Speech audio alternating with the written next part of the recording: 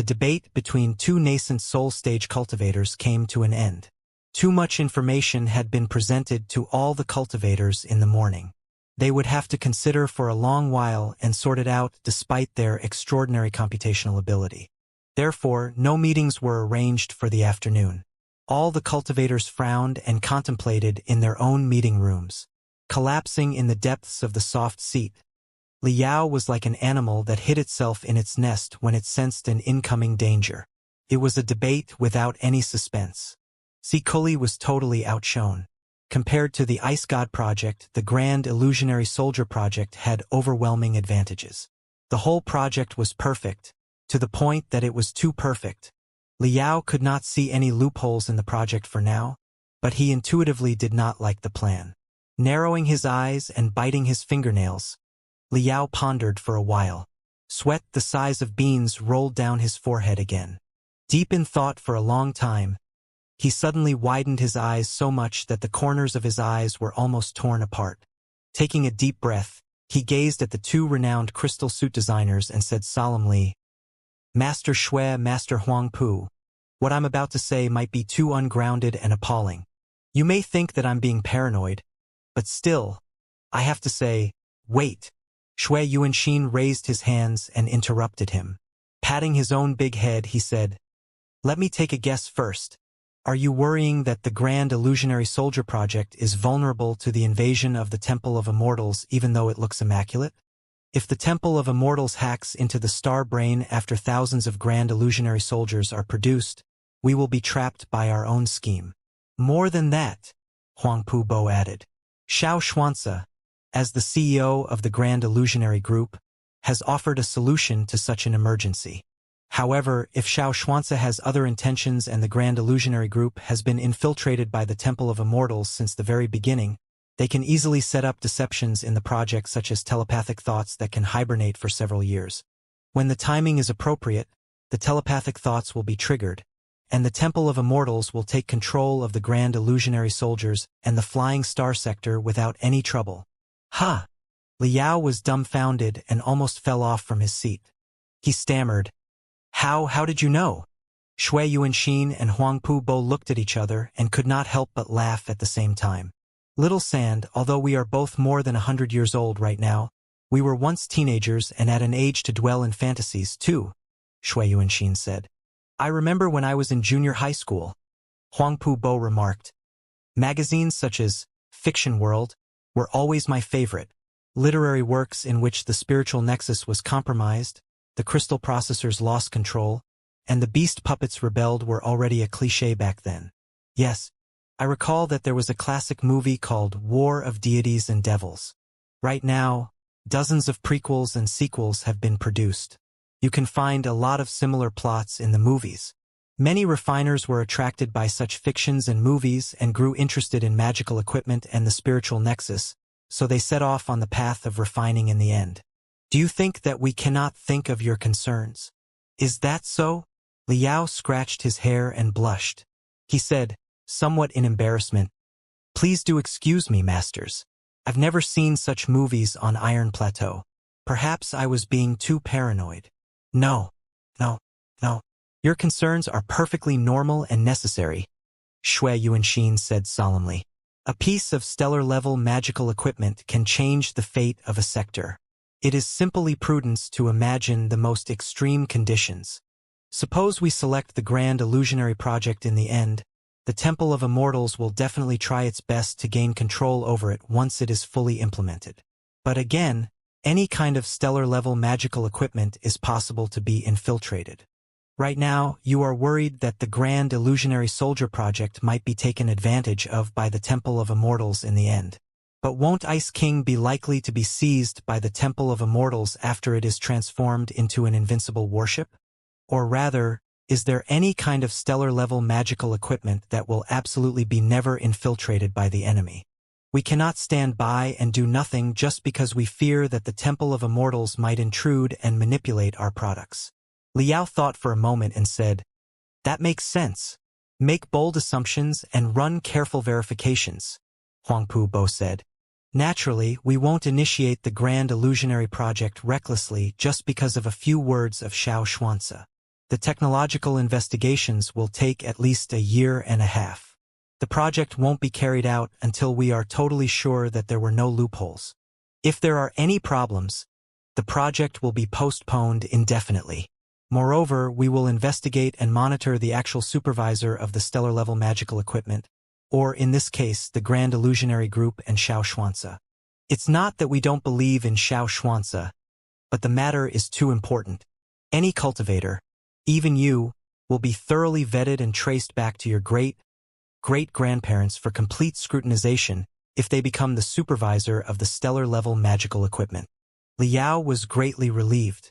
Technological investigations for an entire year? Very good and very necessary. We can do 2 years if 1 year is not enough, or 3 if 2 are not. I would rather endure the harassment of the Temple of Immortals for several more years than have such a big project carried out hastily. Of course, considering the strength of space pirates and the Temple of Immortals right now, it won't be a problem for the world of cultivators in the next couple of years. Shui Yuanxin and Huangpu both said at the same time. Liao could not sit any longer now that he had received so much information. He wanted to go back to his residence and reach out to Professor Emotian and the other star spirits in the crosswind space zone. The 5 of them had once been living in the form of phantom entities, and they were reincarnated in liquid metals combined with the mainframe crystal processor of Sparkle in the destructive cosmic storm. After the accident, they were all granted a certain ability to control crystal processors and boost their computational ability. Liao meant to discuss the Grand Illusionary project with them and see whether they could find any loopholes in it or he was simply being hysterical. However, an unexpected message disrupted his plan. Xianxia invited me to a secret meeting? Liao narrowed his eyes, not knowing what was on the mind of the CEO of the Grand Illusionary Group. Maybe he wanted to talk Liao into supporting the Grand Illusionary project in the secret meeting? After all, the Glorious Sunlight Group and the entire Iron Plateau backing Liao could provide tremendous resources. The flames of suspicion that just died down in Liao's heart start bouncing again. He decided that something must be wrong with Xianxia if the man was too enthusiastic about the Grand Illusionary Soldier project and wanted to have it fully carried out no matter what. Thinking through that, Liao gladly accepted the invitation and planned to get in touch with Xianxia at a short distance. Half an hour later, Liao began to suspect his previous suspicions. He was in a spacious meeting room 300 meters below the main hall of the Millennium Meeting. Illuminated by the glittering crystal processors and ever-changing light beams, it was more like a command center. When Liao arrived, almost 100 cultivators were already sitting in the command center. Liao had seen most of their photos before in various cultivation magazines. Their resounding names had been chanted time and time again on the spiritual nexus, sometimes in shock, sometimes in fear, and sometimes in admiration. 5 nascent soul stage cultivators and more than 60 core formation stage cultivators. All pure battle-type cultivators. This was essentially a gathering of the peak warriors of the entire flying star sector. With so many super experts crowding at the same place, although everybody was cautious enough to suppress their capability to below 1%, the dominating aura from them still make the underground command center as solemn as a grave. Shwa! Shwa! Shwa! Shwa! The nascent soul stage cultivators and the core formation stage cultivators glanced at him and quickly moved their eyes away. Liao's eyelids twitched violently. He felt that his back was soaked in cold sweat. Several experts there were from Flying Star University and had communicated with Liao before. They nodded at each other in acknowledgement. It seemed that the meeting had nothing to do with the Grand Illusionary Soldier project. If the Grand Illusionary Soldiers were the focus of the meeting, research-type and creation-type cultivators should have been invited instead of the murderous fighters here. Xianxia in reality was even taller and stronger than in the Grand Illusionary Land. The black cloak on his body was like a black shadow of high mountains in a dark night. But he did not carry any feeling of aggressiveness at all. He appeared more like a veteran who was full of hot blood and passion, willing to sacrifice first for his creeds, then a high and mighty leader. Although Liao was still suspicious, he had to admit that Xianxia was a charismatic man when he was faced with him. Senior Xiao, I thought you invited me to ask me to support the Grand Illusionary Soldier project, remarked Liao. Cultivation aside, Xianxia was 10 times as old as him. It was only appropriate that he address Xianxia as a senior. Xianxia smiled casually. My young friend Sand, you are a representative of the Glorious Sunlight Group and Iron Plateau. Your support will, of course, be necessary when we carry out the Grand Illusionary Soldier project. However, I don't want any organization to express their support easily before they figure out the situation clearly. If you are really willing to support the Grand Illusionary Soldier project, I'm hoping that the refiners of the Glorious Sunlight Group can locate the loopholes in the Grand Illusionary Soldier project with your wisdom instead of carrying out the project right now. Oh, Liao blinked his eyes. I didn't know Senior Xiao was so prudent. We can't be prudent enough when we are faced with a planetary-level magical equipment system that can change the fate of the Flying Star sector. Xianxia sighed and said, although the Grand Illusionary Soldier project is safe and secure according to our calculations, and there is no way that the Star Brain will be compromised, the wisdom of everyone in the Grand Illusionary Group is still too limited. We need every cultivator of the Flying Star sector to give us a hand. Moreover, Xianxia smiled bitterly and said, different from the traditional demonic cultivators, immortal cultivators are barely distinguishable in daily life. I cannot guarantee that the Grand Illusionary Group is devoid of spies sent by the immortal cultivators. Therefore, even if the Grand Illusionary Soldier project is to be implemented, every cultivator must keep an eye on it closely. We welcome you to supervise us in the strictest standard. My young friend Sand, if you suspect that one of the workers here is an immortal cultivator, you can tell us first even if you don't have any proof. We'll definitely look into the matter. In regard to the safety issue, it's better to wrong 1,000 innocent people than to let one suspect get away. Liao opened his mouth and yet did not know what to say. He could only frown and nodded. All right, but it's still a future far away from now. Even if everybody agrees to implement the Grand Illusionary Soldier project, it will still take 1 to 2 years to start. We can discuss and make sure there are no loopholes in the project during that time, Xianxia said. We invited my young friend Sand and other fellow cultivators above the core formation stage because we have something urgent to tell you. Now that everybody is here, allow me to introduce to you the assault the Temple of Immortals is going to launch in the main area of the Edge Sharpeners meeting at the center of Heavenly Saints City. Inside the Temple of Immortals, the deadly assault that has been planned for more than half a year is known as the Mist Plan. Whispers immediately filled the command center. Liao was quite startled, too. He had long known that a secret squad made by the elite members of the 6 sects of Heavenly Saints City were investigating and striking the Temple of Immortals on a hidden battlefield. But he did not know that the squad had made such a remarkable achievement as to learn the code name of the Temple of Immortals' next operation. Many fellow cultivators know that we established a rapid response force named Immortal Slayers with the core disciples of the 6 sects of Heavenly Saints City as pillars after the appearance of the Temple of Immortals to cope with the unprecedented change, Xianxia said. However, for the sake of confidentiality, few knew that the Immortal Slayers were actually divided into 2 squads. On the surface, they were a rapid response force.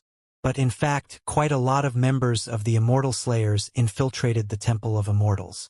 The underground front line was bloody and cruel. Over the past year, 132 Immortal Slayers have sacrificed themselves in the darkness. It is based on their endeavor and sacrifice that we gradually grasped some of the secrets of the Temple of Immortals, including the general picture of the Mist Plan. Therefore, before the formal introduction of the Mist Plan, let's express our sincerest gratitude for the martyrs. All the cultivators lowered their heads and had a moment of silence. Other than them, there is a special cultivator that we shouldn't forget. Xianxia continued his speech touchingly. Fellow cultivator Liao, the unaffiliated cultivator who was the first to unveil the secrets of the Temple of Immortals. Although fellow cultivator Li was merely an unaffiliated cultivator in the building foundation stage, he sabotaged the first great scheme of the Temple of Immortals with his unparalleled wisdom and courage, and informed us of the existence of immortal cultivators so that we could make preparations sooner. Liao was almost moved. He found it harder and harder to tell whether Xianxia was a good man or a bad one. After a minute of silence for Liao and the deceased immortal slayers, the gloom on Xianxia's face was entirely gone. He put on a shrewd and determined face again and waved his hands, summoning hundreds of light beams behind him on which detailed profiles of the members of the Temple of Immortals were listed. Since the battle in the Iron Plateau space zone was over 1 year ago, the Temple of Immortals has never planned any big operations. They seem to have vanished in the Sea of Stars and simply asked the space pirates to continue harassing our sailing routes. We suspected that the Temple of Immortals were accumulating its strength in secret and planning an earth-shaking operation. Therefore, we dedicated a lot of manpower to investigate and finally discovered the missed plan. Schwa.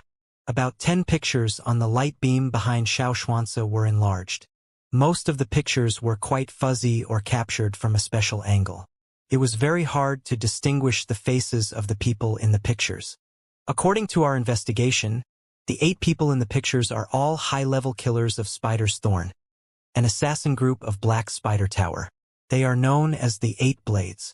The 8 Blades of Black Spider are all super experts above the core formation stage. They have arrived in Heavenly Saints City and snuck in right next to us. Gasps were echoing inside the command center again. 8 core formation stage cultivators, who were adept at stealth and assassination, had teamed up. Even a nascent soul stage cultivator would have a headache if he ran into them. No wonder so many experts had been summoned for the meeting today. Xianxia waved his hands. The light beam changed into a black shadow with a big blood-red question mark in the middle. 8 Blades of Black Spider are not leaders of the Mist Plan, despite all being in the core formation stage. For Kings of Immortality, Mountain, Sea, Black, Lotus. Of them, Yen Shibei, the Mountain King, was in charge of fanning the flames in the 6 tribes of Iron Plateau and has been slain by fellow cultivator Sand. Right now, the Mist Plan is probably supervised by the Black King, another leader of the Temple of Immortals. We don't have the first clue as to who the Black King is exactly. Our best guess is that he is probably Hellsword Xianxia, one of the 2 top experts on Spider Den who is equally famous as by Xianxia, the pirate potentate. However, Hellsword Xianxia is an unpredictable lone wolf all the time and wanders separately from the pirate gangs. He does not even listen to the orders of the pirate potentate by Xianxia. We truly do not know much about him. Of course, it is not appropriate to say that the pirate potentate and the Hellsword are the top 2 experts right now. According to the latest news, Feng Yuzhong, captain of Storm Prison, has advanced into the nascent soul stage recently. It is quite possible that there are 3 nascent soul stage cultivators among the space pirates. Liao raised his eyebrow. Feng Yuzhong was now a nascent soul stage cultivator. 2. He had killed Feng Yuzhong's only son. The 2 of them were mortal enemies and would not stop hunting each other until one of them was killed.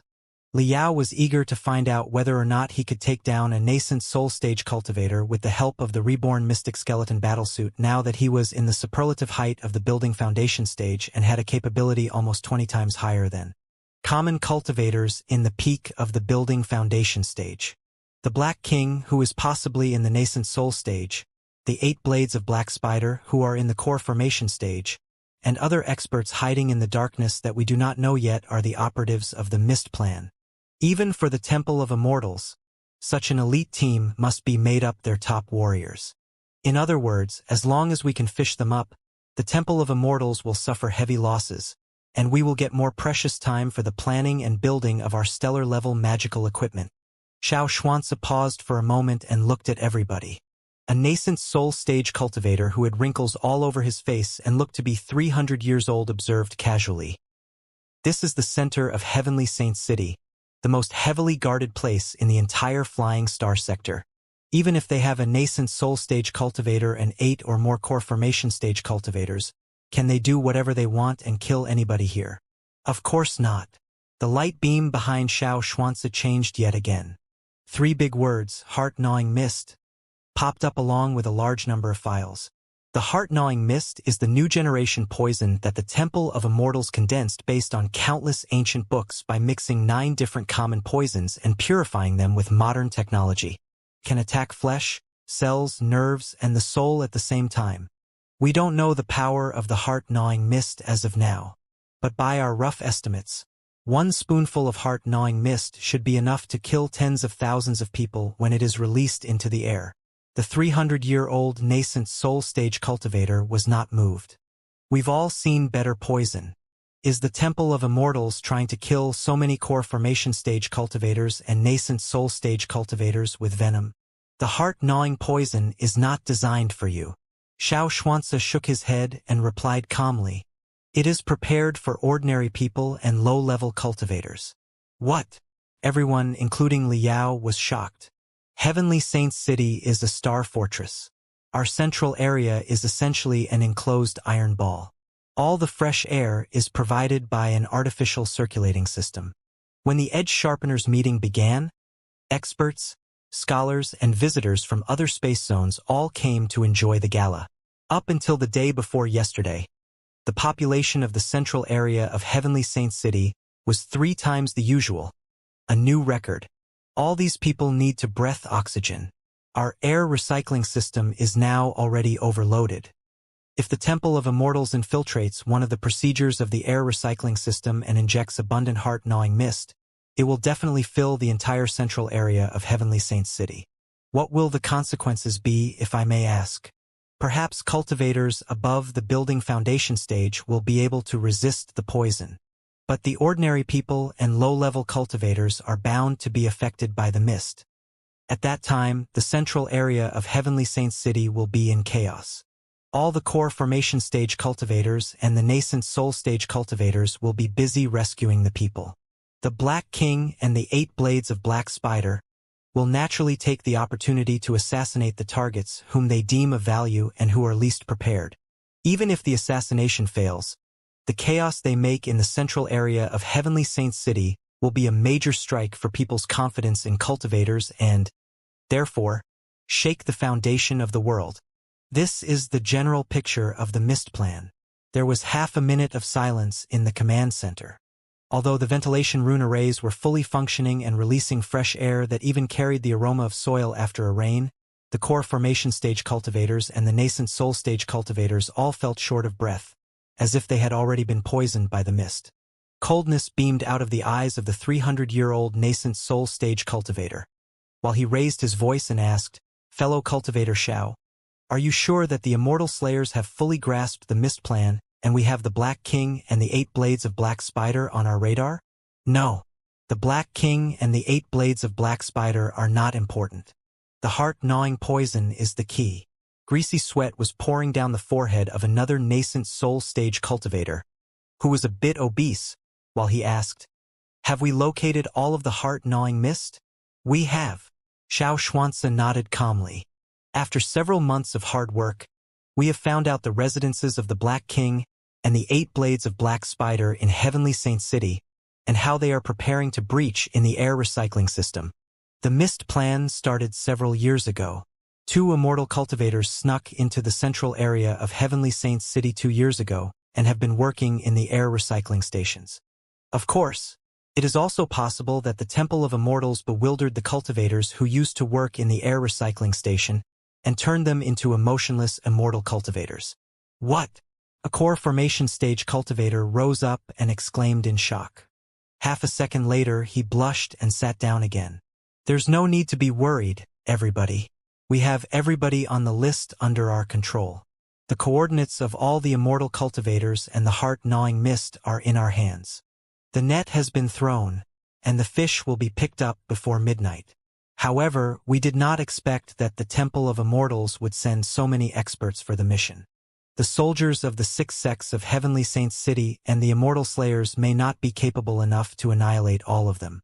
Therefore, we need you to give us a hand. There is no way that such a tragedy can be allowed to take place in the central area of Heavenly Saints City. It is our responsibility to slay the devils."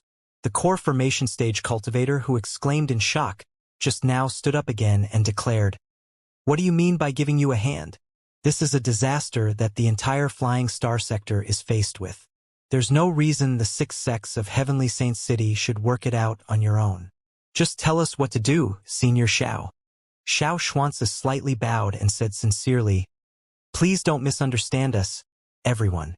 There were not many cultivators outside Heavenly Saints City working as the immortal slayers, partly because we feared that the message would more likely be leaked out, and partly because all the space zones needed their warriors to protect their own land against the rampant space pirates nowadays. If the operation succeeds and the Temple of Immortals is significantly reduced, we will definitely publicize the files about the Immortal Slayers as much as we can and recruit cultivators beyond Heavenly Saints City into the team. Everybody will work together and fight against the immortal cultivators. The wrinkled nascent soul stage cultivator said gloomily. Naturally, we are going to do our part now that the immortal cultivators have all been locked onto. However, Brother Xiao said that the mist plan is to be carried out tonight.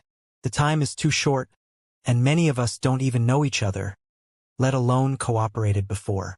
I'm afraid that our teamwork may not be flawless in a metropolis with complicated terrain such as Heavenly Saints City. Xianxia assured confidently. No need to worry, everybody. The main force of the operation is still the cultivators from the 6 sects of Heavenly Saints City. We have practiced multiple times to ensure that everything will be okay. Your job is to guard in the periphery of the city in case that some of our enemies run away. If the Black King of the Temple of Immortals arrives in person, such an expert in the nascent soul stage might still be able to get away even if 3 to 5 other nascent soul stage cultivators are hunting him. Therefore, we have to make thorough preparations. We have decided on your position and responsibilities according to your capability and personality. Please take a look. Xianxia clapped his hands softly. The wall on the left side of the command center suddenly split apart, revealing a large crystal processor center. Dozens of crystal processor experts were tapping and operating crazily on hundreds of light beams, analyzing the tremendous data. Liao noticed the guy sitting in the middle of the crystal processors immediately. In fact, nobody could overlook him. He was definitely more than 200 kilograms and was basically a mountain of white, greasy meat. There were wrinkles on his skin all over his body, and his legs were drowned in his fat. His skin was scarily fair, his hair was as yellow as straw, and his eyeballs were slightly red as if they were covered in a thin blood membrane. Every sign suggested that he was an albino. Liao knew that the eyes of such patients often had mutations before they were born. Their sight was often affected. Moreover, his 2 eyes were very far away from each other. His forehead was extremely broad, and his lips were very thick. His face suggested he had Down syndrome, or in other words, a natural-born intellectual disability. It was hard to tell his age with all the fat on his body, but Liao guessed that he should be in his 50s anyway. Yet, the man was wearing a fancy big shirt that had lovely bears on it while he was enjoying a lollipop in his mouth with cracking noises as he bit it. The innocent countenance on his face usually exclusively belonged to little kids. Dad, I've just got another one. He was trying to play hide and seek with me. I only managed to capture him again after changing 72 algorithms. The big fatty in his 50s was surrounded by hundreds of translucent light beams on which various kinds of data was going up and down like a surging ocean. Ordinary people might have been dazzled and even vomited blood just glancing at them, and yet the man was dancing joyfully as if he were playing an interesting game. Seeing that Xianxia had arrived, he immediately shouted, hoping to be praised. Good boy, let me take a look. There are still 3 left. Can you capture all of them in 10 minutes? Xianxia's expression immediately changed. He took out a piece of candy from his pocket and said in a tone that was usually used to comfort kids, as long as my boy can find all of them, I will give you this nougat. Wonderful, wonderful. The fatty clapped his hands, and he was almost drooling. He extended his 2 fingers and then added another one after thinking for a moment. I want 2 candies. No, 3. All right. If you can find all of them, I will give you 3 candies. Xianxia patted the head of the fatty affectionately and said softly, I believe my boy will definitely be awesome enough to locate all the bad people. The boy dived into the world of data. He bulged his eyes and did not move his hands. Streams of spiritual energy flowed out of his fingertips and manipulated hundreds of light beams simultaneously. Of the more than 700 light beams that were floating in the Crystal Processor Center, half were being controlled by him alone, and the other half were evenly divided by 10 or so Crystal Processor experts. A cultivator. Liao's pupils constricted violently. He had not expected that the albino fatty who suffered from Down syndrome was actually a cultivator. Judging from his dedication to the data, he was a fairly good one. Liao remembered that Huangpu Bo had told him that Xianxia had a foster son who was both genius and mentally retarded. He was the star child. Xianxia turned around. He glanced at everyone with a complicated expression and said, "This is Xiao Tianbao, my foster son. I believe that many of you have heard rumors about him. Whatever other people might think, he is a truly determined man. A cultivator who is as innocent as a baby and willing to devote his everything to cultivation. In his life, there is absolutely nothing except cultivation." Xiao Tianbao was the leading developer of the star brain to manipulate the grand illusionary soldiers. No, actually, he created the star brain purely on his own. There is no need to doubt his ability. We were able to lock onto the Black King and the 8 blades of Black Spider precisely because Xiao Tianbao found signs in the billions of telepathic thoughts flooding via the spiritual nexus and traced them back to the immortal cultivator's portable crystal processors. Also, Xiao Tianbao and the other crystal processor experts have come up with 27 tactical plans according to the terrain of Heavenly Saint City, the capability of the warriors of the Temple of Immortals, all known data of the Mist plan, and the strength of every one of you. Before the operation, a tactical crystal processor will be handed over to you. You will only need to act according to the plans stored in the crystal processor, and everything will be good. This was the first time that most cultivators had seen the legendary Star Child. They were all very interested in the talented weirdo. Most of them were pure battle-type cultivators and did not know what Xiao Tianbao was doing on the light beams. Liao, on the other hand, knew a thing or two about crystal processors and the spiritual nexus. He tilted his head and observed for a long time. The more he watched, the more he was awed. The information streams suggested that people of the Temple of Immortals were very prudent. Not only were they altering their personal identification telepathic thoughts every half an hour, they would also run dynamic encryptions on them by choosing 3 encryption methods randomly from 17 different encryption methods.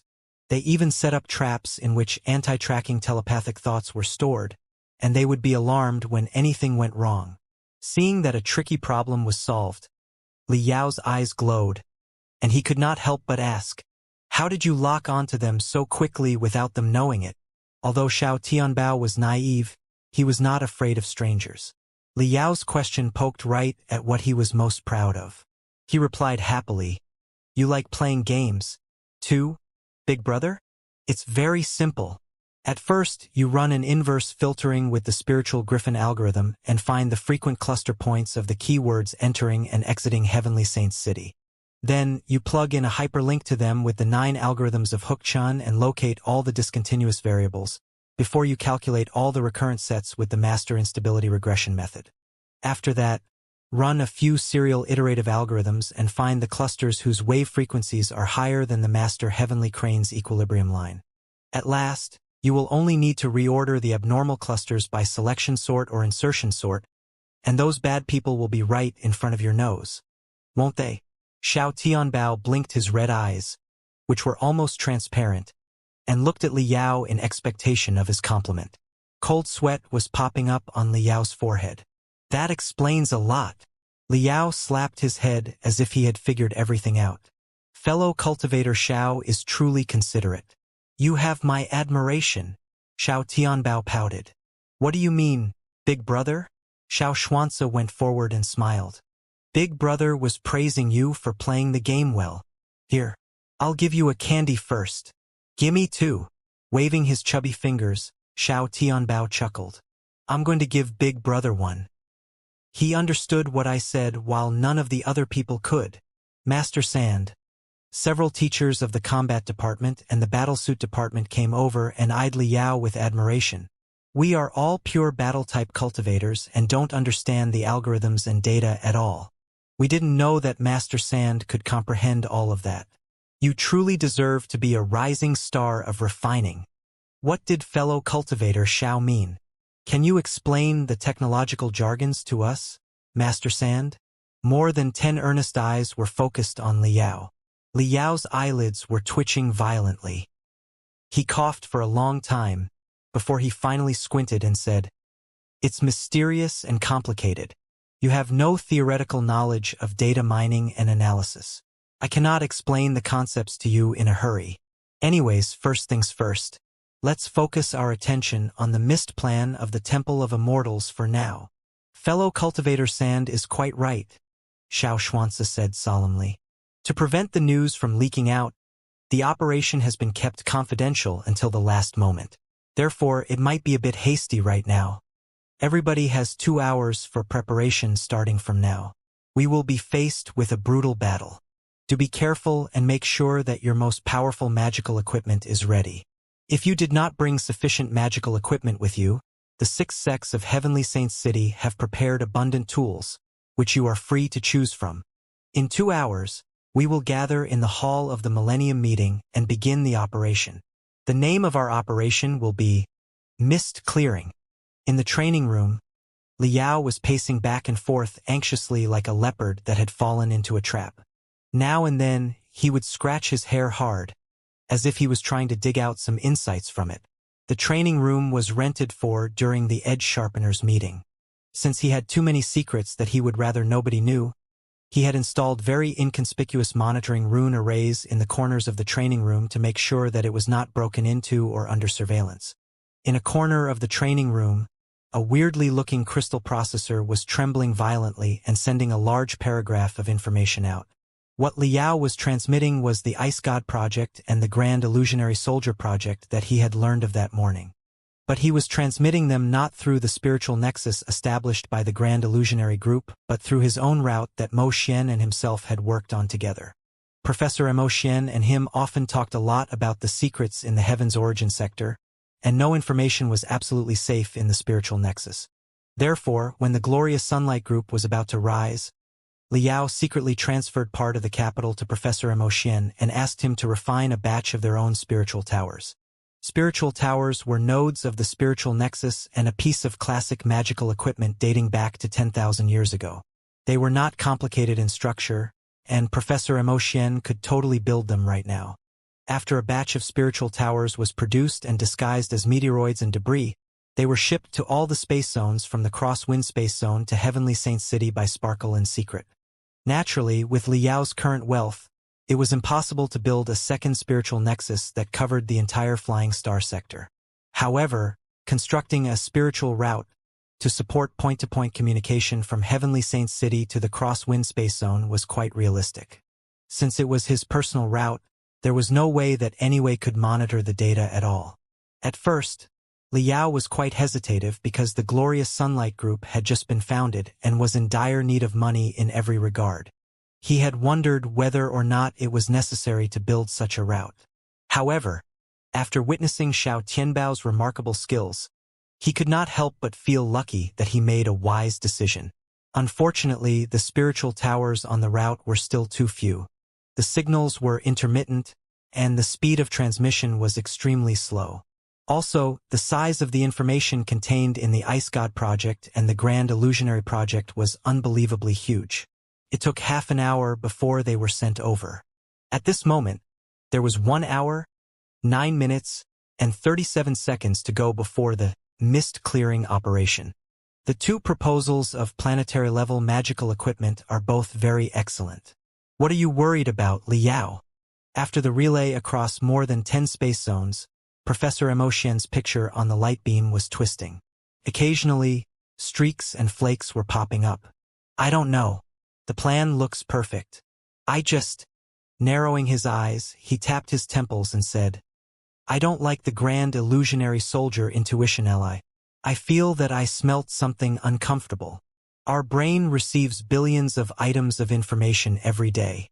99% of that is deemed to be useless and is screened out, Professor Mo Xian said. Our brain will only process the 1% information that is useful for us. However, the 99% filtered information is not really abandoned forever.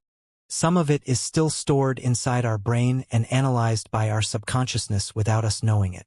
Now and then, our subconsciousness will connect the blinking gold pieces in the 99% useless information and come up with some very precious conclusions. This is what our intuition really is. A cultivator's brain is much more developed than that of an ordinary person.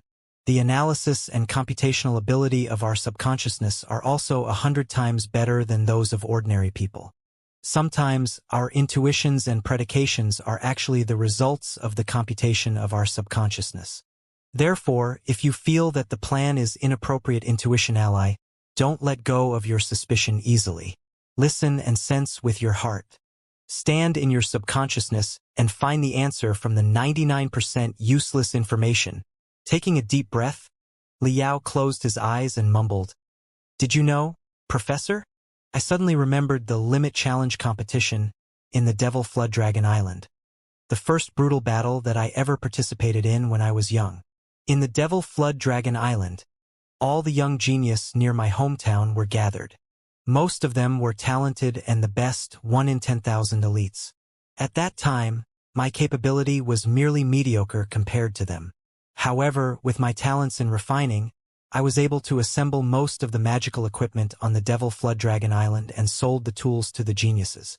What they did not know was that I left a backdoor in every piece of magical equipment, and I was the real master of their weapons.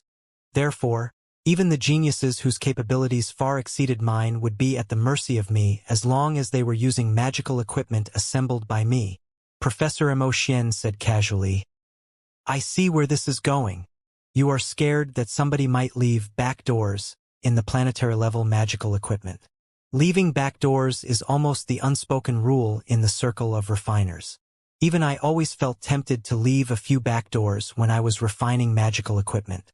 However, if you're worried that the Grand Illusionary Soldier has backdoors, there are 2 critical questions that need to be addressed. Firstly, the Grand Illusionary Soldier is a piece of magical equipment highly dependent on the spiritual nexus. Without the spiritual nexus, they are barely of any value for a battle and will be a waste of resources. But the Flying Star sector is too large a place, and the signals in the spiritual nexus are bound to lag when they are transmitted dozens of space zones away, not to mention the interference during transmission. Look, we are merely sending signals of picture and sound, and the transmission is already very unstable. It is terribly difficult to transmit complicated telepathic thoughts continuously. If there were really backdoors, how big would the backdoors have to be? Moreover, although most of the spiritual nexus is built and managed by the Grand Illusionary Group, the hundreds of sects scattered across dozens of space zones can influence the spiritual towers, too. They can always destroy the spiritual nexus if they realize that the Grand Illusionary Soldiers are going out of control. Once the spiritual nexus is down, the Grand Illusionary Soldiers will be wasted iron and copper." Liao frowned. "This is also the question that baffled me most. I wouldn't be so anxious if I knew the answer. The first problem can be resolved by technological approaches, however hard. But the second problem can barely be fixed," Professor Mo Xian said. "Before the Grand Illusionary Soldier project is fully activated, technological hearings and source code examinations that can potentially take 1 to 2 years will be conducted first. There are many experts that specialize in crystal processors and the spiritual nexus in the Flying Star sector. All the important sects have their own advisors, too. I've been in touch with some of them before, and they knew what they were talking about quite well. With so many experts, they can always run the test with the most simple and straightforward methods, say, infinite regress.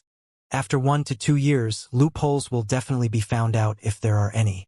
You don't think that the wisdom of all the experts in the Flying Star sector combined is no match for a retard, do you?" Liao was even more agitated. He was about to bash the wall with his head while he said, "Indeed, I thought so too. We are not making a movie right now. The experts and scholars are not stupid. They can locate any loophole and kick open any backdoor if they have 1 to 2 years. Liao paced to a corner of the room in annoyance, when his body suddenly stiffened. If they have 1 to 2 years. 1 to 2 years. He jumped high as if he had been struck by lightning, and his head crashed into the ceiling, which was more than 4 meters from the ground. After a crack, a giant hole was left on the ceiling, and he fell back to the ground with dusts all over his face. Lying on the ground, Liao stretched out all his limbs and stared at the hole in the ceiling. His soul seemed to have exploded, and shocking brilliance beamed out of his eyes.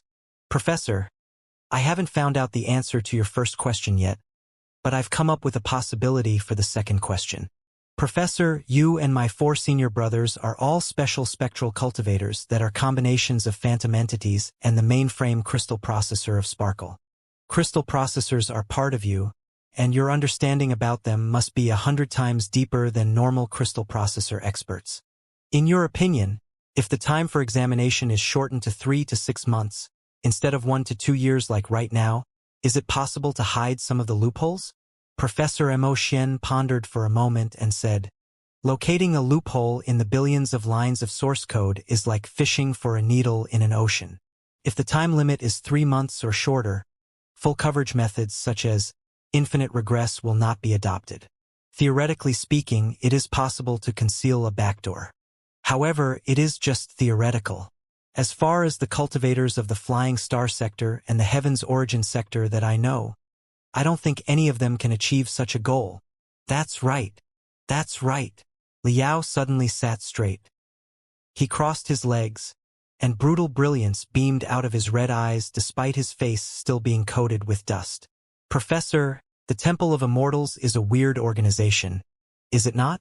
In their debut 1 year ago, all their operations were smoke grenades, and their sole purpose was to raise a war between the Iron Plateau natives and the space residents. Their scheme was indeed seamless and flawless. If I, the weirdo neither from Iron Plateau nor from the space, did not show up, it is quite possible that their plan would have worked out. However, it has been an entire year after the Battle of Iron Plateau, but the Temple of Immortals has kept a low profile and resorted to normal approaches such as assaults and assassinations. Such dull and straightforward methods are completely inconsistent with the wisdom implied in the scheme when they first showed up.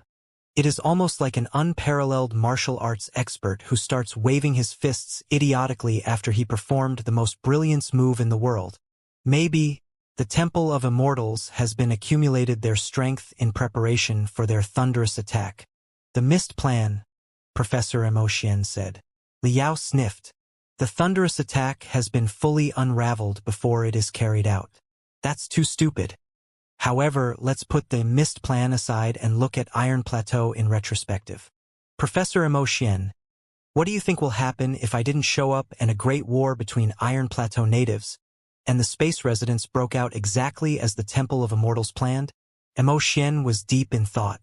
Gold sparks were bursting out of the 2 deep hollows on the metal skull, while he said, if the Temple of Immortals plan succeeded, the Iron Plateau natives would have been the cannon fodder of the immortal cultivators. They would have been projected to dozens of space zones nearby via the crystal warships of the space pirates. A total war would have broken out. What else? Liao's eyes were shining. He spoke so fast that his voice was like rushing bullets. Then, the Flying Star sector would have faced an enormous crisis that can only be resolved by focusing all the resources and manpower available. There would be 2 plans for the cultivators to choose. But the Ice God project would still have been impractical, because the modification of Ice King requires at least 20 years. During the 20 years, the combat ability of Ice King will remain at 0. The Iron Plateau natives and the immortal cultivators are no fools. They would not stand by and watch the cultivators to transform Ice King but come up with a way to sabotage the project. Moreover, let's say that Ice King modifications are completed after 20 years, and it's turned into an invincible starship. Don't forget that the cultivators have 2 targets right now: Iron Plateau and Spider Den. Awesome as Ice King may be, it can only hit 1 planet at most. It would is impossible to destroy Iron Plateau and Spider Den at the same time. Therefore, if the war broke out, the Ice God project would have been out of the picture from the beginning.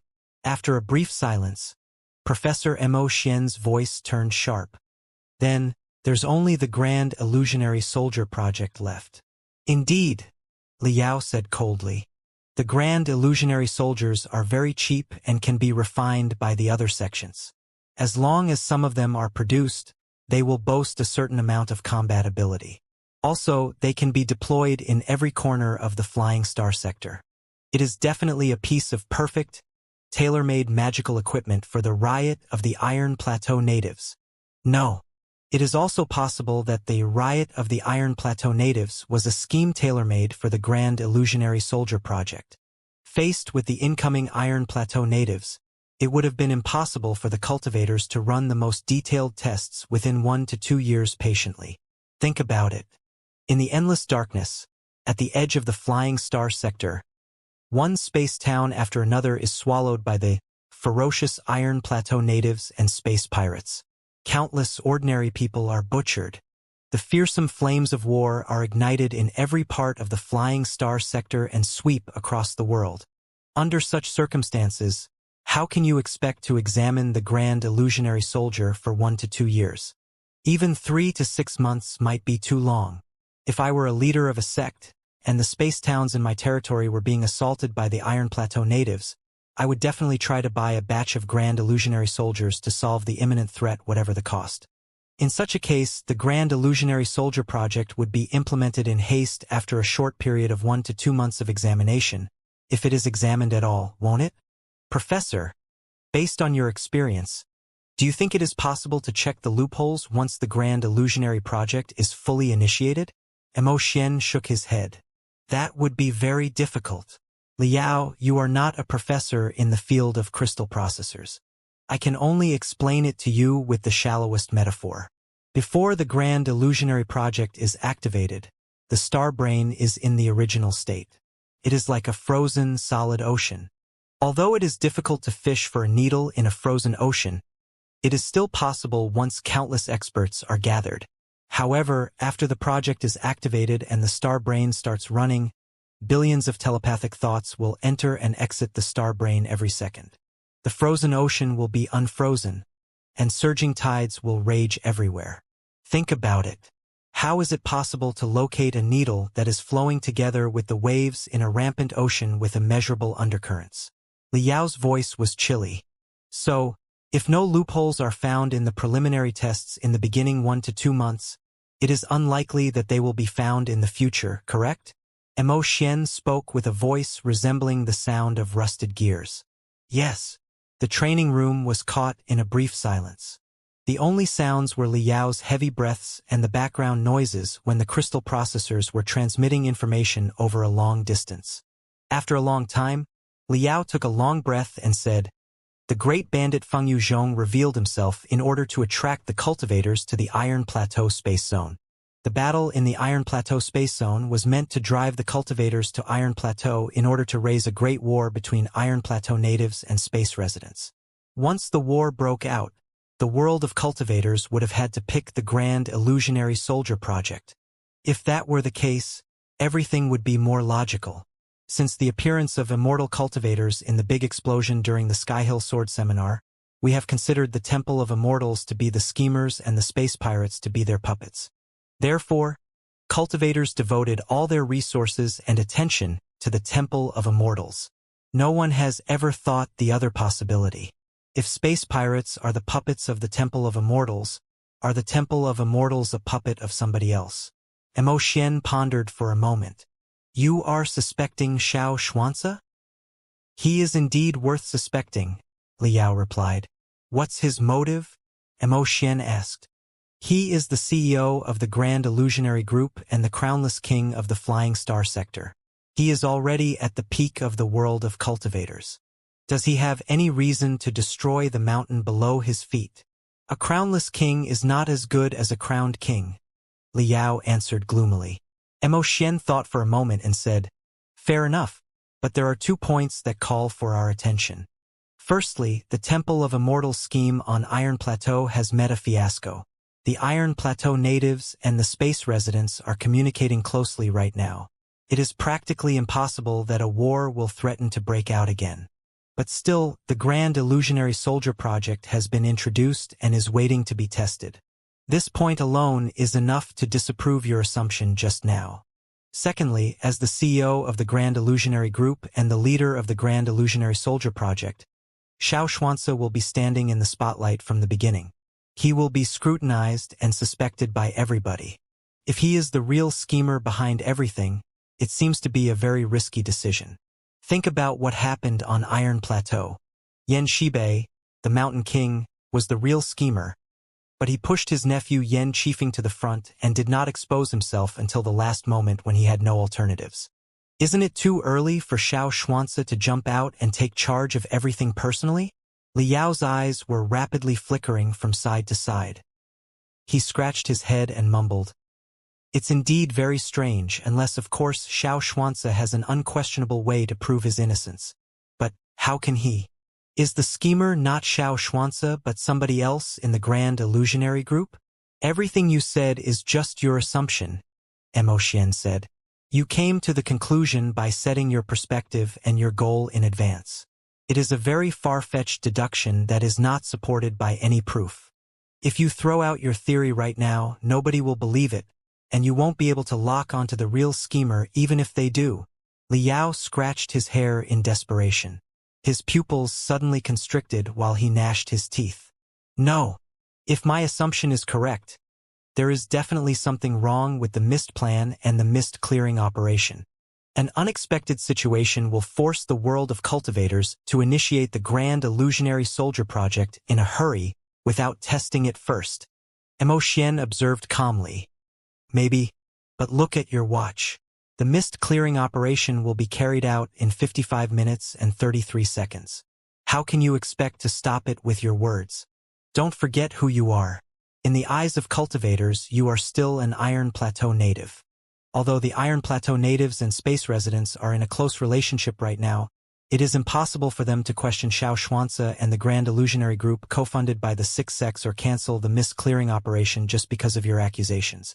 Competition for rightfulness still looms between the 6 tribes of Iron Plateau and the 6 sects of Heavenly Saints City. Their relationship is sensitive. As the best warrior of 6 tribes of Iron Plateau, you must be careful about what you say and do. Besides, what if you are wrong? What if the mist plan and poison that can kill countless people does exist and the operation to stop the plan is disrupted by you?" Liao shuddered and cursed. He had once thought that Yen Qifeng was the greatest schemer in the world. But based on what is happening right now, if his guess was correct, this flawless overt plot was much more neatly made than Yen Qifeng's plan. Liao suddenly burst into laughter. Tears were almost flowing out of his eyes. Emotian was curious. "What are you laughing for?" "I'm laughing at Yen Qifeng, who thought himself a hero but was in fact yet another chess piece on someone else's board." His face red in excitement, Liao rubbed his abdomen and said, "Yen Qifeng thought that the army of Iron Plateau strengthened by the Bloodstripe virus could swallow the Temple of Immortals. But he did not know that the Temple of Immortals was but a disguise for another force. I don't know whether or not the real schemer saw through Yen Qifeng's trick, but they would not have cared about it even if they did. If Yen Qifeng's plan did work out someday and he entered the space with thousands of blood-striped warriors or even took control over the Temple of Immortals as he planned, he would have been dumbfounded to find out that there were billions of Grand Illusionary soldiers that he was faced with. Blood-striped warriors versus the Grand Illusionary soldiers. TSK. TSK. The picture is too gory for me to imagine. Ha ha. Ha ha ha ha. Sparks in the bottom of Emotian's eyes were shining again as he said, "Laugh as you will, but I need to remind you that the mist clearing operation will be put into action in 49 minutes and 21 seconds. Whether it is a trap or not, it is now already underway. Not you nor anybody else will be able to stop it." "That's right." Liao covered his face with his hands and buried his head in his arms. Frustrated voice came through the gaps of his fingers as he said, "Nobody's going to stop it. Then, Professor, even if the Grand Illusionary Soldier project is activated right now, it will take 5 years or so for the project to yield satisfactory results. Can the 5 star spirits, including yourself, find the possible loopholes inside the star brain and block them in 5 years?" "That's impossible," Professor Emotian asserted. "You can be a thief for 1,000 days, but you can't be braced for burglary forever. Although we can hack most crystal processors, we are definitely not almighty gods. Such an arduous endeavor far exceeds the limits of our computational ability. However hard we train ourselves and level up, we won't be able to do it." "You won't?"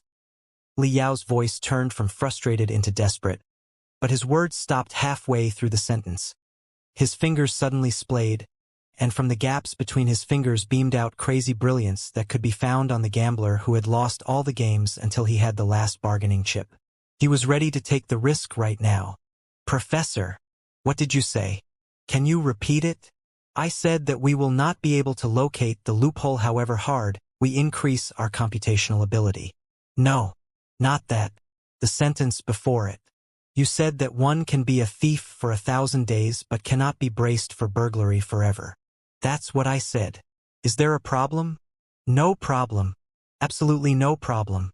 So, it is much more difficult to keep an eye on a thief than to be a thief, isn't it?" "Well, I guess. What do you mean?" "I mean..." Liao suddenly leapt up, like a butterfly that had struggled out of its invisible cocoon. His face was beaming with joy while he gazed at the light beam with his bloodshot eyes and said, "With the ability of the 5-star spirits, it is impossible to stop the thieves from visiting." "But what if you are thieves?" "We are thieves." Emo Xian fell silently briefly. Then his voice suddenly turned high and sharp. "You want us to hack the star brain?" Liao nodded. "Is it possible?" "Very difficult," said Emo Xian. "We don't even know what the star brain is right now. How can we prepare to hack it?" "It is not going to be a problem," Liao replied confidently. "Don't forget that the Grand Illusionary Group will share all the original data and source code before the Grand Illusionary Soldier project is fully implemented as a sign of their sincerity, so everybody will be clear on the mechanism of the star brain. Although the span of examination might be only 3 months or even shorter, which is not enough for you to discover all the loopholes in it, it should be more than enough for you to figure out the weakness of the star brain or even stuff some toys into it, shouldn't it? After that, you will have several years to come up with a solution to crack, infiltrate, and control the defense system based on the star brain." Emo Xian thought for a moment, before he replied slowly. "Although the Heaven's Origin Sector and the Flying Star Sector both originated from the Star Ocean Imperium, the two worlds have been developing separately for almost 10,000 years. The crystal processor technology in the two worlds are similar but definitely have slight differences. There are indeed some network viruses and approaches to hacking crystal processors in the Heaven's Origin Sector that we have never seen in the Flying Star Sector. However, has it ever occurred to you that, even if we take control over the star brain, the spiritual nexus will still be out of our reach? If our enemy just cuts off the network, we will be screwed. Which means that the best outcome we can get is that we will have control of the Grand Illusionary Soldiers of a space zone, if not a planet, for a very short amount of time. This is our only option right now, Liao said helplessly. Whatever the outcome turns out to be, let's make do with it for now. Our time is limited, Professor. The operation I'm going to take part in will possibly have 3 results. The first one, nothing weird happens during the operation, and the MIST plan is sabotaged smoothly as we planned. Everybody is happy. If so, the discussion we had just now will have been meaningless. We can all go to bed and have a nice sleep. The second result. Something unexpected takes place in the mist clearing operation, but I am still alive after the accident. If so, we will settle what we are going to do next based on the real situation. Thirdly, if I die in the mist clearing operation, Emo Xian raised his voice. Say what? Liao frowned and said, listen to me first. If I die, I want you to do 2 things. Firstly, cut off the point-to-point communication from the cross-wind space zone to Heavenly Saints City immediately, keep our own spiritual towers silent, and ready the self-destruction magical equipment in them.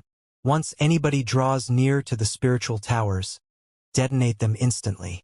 Nobody is to discover our secrets no matter what. Besides, whoever sends a message to you in my name, whether through the spiritual nexus or through our private route, no matter how much they know about me and how similar they are to me, that won't be me. According to our security protocol, when you see 35 threads with certain titles appearing in 27 forums at the same time, the one who reaches out to you between 7:34 p.m. to 7:41 p.m. in the standard time of the Flying Star Sector will be the real me. Liao and Emo Xian had their own secret code. Emo Xian would browse through 27 heated online forums every day. If a certain thread appeared in a certain board at a certain time, it might have been posted by Liao. 35 special threads appearing in 27 special forums at a special time. the odds of a coincidence would be close to zero. All right, this is our defense. Let's talk about attack now. If I really die or go missing, most of my shares in the Glorious Sunlight Group will be transferred to the fund of the Glorious Sunlight Refining Center and supervised by you.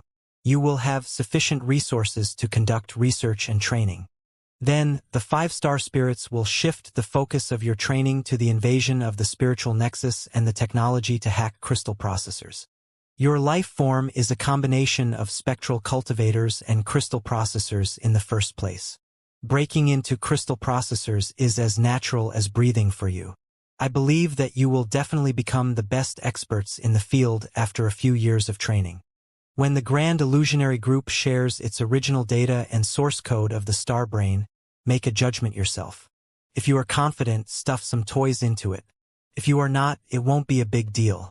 But you must try your best to analyze it with all your computational ability. You see where I'm going at, don't you? Mo Xian listened attentively and said, "Everything else is fine, but you are going to die?" Liao smiled bitterly. "It's not like I want to die. However, I fear that some nascent soul stage cultivators want me to. Think about it. I sabotaged the first scheme of the Temple of Immortals on Iron Plateau, which proved their grueling endeavors a waste of time. I'm afraid that they've been gnashing their teeth for a long time waiting to drink wine out of my skull. If the real schemer behind everything is a super expert similar to Xianxia and he is thinking hard to kill me, I have to be prepared for the worst. You can choose not to participate in the mist clearing operation," Mo Xian said. Liao blinked and said, "The mist clearing operation is not the only time when they can kill me. I can dodge once or twice, but I cannot dodge forever. I'm afraid that a nascent soul stage cultivator wants my head right now. There seems to be more than one. Feng Yuzhong, whose only son was killed by me, has recently advanced into the nascent soul stage too. Well. 2 nascent soul stage cultivators are lining up to kill me. I can at least be prepared in the mist clearing operation. Also, many other cultivators will be with me. Even if a nascent soul stage cultivator means to harm me, they might not be bold enough to act under the watch of witnesses. But God only knows how they will plan their next trap. I cannot be wary of assassination 24 hours a day. Can I? I won't have time to do training at all if so. Fortunately, the business of the Glorious Sunlight Group has been set on track. You have stable sources of income for your research and training. Moreover, you have legal identities right now, and it is no longer necessary to hide. The value of Sand Scorpion, the best warrior of the 6 tribes of Iron Plateau, has been fully exploited. More and more restraints are coming with the identity. You see, because of the subtle relationship between the 6 tribes of Iron Plateau and the 6 sects of Heavenly Saints City, if I were Sand Scorpion, there would be many things I could not say nor do, and I would be a center of attention wherever I went.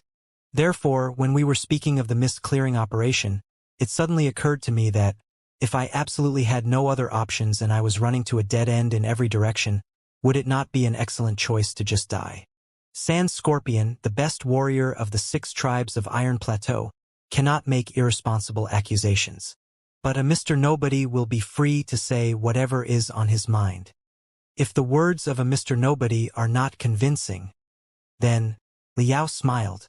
If they come from the mouth of the big hero, Liao, who was the first to reveal the scheme of the Temple of Immortals, somebody is definitely going to believe it. All right, time is precious. The mist clearing operation is about to begin. Let's stop talking and do our jobs separately. The great devil we are going to deal with this time is probably Xianxia, the crownless king of the Flying Star sector. Allow me to give a code name for our operation. Let's call it the Xian Extinguishing Plan, shall we? Mo Xian did not know how he should respond. Liao scratched his neck and said, "My bad, Professor. I forgot that Xian was in your name too.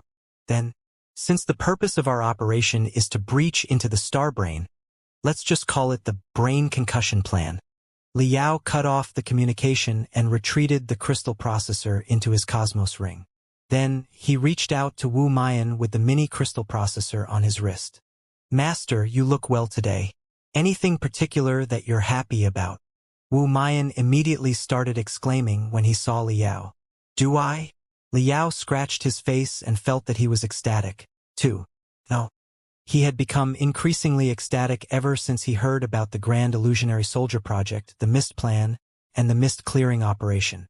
Untamable flames were jumping out of his every cell, as if something that had slept for more than half a year deep inside his bones was gradually waking up. You do? Wu Mayan nodded carefully. Over the past half-year when we were in Flying Star University, I always felt that there was some sort of laziness, for the lack of a better word, in you. You did not seem energetic enough whatever you did. Even when you were fighting, the fearlessness and the burning fighting will when you confronted Yen Shibei on Iron Plateau never showed up again. But right now, it's as if you're back on Iron Plateau again, Master. Maybe. Liao grinned, feeling that his every cell was moaning. He mumbled to himself, maybe you're right. The recent half-year in Flying Star University has been comfortable, steady, and carefree. However, it seemed to get more boring as days went on. Perhaps I am not born for a comfortable life. A different way of living is more suitable for the real me. Listen up, I'm going to be part of an event shortly. You will know what it is in the news tomorrow. I need you to do 3 things for me. Firstly, in the safe inside my training room, there are 2 jade chips and 2 cosmos rings that I prepared for you and Anan. The password for the safe is the 6th variation of the Flying Spirit 7-star array. If I don't come back in 3 days, you should open the safe, take out the jade chips and the cosmos rings, and share them with Anan. The 2 of you will motivate each other and train yourselves according to the arts inside the cosmos rings. Secondly, Master Mo, a spectral refiner of the Glorious Sunlight Refining Center, is a good friend of mine. You can trust him completely. Talk to him if you run into any trouble. Thirdly, have you read the news regarding the Grand Illusionary Soldier Project? Wu Mayan nodded. The news says that it is one of the 2 proposals of planetary-level magical equipment. I think the project is really good and promising. If anyone questions it, you will be the first to root for the project as a representative of the Grand Illusionary Group. Do not in the world speak ill of the project. Do you understand? Wu Mayan was confused. Master, I'm not getting your point. The bird in the lead always gets shot down first. You don't need to understand now. You will know it when you know it. Liao thought for a moment and asked again. Right? You didn't tell anybody that I know how to use a crystal suit. Did you? Why would I? Wu Mayan almost jumped to his feet. Blushing, he replied. After I was beaten up by you last time, you made me swore to keep it a secret. A real man never goes back on his word. Why would I tell it to anybody? I didn't even tell Father Xiong. Then keep it for a while longer, real man. Remember. Staring at the light beam, Liao said solemnly one word after another. I will be back. At 7:58 and 36 seconds p.m. in the standard time of the Flying Star Sector, in the central area of the Edge Sharpeners meeting in the first ring of Heavenly Saint City, a deep, dark night sky gradually manifested in the artificial dome. The lamps brought brightness to the city. The tourists, who did not know what was going on, were still coming and going amid lively laughter. Many product release conferences and magical equipment tests were carried out as planned. In every refining room, countless refiners were talking and communicating with each other without a care in the world. Everything seemed the same as yesterday, but an impenetrable dragnet had been tossed over 27 coordinates in the central area silently. Hospital, supermarket, intersection, luxury hotel, ragged motel, air cleaning station, temporary spaceport for the Edge Sharpeners meeting. Danger was lurking in the ostensible peace. The final tranquility before the earthquake was so protracted that it was almost breathtaking. The mist clearing operation was about to be put into action. In the entrance of the number 55 examination tube at the outskirt of the city, Liao was crouching behind the complicated wires and hid himself in the darkness, like a viper that had snuck into a swamp. The muscles all over his body were shivering and making his armor utter clattering noises. Participants of the mist clearing operation were divided into 3 groups. The first group was the strike team. They were in charge of the thunderous attack toward the Black King and the 8 blades of Black Spider, who had been locked onto long ago. Members of the strike team were mostly the super experts of the 6 sects of Heavenly Saints City, including several battle-type nascent soul stage cultivators. They had done hundreds of rehearsals in the virtual Heavenly Saints City built by the Grand Illusionary Land and prepared for every contingency. The second group was the Siege team. It consisted of the core disciples of the 6 sects of Heavenly Saints City, too. They were well-trained and fearless of death. Their task was to surround and block all the immortal cultivators after the thunderous attack was launched. Cultivators in the nascent soul stage were all daunting super experts who would not be suppressed just because their enemy had an advantage in number. The Black King, the nascent soul stage cultivator of the Temple of Immortals, might not have been as strong as the nascent soul stage cultivators of the 6 sects of Heavenly Saints City, but he was certainly better at stealth and assassination. If such a nascent soul stage cultivator was determined to flee, 3 or even more nascent soul stage cultivators might not be able to stop him. If he abandoned his escape when he ran into a dead end and decided to make some victims without considering the cost, 10 nascent soul stage cultivators might not be enough to stop the tragedy in the central area of Heavenly Saints City. Therefore, there were 10 times the warriors on the cultivator's side than those on the immortal cultivators. Nobody dared to be careless. Cultivators of the Siege group had made up their minds that they would stall the nascent soul stage cultivators should they show up even at the cost of their own lives. The third group was the leak-filling team. The cultivators who were temporarily summoned, including Liao, were mostly assigned to this team. They constituted the third defense line and guarded the entrances and exits of the first space ring that the enemy was most likely to attempt to escape from. Heavenly Saints City was too large a metropolis.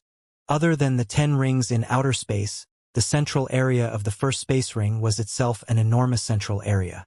The population of the city had soared because of the Edge Sharpeners meeting.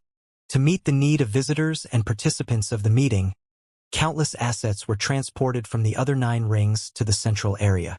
Therefore, a lot of temporary spaceports and docks had been built, and more ships were commuting between the first ring and the other rings every day.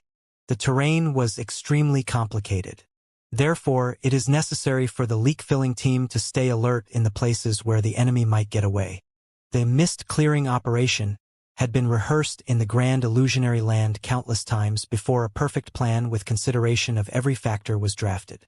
Right now, the one who was hiding near the number 55 ventilation tube together with Liao was Yi Hongfei, a crystal suit expert in the core formation stage and a young associate professor of the battlesuit department of Flying Star University who had communicated with him a lot. Yi Hongfei was also Sand Scorpion's crystal suit teacher. 2 months ago, Liao had gone to the leadership of the school and stated that he had recognized the formidability of the super magical equipment known as crystal suits. He had expressed his interest in the arts of crystal suits. As it happened, Yi Hongfei had a few matches with Liao before, and the two of them got along quite well. Therefore, he agreed to the assignment and taught Liao the rudimental knowledge about crystal suits in his spare time. Master Sand, are you a bit nervous? Yi Hongfei was watching the dozens of pictures on the light beam that were captured from the first-person perspective of the members of the strike team and the siege team. It was meant to allow the leak-filling team in the outmost area to follow the progress of the mist-clearing operation. Nervous. A cluster of blood red spread out in the depths of Liao's left eye and formed a demonic crimson ring around his pupil before it suddenly vanished.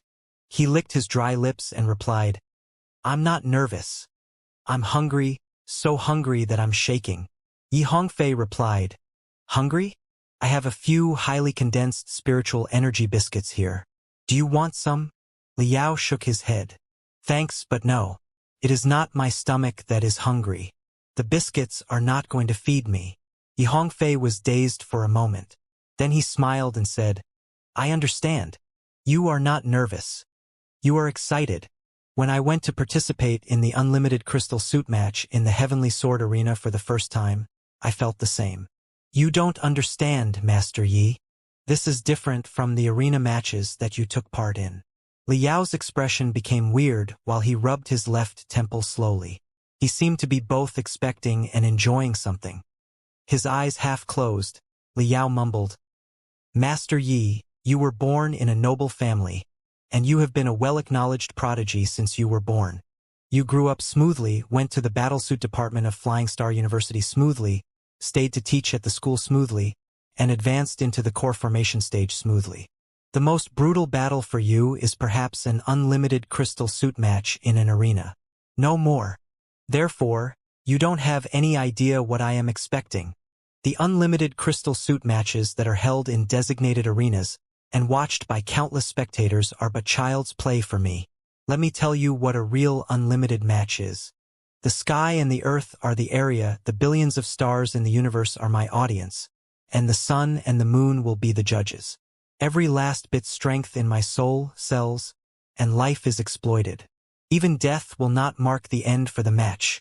This is a real unlimited match and a game that I've been yearning for. Right now, the game is about to begin. How can I not be excited and hungry? Xianxia was dumbfounded.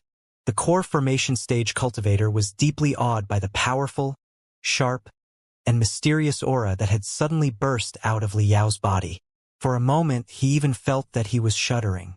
With a pale face, Xianxia stammered, Master Sand, what happened to you? You seem different from usual. Liao was shocked and confused himself by what he had blurted out just now. Taking a deep breath, he rubbed his left eye and said in a low voice, I'm sorry, Master Yi. I must have been too excited to keep my tongue in order. But anyway, we've been assigned to a terrible location in the mist clearing operation. The number 55 ventilation tube is the safest and most unlikely place for the immortal cultivators' escape. Are they not looking down upon us by sending us here? Liao only spoke half the truth.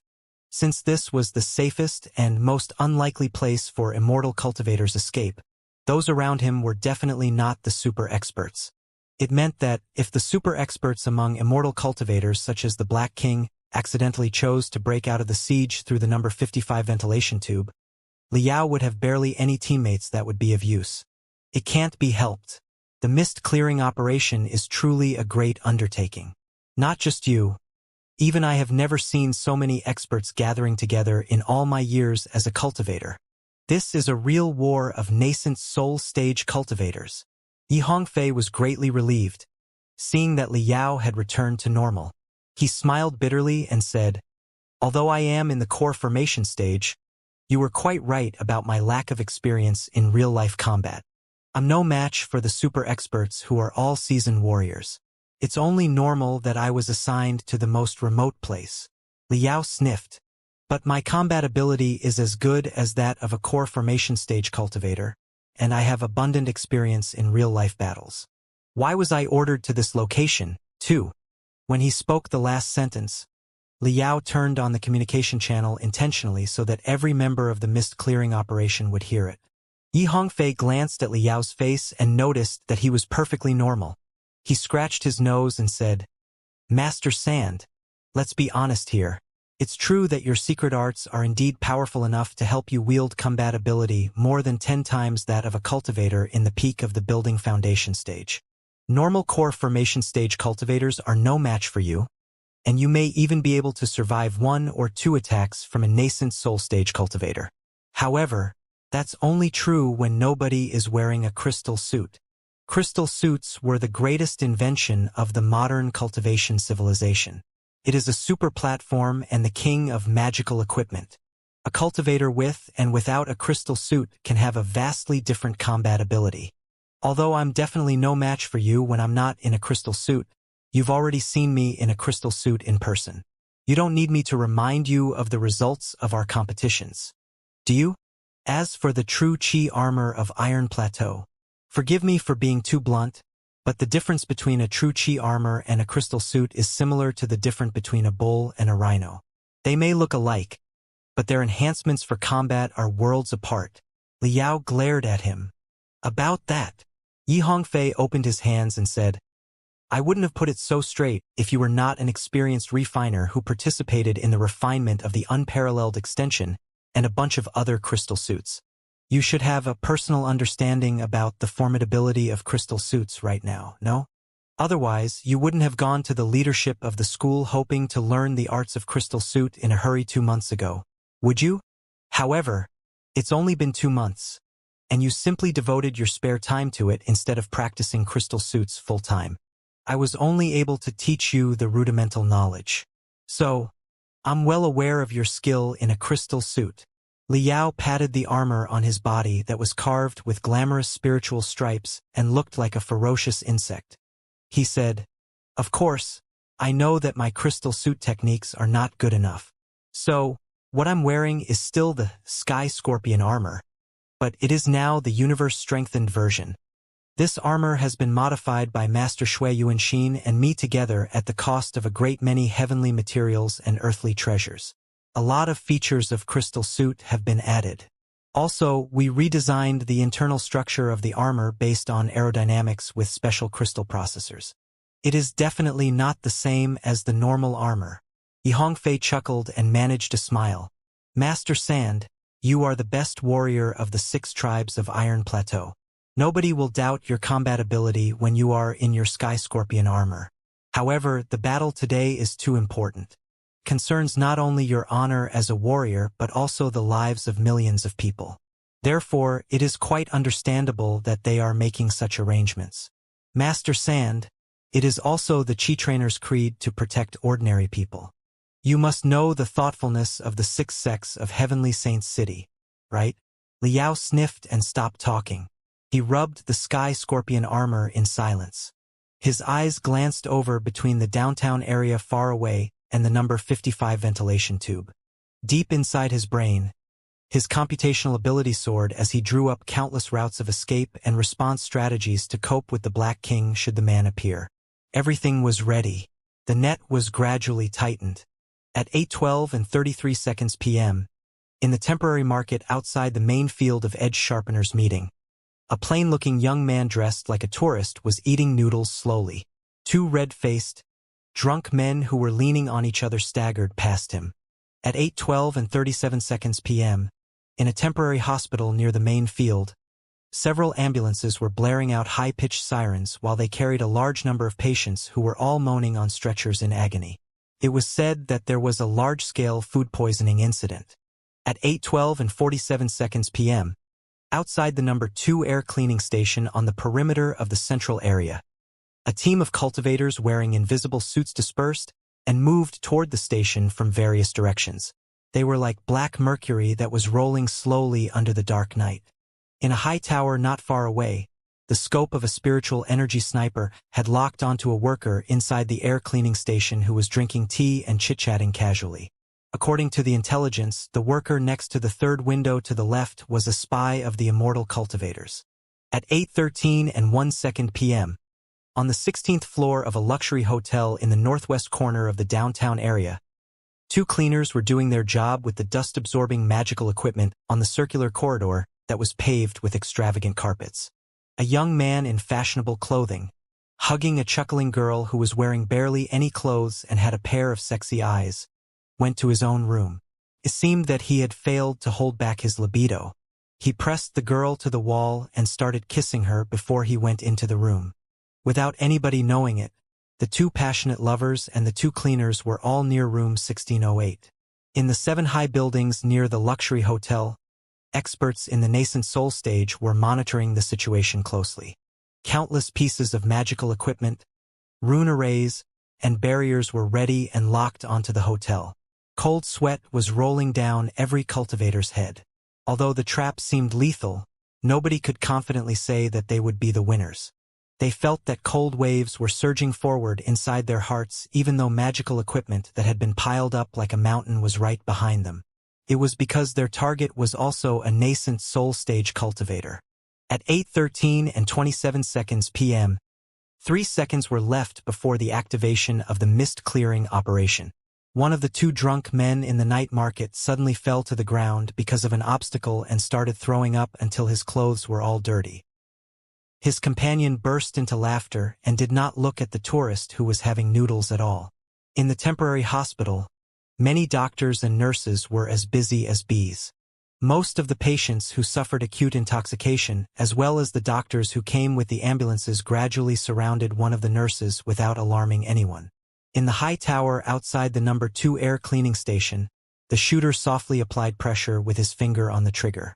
Complicated spiritual stripes were emitting dim brightness around his long finger and gradually melted with the spiritual stripes on the sniper. making the sniper an appendix of his body and soul.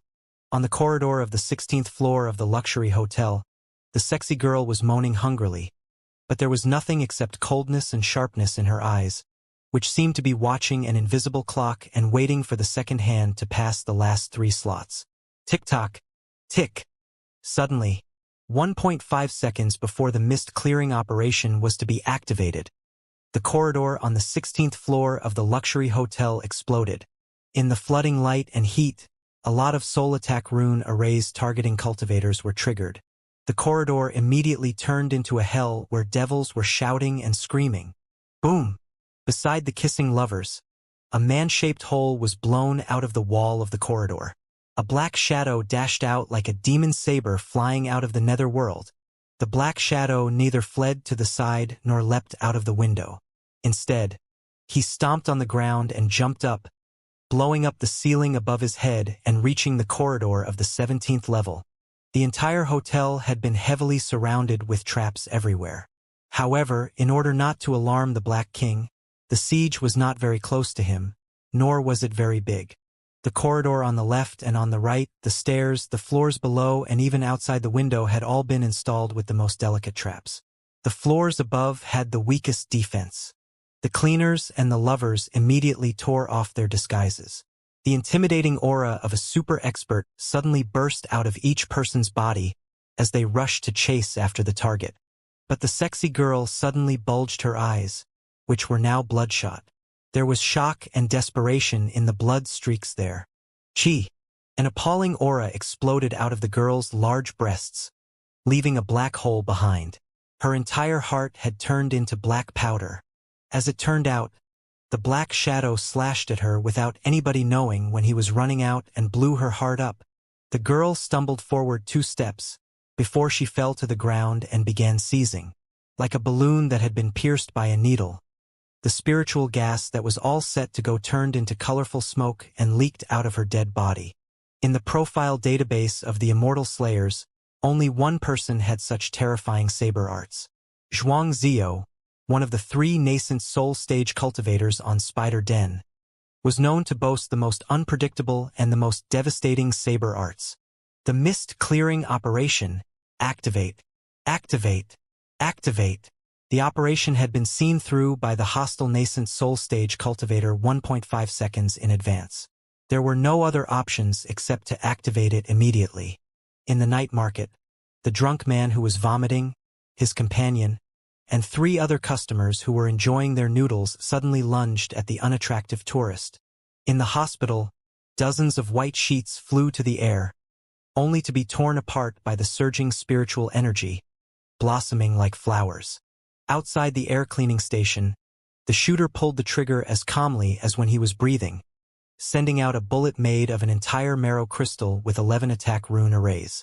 In the meantime, more than 100 members of the strike team took action and decisively stuck the air cleaning station where most of the liquefied heart-gnawing mist was stored.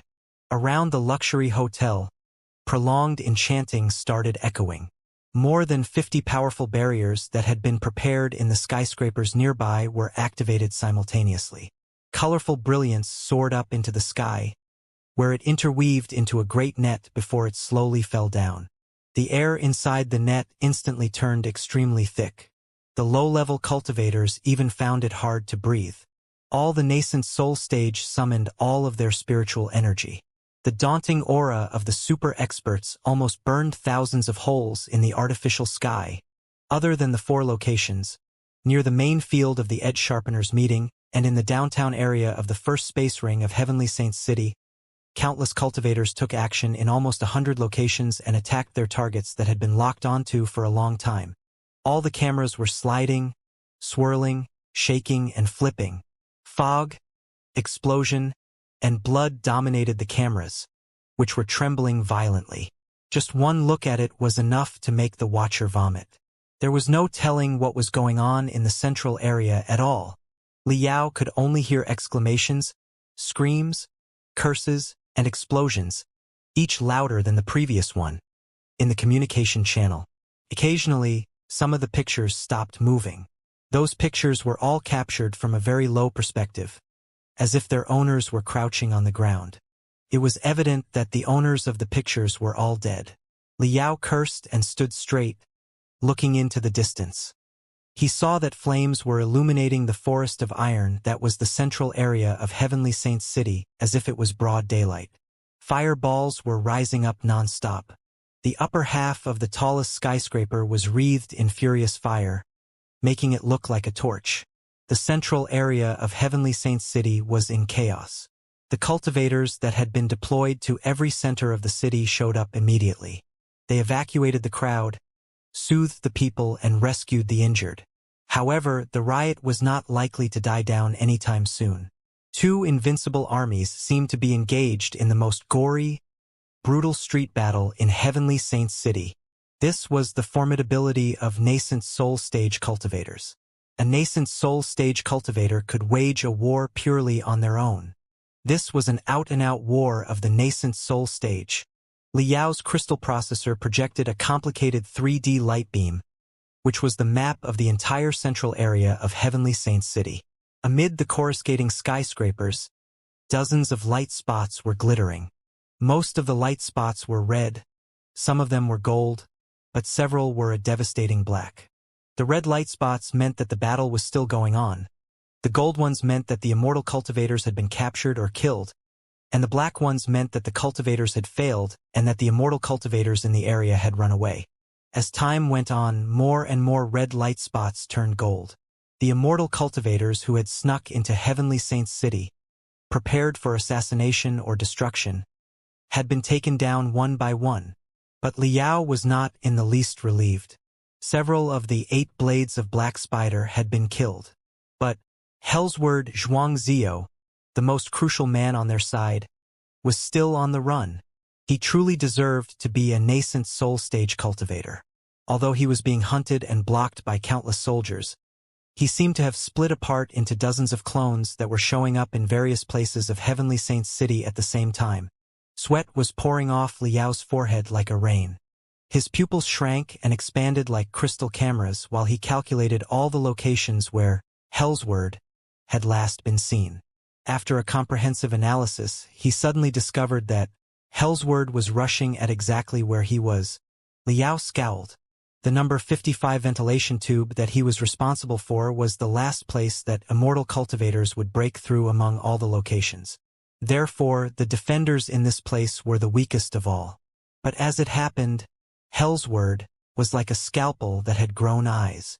After several large-scale movements, he ripped a tiny gap in the impregnable dragnet and broke out of the blockade of more than 10 nascent soul stage cultivators by stabbing precisely into the fatal weakness in the defense network.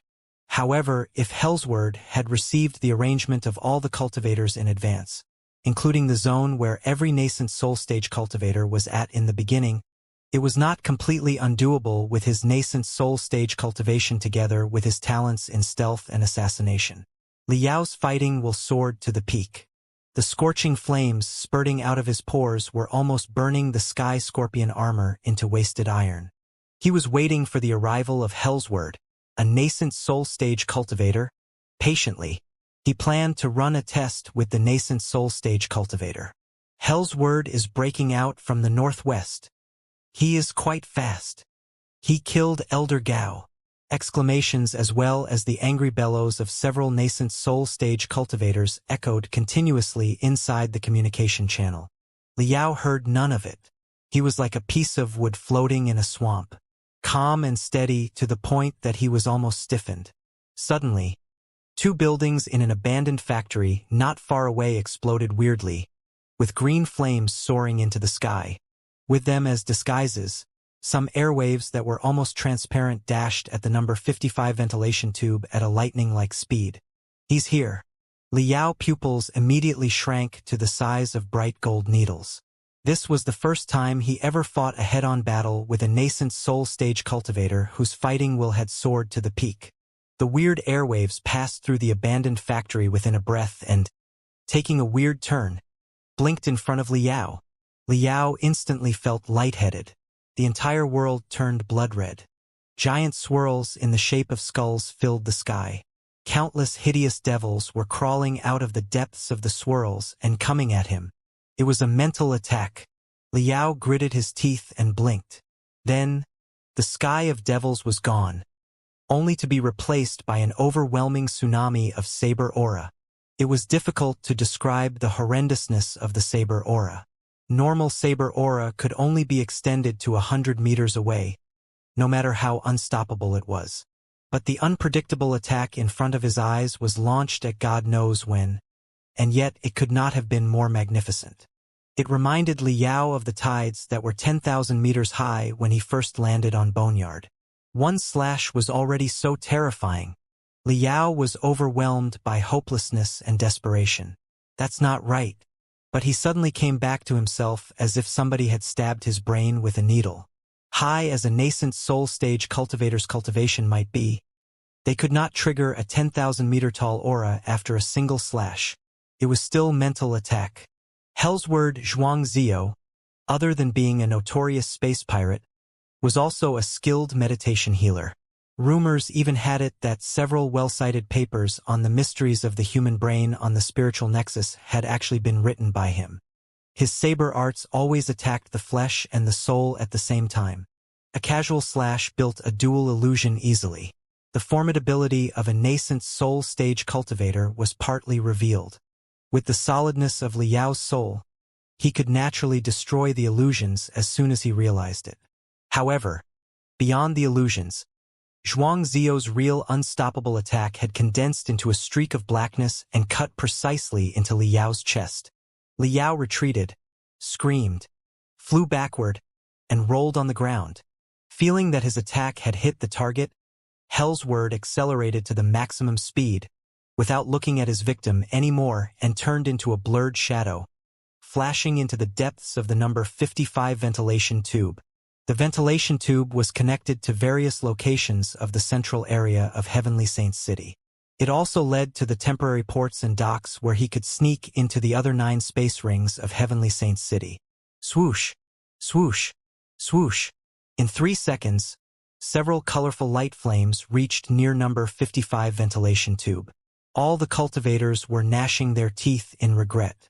They were the core formation stage cultivators and the nascent soul stage cultivators who had participated in the mist clearing operation. They were only several seconds close to capture Hell's word. Fellow cultivator Sand has been killed by Hell's word. Master Sand. Yi Hongfei was greatly shocked. He did not realize what was going on until this moment and hurried to Liao. Pooh! Liao opened the facial cover of the Sky Scorpion armor and vomited a mouthful of black blood. His face was extremely pale. Before anybody could see it, Liao put on a vague smile. Lowering his head, Liao discovered that the breastplate of the Sky Scorpion armor had been torn apart like a pile of toilet paper. One slash from a nascent soul stage cultivator had declared the true Qi armor to be a total loss. I'm fine.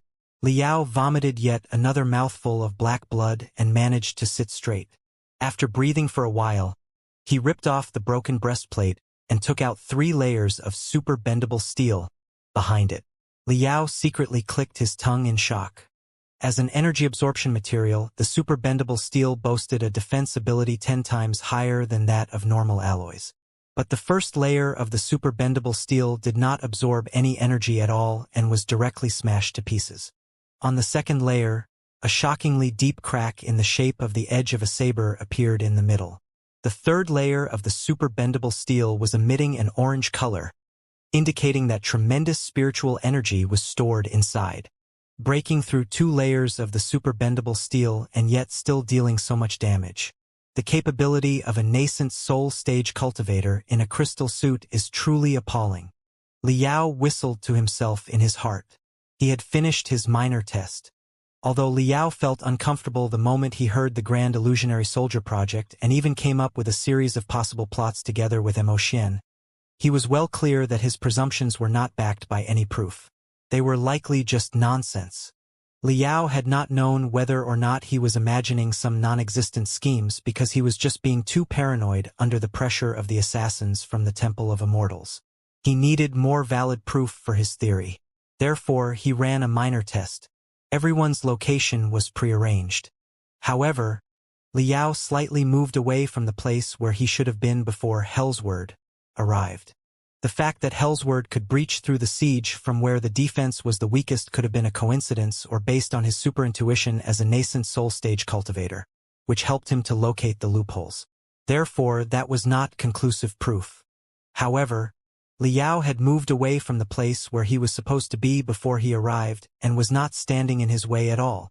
It meant that, of all the cultivators who were staying on alert near the number 55 ventilation tube, Liao was the least threatening one for Hellsword. Or rather, if Hellsword intended to attack Liao, he would have to deviate from his route of escape and waste almost 1 second. 1 second was more than enough to determine the outcome of a competition between nascent soul stage cultivators. If Hellsword was really of a mind to run away, why would he trouble himself by attacking Liao when he was being hunted by several nascent soul stage cultivators? The Sky Scorpion armor, after being modified by the great refiner Shui Yuanxin, was very similar to a crystal suit in appearance. Unless he had known the detailed profiles in advance, there was no way that Hellsword could have recognized Liao. Besides, the immense strength and the weirdness in the attack did not befit a casual attack at all. Every single piece of information indicated that the man had been prepared to launch the attack at Liao from the very beginning. This was exactly what Liao was trying to prove. I cleared the way for you, and several nascent soul stage cultivators were chasing you like rabid dogs.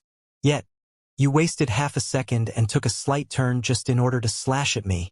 This armor of mine is not particularly cool or eye-catching, and I was keeping a low profile like a dork. What did I do to piss you off? Unless, of course, Hellsword knew that Sand Scorpion would show up in this place from the beginning and decided long ago to slay the guy who sabotaged the endeavors of the Temple of Immortals while he was escaping. While proving his previous assumptions through the attack, Liao also planted a seed in Hellsword's heart. Normal people would always burst out the greatest strength and highest speed at the moment of life and death. But Liao had gritted his teeth and controlled his body so that he dodged the attack at the 80% of his maximum speed. It was a risky decision, but Liao believed that Hellsword had made a wrong judgment about his capability now. At the very least, he would think that this was the highest speed of Sand Scorpion. Hellsword, your strength has not diminished yet. I cannot kill you even if I equipped the Mystic Skeleton battlesuit right now. However, if there's a third action after the mist plan and the mist clearing operation, will such an important man like yourself be out of the picture? You are definitely going to stir more trouble in Heavenly Saints City. The next time we run into each other, we will settle our debt, and I will be recouping additional interest. Seeing that Liao could still sit straight, the other cultivators who participated in the mist clearing operation were all overjoyed. Many of them took out medication drugs and magical equipment. Fellow cultivator Sand, are you all right? Liao's eyes suddenly split, and his face turned extremely pale and slightly green. Sweat the size of beans was smashing the ground like rainwater. His hands shivering, he ripped open the mustard seed suit on his body. In front of his chest was a black and purple bruise that seemed to have been caused by a venomous centipede. It was swollen, and it looked as if pus would burst out as soon as anybody touched it. I'm fine. Of course, he was fine. Everything was a disguise. He destroyed his skin with spiritual energy and faked the seemingly terrible wounds that in fact did not matter at all. Hellsword was best at mental attacks. Since Liao's soul had been cleansed by Oyezi, the last thing he was scared of was a mental attack. Therefore, when he learned that the Black King, one of the 4 kings of the Temple of Immortals, was possibly the lone wolf Hellsword, he came up with such a risky plan. If it were another nascent soul stage cultivator who was best at not mental attack but strength, speed, or computational ability, Liao would not have dared wear the Sky Scorpion armor and use 80% of his maximum speed at all. He would have donned the Mystic Skeleton battlesuit and summoned Black Wing to boost his combat ability long ago. Senior Kai, I'm fine. Liao breathed heavily and asked, what's the current status? He recognized that the nascent soul stage cultivator in the lead was Kai Chi, an old, renowned professor of the Flying Sword Department of Flying Star University. Professor Kai was also an elder of the Silver Moon Clan, one of the 6 sects of Heavenly Saints City. Different from the leak-filling team who joined the mist-clearing operation at the last moment, Professor Kai was a key member of the operation and had been part of it since the beginning. Naturally, he knew much more information than Liao and the rest of them did. Kai Yi, a sword cultivator in the nascent soul stage, was wearing a plain, light crystal suit, but he was surrounded by more than 10 weird flying swords that had no handles and looked like silver crescent moons. The flying swords were circling him at a seemingly low speed, and they were not emitting any dazzling brilliance. Yet, their trajectories were extremely uncanny. After just a few glances at them, Liao already felt short of breath. Calculating inside his brain silently, Liao discovered that, if the two of them were to fight right now, he would not be able to calculate the possible attack routes of the flying swords or dodge them at all. He felt like he was bathing in cold moonlight. Wherever he went, the moonlight would be after him. Kai Chi waved his left hand. A crystal processor ejected out of the arm of the crystal suit and projected almost 100 light beams. As a nascent soul stage cultivator and a key member of the mist clearing operation, Kai Chi had a far more advanced crystal processor than Liao. After all the light beams spread out, the area practically turned into a temporary command center. It was exactly what had been designed in the plan of the mist clearing operation. Once the situation got out of control and Hellsword or the 8 blades of Black Spider ran away, the siege network would immediately be enlarged. All the core formation stage cultivators, building foundation stage cultivators and refinement stage cultivators would listen to the command of the nascent soul stage cultivator that was closest to themselves. Kai Chi's voice was calm, but Liao could tell that he was somewhat relieved. All the secret bases of the immortal cultivators have been occupied. More than 50 immortal cultivators were slain on the spot. More than 100 were captured. Some of them are still on the run, but they are still within the siege. As for the 8 blades of Black Spider, 5 were killed, 2 were captured alive and 1 escaped. All the liquefied heart-gnawing mist is now in our control. Our specialists are currently analyzing its components. Other than that, we have also controlled a batch of powerful explosive magical equipment. It has been confirmed that Hellsword Xianxia, the lone wolf on Spider Den, is the Black King and the leader of the Mist Plan. He is still on the run. It is not unlikely that he has fled out of the central area of Heavenly Saints City. Good news came one after another. Although it was not a great victory, the Mist Plan had definitely been disrupted. Hellsword had got away, but it was never going to be an easy task to capture a nascent soul stage cultivator who was desperate to run away in such complicated terrain with such a great population. But 7 of the 8 blades of Black Spider had been taken down. 7 core formation stage cultivators adept at the arts of assassination could not be brought up by any organization easily. This operation was definitely a great blow for the Temple of Immortals. Was my guess wrong?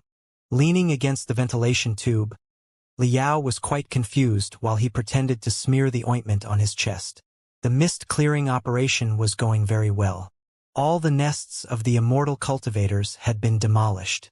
Right now, the central area of Heavenly Saints City was packed with cultivators whose vigilance was higher than ever.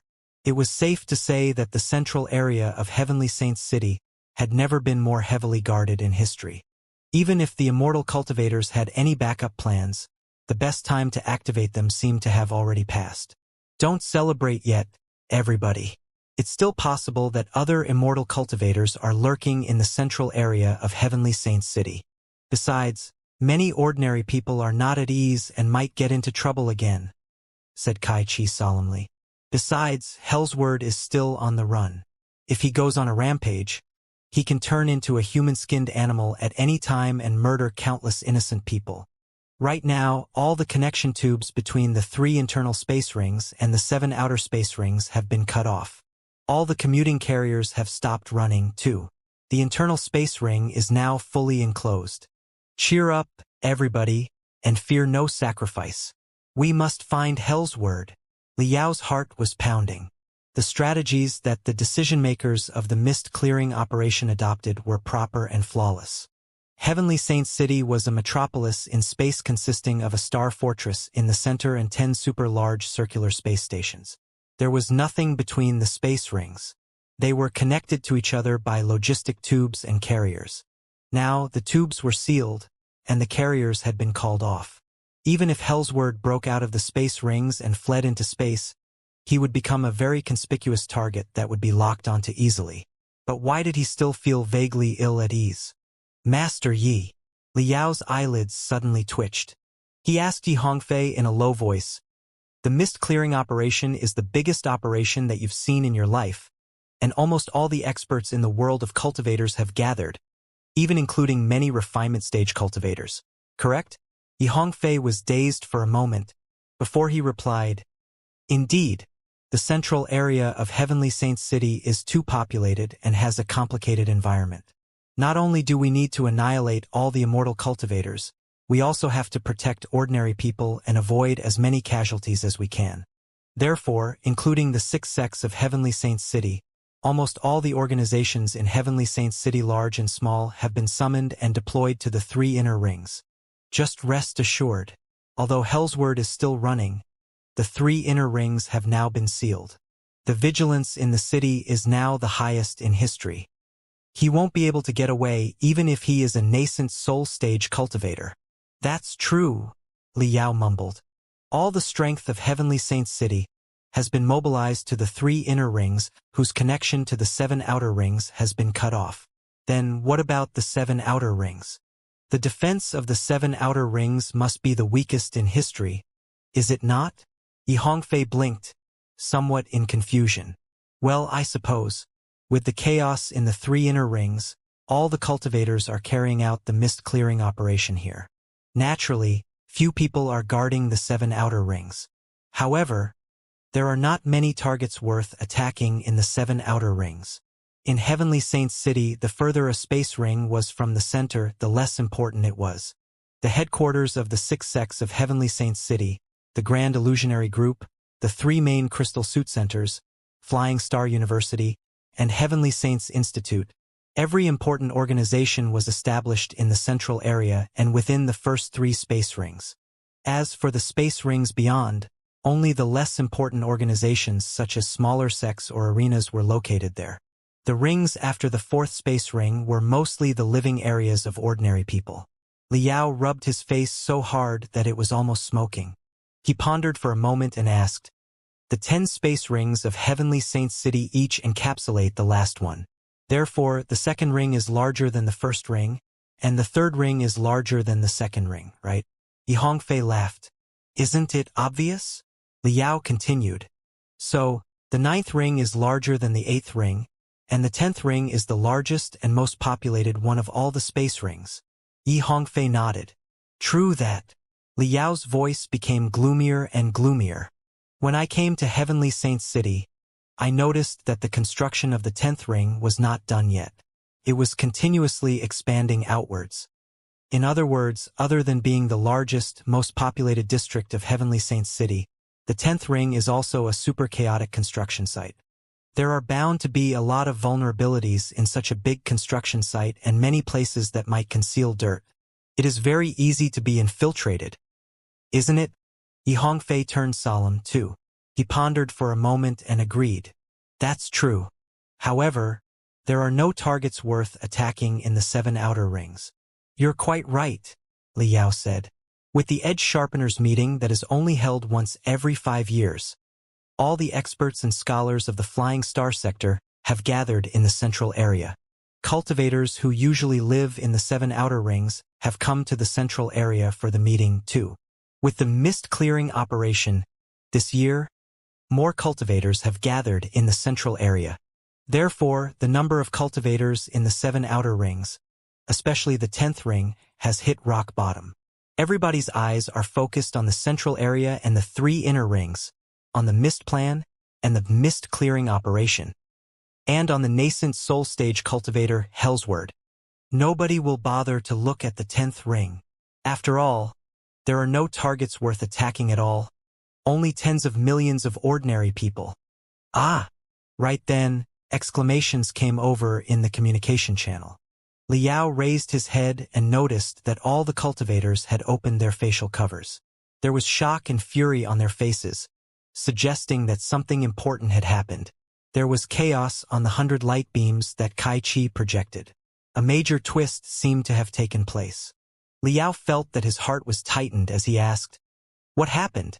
"We have discovered Apollo's body," Kai Chi replied in anguish. It was in Hellsword Zhuangzio's bed in his hotel room. 3 lines of words were left on the chest of the body. "Of the billions of paths of cultivation, I only ask you this, do you want to walk on the immortal one?" This is clearly a message to all cultivators. "Who is Apollo?" Liao asked. Kai Chi requested permission from the command center. After he was authorized, he glanced over everybody inside. Apollo is the secret code name for a cultivator. He was the first agent of the Immortal Slayers to infiltrate the Temple of Immortals. It was through the vital intelligence provided by Apollo that we gradually grasped the general picture of the Mist plan. However, Apollo has been killed by the Immortal Cultivators. Thus, the Immortal Cultivators have seen through Apollo's identity since long ago but kept him passing on false information to us. Kai Chi's words froze every cultivator's heart like a cold tornado. The cultivators who were quick-minded and had amazing computational ability had realized that if the Immortal Cultivators revealed the entire Mist plan to Apollo when they knew his real identity, something must have been seriously wrong with the Mist plan. However, it was unmistakable that 7 core formation stage cultivators had been captured through the mist clearing operation and that a large batch of heart-gnawing mist and crystal bombs had been found. Everybody looked at one another in bewilderment. The area was caught in a weird silence. In the command center of the mist clearing operation, countless cultivators were reviewing and analyzing every battle that had taken place. In the meantime, many research-type cultivators were seizing every second to crack the heart-gnawing mist, the vital poison to the mist plan. A while later, shocking results came one after another. Of the 7 members of the 8 blades of Black Spider we slew or captured, at least 4 are fakes. By analyzing the combat videos captured by the crystal cameras dynamically, we discovered that 4 of the assassins never showed any ability beyond the peak of the building foundation stage before their deaths as they struggled to resist. How could a core formation stage cultivator not burst out their best ability at a moment of life and death? The identities of the other 3 assassins are rather suspicious, too. Although 2 assassins showed techniques that seemed to belong to the core formation stage, their veins exploded, and they all died sudden deaths after the fierce battle. It is possible that they took a lot of drugs to stimulate their veins and increase their strength. This means that the 8 blades of Black Spider we discovered were probably assassins of a lower level in disguise. They were stand-ins for the real 8 blades of Black Spider. It is also possible that 1 to 2 real assassins of the 8 blades of Black Spider were leading 6 to 7 stand-ins. The assassin who succeeded in getting away might be the real one. The news exploded like a crystal bomb in the crowd. Before everybody recovered from the dizziness, a piece of even more shocking news crashed at them like an unstoppable tide. According to the preliminary analysis of the research-type cultivators, the heart-gnawing mist is fake, too. It is not precise to call the poison false. In fact, the heart-gnawing mist is a simple combination of 9 venomous gases. It has no technological requirements whatsoever and is rather unattractive in terms of toxicity, volatility, and infectivity. With the current techniques in the world of cultivators, it can easily be sealed, cracked, and purged. Such a poison cannot be called a piece of vital, magical equipment at all. Kai Chi was both confused and frustrated. He mumbled to himself, "Maybe the heart-gnawing mist never existed in the first place. It was merely a made-up super poison to misguide our investigation and to distract our attention." Stay alert, everybody. Activate your spiritual energy to the maximum and turn on all your safety magical equipment. Kai Chi suddenly raised his voice. Thunder seemed to be breaking out in the communication channel as he shouted. The Temple of Immortals forced us to mobilize all our strength with the non-existent Mist plan. But this can't be their ultimate goal. They must have prepared something more unpredictable and dangerous for us. All the cultivators nearby, move close to me immediately. Make sure you have 2 companions at all times. Don't be alone. I repeat, whatever strange things you find, don't investigate them alone and simply report back to me. The air seemed to be pumped away in that moment, and the atmosphere was more intense than ever. Every cultivator had a grave countenance, as if an invisible demon was crouching in the dark depths of space, eyeing them in amusement despite the thick metal city walls. Senior Kai, maybe the Temple of Immortals does have other plans, but I want to make sure of something with your first. Liao asked very calmly. Is Senior Xianxia the leader of the Immortal Slayers and the supervisor of the mist-clearing operation? Kaichi was dazed for a moment. He frowned and said, How is it possible? Xianxia is the CEO of the Grand Illusionary Group. He is responsible for the expansion and maintenance of the spiritual nexus. He also has to participate in the Grand Illusionary Soldier Project. He is occupied in all kinds of affairs from dawn to dusk every day. There's no time for him to handle the things regarding the Immortal Slayers at all. The Grand Illusionary Group and the Immortal Slayers are two independent systems. The former does not govern or manage the latter. As for the mist-clearing operation, he is not in charge of it either. However, we knew that Xiao Tianbao, his foster son, was an expert in crystal processors and, thus, invited him to supervise the monitoring work. Liao blinked and pondered for a moment.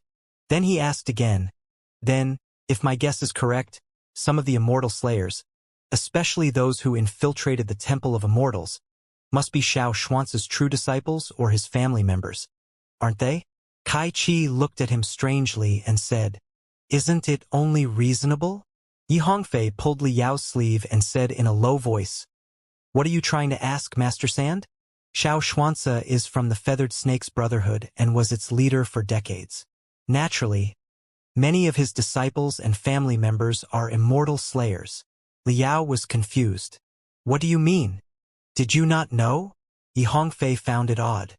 The 6 sects of Heavenly Saints City and the 6 tribes of Iron Plateau should be similar. Our ancestors are all the remaining troops after the civil war of the Star Ocean Imperium 10,000 years ago. The soldiers belong to different systems, and they slowly evolved into different sects according to their own features. For example, the Furious Bears Union originated from the Furious Bears Assault Team, a paratroop regiment of the Star Ocean Imperium that was particularly good at assault missions. As for the Burning Sun Alliance, it was based on the scout troops of the Star Ocean Imperium. Therefore, they possess a lot of speed-type secret arts and are best at guerrilla warfare and reconnaissance. The Feathered Snakes Brotherhood can be traced back to the intelligence department of the Star Ocean Imperium. Information collection, infiltration, interrogation, anti-interrogation, those are all their specialties. Therefore, when the team of Immortal Slayers was established, it was only natural that most of the participants were disciples of the Feathered Snakes Brotherhood. Xianxia was the leader of the Feathered Snakes Brotherhood for decades. He has more disciples and grand disciples in the sect than anybody can count. What's odd about there being several of his true disciples among the Immortal Slayers? Liao was dumbfounded and rendered speechless. He finally understood why such a marvelous tool as the Truth Cabinet was in the hands of the Feathered Snakes tribe when he was back on Iron Plateau. As it turned out, their ancestors were actually responsible for the intelligence work. The decision was perfectly understandable. However, Liao was not fully convinced and was about to open his mouth again, but Kai Chi interrupted him coldly. Fellow Cultivator Sand, I may have guessed what you're thinking. You want to know whether or not Xianxia has true disciples and family members among the Immortal Slayers. I can tell you that he does have, and that they are in quite high positions. Xianxia's blood son Xiao Tianyang is a key member of the Immortal Slayers and of paramount importance for the infiltration plan. Liao had guessed it a long time ago. He frowned and said, Where is Xiao Tianyang right now? Kai Chi gnashed his teeth, his every word dashing out like a flying sword. Xiao Tianyang is now in Xianxia's arms. He is Apollo, who was just killed by the Temple of Immortals as a message to us. What? As if hit by a lightning, Liao took a few steps back and crashed into the ventilation tube heavily. The collision was so huge that it was echoing inside the ventilation tube. The color on Liao's face was entirely gone. Beep, beep, beep. Hasty alarms broke out on every cultivator's crystal processor. The 100 light beams triggered by Kai Chi were blinking ominously red at the same time. Devastating screams, each louder than the last, were coming through the communication channel. The 10th space ring. A great explosion took place in the 10th space ring. Abnormal spiritual waves are everywhere around the 10th space ring, as if it has been savaged by an unexpected cosmic storm. No, not a storm. It's extraterrestrial devils. The extraterrestrial devils have arrived in the 10th space ring. All the cultivators, including Kai-Chi, lost their color. Their faces were paler than a corpse's right now. They were not as terrified when they learned that Hellsword got away, when they discovered that Apollo was dead, or when they realized that the misplan was merely a smoke grenade tossed out intentionally by the Temple of Immortals. They had never expected that they would be faced with one of the most horrifying catastrophes for every sector. The extraterrestrial devils. Through researching the manipulation and utilization of spiritual energy, human beings had realized the existence of a type of energy that was entirely different from commonly seen spiritual energy a long time ago. It was known as tenebrum energy. However, debates remained unabated as to the essence of the tenebrum energy even to this day. However, there was one well-accepted theory. Mankind was not the first dominator of the endless sea of stars. Before the civilization of human beings was established, countless prosperous civilizations and kings emerged in the boundless cosmos. The strong prehistoric species addressed by the ancient people as deities or devils failed to resist the deterioration of time and gradually went extinct over billions of years. However, although the prehistoric civilizations were doomed, the thoughts or the will of the experts of the civilizations sometimes lingered on like ghosts. Such thoughts that contained infinite anger, horror, desperation, regret, and brutality would wander here and there in the space. Most of the thoughts would gradually diminish as time went by until they completely vanished in the end. However, some of the thoughts would combine with spiritual energy by accident, or rather corrupt the spiritual energy by turning the pure, steady, and mild spiritual energy into a vastly different form that could be extremely violent. That was tenebrum energy. Moreover, when endless tenebrum energy was concentrated, the apparitions from the past civilizations could develop self-awareness again. Such apparitions often gathered in somewhere mysterious in the endless sea of stars. Nobody knew their purpose. But when they came, the only thing they brought was always betrayal, slaughter, and destruction. They were the extraterrestrial devils. Since human beings evolved beyond the primitive phase and started exploring the mysteries of spiritual energy, tenebrum energy had existed in the world of cultivators like a shadow.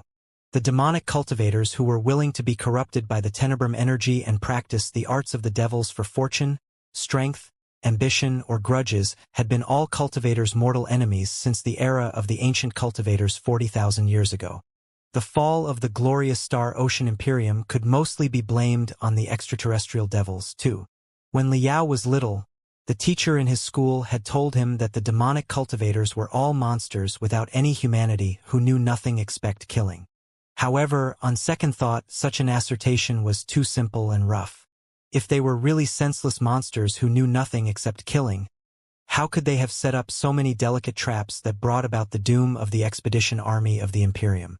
Besides, when Liao was in the Heaven's Origin sector, he had met a young man who practiced the tenebrum energy and yet maintained his rationality and self-awareness. Therefore, Liao estimated that the demonic cultivators should be similar to the demon race. Low-level demonic cultivators were slaves of the tenebrum energy. Just like low-level demons, they knew nothing but havoc and destruction.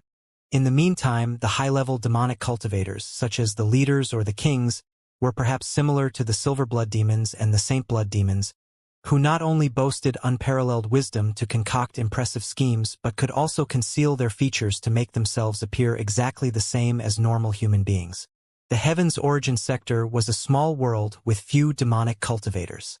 Catastrophes such as the arrival of the extraterrestrial devils barely happened in history. The extraterrestrial devils were entities of pure energy. Therefore, they could only launch mental attacks. The more horrified a man was, the more intense his mental waves would be. The extraterrestrial devils would come at them like flies that had smelt fresh blood. All cultivators and ordinary people in the Heaven's Origin sector lived on the same planet with their feet against the solid ground and their heads below a blue sky. Everybody worked together and fought together.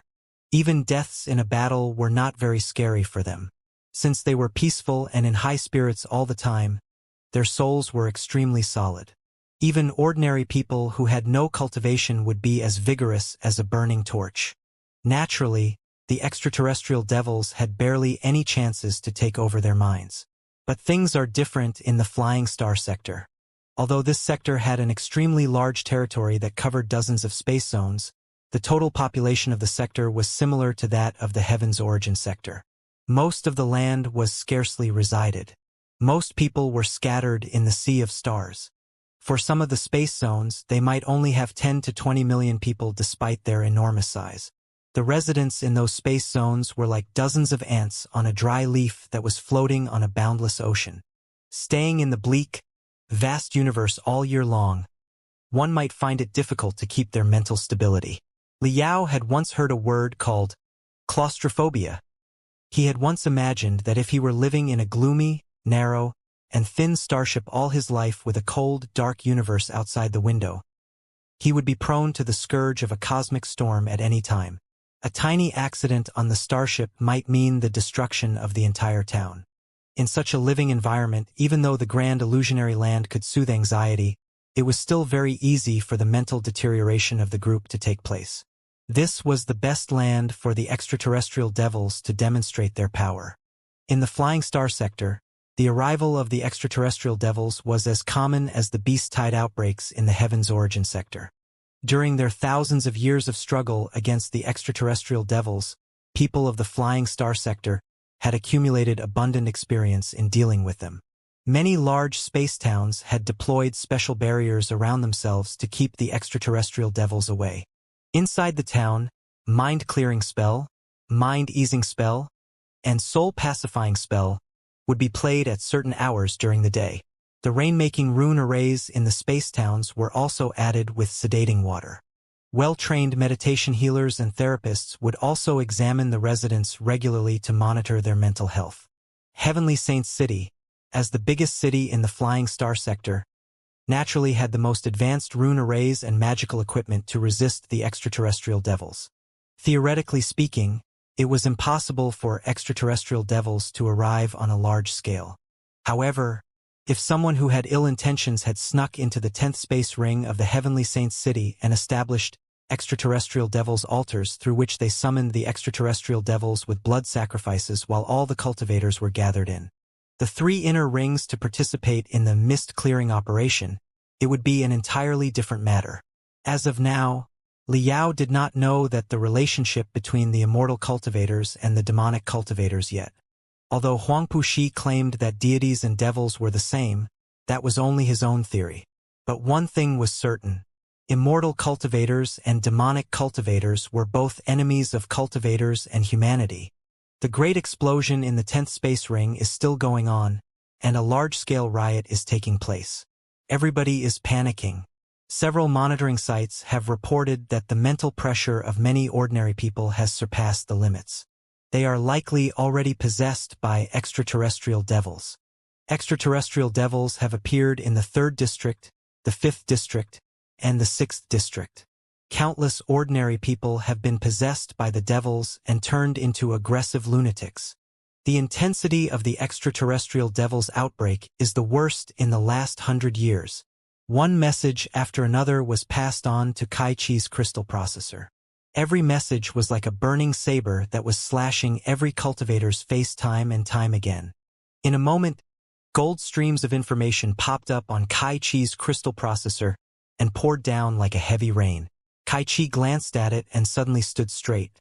For a moment, he seemed 10 meters taller. The crescent flying swords around him suddenly accelerated and turned into blurred silver shadows, wreathing him in a fatal veil. The intimidating aura of a nascent soul-stage cultivator was fully exuded. The mist-clearing operation has now been declared a failure. It is confirmed that the mist plan was merely a disguise for the Temple of Immortals, whose real purpose was the 10th space ring of Heavenly Saints City. They are planning to raise a large-scale riot inside the 10th space ring. Now, all the battle-type cultivators will be divided into two roles. Some of the cultivators will stay and protect the ordinary people and the non-battle-type cultivators in the three inner rings, while the other battle-type cultivators will march toward the 10th space ring immediately to settle the riot and destroy the devils. The mission will be very risky. The arrangement of the immortal cultivators is quite thorough. They must have prepared something more than just the arrival of the extraterrestrial devils. It is most likely that many experts of the Temple of Immortals, including the top assassins such as the 8 Blades of Black Spider, are now hiding in the 10th space ring among the ordinary people who have been devilized. They will find opportunities to assassinate us while we are rescuing the ordinary people. If we go to rescue them, the cultivators will definitely suffer a lot of casualties. But if we don't, the catastrophe will only get worse. All of the 10th space ring will be mired in the swamp of devils. Tens of thousands of innocent citizens will die. The ordinary people will lose faith in cultivators forever. I am not the leader or supervisor of most of the cultivators here. Therefore, I cannot demand you to do anything. What you do next is all up to you. Whoever is willing to go to the 10th space ring, just step forward. We will gather in the number 3 temporary port and depart for the 10th space ring to slay all the devils. Those who are not willing to take the risk, stay here and protect the ordinary people and the non-battle type cultivators, which is an equally important task. All the cultivators were silent briefly. There was no telling who was the first to step forward. They seemed to be in exactly the same location, but the distance between was much shorter. Including Li Yao, every cultivator made a step forward. A big step. Great! Kai Chi roared. Maybe the Temple of Immortals have won the battle for now, but as long as one last cultivator is still breathing, we will not stand by and watch ordinary people to be savaged by them. Fellow cultivators, please set the reception sensitivity of your crystal processor to the highest. The command center is drafting new battle plans according to the terrain and the real-time pictures of the 10th space ring. They will be sent to your crystal processor shortly. Better late than never. Let's go. Kai Chi waved his hand. Everybody cheered and followed him. His face red. Yi Hongfei said to Li Yao in a low voice, Master Sand, thank you for helping us out. In his eyes, Li Yao was from Iron Plateau. The catastrophe happening in Heavenly Saint City should not have been his concern.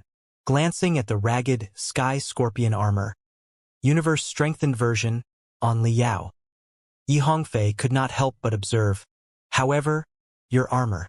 Kai Chi glanced at Li Yao too. With a hint of appreciation and admiration, he said softly, Fellow Cultivator Sand, thanks for your generous help, but do you need new armor? If it is inconvenient for you to look for a replacement right now, I think we can find you a spare crystal suit when we arrive at the temporary dock. But I'm wondering whether or not you can wear them. That will be unnecessary. Li Yao narrowed his eyes. The muscles on his face were twitching. Solemnly, he tore the broken sky scorpion armor off and threw the pieces to the ground heavily. I have no other options now. With everything reaching this point, this must be when people say enough is enough. There's a secret that I have to make public now. Li Yao sighed and cleared away the remnants of the true Qi armor in a few moments. He pressed his forehead with his fingers softly, the cosmos ring on his index fingers emitting orange brilliance. Countless light streams flowed out and covered his body slowly like a brook. When the orange brilliance gradually solidified, Yi Hongfei, who was standing next to him, exclaimed in shock, A crystal suit! Exactly! It took Li Yao 10 seconds for him to summon the crystal suit from his cosmos ring and cover it on his body without a gap. He smashed his breastplate hard with a crisp sound. Li Yao said seriously, Fellow cultivators, truth be told, I've made huge improvements in the arts of crystal suits under the enlightenment of fellow cultivator Yi Hongfei over the past 2 months. I'm now perfectly capable of wearing the Green Wolf battlesuit, a beginner-level crystal suit. The gold crystal suit that I'm wearing right now is modified by Master Shui Yuanxin, the well-known expert of crystal suits. Because I do not know much about crystal suits, he has simplified the operation system of the common Green Wolf battlesuit and added a lot of powerful magical equipment and high-level skill cards. It is the evolved version of the Green Wolf battlesuit, the Gold Wolf battlesuit. After Master Shui's modification, it has turned from a beginner-level crystal suit into a main force crystal suit that boasts tremendous capability. Therefore, you don't need to worry that I might drag you down in the fierce battle. After I am equipped with the Gold Wolf battlesuit, I am unimaginably strong. This is my secret weapon. When Hellsword came over just now, I planned to put on the new equipment, but he was too fast and got away before I had the chance to wear the crystal suit. What a shame. If I had put on the Gold Wolf battlesuit earlier, I might have been able to stop Hellsword. All the cultivators were dumbfounded. It had been forever since the core formation stage cultivators and nascent soul stage cultivators last saw such a rudimental crystal suit like the Green Wolf battlesuit. The crystal suits that they were wearing were at least 20 times as valuable as the Green Wolf battlesuit. But the Gold Wolf battlesuit, which was an evolved version, might be slightly better than the original. However, when Kai-Chi thought of the poor performance of the Sky Scorpion Armor Universe Strengthened version just now, Kai-Chi opened his mouth and held back his words after thinking for a moment. He patted Li Yao's shoulder softly and said, "Fellow Cultivator Sand is indeed reliable and loyal to friends. You truly deserve to be the best warrior of the 6 tribes of Iron Plateau. I do appreciate your help. Nobody will question your capability and bravery, but the environment of the 10th ring is much more complicated than that of the 3 inner rings. When we are on the battlefield, it will be best if you can be cautious and stay with us instead of fighting by yourself, fellow Cultivator Sand." The number 3 temporary port had originally been prepared for the abnormally large number of tourists during the Edge Sharpeners meeting, but it had turned into a military port. Due to the unexpected accident, the spaceport was a hive of activity. Not enough crystal warships were found in the hurry. Therefore, shuttles and civil carriers between the space rings had all been expropriated. The weight-carrying vehicles of the 6 sects of Heavenly Saint City moved the battle magical equipment stored in the sects to the spaceport. Those crowding the spaceport mostly consisted of fully armed cultivators in crystal suits. Most of the cultivators were furious enough to volunteer to go to the 10th space ring.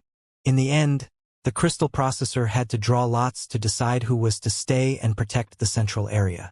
On the giant light beam floating in the sky, information streams that looked like a surging ocean appeared. They were connected to all the cultivators' crystal processors and guided them to different areas where the cultivators were allocated special magical equipment to deal with the extraterrestrial devils, before they went separate ways and boarded different starships, marching toward the battlefield. The spaceport was full of people but not chaotic. The cultivators had freed themselves from the frustration of the failure of the mist-clearing operation and dedicated themselves to the new battle. In the somewhat intense atmosphere, everybody ground their teeth hard. No one was shouting or yelling. The only sound that could be heard in the vast number 3 dock was the occasional collision of crystal suits. "Master Sand, the command center has assigned us to the same team. When we arrive in the 10th space ring, you must follow me closely and do not act recklessly." Glancing at the Gold Wolf battlesuit on Li Yao's body, Yi Hongfei hesitated before continuing. "Extraterrestrial devils and demon beasts are different. We cannot deal with ordinary people who are possessed by the devils by killing them directly. Most of the devilized people are actually recoverable. Therefore, you must follow my lead. Do you understand?" Li Yao did not answer the question. He frowned and said, "Master Yi, it's very likely that assassins of the Temple of Immortals are now lurking in the 10th space ring, pretending to be devilized people. Right now, the devil's flames are burning in the 10th space ring, and the spiritual energy there is an utter mess. We will not be able to notice the assassins even if they show any signs. While we are rescuing ordinary people, they will find an opportunity to kill us. I'm afraid that is the real purpose of the Temple of Immortals." Yi Hongfei smiled bitterly. At a moment like this, who doesn't know that? But it's not like we have any other choice. We cannot stand by and watch the 10th space ring's destruction. When ordinary people are possessed by devils, we can save them within the first day and night. If we do not act immediately, the ordinary people in the 10th space ring will either be slain by the devilized people or become slaves of their slaughtering will forever. They will stay as the devil's possessions for the rest of their lives. Even though we know clearly that the Temple of Immortals is going to ambush us in the 10th space ring, we have to grit our teeth and try our luck. As the two of them were talking, ear-splitting metallic noises disturbed them. Liao raised his head, only to find a troop made of almost 100 metal skeletons, who strode close in a neat battle formation with their heads held high. The bones of the metal skeletons were all made of the best super alloys, covered by multiple layers of armor. On the surface of the armor were glamorous spiritual stripes that were emitting colorful brilliance and covered the components inside the body, which were as delicate as the parts of a watch. All the metal skeletons were carrying sharp swords and powerful firearms, with crimson flames burning in their deep, dark eyes. They were indeed ghostly and fearsome. Liao was somewhat shocked. He subconsciously asked, "Spectral cultivators?" "Exactly," Yi Hongfei said proudly. "This is the Spiritual Ghost Legion of Heavenly Saints City. All the battle-type cultivators of the 6 sects of Heavenly Saints City join the Spiritual Ghost Legion and continue making their contributions if they turn into spectral cultivators after their death. The Flying Star sector is always troubled by the extraterrestrial devils. Extraterrestrial devils are entities of energy, and so are spectral cultivators. Therefore, spectral cultivators are the best soldiers to deal with the extraterrestrial devils. In every big town of the Flying Star sector, such troops of spectral cultivators are stationed. Once the towns are invaded by extraterrestrial devils, they lead the charge." Liao was dazed for a moment. "Can spectral cultivators fight, too?" "As I recall, spectral cultivators are quite fragile and unstable, are they not? A body of flesh and blood was the best container for a soul. Without the body, one's soul would turn extremely vulnerable. Even though the soul hid itself in an artificial body, it was still prone to the interference of various kinds of light, heat, radiation, and spiritual waves. After a cosmic storm, it was not unusual to find that the soul of a spectral cultivator was entirely gone, never to be seen again. Therefore, most of the spectral cultivators that Liao knew preferred the indoors to the outdoors. They lived in anti-radiation buildings and disliked alfresco activities. The jobs they were occupied with were mostly about pure thinking and far away from the interference of spiritual energy. Even the 5-star spirits, including Professor Emotian, also fitted with the pattern. They spent most of their time in the mainframe crystal processor of Sparkle. Battle-type cultivators often took part in the research work, such as creating a new cultivation art or devising a new skill of martial arts. When they turned into spectral cultivators after their death, they rarely participated in a real-life battle personally. In other words, the spectral cultivators might boast tremendous combat ability, but they were too brittle to endure brutal clashes on a battlefield. Flames of admiration were flowing inside Yi Hongfei's eyes as he raised his voice and commented, "They definitely are. The combat style of the spectral cultivators is often suicidal. After an arrival of extraterrestrial devils, countless spectral cultivators will perish forever. But next time the catastrophe takes place, they will charge forward without any hesitation again. Maybe." Yi Hongfei's eyes suddenly froze halfway through his speech. He gazed at Liao's back. As it turned out, the Spiritual Ghost Legion just passed by the two of them. One of the spectral cultivators overheard their conversation and walked toward them. "We are cultivators." Fire was blossoming like red lotuses inside the spectral cultivator's eyes, as he clenched his coldly shining fists and touched his breastplate softly. On his chest, a weird battle emblem was painted. A rusted, lackluster flying sword and a broken saber with countless dents were crossed on a skull that was full of cracks. "We are still cultivators even though we are dead." Maybe it was Liao's imagination, but when the spectral cultivator made that declaration, he felt that it was not a cold metal skeleton standing before him but a handsome young warrior made of flesh and blood. He blinked, and when he looked at the spectral cultivator again, he had already turned around and joined the troop. In front of the team of spectral cultivators, an iron giant more than 4 meters tall was carrying a black flag on its shoulder. That same battle emblem, as well as the words "Spiritual Ghost," was painted on the flag, which was flapping in the wind. Spectral cultivators did not have real bodies. The artificial bodies they chose were of various forms and shapes. Some of the giants in the team were almost 5 meters tall, while some other spectral cultivators had multiple heads and numerous limbs, making them look like crazy demons. However, whatever the artificial bodies looked like, the burning fighting will in them was exactly the same as the fighting will in the cultivators who were alive. Liao took a deep breath and clenched his fists. Extraterrestrial devils. All right, let's have a great battle together with the fellow cultivators both alive and deceased. In the next hour, countless shuttles, carriers, and crystal warships lunged at the 10th space ring from the central area of Heavenly Saint City. On one of the carriers, Kai Chi was briefing the situation on the battlefield to the cultivators who were temporarily under his command. In fact, most of the cultivators there had abundant experience in dealing with extraterrestrial devils. His introduction was meant for Liao, who was from Iron Plateau, and had never witnessed the horror of the extraterrestrial devils in person. Remember, there are 3 kinds of enemy that we need to cope with. Firstly, the extraterrestrial devils. Extraterrestrial devils are entities of pure energy. They are invisible and hard to locate. Mental attacks are their specialty. They are also able to manipulate items from afar and condense them into a certain object. However, if we spray the secret devil-revealing powder on them, the extraterrestrial devils will immediately be separated from the air. Once the extraterrestrial devils are found, try to use weapons of spiritual energy and avoid using physical bullets. As for melee weapons, the auras of your blades will deal fatal damage to the extraterrestrial devils, but the edges of the blades will be not so helpful. Secondly, the ordinary people who are possessed by extraterrestrial devils, or devilized people, if you will.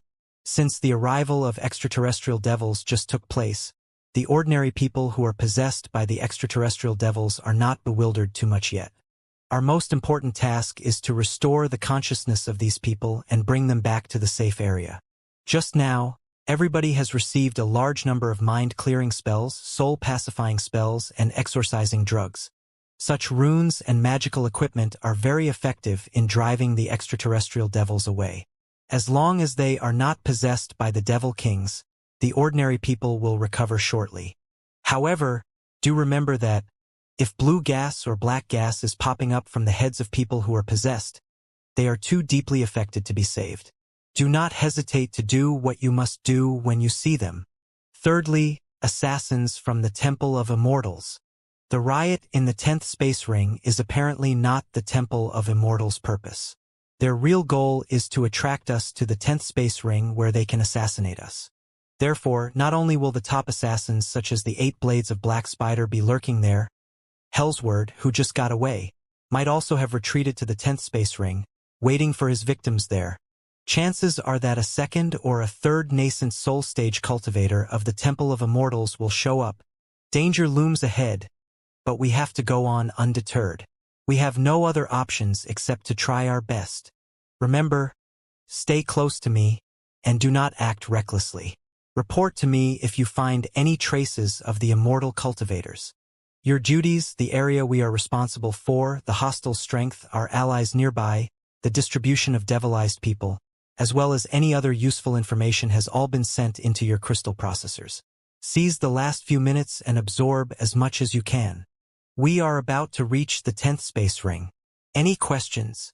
Kai Chi looked at Liao. Liao shook his head. A hasty shriek came from the broadcast rune array. We are now in the 10th space ring. Kai Chi's crystal processor projected almost 100 light beams that displayed the situation of the battle in the Sea of Stars. The space between the 9th space ring and the 10th had turned into a weird ocean of flames. The 10th space ring was the most enormous circular town furthest from Heavenly Saint City.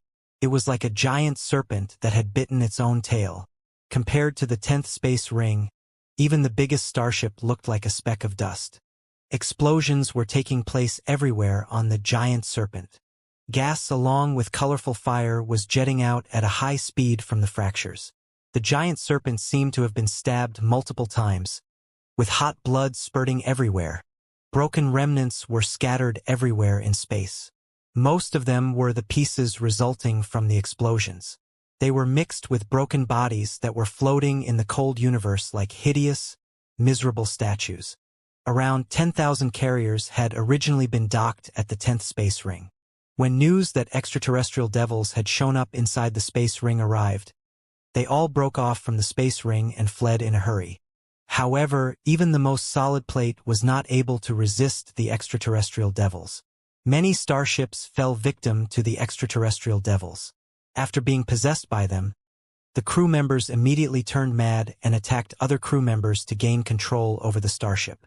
Many starships deviated from their routes and collided into each other.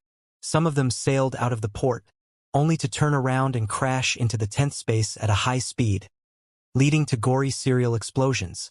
The sounds of the horrific explosions could not travel in space, a vacuum. Without oxygen, the flames resulting from the explosions could not last long either. However, the flames in space right now were in a green color. They were savaging and spreading as if they were alive. Dancing a strange dance, they swept across even more starships. Some of the green flames were twisting and wriggling into vivid facial organs and limbs. Ugly and rampant, they collected a lot of debris and absorbed it into their bodies, turning themselves into giants dozens of meters tall. Devils. Thousands of devils. The devils that were wandering outside of the 10th space ring, noticing that the main troops of cultivators arrived, immediately screamed and charged at them. Nothing was audible in the space, but the shrieks of the devils were not sound but a special vibration of the magnetic field that could take effect on the cultivator's soul directly. Therefore, despite the distance of tens of thousands of meters in between, all the cultivators felt that their head becoming dizzy and their breath unsteady, as if a lot of cold talons were scratching their heads softly. Due to the emergency, most of the cultivators had not boarded crystal warships but shuttles and carriers whose defense abilities were much weaker. It would be terrible if such vehicles were harassed by the devils. Right then, countless metal skeletons dispersed from the carriers and flew toward the devils. The spiritual ghost legion. The weapons of the spectral cultivators were all specially made for the extraterrestrial devils. It was not bullets that were shot out of the barrels but flashing electric arcs. Their blades were extremely narrow, too, and yet they could trigger auras almost 20 meters long because of the special design. The spectral cultivators were extremely fast and were soon engaged with thousands of devils. For a moment, sparks and electric arcs were spluttering everywhere. The auras of the blades formed a shining gold dragnet that minced countless devils into pieces. The green fire raised by the devils lost support after the flashing of the sabers, and it collapsed, turning back into chaotic fireballs. The fireballs soon dispersed into thousands of shivering flickers, which struggled for a moment before vanishing amid miserable screams. However, there were simply too many devils. It was often the case that around 10 devils would battle against one spectral cultivator. They formed sharp claws and teeth with the debris of starships and tore the spectral cultivators into pieces. The spectral cultivators, whose artificial bodies broke apart, did not disperse immediately. Instead, dazzling brilliance beamed out of their souls as they marched toward the giants controlled by the devils and rushed into them. The souls and the devils competed for the control over the debris giants. The giants were like puppets that were manipulated by two puppet masters and dragged in opposite directions simultaneously. One moment they were dancing, but the next they were attacking the other side of their body. Some of them were even torn in half by brute force.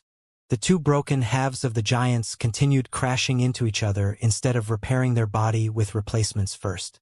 The souls and devils hiding inside the giants also clashed and mauled each other. Their energy was completely released during the high-speed collisions. The battle between the spectral cultivators and the extraterrestrial devils was indeed scary. The spiritual ghost legion is trying to buy us more time and open a channel for us. We are now on a carrier that cannot break into the 10th space ring directly. Fellow cultivators, prepare to get off. Red lights were flashing inside the carrier. Chi sounds were echoing non-stop inside the cabin as the atmospheric pressure inside the carrier was being adjusted in order to open all the gates. Slay the devils to serve the great Tao. Cultivators, let's go. Kai Chi, a sword cultivator in the nascent soul stage, was the first to dash out of the carrier. Behind him, Hundreds of cultivators lined up and dived into space like golden scales. From the countless starships nearby, thousands of cultivators surged out and moved toward various zones of the 10th space ring according to the instructions on their crystal processors. Every squad of cultivators was led by a core formation stage cultivator or a nascent soul stage cultivator. Those above the building foundation stage were in the vanguard or covered the back. The refinement stage cultivators, who were the largest in number, were in the middle. All the squads were oval-shaped. Kai Chi truly deserved to be a renowned professor of the Flying Sword Department of Flying Star University. Faced with the harassment of thousands of devils, the intimidating aura of a nascent soul stage cultivator was fully revealed. The dozens of crescent flying swords around him instantly phantomized into thousands of blade auras, which raised a silver storm in the sea of stars. The storm seemed to boast an uncanny attraction force. Not only were all the devils within the coverage of the auras minced to pieces immediately, all the other devils nearby were drawn close to it like broken boats that had fallen into a swirl. They struggled and screamed, only to be ripped apart by the storm of swords, perishing on the spot. The surround square kilometer became peaceful once more. A nascent soul stage cultivator's wrath is indeed not to be underestimated. Liao secretly complimented Kai Chi. If he tried his best, he might be able to clear all the devils within a square kilometer, too. But he would have to be engaged in a fierce battle that was in no way as simple or straightforward as Kai Chi's attack. All the devils in front of us have been cleared. Let's rush inside together.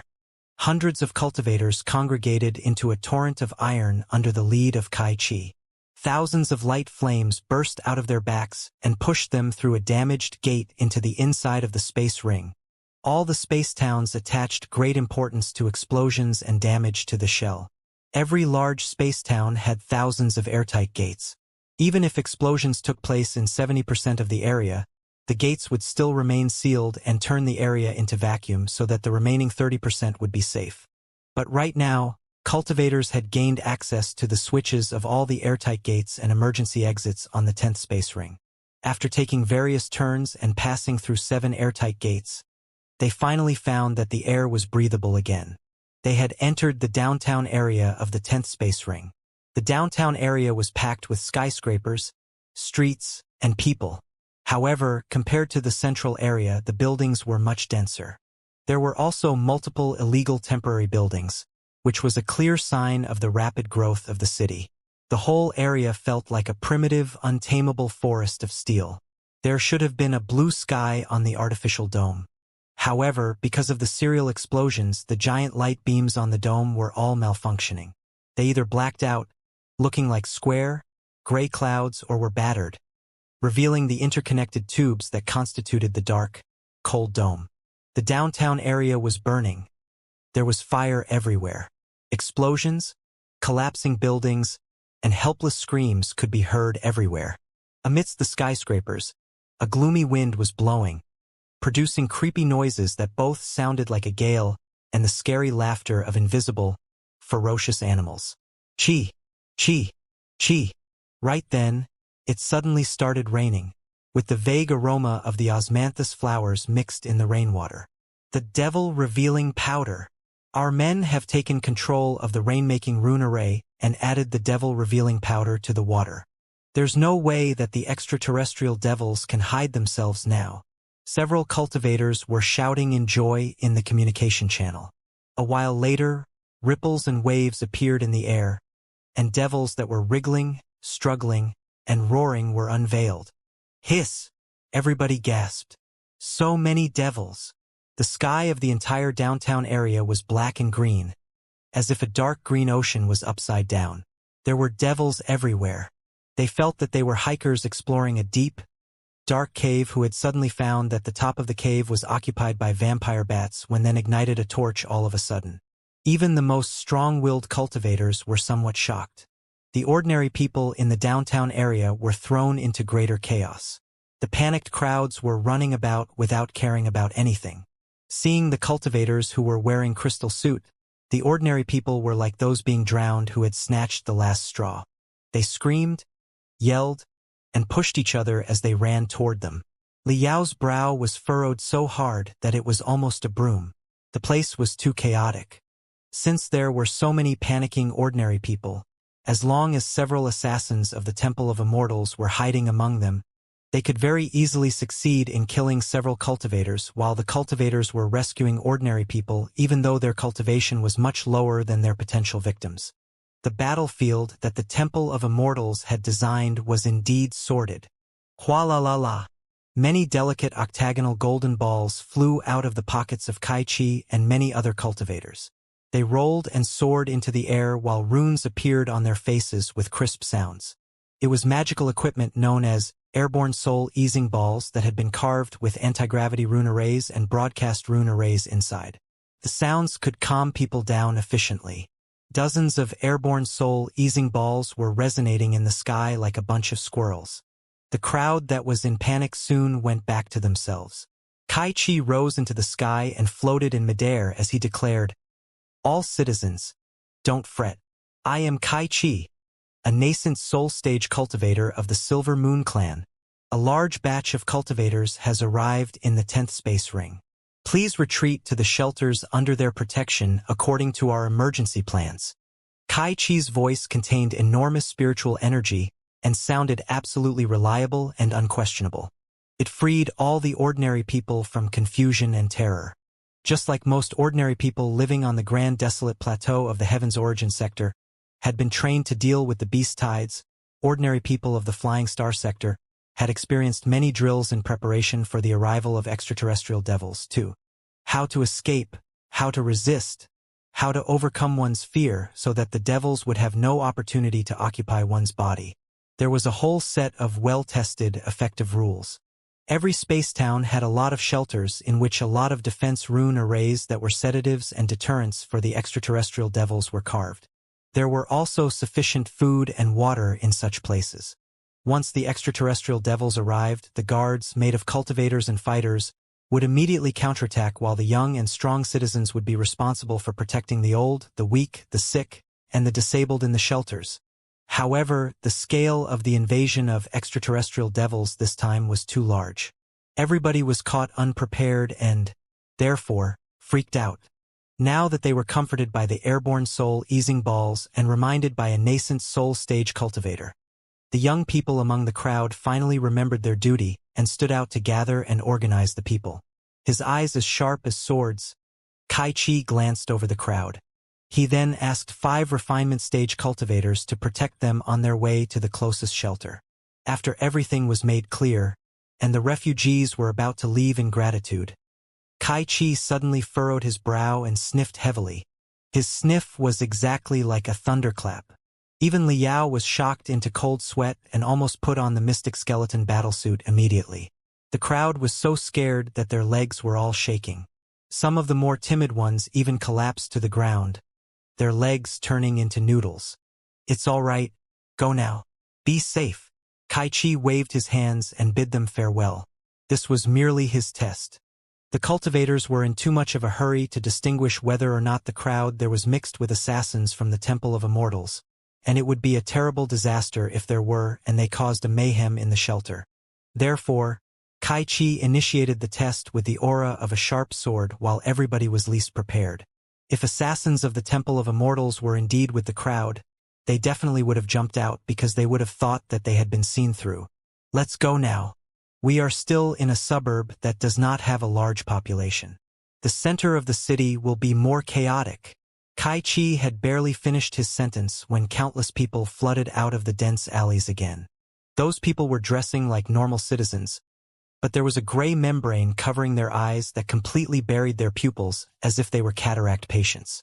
Their clothes were mostly ragged.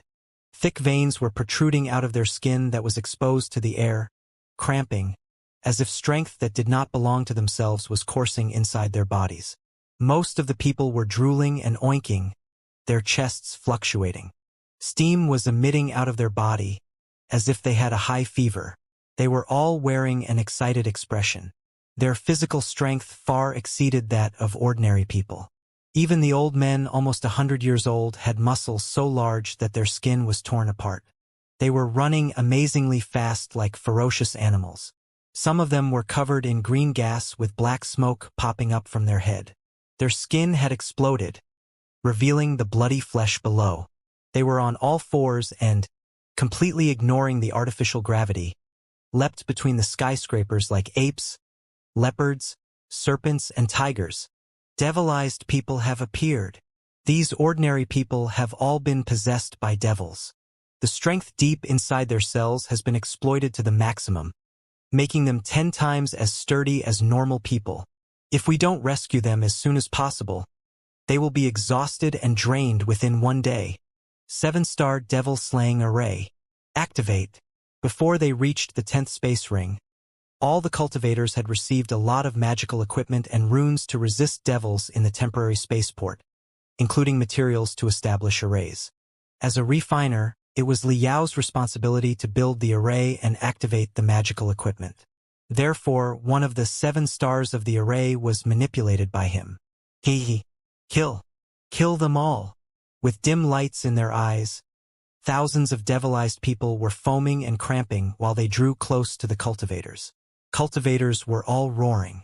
According to their duties that their crystal processor stated, dozens of cultivators left their companions and marched into the crowd. Freeze! Freeze! Freeze! Freeze! Freeze! They triggered barriers continuously inside the crowd.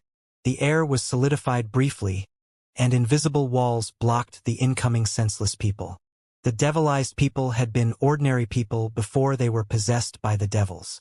How could they be match for cultivators who were wearing crystal suits even if their physical strength was 10 times higher? In a moment, they seemed to have been mired in an invisible swamp. The raging devilish aura was halted temporarily. 7 cultivators, including Liao, took the opportunity to surround the crowd. They stabbed 7 pieces of magical equipment into 7 locations where the people were densest. The magical equipment looked like enormous loudspeakers. The loudspeakers were more than 2 meters cubed and looked like a small building. 8 stabilizing feet were under each loudspeaker. There was no doubt that the loudspeakers were extremely powerful. On the surface of the loudspeakers, through the honeycomb-like vibration membranes, one could see clearly hundreds of broadcast rune arrays carved inside. Inside each broadcast rune array was a glittering crystal. Right now, the spiritual energy inside the crystals had all been triggered. The 7-star devil-slaying array is too aggressive. Many of the people here might end up with broken eardrums, but it is an emergency right now, and we don't have time to bother about that. Let's just treat them later after the crisis at hand is resolved. Mystic music taming the soul. 7 stars slaying the devils. Activate. Liao and the other 6 cultivators poured immense spiritual energy into the enormous loudspeakers. Boom! Thunderous noises broke out of the 7 big loudspeakers at the same time. Although he was standing behind the loudspeaker protected by his crystal suit, Liao still felt dizzy because of the blast. 2 caterpillars seemed to have crawled into his ears and were making their way forward, making him both itch and hurt. He even felt short of breath. His soul seemed to be dashing out of his body through his skull. What a powerful piece of magical equipment! Liao breathed for a while. He looked carefully and discovered that the 7 crossing loudspeakers precisely covered all the devilized people. Many of them sat to the ground because of the unexpected outburst. Their ears were all bleeding while they were wearing confused expressions. On the top of their heads, countless greenish devils flew out. The devils were not able to resist the high-frequency sound and were pushed out of their bodies. Boom! Boom! Boom! The explosive sound of the 7-star devil-slaying array was still echoing as if it were in a valley. But its volume was becoming weaker and weaker, until in the end it turned into a piece of mind-refreshing music. A shock in the beginning and a comfort in the end. Most ordinary people who were not deeply possessed were immediately woken up, the gray membranes in the bottom of their eyes gone. They lost all their strength and collapsed to the ground. However, people who were deeply possessed were not awoken. Instead, they seemed to be infuriated by the 7-star devil-slaying array. Their teeth and fingernails extended exponentially, and their skin all broke apart, turning them into pure monsters. The devils that were pushed out of the ordinary people's bodies and hovering in the sky burst into fury. 2. They squeaked and turned into skeletons, bats, or other bizarre-shaped creatures while they lunged at the cultivators. You have revealed yourselves, and you are still trying to make trouble? Cultivators all activated their magical equipment. Various colorful blade auras swept through the air and minced the devils. Many cultivators were carrying spiritual energy guns. Electric arcs surged out, and thunder was reverberating, leaving thousands of holes in the devils. The devils disappeared as fast as they arrived. With the joint effort, cultivators extinguished them instantly as if they were candles in the wind. Hurry and save them! By the calculation of the mainframe crystal processor of the command center, it was made sure that every squad of cultivators had members good at melee attacks, remote shooting, scouting, and defending at the same time. Naturally, cultivators who were adept medics were part of every squad. 2. Therefore, many cultivators immediately charged into the crowd and launched their techniques of recovery in order to at least restore their ability to walk. They also retrieved boxes of nutrition drugs from their cosmos rings so that the ordinary people who had just got rid of the devils and were still in shock could resume their strength quickly. A batch of devils had just been wiped out, but the devils hovering in the sky of the downtown area were not in the least diminished. With a gloomy face, Kai Chi bellowed, "Don't be too confident, everybody. Devils feast upon fear. They will split and grow like an infectious disease. It is very likely that they will revive so long as one of them exists. What we have just annihilated were the most insignificant devils, and we already used a lot of spiritual energy and materials. As we move close to the downtown area, the devils will be stronger." According to the information sorted by the command center, a lot of devilized people are gathered in the Lofu supermarket. It is very possible that an altar designed to attract the extraterrestrial devils is inside the supermarket. It is our mission to rescue the devilized people and destroy the altar. Clean up your magical equipment and calm down. Let's move forward. Cultivators. The closer they drew to the downtown area, the more devilized people they met. The toughness of the devils increased significantly, too. The devils they met in the beginning would be executed by a single slash, but the devils they met later had black smoke that looked like armor all over their bodies. Even if they were cut into multiple parts by the sword auras, they would be reborn after a bout of hideous laughter as long as they did not perish on the spot. Hundreds of cultivators, including Liao, defeated 4 large-scale hordes of the devils and rescued 7 batches of ordinary people who were possessed by devils. But they had consumed a lot of their supplies in doing so. Under the management of Kai Chi, not many of them were hurt. However, the magical equipment of most people had been well worn, and the spiritual energy inside their bodies had declined greatly. The majority of their crystal suits had been compromised by the devils and were damaged. Not many dents could be seen on the surface, but the colors of the crystal suits were much more lackluster than in the beginning. The faces behind the iron armor were paler than before, too. This is not going to work out. The Temple of Immortals is clearly draining our strength with the extraterrestrial devils, Liao said to Yi Hongfei. The closer we get to the center of the city, the more dispersed we will become. We need to assign a lot of cultivators to protect the citizens to evacuate to the shelters. In the meantime, our spiritual energy and magical equipment have both been depleted. The way I see it, most of the refinement stage cultivators are running out of strength. There is no doubt that the immortal cultivators are waiting for us in the center of city and will launch fatal assassinations when we are the most fatigued and the most fragile. Do we really have a choice? Yi Hongfei asked tiredly. The confidence and excitement he had when the mist-clearing operation just started had entirely disappeared. He smiled bitterly. Look at these people. He was pointing at a batch of citizens who they had just rescued. There were almost 1,000 of them. The closer they got to the center of the city, the more deeply possessed the ordinary people were. They were completely exhausted even though the devils had been driven out of their body. As if just recovered from a deadly disease, they were lying on the ground in various postures. Therefore, a great many cultivators had to escort and look after them. Being possessed by a devil was the most terrible nightmare. It was definitely not the most pleasant thing in the world. The most horrifying memories of an ordinary person who had experienced such an incident would all occur to them again. They all looked devastated and ill at ease. Even the young and the strong were sweating and breathing hard, not to mention women and children. Liao saw that a plump, middle-aged woman was weeping uncontrollably even though she was trying to press back her fear. She was holding a little boy in her arms. The boy's face was pale, and the bulging veins on his face had not faded down yet. He was too scared to cry now. A cultivator carried a stiffened old man out of the crowd and placed him aside carefully, before he covered him in a white sheet and sighed. He's been possessed for too long. All his physical energy has run out. Even the gods can't save him now. Dozens of dead bodies were placed neatly beside the old man's.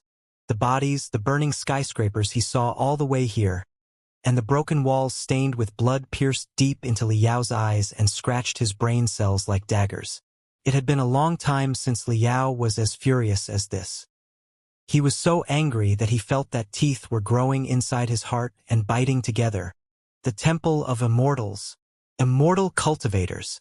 An hour later, when Kaichi's squad reached the Lofu supermarket on Peace Road, which was in the secondary central zone of the 10th space ring, there were only 150 cultivators left in the team. The rest of the cultivators had not been swallowed by devils. They were escorting the citizens to the shelters. The Lofu supermarket was a 17-story building. The bottom 4 floors were a supermarket, and there was a movie theater, a Grand Illusionary Land entertainment center, a magical equipment experiencing center, and other recreational facilities on the floors above. It was the center of the 10 blocks nearby. Right now, the Lofu supermarket had lost its usual liveliness. Gloomy wind was blowing, and ghosts were crying. The place felt like the deepest level of hell. All the glass windows of the building had been broken.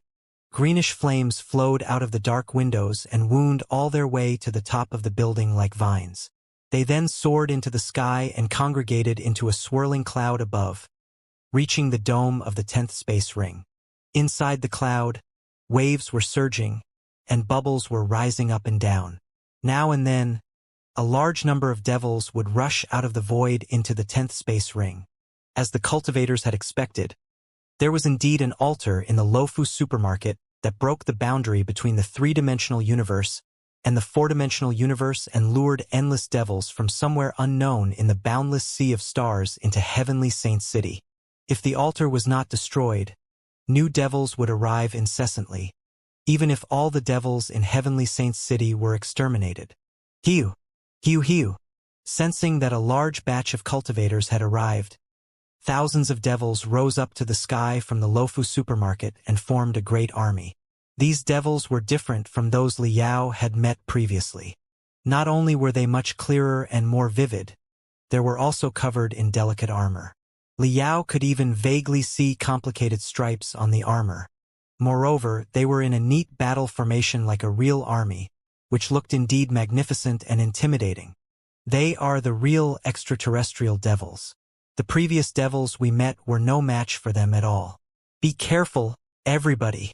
Barely had Kai Chi finished his sentence when thousands of ordinary people possessed by the devils leapt out of the alleys nearby again. In the air, the army of devils were drawing close. On the ground, countless devilized people were charging in, absolutely fearless of death. I will resist the devils. You go to rescue the citizens. Kai Chi soared into the sky.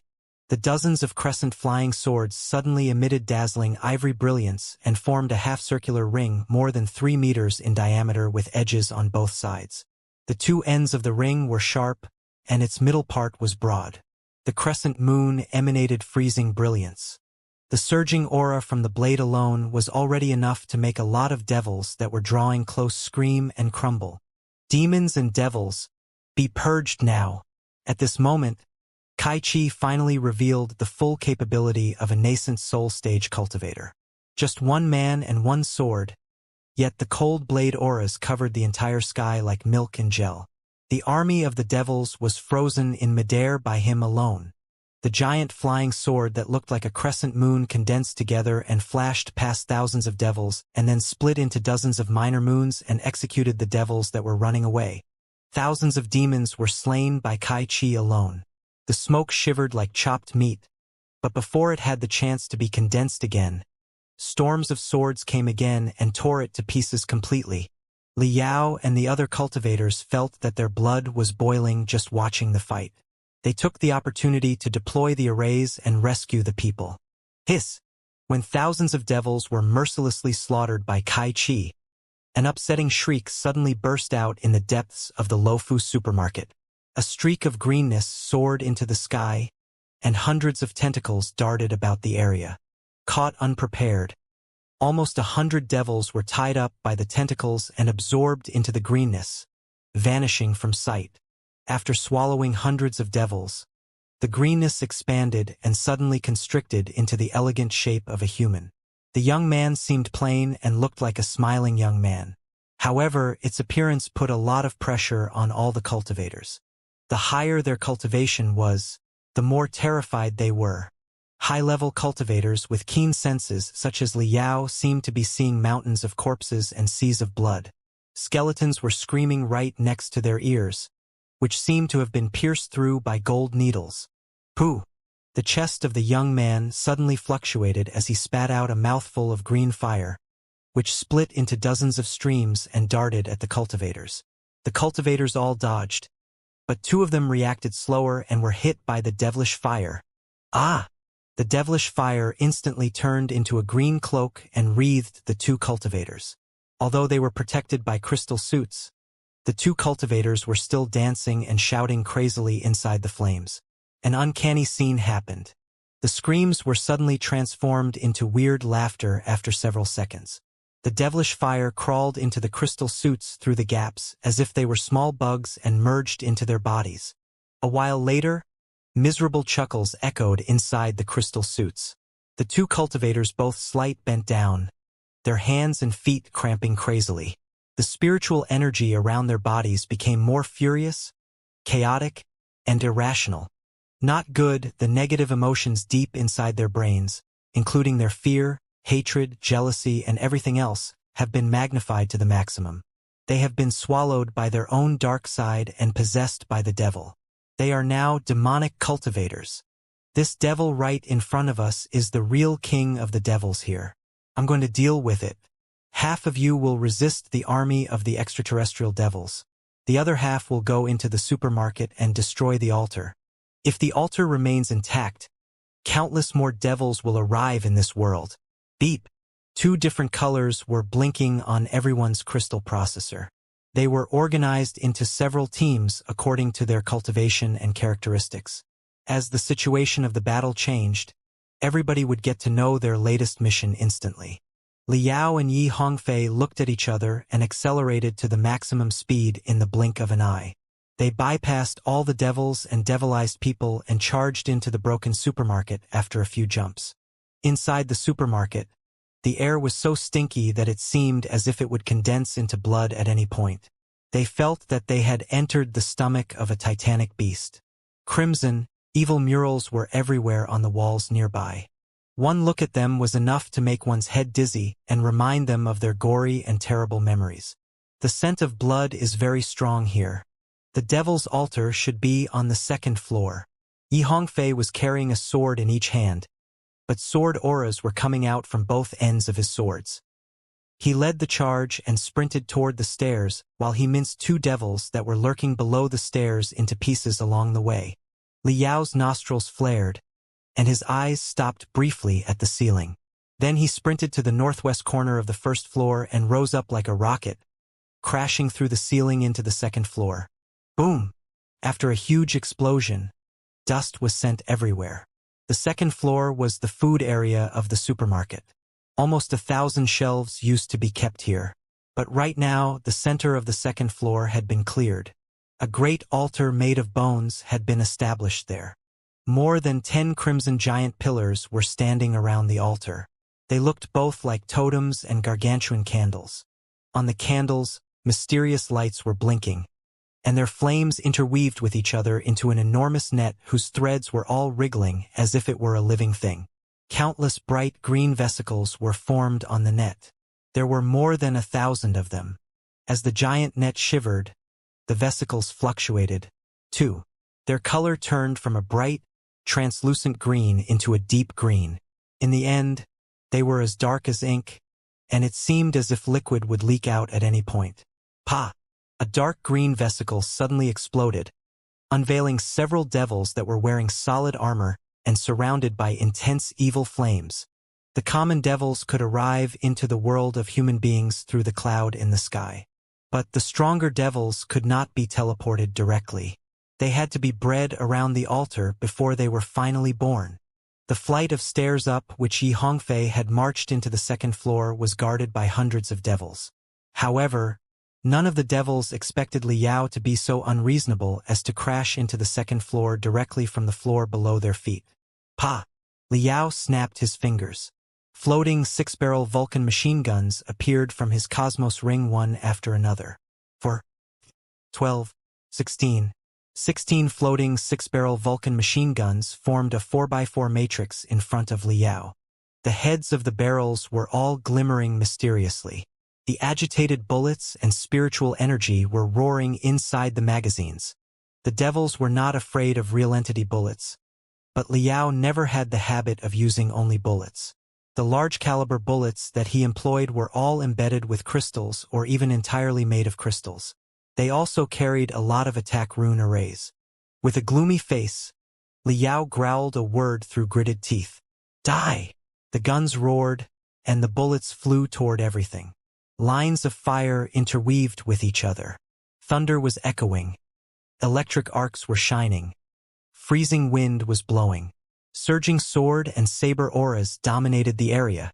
6 floating six-barrel Vulcan machine guns blew out a fire network almost 100 meters in radius, covering more than half of the supermarket.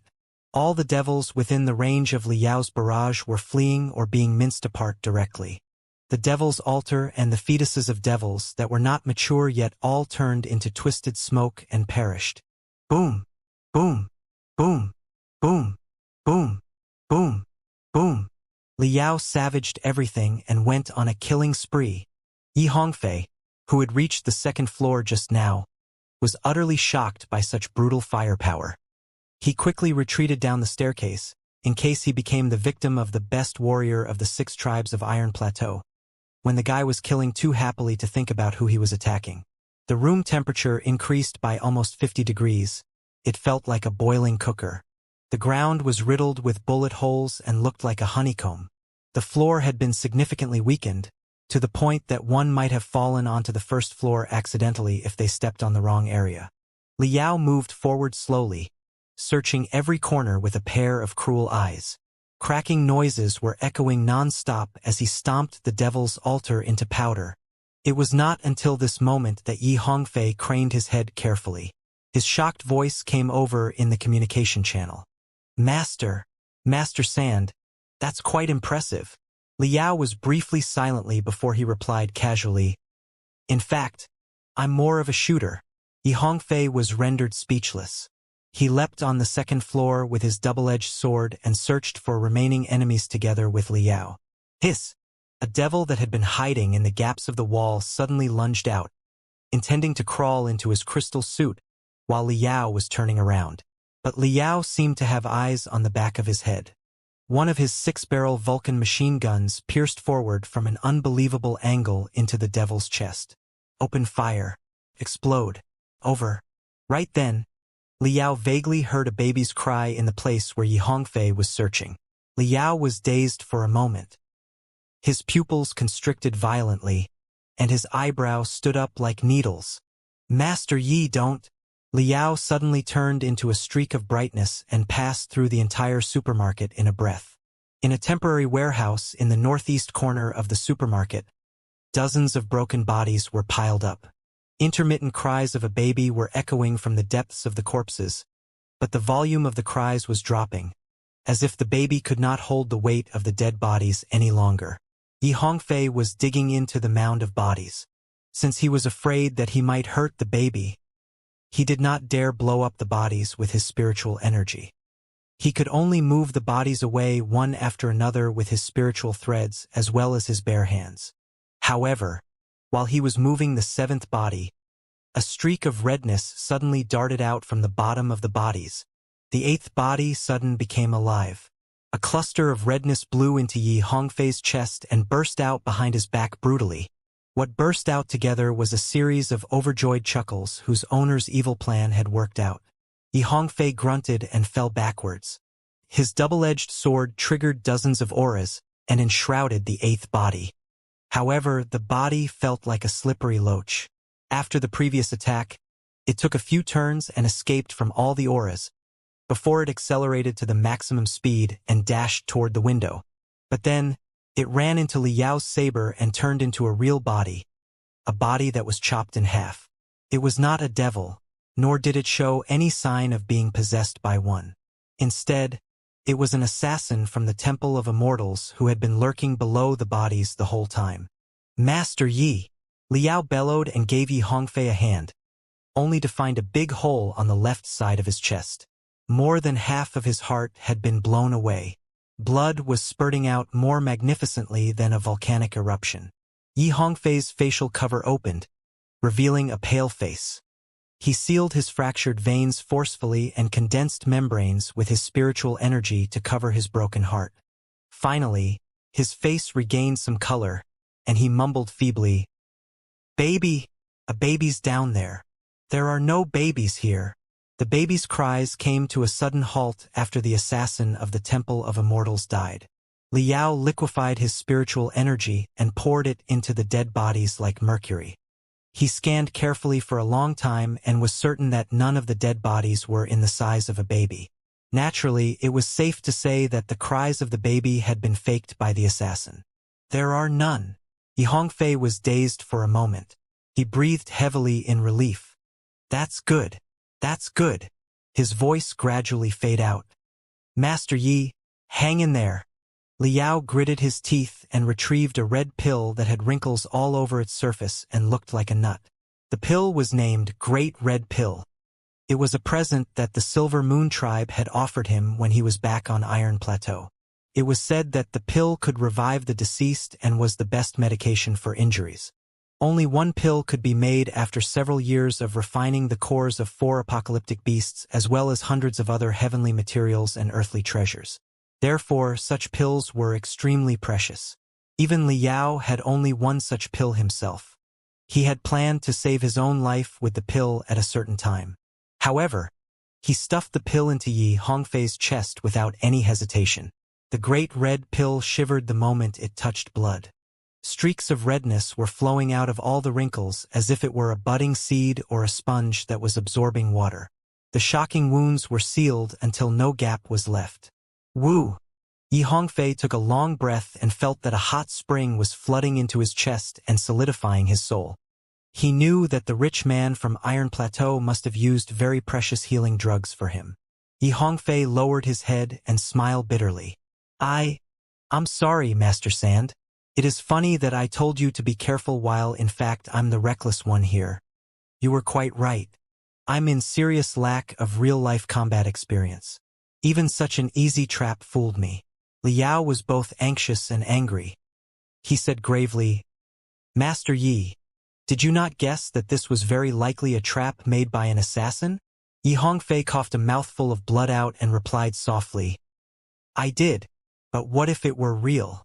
I knew it could be a trap, but what if the assassin of the Temple of Immortals had captured a real baby? But I know that there are no babies here now. That's good. That's good." Li Yao did not know what to say. He felt that his nostrils were itching as if many ants had crawled inside. At this time, the follow-up squads finally broke through the devils and devilized people outside and charged into the supermarket. "Master Yi, this is not going to work out," Li Yao said in a hurry. "The command center has to change the strategy. The closer we get to the downtown, the more traps appear. We will suffer a lot of casualties in the end, even if we successfully save all the ordinary people in the 10th space ring." Yi Hongfei's eyelids gradually fell down. He was silent for a long time, before he replied softly, "Master Sand, the strategy is not going to be changed. The slogan of Chi Trainers is, 'Born in Iron Plateau, die in Iron Plateau.' For cultivators, we can also live in space and die in space." Yi Hongfei passed out. Li Yao held him in a daze for a long time. He handed him over to the cultivators who were good at healing when the reinforcements arrived. Liao stood up straight inch by inch and walked toward the window. After every step, the floor below his feet would break. Countless pebbles were rising around him slowly as he moved forward and dropped to the ground after he passed by. Liao had not been so furious for a long time. He was so angry that he found it hard to tame his spiritual energy. Endless vigor seemed to have been stored inside his body like a tsunami that was about to break out. Beep, beep. The crystal processor uttered hasty alarms. Hellsword Xianxia, the hostile nascent soul stage cultivator, has shown up again and killed a cultivator at the high level of the building foundation stage instantly. Hell's word. Liao spoke the name in a coarse voice. Voila! In the surrounding 5 square meters, the floor exploded into broken stones the size of fists. The broken stones were then turned into powder that looked like sand a second later. They condensed a brewing storm around Liao. Inside the storm, an immense aura was flowing out of Liao's body, breathing the beginner-level gold wolf battlesuit in a soul-stirring air. Thousands of gold streaks were beaming out of the gaps of the crystal suit.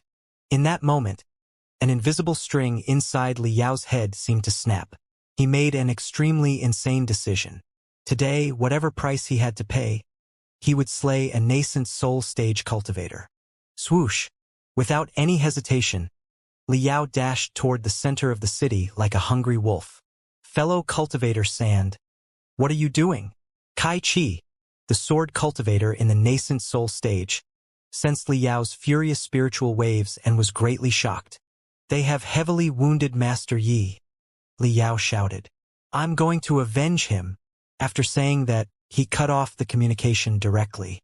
If Kai Chi had been able to see Liao's face, he would have discovered that Liao's countenance was somewhat twisted and totally different from his voice. His voice was coarse, crazy, and rash, but his countenance was extremely tranquil. His eyes were as deep and dark as a cold spring. His lips that were as thin as sharp blades. In a small alley some 10 blocks away, Liao returned both the gold wolf battlesuit and the mustard seed suit into his cosmos ring. Glancing around for a while, his eyes stopped at a clothes store on the left side of the street. A while later, Liao was rushing through the streets in panic, dressed like a common citizen with blood smeared on his face. At this moment, the catastrophe of devils finally escalated into the second phase. In the first phase, the cultivators were faced with only devils and devilized people. But as the squads entered deep into every district of the 10th Space Ring and rescued more and more citizens, they were more and more scattered, and their traces were gradually grasped by the immortal cultivators who were lurking in the darkness. The attack on Yi Hongfei was only the beginning.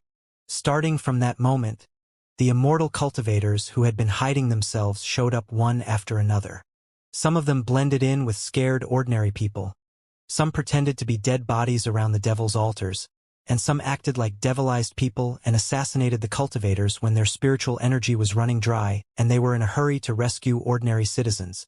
The cultivators had the advantage in numbers, but they were walking in the light while the enemy was in the dark. They also had to rescue the ordinary people.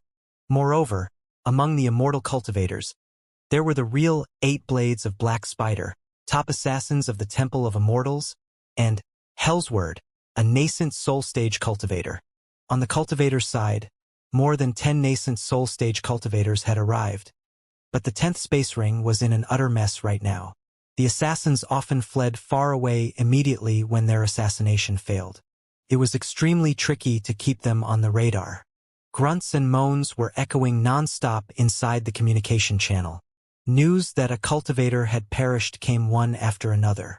The blue sky, which was in fact a dome, had a series of explosions. After spluttering sparks, it turned into a square black screen. Countless black screens were connected together, as if night had fallen. Half a day later, Liao arrived in the refrigeration warehouse of a big hotel not far away from the center of the city. The refrigeration warehouse was half below the ground and had very solid walls.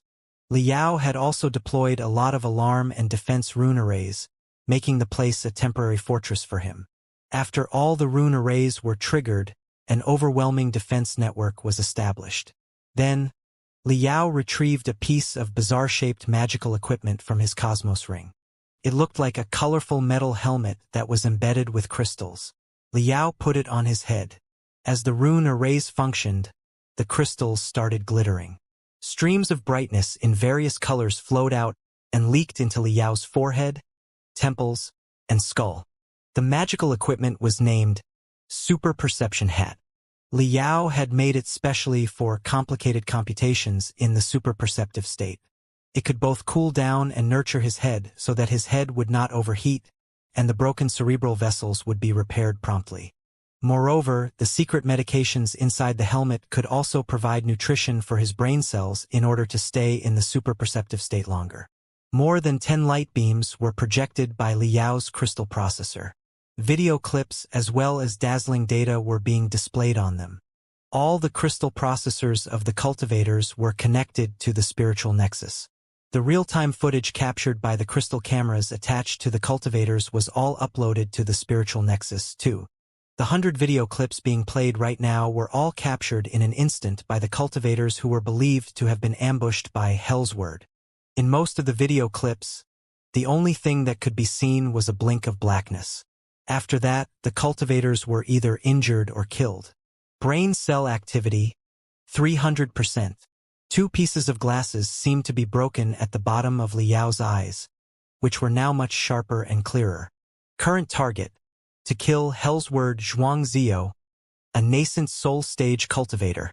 Advantages: precise evaluation of the enemy and myself based on the shared information on the spiritual nexus. A super crystal suit whose performance is better than the enemy's and can be further boosted by Black Wing. A maximum combat ability equal to that of core formation stage cultivator in the middle to high level. The enemy's negligence of my ambush. The enemy's wrong judgment about my capability. The enemy's wrong specialty in mental attack, which is where my defense ability is the highest. Disadvantages: as a nascent soul stage cultivator, the enemy's basic capability is way higher than mine. Even though the enemy's crystal suit is not as good as the mystic skeleton battlesuit, it is definitely one of the best in the flying star sector, and there won't be much difference in its performance. The enemy is probably supported by core formation stage cultivators such as the 8 Blades of Black Spider. The enemy most likely possesses inside information on us and knows our latest progress exactly. The trickiest problem is that my purpose is not to run away from a nascent soul stage cultivator, not to wound a nascent soul stage cultivator, but to kill a nascent soul stage. A nascent soul stage cultivator is stronger than anyone could imagine. I won't have a second chance if I miss the first attack. Although the super perceptive hat was fully functioning, and the rune arrays and crystals were all humming, steam was still popping up from the gaps of the helmet. The temperature inside the refrigeration warehouse seemed to have been increased by more than 10 degrees. Liao's brain was overloading. His brain cell activity continued on the rise. 500%. 900%. Holding his head in his hands, Liao listened to the explosions of his cerebral vessels while he pondered calmly. My hard capability is still no match for that of a nascent soul stage cultivator. The support of the mystic skeleton battlesuit and Black Wing may not be enough to cover the gap. Naturally, they should be more than enough for me to run away from a nascent soul stage cultivator. But it will be a whole different matter to execute a nascent soul stage cultivator without giving him any chance to run away. If I act right now, the odds of success are no higher than 1%. However, tough as Hell's Word may be, he is a human and not a god. A human will be tired and wounded. There will be a time when his magical equipment cracks and his spiritual energy runs dry. He has been causing trouble in the 10th space ring for 5 hours. During those 5 hours, he has dodged the searches of more than 10 nascent soul stage cultivators, while he assaulted dozens of other cultivators. Even building foundation stage cultivators are not readily killable for a nascent soul stage cultivator when they are in crystal suits and their spiritual energy is fully burning. When he killed them, he must have consumed his spiritual energy, utilized his magical equipment, and even paid a higher price. Moreover, he has also slain 2 core formation stage cultivators and heavily wounded one. The 3 core formation stage cultivators all fought back hard.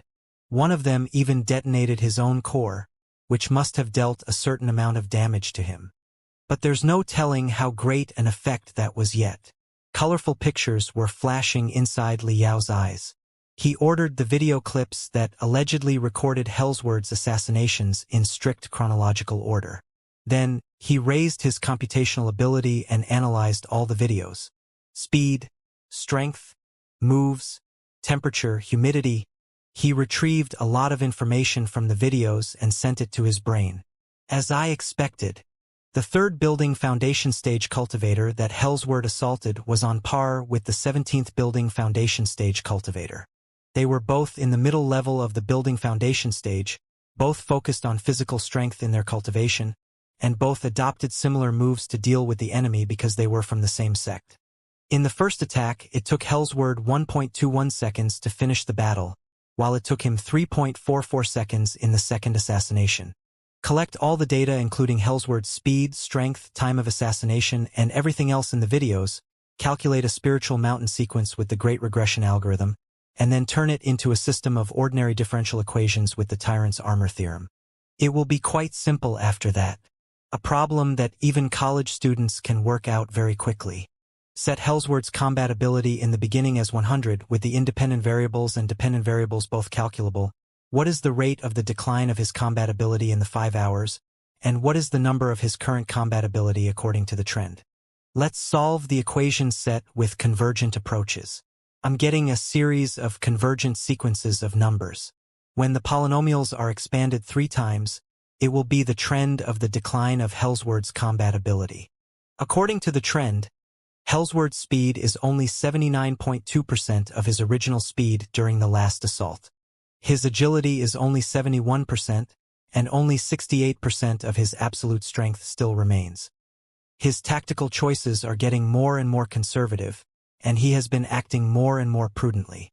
There were many times when he could have killed more victims, but he simply let go of the cultivators within his reach in fear that he would be stalled by them and the reinforcing nascent soul stage cultivators would arrive.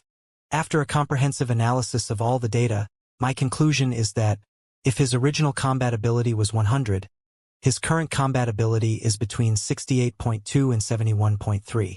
Considering that he might have been hiding his strength in the beginning, his real combat ability should be higher than that. Taking my own combat ability into calculation, and measuring the results with a double-fold algorithm, the odds of me killing him instantly are lower than 2.9%. The odds are still too low. Now is not the time for me to take action yet. Right then, new information popped up in the crystal processor. Elder Thousand Crane, a nascent soul stage cultivator of the Furious Bears Union, had a battle with Hellsword just now. They exchanged 3 moves and were both injured. Hellsword ran away. Video of the battle is being uploaded. Liao was refreshed. He immediately compiled the latest video into thousands of data and added them into calculation. Excellent. After a head-on clash with another nascent soul stage cultivator, Hellsword's speed and agility during his escape have both plunged significantly. According to the comprehensive analysis, his current combat ability is only around 51. In such a case, with appropriate tactics, I will be able to lock onto him before he is fully recovered. The odds of me executing him are now higher than 28.8%. Liao leapt up from the cold ground and rubbed the frost on his face. Taking a deep breath of the cold air, he felt that both his brain and chest were reinvigorated. A success rate of 30% is worth a try. Let me slay a nascent soul stage cultivator and offer his head to the deceased. 5 seconds later, 3 devils gradually seeped out of the walls in a remote alley. They condensed into 3 sharp-edged shadows quietly and gazed at the guy walked close from the end of the alley. The man was wearing ragged clothes that were stained with blood. He was walking in a hurry and watching the crystal processor on his wrist every now and then, like a white-collar worker who was late for work. The weird image was utterly incompatible with the burning city. Although the devils did not have much thinking ability, they did feel that it was somewhat strange. However, before they dwelled on the uncanniness any longer, their instincts to assault and slaughter drove them to utter blood-breathing shrieks as they lunged at the man. Suddenly, the 3 devils were frozen in midair in a hilarious posture as if a spell had been cast upon them. Even their shrieks came to a sudden halt, like roosters whose throats had suddenly been cut off. Surrounded by the three devils, Liao tapped on the crystal processor and searched for the latest information about Hellsword. As he expected, there was no more news about the enemy. According to the model of Hellsword's capability that Liao had constructed, as time went by, the nascent soul stage cultivator was slowly recovering bit by bit even though he was not taking any medication. Right now, the success rate that Liao estimated had dropped to 28.1%. But he did not dare dream that Hellsword would be silly enough to confront another nascent soul stage cultivator so that he could take the advantage. At this moment, Hellsword's combat ability was approximately 55% of the original. It was a very perfect number.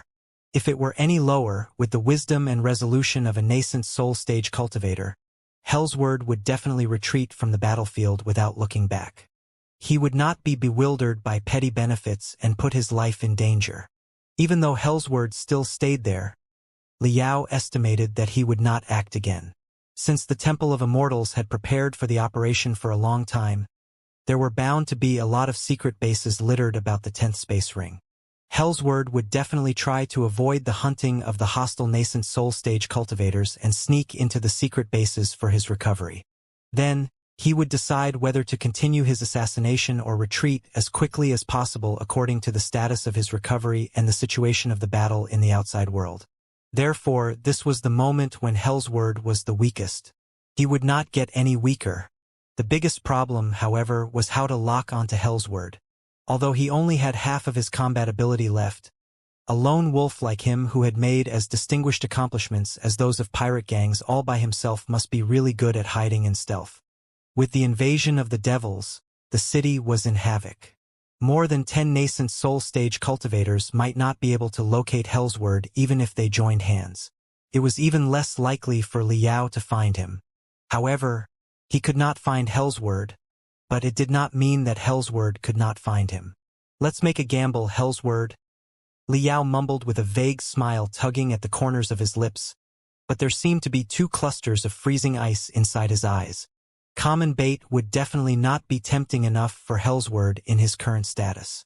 However, Liao believed that he was different. Firstly, he had sabotaged the Temple of Immortals' first big operation on Iron Plateau and facilitated the reconciliation and communication between the Iron Plateau natives and the space residents. Secondly, of the 4 kings of the Temple of Immortals, Xianxia, the Mountain King, had been killed by him. If Hellsword was the real Black King, he would surpass the deceased Mountain King and the other 2 kings after he killed Liao, even though he had never thought of avenging the Mountain King. Lastly, and most importantly, Liao had just been assaulted by Hellsword half a day ago.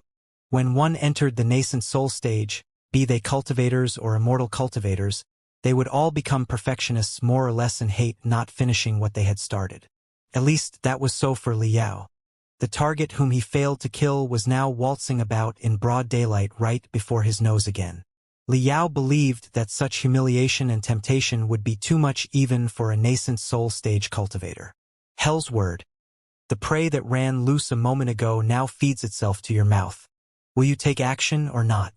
Liao thought through the 13 traps that he had devised before and made sure they were the best he could do for now. He nodded his head in satisfaction. Then, crack! He took off the crystal processor distributed by the command center and, browsing through the key information for the last time, crushed the crystal processor. The crystal processor immediately exploded and turned into dust. Liao cut off all communication with other cultivators and became all by himself again. Although the crystal processor could provide him with a lot of valuable information, other people might have been able to track and lock onto him through methods such as hotspot sensation and telepathic thought mining, as long as he was within the coverage of the spiritual nexus. Right now, Liao was almost sure that the immortal cultivators had infiltrated the world of cultivators on a deep and large scale. He found it impossible to tell whether those behind the spiritual nexus were cultivators or immortal cultivators. Therefore, he decided to believe in nobody and rely solely on himself. A man and a sword were enough to roam the universe. The real strength of the immortal cultivators is much lower than that of cultivators. But since they are hiding in the darkness, they can always make plans, set up traps, or launch assaults without any concern. When the cultivators form a large troop ready to strike them, They can always dismiss themselves and vanish into thin air. Darkness is their most powerful magical equipment. But now, I have such magical equipment, too. The cultivators are in the light while the immortal cultivators are in the darkness. But I will sink into places that are darker than darkness. I will strike the immortal cultivators just like how they strike the cultivators. Liao closed his eyes and took a deep breath. The air was stinky, mixed with the scent of gunpowder and rust. It smelt both cold and sweet and reminded him of the days long ago in the magical equipment graveyard, when he stared at formidable enemies from the dark corners of the trashes with the sharp blades made of wasted iron in his hand. No, not enemies. They were food. The vulture's food. Licking his lips that had fractured because of his excitement, Liao smiled and walked out of the alley. It was not until he was 10 footsteps away that the 3 devils that were frozen in midair resumed the ability to move around. They were dazed for a moment and were about to lunge out again, but they were torn into thousands of shreds within a breath before they had the chance to scream. Liao waved his hands as if he had just slapped 3 flies.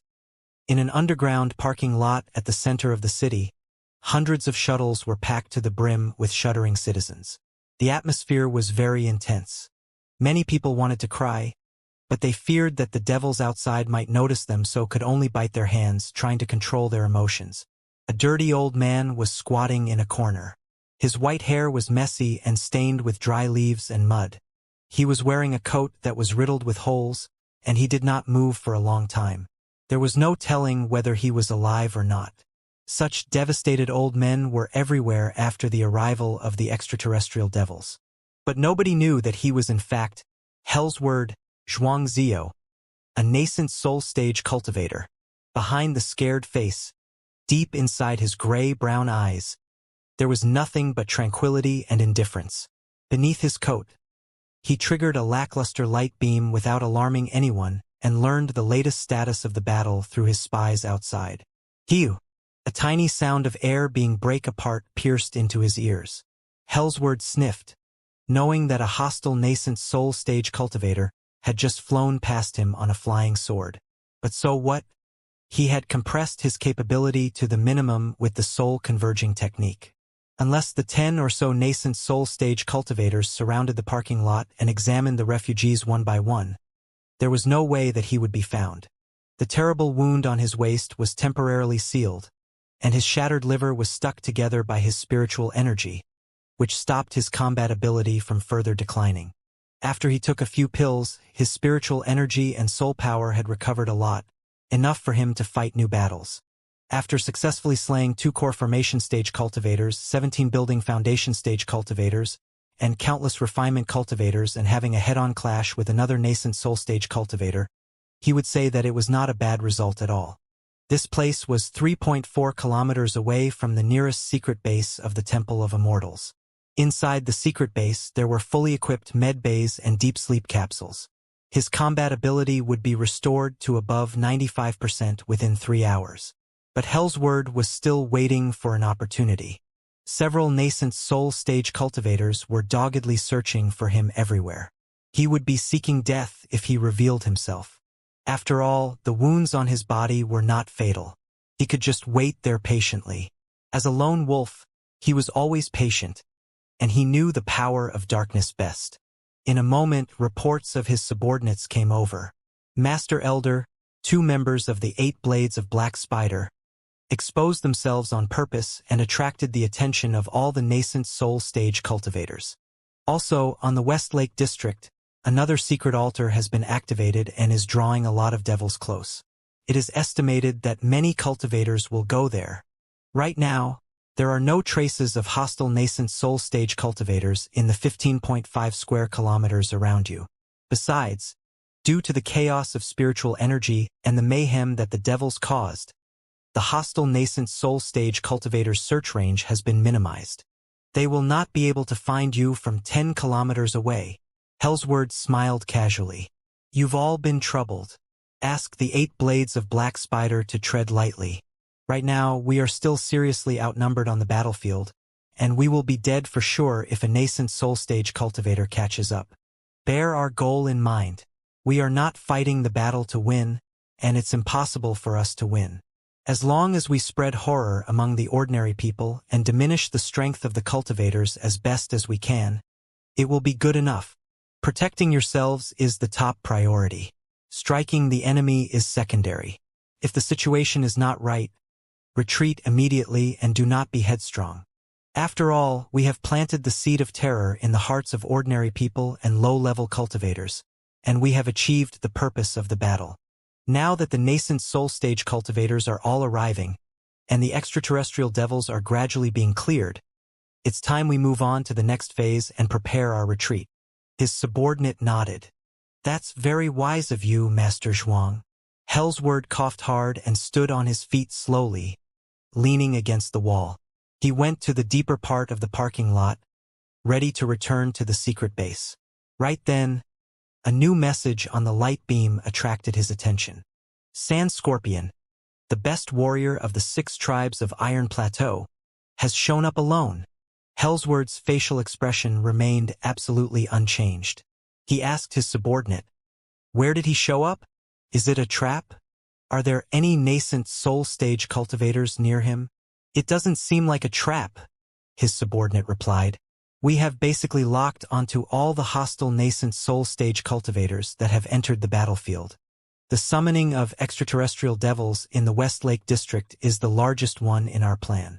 Most of the nascent soul stage cultivators have directed their attention to it. Meanwhile, Sand Scorpion is going in the opposite way of all the hostile nascent soul stage cultivators. He seems to have burst into fury and is on a killing spree without a destination. The key information has been transmitted to your crystal processor via the dark net. Communication was of paramount importance for space pirates during a hunt. In order to not be monitored by the spiritual nexus of the cultivators, they had gradually developed certain technology to establish a temporary network on a battlefield during their thousands of years of struggle. The temporary networks were unpredictable and hard to capture. They boasted strong anti-jamming abilities, too, and were also known as the dark net. The light beam in front of Hellsword's eyes was changing its content at a frequency of 10 slides per second. His eyeballs were flickering up and down non-stop as if a vibration rune array had been installed in them. 5 seconds later, Hellsword narrowed his eyes and issued his command. "Ghost Sting, Gray Fox, and Thorny Shadow, stop your assassination immediately." Hellsword then gave his orders to those 3 members of the 8 Blades of Black Spider. Sand Scorpion has shown up. He is an important target who is of the highest value relative to his capability. Before, he was hiding in Flying Star University where there are a lot of experts. It was quite difficult to deal with him. Our previous assassinations all failed. Even a core formation stage cultivator on our side was compromised. It will be best if we take the guy down before our retreat. Ghost Sting and Gray Fox, your task is not to assassinate him but to cruise and stay on alert in the 10 square kilometers around him. As long as there are signs that the hostile nascent soul stage cultivators are going towards Sand Scorpion, remember, so much as signs, abandon the assassination immediately and retreat in separate directions. Thorny Shadow, you will do the job. Although Sand Scorpion is not weak, he is still wearing a beginner-level crystal suit. There's no evidence that he is an expert in crystal suits. Therefore, his capability must have declined a lot. On the light beam, a man whose face was covered in black fog nodded. "Understood, Master Zhuang." Pausing for a moment, he asked again, somewhat in hesitation. "Sand Scorpion slew the Mountain King. Do you not want to take him down in person?" Hellsword coughed for a moment. Then he smiled and said, "I'm seriously wounded right now, and I need to take a rest in the base. You can claim the credit." Hellsword cut off the communication. On the light beam, he saw the 3 assassins of the 8 Blades of Black Spider in the core formation stage rush at Sand Scorpion's location. Hellsword smiled and walked out of the darkness. 2. He did not move toward the secret base but snuck toward the direction of Sand Scorpion. Ho! Ho! Ho! Ho! On a blood-drenched street, amid the burning debris of the city, Liao, wearing the gold wolf battlesuit, was on a rampage with one super anti-ship saber more than 2 meters long in each hand. Such a terrifying weapon was designed for super muscular cultivators. It was said that it could chop the plate of small starships in half, which said volumes of its formidability. That was not all of it. Around Liao, 16 floating 6-barrel Vulcan machine guns were moving everywhere, unleashing a storm of burning bullets. 2 sabers and 16 guns drove almost 1,000 squeaking devils away. Liao's crazy laughter leaked out of the gaps of the Gold Wolf battlesuit. The flames of spiritual energy around him were fluctuating wildly, not steady at all. All signs suggested that he was delirious. From the dark windows on the high buildings nearby, 3 sniper rifles secretly protruded out and locked onto him. When the bullets of the 16 floating 6-barrel Vulcan machine guns ran out, the last devil was ripped apart, and Liao was the most relaxed. The 3 sniper rifles were triggered at the same time. 2 black bullets and a rushing electric arc dashed to his front from 3 different angles instantly. Liao seemed to have grown eyes on the back of his head. He was long prepared for the attack. His body blinked weirdly, and 2 bullets passed through his shadows, collided, and exploded. The electric arc hit precisely on Liao's breastplate. Liao did not shake at all, even though the electric arcs were covering his body. He stowed the 16 guns into his cosmos ring as quickly as a lightning, while he turned into a streak of brightness and leapt forward in zigzags to avoid the snipers, sprinting for the turn of the street. Voila! When he reached the corner of the street, for melee combat, crystal suits suddenly appeared from the debris, the collapsed buildings, and the wells. 2 heavy crystal suits that looked like shields lunged close and tried to stall him without worrying about the damage sustained, while the other 2 light crystal suits stabbed 2 sharp daggers at the gaps below the abdomen of the Gold Wolf battlesuit, one from the left and one from the right. Liao roared. The wolf head embedded on the breastplate of the Gold Wolf battlesuit suddenly opened its mouth. A cluster of spiritual energy, which had been stored for a long time, rushed out and left a shocking giant hole in the chest of the first heavy crystal suit. Meanwhile, he shook his left hand. The lengthy saber broke into pieces and rained upon the assassin on the left side. There was a short sword about half a meter long in Liao's hand, a sword in a saber. As it turned out, the anti-ship saber was merely a sheath that contained a deadly weapon. The shorter the distance of a battle was, the more dangerous it would be. The assassin had drawn close to Liao, and it was difficult to wield the anti-ship saber at such a distance. However, it was the perfect range of attack for a short sword. The attention of the assassin was distracted by the pieces of the broken saber. When he was back to himself, he felt his chest turn cold. The short sword pierced deep into his heart, and exploded brutally after a beep sound. Crystal bombs were planted inside the short sword that would be triggered as soon as it entered a body. Although it could only be used once, it was definitely a sordid and deadly weapon. The entire stomach of the assassin together with the left side of his chest were blown to smithereens. Within a breath, both assassins had been killed. The remaining 2 assassins were dazed for a moment, not knowing what to do. Liao sneered and leapt forward, preparing to execute the 2 of them. However, from the shadows of the 2 assassins, the 2 dead bodies, and even Liao himself, weird phantoms suddenly dashed out. It seemed that their shadows were all alive. They formed sharp venomous stings and pierced at the vital parts on Liao's body. Liao was caught unprepared by the attack. He dodged 3 stings, but the other 2 still stabbed into his flesh. He grunted miserably. The 5 phantoms condensed in midair into a crystal suit that was almost pure black. The crystal suit was made of special light absorption materials. Everybody's vision was blurred and could not see the details of the crystal suit. It looked like a black sketch. The 2 stings that stabbed into the gaps of the Gold Wolf battlesuit were thin daggers that extended out of the arms of the black crystal suit.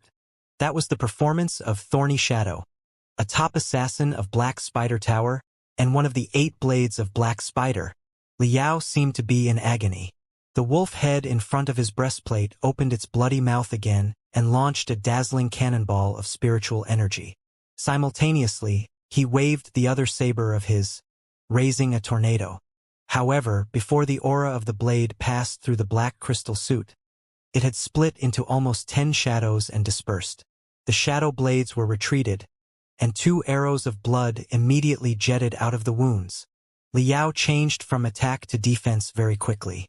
Seeing that he had missed the target, he turned around and ran away without hesitating. He did not flee to the street but crashed through the wall of a building. Against the surging spiritual energy, the walls made of bricks, stones, and rebars were no better than toilet paper. 5 shadows converged into one again. Thorny Shadow sneered and chased after him. The gold wolf battlesuit destroyed one wall after another as Liao fled hastily in the labyrinth-like buildings. The black crystal suit blinked about, sometimes appearing in midair, sometimes appearing in the darkness. It ran after the prey neither fast nor slowly, like a haunting ghost. The distance between the two parties was gradually reduced. Voila! Suddenly, there was nothing but brightness in front of the gold wolf battlesuit. Liao had crashed out of the building from the other side and entered a new street. Thorny Shadow was overjoyed and accelerated to his maximum speed. Within that moment, boom, boom, boom, boom, boom, boom, boom. In the building behind Liao, countless oriented crystal bombs that he had planted in advance were detonated. Hundreds of furious flames burst out and wreathed Thorny Shadow. The crystal bombs naturally dealt little damage to the assassin, who was in the core formation stage. However, they exposed his location and jammed his crystal cameras and crystal processor.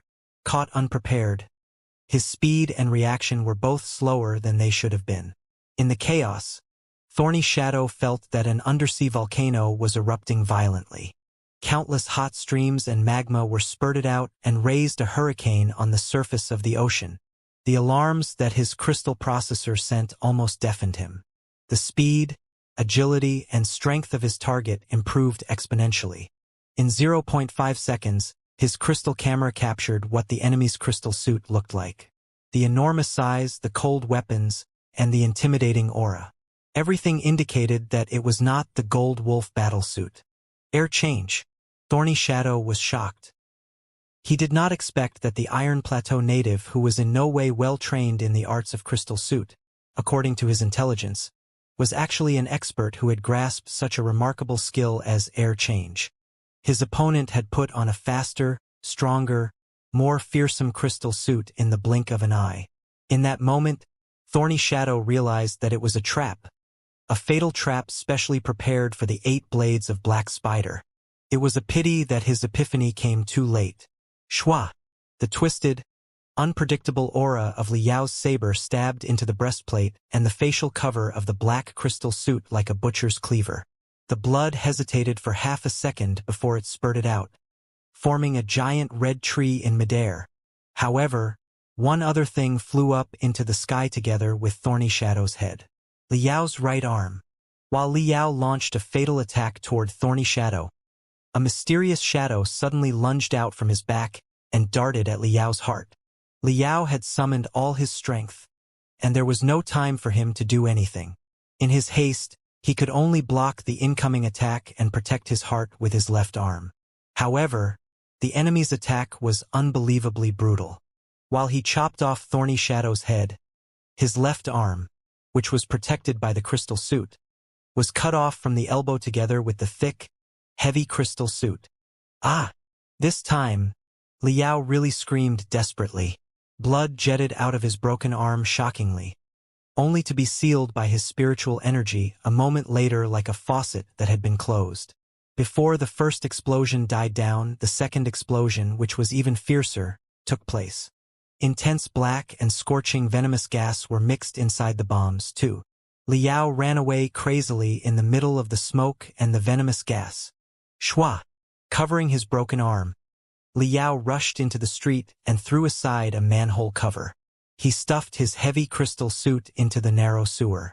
Then, a series of explosions took place inside the sewer, with smoke and dust flying everywhere. The sewer collapsed and stopped the enemy from further hunting. Liao fled like a stray dog in the labyrinth of the sewer system. 3 minutes later, he appeared in the construction site of a skyscraper 9 kilometers away. Since the 10th space ring was still being expanded, such construction sites were everywhere. Before, a few workers had lived in this place. But after the arrival of the extraterrestrial devils, all of them had run away. The place had become empty. Hollow sounds were echoing in the empty building as the crystal suit stepped on the hard ground. Liao could not hold it any longer and collapsed. He held the ground with his only hand and observed his broken left arm, moaning in disbelief. Right then, cold footsteps came over behind him. Liao's body was stiffened. He felt like he was standing in the cold wind, naked and shivering even though he was protected by a heavy crystal suit. What appeared in the stairs was also a black crystal suit that utilized light absorption materials. The crystal suit boasted a giant vibration blade that was directly connected to the right arm. The helmet and the facial cover were specially designed. 3 swirling demonic horns pierced toward the sky. That was Black Horn, a special crystal suit for mental attacks developed by the Silver Heart School. The 3 black horns were actually 3 antennas that could significantly boost the power of the soul and improve one's strength in mental attacks. The Black Horn battlesuit was already a top-tier crystal suits in the Flying Star sector. After being crazily modified by the experts on Spider Den, it now boasted impressive specifications in melee combats too. In the database of the Cultivators, there was only one person who was capable enough of using such a modified Black Horn. Hellsword Xianxia, a nascent soul stage, holding his broken arm. Liao asked, his voice shaking, "How did you see through me?" Hellsword was silent briefly. He walked toward Liao unhurriedly while he answered with a faked voice. "Your disguise was very good, but your acting was a bit too exaggerating. In my eyes, you have at least 3 loopholes. Firstly, according to the files we gathered in the War on Iron Plateau, you are cunning, brutal, and thoughtful. You are definitely not a common Iron Plateau native, nor are you a reckless man who has nothing but courage. For a man like you, if you were not good enough in a crystal suit, how could you even consider a crystal suit that you are not familiar with to be your trump card? Why didn't you store a few true chi armors in your Cosmos ring?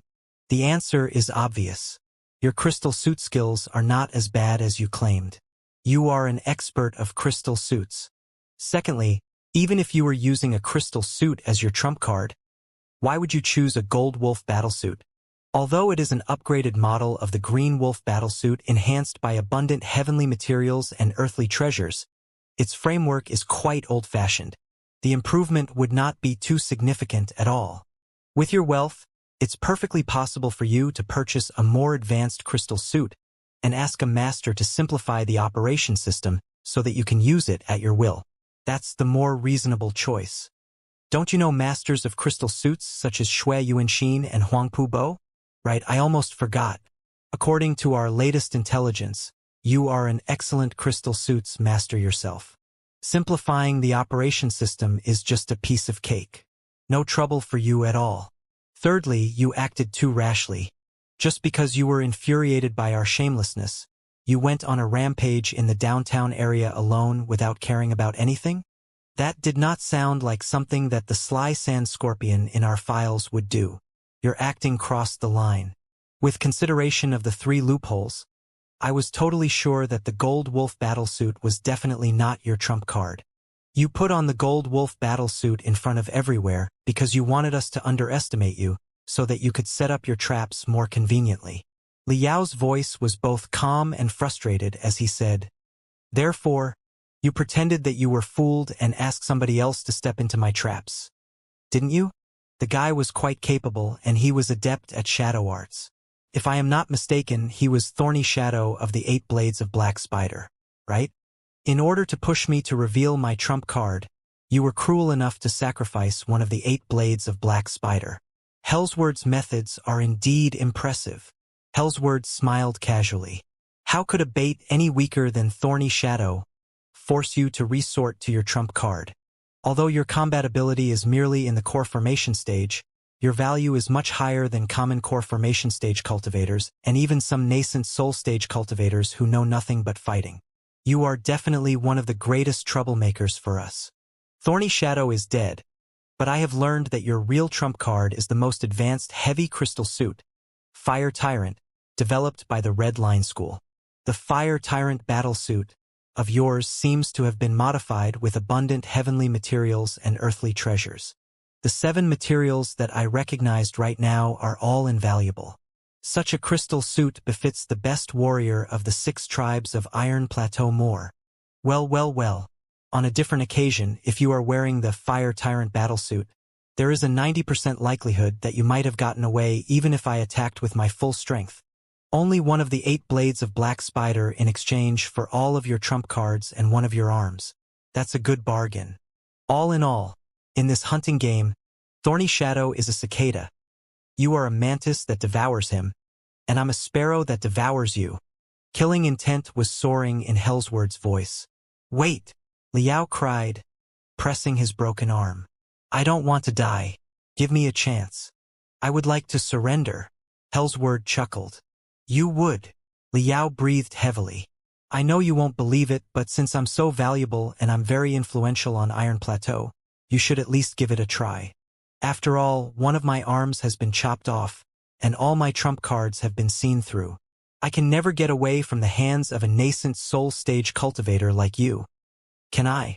Hellsword nodded and stepped forward softly. It seems so. Liao breathed heavily and struggled to his feet. He staggered toward Hellsword while he murmured, therefore. His voice suddenly turned high and sharp. Let's die together. Before the sentence was concluded, the crystal bombs that had been planted in every corner of the construction site were detonated at the same time and turned the building into an ocean of flames. The points of the explosion had been carefully selected so that the power of the explosion could be gathered and sweep across everything. After Liao made the declaration, however, he did not lunge forward hoping to perish together with his enemy. Instead, he stomped on the ground and fell to the floor below. The floor where he had been standing on had already been weakened beforehand. It was stomped into dust without any trouble. All the declarations such as die together were deceptive moves. He was still trying to run away. However, the serial scheme was all within the expectations of Hellsword. The nascent soul stage cultivator had seen through everything since a long time ago. This construction site is indeed a place of escape that you have prepared. I knew that you wouldn't surrender. But so what? After 2 minutes of chit-chatting, another 4% of my liver has been repaired. It will be more than easy for me to slay a building foundation stage cultivator who claims to be in the superlative height. The moment the explosion took place, Hellsword stomped on the floor as if he had seen it coming and fell onto the floor below almost at exactly the same time as Liao did. Before he reached the ground, Hellsword had already lunged at where Liao was falling, accelerated by the power rune arrays. His right hand turned into a streak of blackness and stabbed at the chest of the Fire Tyrant battlesuit at an amazingly high speed. Even the super bendable steel is not going to save you today. Pooh! His right hand pierced into the chest of the heavy crystal suit easily as if it were tofu. However, the weird feedback made Hellsword's pupils shrink suddenly. In the next second, the Fire Tyrant battlesuit exploded in midair.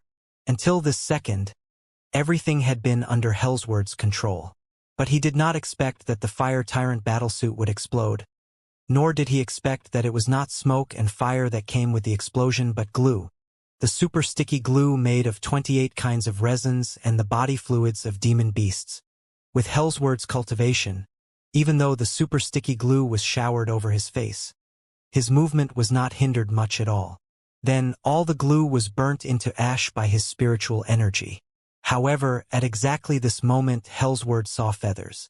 Thousands of black feathered, condensed by the purest spiritual energy, were deep, light, and sharp and danced in midair like snowflakes from the dark ceiling. 6 enormous wings of spiritual energy covered more than half of the floor, turning it into a dark abyss. In the center of the dark abyss was a crystal suit that looked like a black hole. 3 crimson crystal cameras were in an upside-down triangular distribution. Gloomy rays were emitting from there, as if they were laughing silently. Isn't the speed of his air change 2.59 seconds? How did he put on a different crystal suit in less than 1 second? What is this damn crystal suit exactly? The sprinting speed of the black hole-like crystal suit was definitely more than 7 times the speed of sound, because Hellsword did not hear any sound. But for some reason, he felt as if he could hear the shriek of a vulture. At the moment of life and death, Hell's Word summoned the unparalleled capability of a nascent soul stage cultivator. He twisted his body into such an unbelievable angle that his bones and his crystal suit were all cracking. Several rune arrays on his crystal suit broke down in that moment because it could not withstand his explosive strength. Within that moment, at the cost of destroying rune arrays, breaking bones, and battering his liver, Hell's Word moved half a step to the right and avoided the crying saber in Liao's right hand. In the meantime, his left leg kicked at Liao's abdomen in a weird curve, while a short blade that was lighter and thinner than a feather ejected silently from the tip of his foot. In the database of space pirates and cultivators, it was recorded that the lone wolf Xianxia was called Hell's Word, because the name of the marvelous weapon with which he secured his fame was Hell's Word. However, except for dead people, few knew that Hell's Word was not the eye-catching vibration saber on his right arm, but the invisible venomous dagger hidden below his foot. While the Hell's Word rushed out, Hell's Word summoned all his soul power and triggered the strongest mental attack of his life. For a moment, countless ghosts were lunging out from the dagger, as if the attack knocked down the wall between hell and the human world. However, Liao's speed increased again and surpassed the limits in Hell's Word's calculation instantly. The dangling arm on the left of the crystal suit that seemed empty before was now back to life like a snake that had crawled out of a crevice.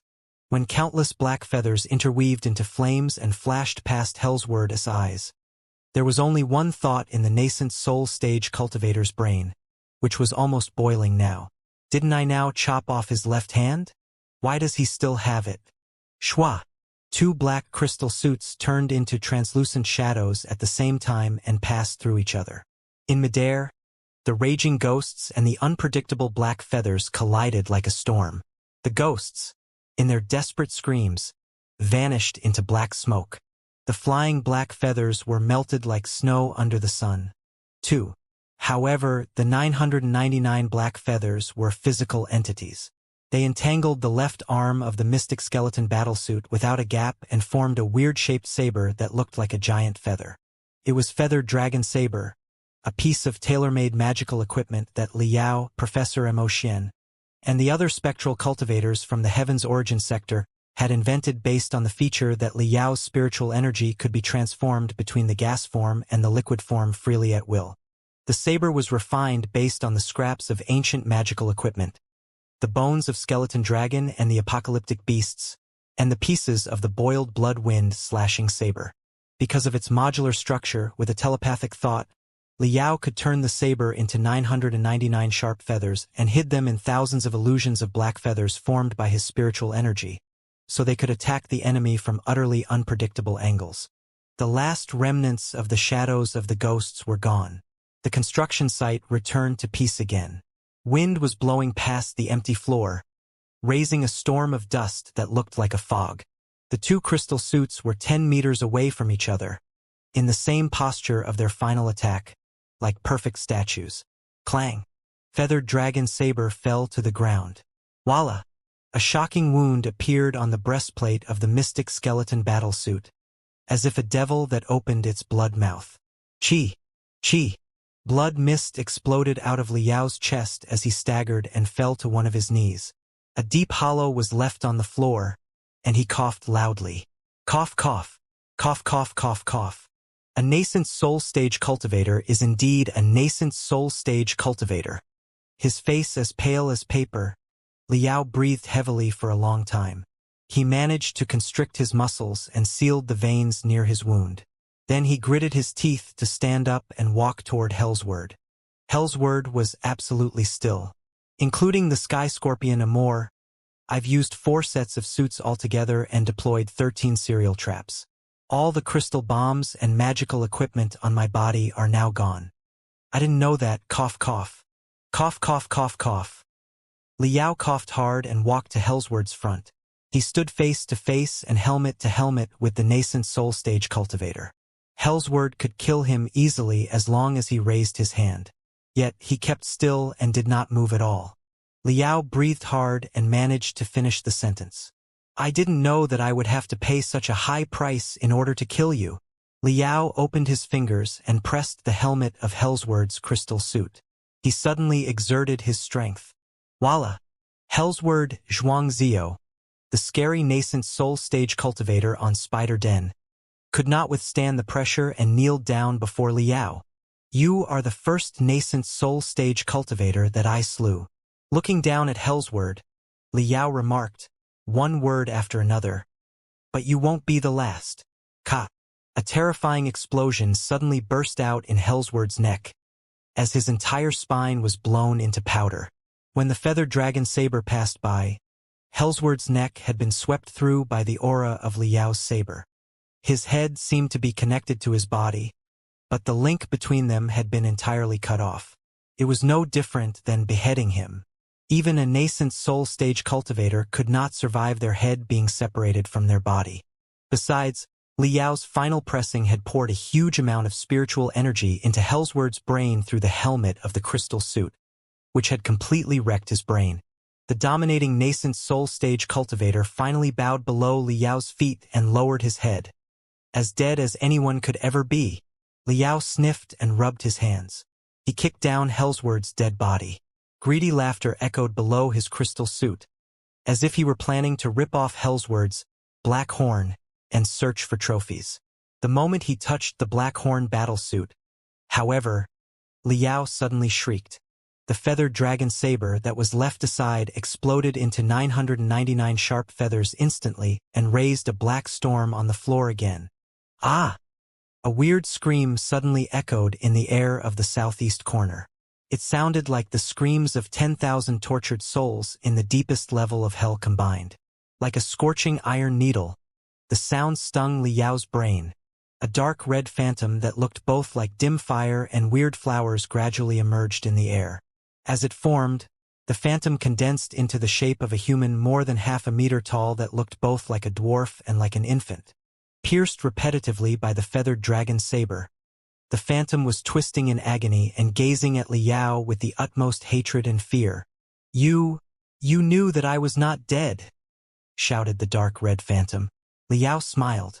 The soul power of the nascent soul stage cultivators is far stronger than common cultivators.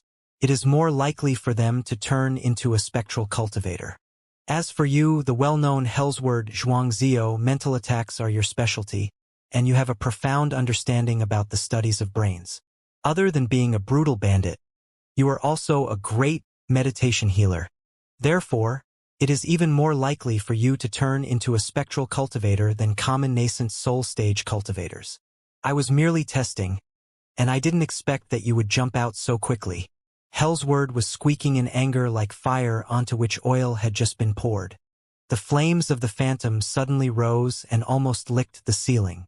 It was a pity that he had just died, and his soul had only managed to escape from his body through secret arts. His current state was very unstable because he was not a real spectral cultivator yet. His capability was only 1% compared to when he was alive. Although Liao was heavily wounded, the guy was still much stronger than he was. He could only stall for a while longer so that his soul could stabilize. With a few minutes, he would be transformed into a spectral cultivator from a wandering ghost. By then, Hellsword pretended that he was deeply regretful and shouted, "What I chopped off just now was a false hand. Of course, it was a real hand. For a lone wolf like you, it would have been impossible for you to not notice the difference between cutting into muscles, veins, and bones and chopping off a false hand. Right?" Liao opened his hands and replied, "It's just that the hand was not mine." Hellsword was so furious that he was shaking violently. He shrieked, "So, your target since the very beginning has not been the 8 blades of Black Spider but me? Crazy. You are crazy. Your maximum combat ability is in the core formation stage at best, and you are insane enough to hunt a nascent soul stage cultivator. Maniac. You are an out-and-out maniac. If you don't have anything constructive to say, let's begin," Liao replied calmly. He waved his right hand. Spiritual energy flooded over like a tide and formed a shining silver hand, grasping Hellsword's ghost by the throat. When the wolf grows old, the crows ride him. If he were in his peak state, Hellsword, as a nascent soul stage cultivator, would have kicked Liao away like driving a stray dog, if not killing him instantly. However, right now, Hellsword's ghost was like a hen whose throat was cut off. No matter how hard he struggled and shrieked, he could only be dragged to Liao in the end. "What do you want?" shouted Hellsword in panic, half faked and half in real fear. Every move that Liao took was beyond his expectation. He was no longer confident in the situation now.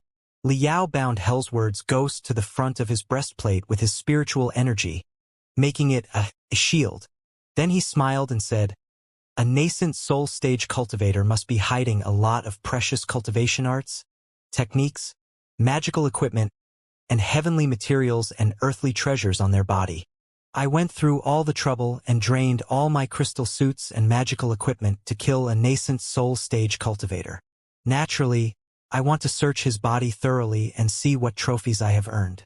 However, from a different point of view, if I were a nascent soul stage cultivator, I wouldn't want my body to be insulted by the successors and my collections to be looted by my enemy. Therefore, I would certainly set up all kinds of traps inside my crystal suit and even hide aggressive magical equipment inside my body. If anybody was going to tear open my crystal suit by brute force and damage my body, then, boom, they would pay a good price. In the meantime, I would also deploy numerous self-destruction programs in all my Cosmos rings. If anybody opened the Cosmos rings by force, the programs would be automatically activated and turn the Cosmos rings into useless stones. The hunters are coming close, and my time is limited. As a nascent soul stage cultivator, you are probably not scared by my threats and interrogation. So, I will save the nonsense and simply use you as my shield. If there are any traps on your crystal suit and your body, you will be the first to take their blow once they are triggered. After all, I am protected by this super crystal suit that boasts amazing specifications, with a lot of additional layers of super bendable steel at the critical areas. With the ghost of a nascent soul stage cultivator as my shield, I will not necessarily die even if the traps are triggered. However, you are in front of me, and you have no crystal suit or clothes to protect you. The adventure might not be as safe for you, no? Wait, stop now, shouted Hellsword, who was struggling crazily. But Liao did not care about him at all. He crouched on one of his knees. The feathered dragon saber flew back to his left arm, but almost 100 feathers were left and protruded to the front, forming 3 sharp claws. Taking a deep breath, Liao raised his left arm high and was about to stab the claws into the breastplate of Hellsword's crystal suit. "No, there are traps in my crystal suit and my body. They will explode if you tear them apart," screamed Hellsword desperately, having no other options. "I don't like to force people to do anything." The claws extended by the feathered dragon saber scratched on Hellsword's crystal suit in screeching noises, as Liao replied casually, "Say it or not, the choice is all yours. I will get the trophies either way." I will. Hellsword was about to burst into tears. If he had teeth right now, he would be biting them so hard that they would have crumbled to nothing. It was true that powerful magical equipment and attack rune arrays had been deployed on his crystal suit and his body. The enemy was bound to trigger the traps once they looted them. His original plan had been to hide in the darkness as a ghost and attack Liao's brain when Liao was wounded while searching his body. But he did not know that the best warrior of the 6 tribes of Iron Plateau was so cunning that the guy not only guessed that he might become a ghost but also took him as a shield. Is this maniac really an Iron Plateau native who has more bronze than brains? Hellsword felt like crying. Deep in thought, he quickly worked out a new scheme now that the previous one had failed. He listed all the traps hesitantly. Below the left side of the breastplate, there is a poison vesicle that is controlled by a rune array. If it is touched, it would explode and vaporize all the venom. The solution is, the helmet cannot be ripped off too. If it is ripped off by brute force, the entire super compressed crystal reactor will explode. The power of the explosion should be enough to blow up the entire building. Hellsword suddenly turned obedient and revealed all the traps on the Blackhorn battlesuit. He had thought that, even if he pointed out all the traps, it would take Liao 20 minutes or even longer to dismantle such a complicated and precise crystal suit. Yet, Liao's hands turned into two clusters of black mist in which countless black feathers were flying. After a series of clanging sounds, the black horn battlesuit turned into the most fundamental components and covered on the ground in less than 1 minute. Looking at his dead body, Hellsword's ghost shuddered and further concealed his killing intent. Liao eyed the magical equipment on the ground in great satisfaction and complimented. "You do have a lot of treasures with you. The black horn battlesuit is already one of the most expensive crystal suits of the Flying Star sector. But judging from the plugins here, the money you spent on modifications is almost twice its original price." Hellsword was furious, but he noticed the greed in Liao's voice. He thought of something and suddenly asked, "I would like to surrender." Liao could not help but chuckle. "I said exactly the same thing a few minutes back, and we both saw what happened next, didn't we? I know you find it hard to believe, but I'm different from you," Hellsword replied quickly. "You are a big hero with no fear of death, but I am just a selfish, immortal cultivator. I will do anything in order to survive. What I'm about to say is exactly the same as you said. As a nascent soul stage cultivator, not only am I familiar with many secrets on Spider Den, I am also aware of the details of the Temple of Immortals. I am very valuable and definitely worth giving a chance. If you do not believe me, I can tell you a big secret first as a signal of my sincerity. Mountain Sea Black Lotus, the 4 kings of immortality. The assault on Heavenly Saint City is supervised by the Black King, but I am not the Black King." Liao raised his eyebrow. "Is that so?" Hellsword's ghost bounced weirdly and condensed hard without alarming anyone, trying to transform into a real spectral cultivator, while he threw out a piece of shocking news to shift Liao's attention. "Just think about it. Although I'm in the nascent soul stage, I always come and go alone, and I don't have any skills in management and administration. How could I plan and implement such a large-scale operation? As for who the Black King is exactly, naturally I can't tell you right now. But as long as you accept my surrender and give me a chance to make things right, I will definitely tell you everything that I know." Liao smiled. His hands moved as quickly as wind as he searched Hellsword's body carefully.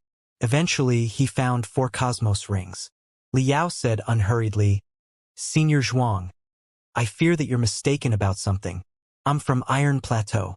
I do not feel very happy that you are causing a mayhem in Heavenly Saint City, but it is not enough for me to burst into outrage without caring about anything. You want to make things right, but does it have anything to do with me? I don't care about who the real Black King is at all either. Right now, as a tiny ghost, you are completely at my mercy. I can spare your life or kill you instantly. If you want to surrender, give me something I'm interested in." "You are not interested in the Black King's identity?" Hellsword shrieked. "Cultivators may be, but not for me," Liao replied. "How about this? The Hellsword arts, your ultimate skill, is indeed marvelous. Despite all the unfavorable circumstances, you managed to cut open such a giant wound on my chest. If I didn't have my left hand, you definitely would have beaten me. The sword arts of yours are very creative. I like it. Give me your arts, and I will consider your request. However, listen up. You only have once chance. Do not try to fool me. The Hellsword is hidden below your foot. Therefore, the sword arts probably originated from a weird kicking skill and are totally different from normal sword arts. I can see through it immediately. You said yourself that I am an out-and-out maniac. You don't want to know what a maniac will do when he gets mad, do you?" Hellsword was dumbfounded. As if Liao had dug a hole on his chest and cut his heart away. Liao frowned. "If you would rather not, forget it. A true gentleman does not take away other people's favorites." I'm willing to." Hellsword was secretly overjoyed, and yet he shrieked in depression. "My sword arts are in the Cosmos Ring that you found in my hair. But the Cosmos Ring has been set with a password and divided into 3 overlapping rooms. Only after you open the first room can you open the second, and there's a secret rune array below the 3rd room. The passwords for each room are different. One wrong password, and the Cosmos Ring will destroy itself immediately. Nobody will get anything from it. My sword arts are not kept in the innermost room, but in the jade chip of the ledger in the outermost room after being encrypted. Liao chuckled and said, "A trick to fool the smart. Normal people would think that the most valuable treasure was hidden in the most inconspicuous room, but you have placed it in the very first room. How cunning of you!" "Not as cunning as you," Hellsword replied unhappily. He paused for a moment, and as if admitting his failure completely, he said, "Fine. Struggles are futile now that I've fallen into the hands of such a brutal man like you. I can tell you the passwords of the 4 Cosmos rings. They are... You can try them yourselves and see if I'm lying. Come on. Try the Cosmos rings, and you will know that I'm genuine. But don't regret. You must accept my request if you take my treasures. You will garner fame and fortune and do other cultivators a great favor by doing that. If you go back on your words, I will not let go of you even if I die." Liao pondered for a moment and nodded. "All right," while "all right" was still echoing in the air. The feathered dragon saber suddenly exploded into dozens of black feathers and darted at Hellsword's ghost. The attack far exceeded Hellsword's expectation. He had thought that Liao would not attack him until he verified all the passwords of the Cosmos rings. Why now? The ghost was split into multiple parts before it had the chance to scream. It was not until 10 seconds later that the divided ghost was condensed again. But he was feebler than ever now. Hellsword was dumbfounded. He did not believe that Liao was brutal enough to attack without any warning. Hellsword was totally confused. He shouted angrily, What are you doing? I have a few best friends who are spectral cultivators." Liao's voice turned extremely calm with no sign of greed at all. He said, "Through them, I have learned a lot of secrets about spectral cultivators. For example, it takes less than 10 minutes for an expert like you to transform from a ghost into a spectral cultivator and restore part of your combat ability. Since you do not have a real body, your attacks will become weirder and more unpredictable than when you were alive. Therefore, I made a bold assumption that you did not mean to surrender. Since the very beginning, you've been rambling on, and you gave up all the traps on the crystal suit and your body without much struggling. In the end, you even told me the secrets of the Hellsword arts and the passwords of your Cosmos rings. Your only purpose was to buy you more time so that you could be transformed into a real spectral cultivator. Then, you would launch a fatal attack and reverse the situation. 3 minutes and 58 seconds have passed since your soul left your body. I was in much more danger, right, and did not dare to let you condense it any longer. Hellsword had worked hard for 4 minutes and was about to be transformed into a real spectral cultivator, only to be slashed back to the starting line. He was so mad that blue smoke was popping up. You knew it since the beginning. You've been acting. Indeed. You are not the only one who can pretend. Liao smiled. The Hellsword arts are indeed marvelous. Why would you tell me the passwords of all your Cosmos rings and the location of the Hellsword arts honestly if I did not act? Right now, I have got everything I want. You may die now. As for your threat, hehe. You think you can ever come back to me now that you've fallen into my hands? Liao raised his hand and snapped his fingers. After every snap, a 6-barrel Vulcan machine guns would appear in the air. 16 guns surrounded Hellsword's ghost, and the bullets were jumping maliciously inside the magazines. This time, Hellsword was really desperate. You can't kill me. I know countless secrets and treasures. Do not kill me. They are all yours. All yours. Liao heard none of it. His right hand snatched one of the guns while he examined the bullet clips and the barrels. Don't kill me. You can imagine the immensity of the Temple of Immortals. We will have the entire flying star sector under our control eventually. You will have nowhere to run. Join us. Your personality and your shrewdness indicate that you are a natural-born immortal cultivator. Join the Temple of Immortals, and your future is nothing but bright. Maybe you can become the new Mountain King. I will support you. We will work together and explore the true path of immortality. Immortality. That's immortality I'm talking about. Endless life. Endless cultivation arts. Endless power and wealth. Endless mysteries in the endless universe. Hellsword was so scared that he did not even know what he was saying. Crack. Liao inserted a thick bullet clip. Each of the bullets was the size of one of his fingers. Holding the gun with both of his hands and stepping on the head of Hellsword's corpse, he aimed at the ghost. The other 15 guns also revolved fast, stimulated by his telepathic thoughts. A storm of bullets was looming. Liao smiled, a shallow dimple appearing on his face.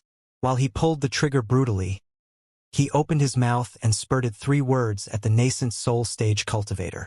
Go to hell. 16 interconnecting lines of burning bullets dissected the nascent soul stage cultivator's soul like jigsaws. Hellsword screamed miserably and struggled hard. A waning voice echoed from the writhing ghost. Immortality, immortality, immortality. However, the feeble voice was eclipsed by the roaring bullets.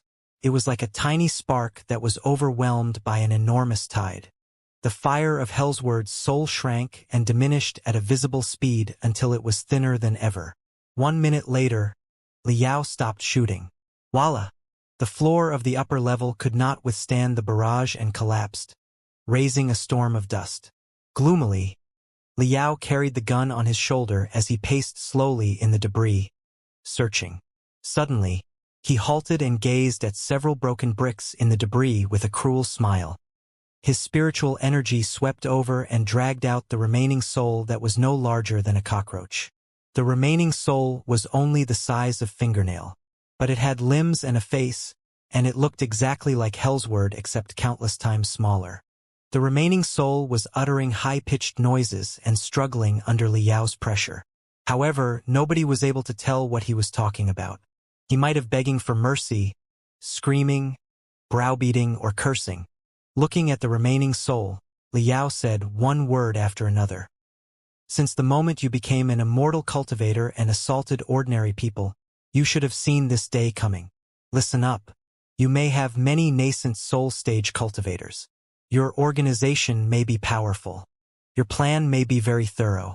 Your infiltration to the world of cultivators may be quite deep. You can choose to start the war at any time, at any place, and in any way you want. However, you don't have a say in when and how the war will end. I, Liao, will make the call. The name Liao dazed the remaining soul of Hellsword, which was writhing hard. There was epiphany, regret, and fury on his face.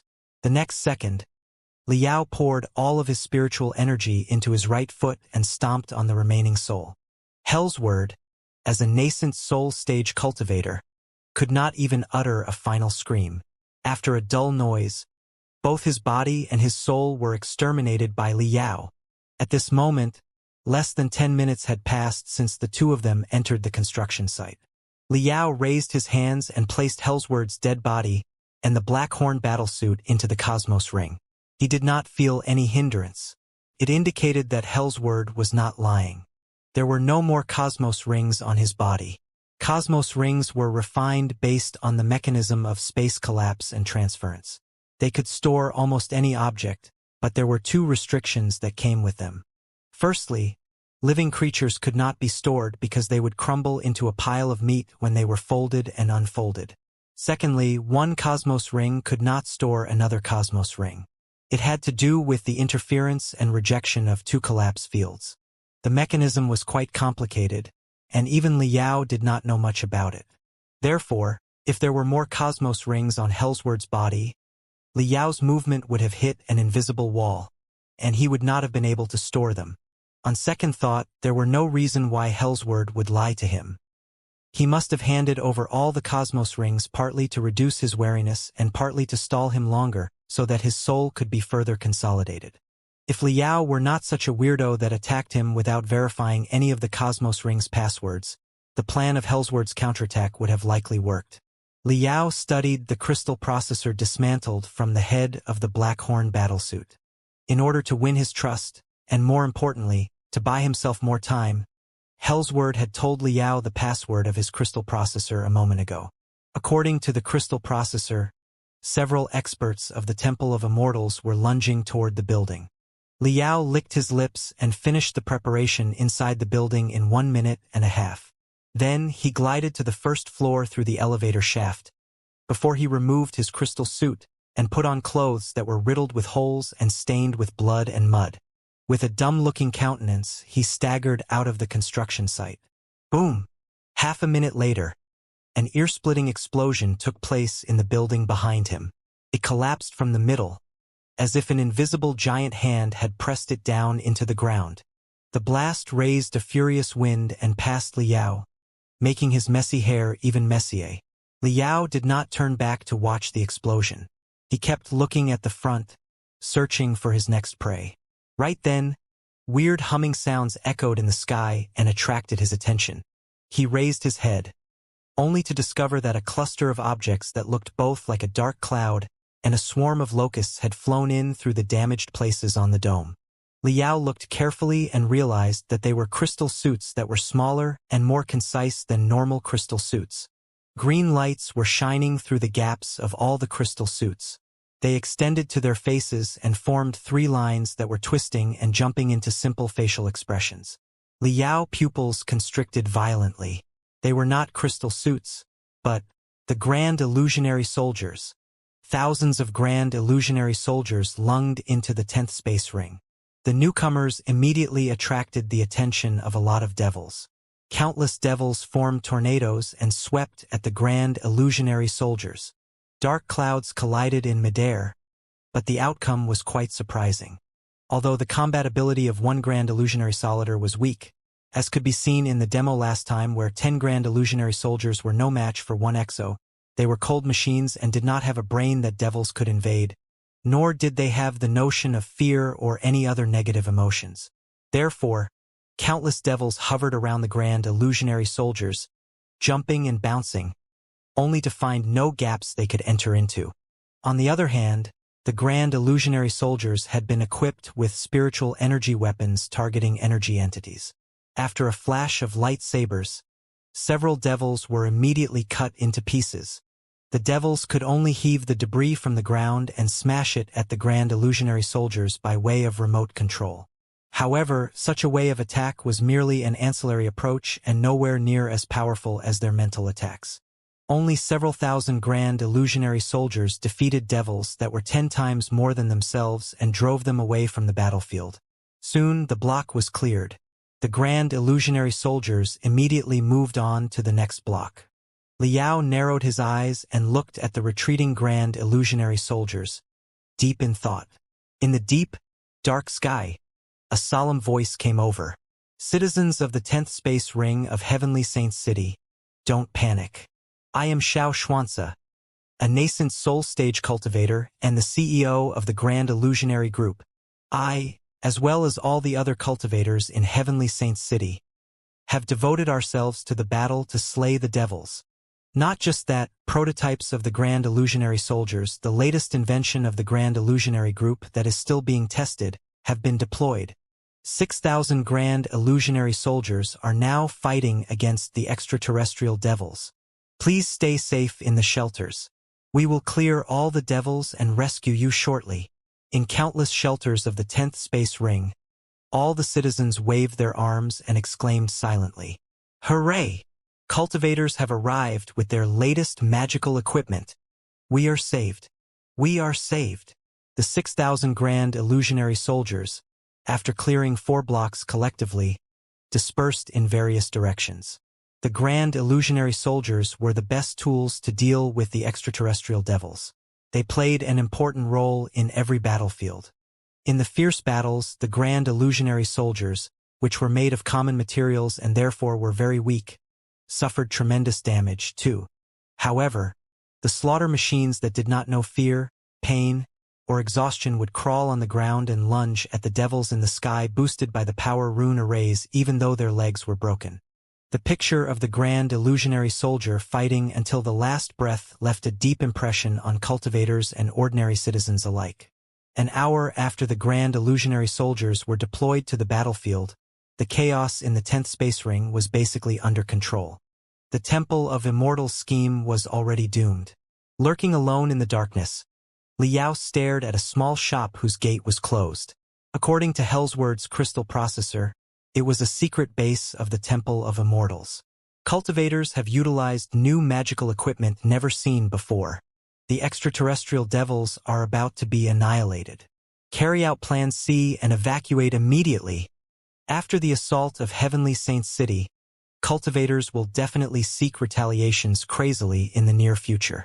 Don't wander about in the outside world and return to Spider Den as soon as you can. On the dark net, messages and commands were continuously sent, detailing the closest routes of escape for the immortal cultivators and the space pirates that were scattered everywhere in Heavenly Saint City. The 10th space ring was too large, even larger than many asteroids. At this moment, riots and explosions were still taking place everywhere. Countless starships anchored in the docks were leaving and fleeing away from the place. The cultivators were too busy saving the people to bother about them. The 10th space ring was now filled with debris both inside and outside.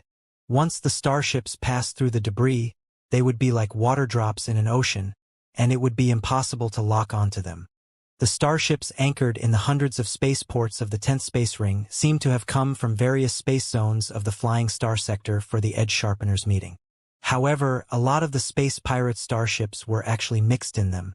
Once they were loaded with space pirates and immortal cultivators, they would soar into the sky and run away from Heavenly Saint City. Spider Den? Liao chewed on the name. Spider Den, the home camp of all the space pirates and the most terrifying place of the Flying Star sector, might be where the secrets of the Temple of Immortals were buried. Why would the cultivators who were supposed to protect ordinary people end up being cruel, lawless space pirates? Where did the Temple of Immortals come from?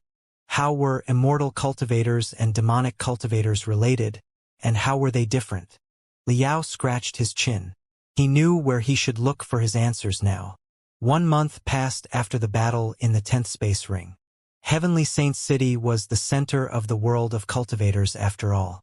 When large batches of cultivators crowded into the 10th space ring and slaughtered the devils together with the grand illusionary soldiers, the only thing awaiting the extraterrestrial devils was doom. One altar was destroyed after another, and the devils vanished into black smoke following each other. However, since the environment of the 10th space ring was too complicated and too many citizens had been possessed by the devils, it took 3 days and 3 nights to finish off the remaining devils that were hiding among the broken walls and sewer systems, and it took another 10 days before the last devil was finally killed. During that time, most immortal cultivators retreated from the 10th space ring successfully and ran to space with the help of space pirates, before vanishing into thin air through space jumps. The aftershock of the arrival of the extraterrestrial devils still echoed in the dozens of space zones of the Flying Star sector 1 month later. During the unprecedented catastrophe, not only had the ordinary citizens living in the 10th space ring suffered heavy casualties, the cultivators who went to reinforce them had also witnessed a huge loss. Almost 100 experts in the core formation stage were injured or even killed.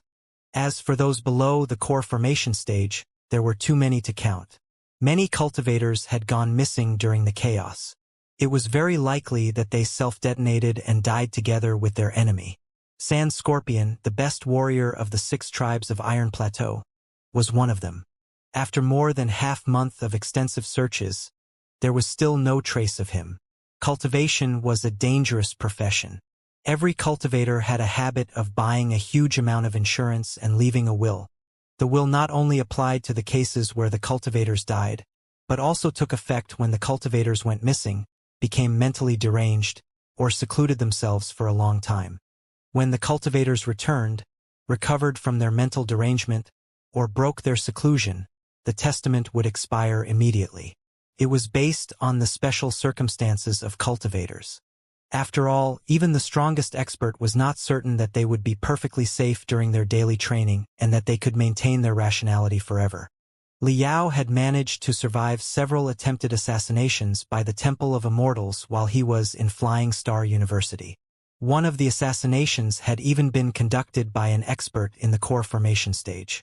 Therefore, he had made detailed arrangements to make sure that the Glorious Sunlight Group would not be affected when something happened to him. In the central area of Heavenly Saint City, in the corridor outside the main meeting room, Xianxia was pacing back and forth anxiously until she saw a grave young man. She hurried to run to him, almost tripping herself over. "What about it? They said that they'd found traces of Master. Is it true?" Wu Mayan was much more solemn than a month ago and much more mature for his age. He bit his lips hard, and his eyes were slightly red. He breathed heavily for a moment and nodded, but then he shook it after thinking for a moment. Xianxia bulged her eyes. What happened? Say something? The rescue committee found Master's crystal suit. Wu Mayan took a long breath before he continued. It was not the Gold Wolf battlesuit but the debris of a Fire Tyrant battlesuit. A crystal suit that is 10 times more advanced than the Gold Wolf battlesuit. Xianxia almost jumped to her feet when she heard the first half of the sentence. But she felt her head go dizzy when she heard the latter half. Debris? How bad is the debris? Very bad. Wu Mayan gnashed his teeth. More exactly, it is not debris but some tiny pieces. Xianxia stumbled a few steps back. Her face lost all color, and she asked, her voice shivering, "How did they know that it was Master's crystal suit?" Wu Mayan replied gravely, "Master Shui Yuanxin and Master Huangpu Bo ran detailed analysis on the scraps of the crystal suit and found traces of a special manual forging method from them. Such a method was of Master's own invention. He was the only one in the entire Flying Star sector who knew it. You should be clearer about that than I am." Xianxin's face was even paler. She mumbled, But they didn't find Master's body, did they?" "Of course, there was no body." Wu Mayan smiled bitterly. Experts of the rescue committee found Master's Gold Wolf battlesuit 10 kilometers away from where the scraps were found. They came to a conclusion after preliminary investigation and analysis. The Gold Wolf battlesuit that Master showed in front of everyone was not his real trump card. His real trump card was the Fire Tyrant battlesuit, which was 10 times stronger. The Gold Wolf battlesuit was modified by Master and Master Shui Yuanxin together. But Master also hid a Fire Tyrant battlesuit in secret and strengthened its key parts with his special technique. Maybe he even lowered the difficulty of operation. Nobody knew anything about it. It was not a spur-of-the-moment thing that Master went to the central area of the 10th space ring. He made thorough plans, hoping to catch a big fish with himself as the bait and slay the fish with the Fire Tyrant battlesuit. But as it turned out, he indeed caught a big fish, but the fish was so big that it was essentially a whale. "What?" Xianxia exclaimed. Wu Mayan continued his story. Master and the big fish fought hard for a while and found that he was no match for the enemy. It was also possible that he was heavily wounded by the big fish and about to be killed. Having no other options, Master had to activate the self-detonation system of the Fire Tyrant battlesuit and turned the supercompressed crystal reactor into a giant bomb, dying together with the enemy. Xianxia was about to cry out. As a refiner, she knew the terrible outcome when the crystal reactor of such a high-level crystal suit like the Fire Tyrant battlesuit was detonated better than anybody else. Not the slightest flesh and blood would be left. Everything would be obliterated.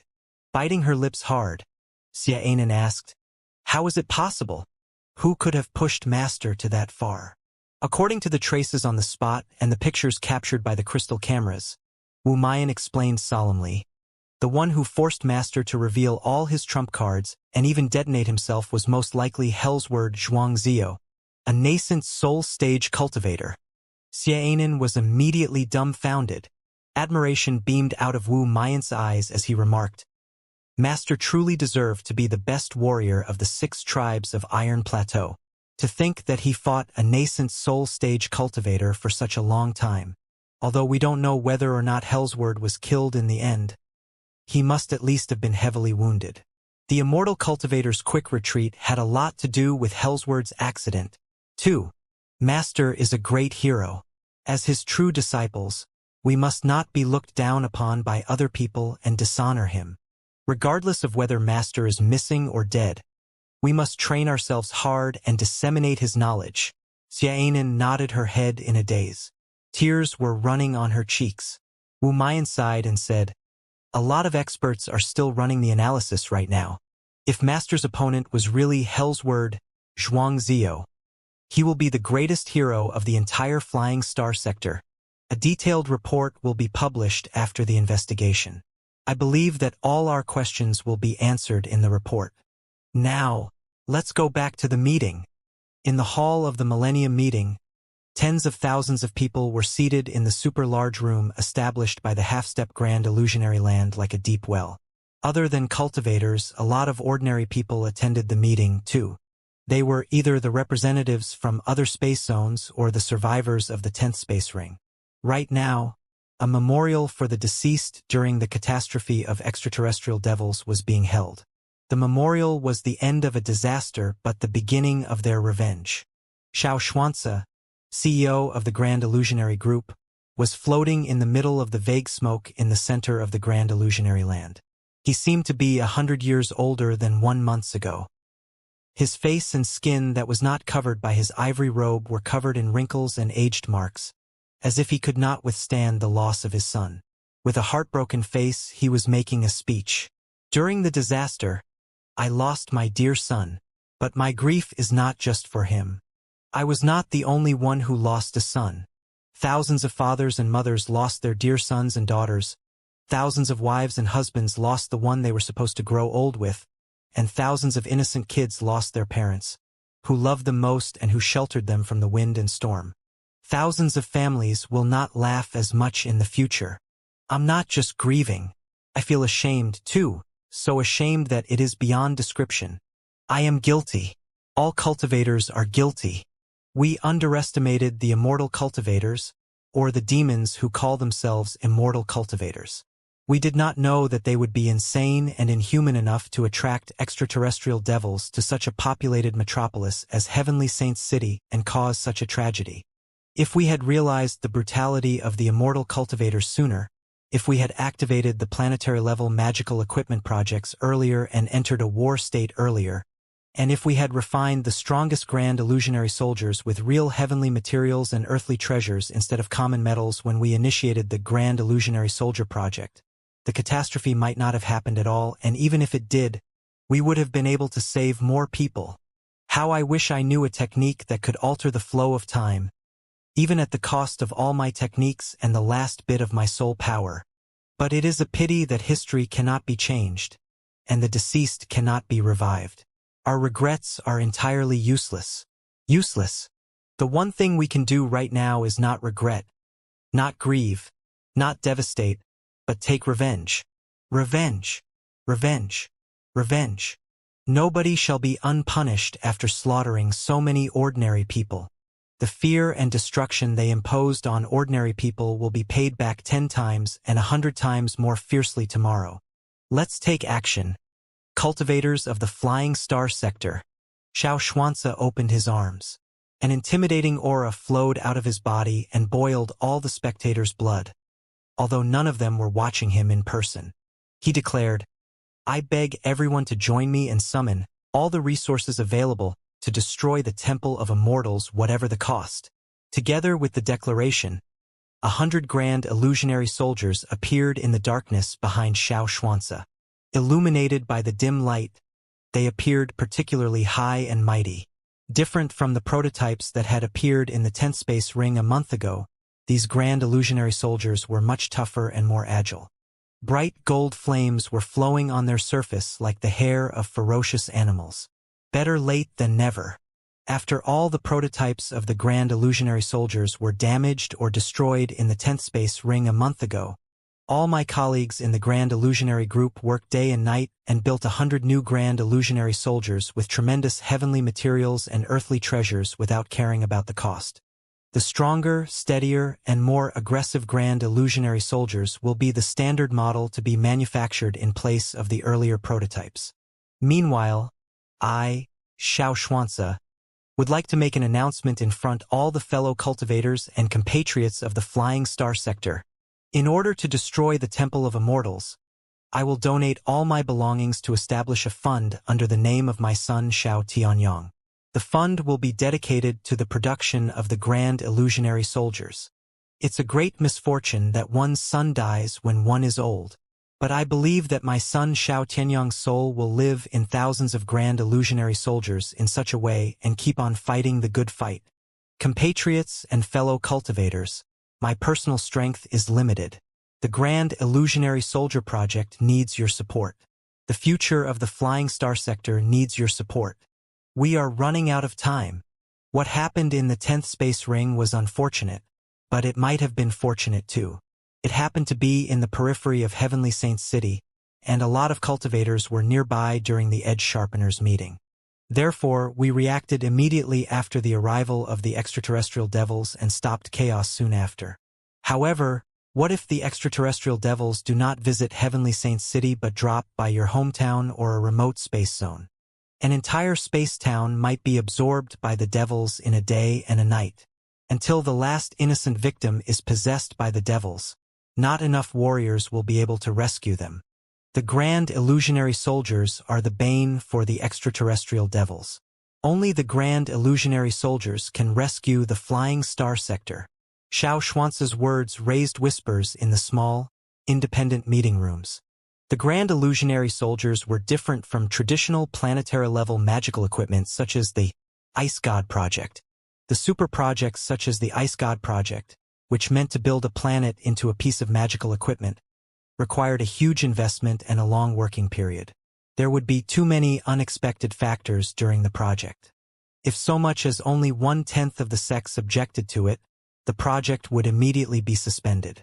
In comparison, every sect and every space town could decide whether or not to join the Grand Illusionary Soldier project on their own. It could be implemented immediately as long as 1/10 of the sects were willing to give it a try. It was the greatest feature for such a piece of cloud magical equipment. Xianxia glanced at the light beam and replied. Many fellow cultivators asked whether or not they could refine the Grand Illusionary Soldiers on their own. Allow me to repeat myself. The Grand Illusionary Soldier Project is a real non-profit project. The Grand Illusionary Group are pushing the project at a great cost and risk willingly. In fact, the productivity of the Grand Illusionary Group is limited. It is impossible for us to produce all the Grand Illusionary Soldiers. Therefore, we welcome all the exos, refiners, and experts of crystal processors in the Flying Star Sector to contribute your wisdom to the research of more advanced models of the Grand Illusionary Soldiers. As long as these models can be connected to the enormous database Starbrain provided by the Grand Illusionary Group. If you want to purchase them from the Grand Illusionary Group, you can buy them at the price of the cost to help us cover the necessary cost of labor, transportation, and waste of materials. We will not be making any profit during the process. The Grand Illusionary Group will list all the costs in our monthly report. I guarantee that every cent of your money can be tracked clearly. Many cultivators inside the meeting rooms were greatly interested. The Dragon Sea sect has 2 mining bases in the overly blue space zone. The environment is too harsh for cultivators to be stationed for long. We can buy 500 Grand Illusionary Soldiers to defend the mining bases and the transportation routes. The Red Heart sect lost an elder in the core formation stage and several core disciples in the building foundation stage.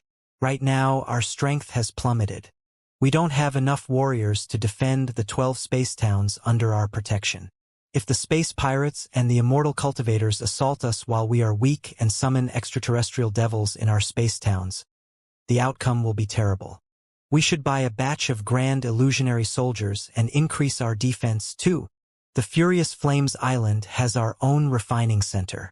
Although we are not capable of producing high-quality crystal suits, we have abundant experience in refining beast puppets. Right now, with slight modifications, we will be able to build a batch of soldier puppets whose cost is about the same as that of beast puppets. After they are connected to the Star Brain, the combat data of countless seasoned exos will be shared with them and enhance their combat ability exponentially. This is quite a fair deal. We're in. The Green Feather sect is in too. Our mentor programs in the past decades did not go well. We have 2 experts in the core formation stage in our sect and many refinement stage cultivators, but we have few building foundation stage cultivators who are pillars of a sect. There are dozens of trading routes under the name of the Green Feather sect. How can 2 core formation stage cultivators protect all of them? Because of the assaults of space pirates, our trading routes have been frequently targeted in the last year. The 2 core formation stage cultivators have continually been on the move and almost became mentally deranged. With the Grand Illusionary Soldiers, they can share the pressure of defense even if they cannot clear the enemy promptly and give the core formation stage cultivators of our sect a rest. Indeed, The flying star sector is too chaotic these days. Space pirates, extraterrestrial devils, immortal cultivators, all kinds of enemies have been showing up. After all, the grand illusionary soldiers can be manufactured by ourselves.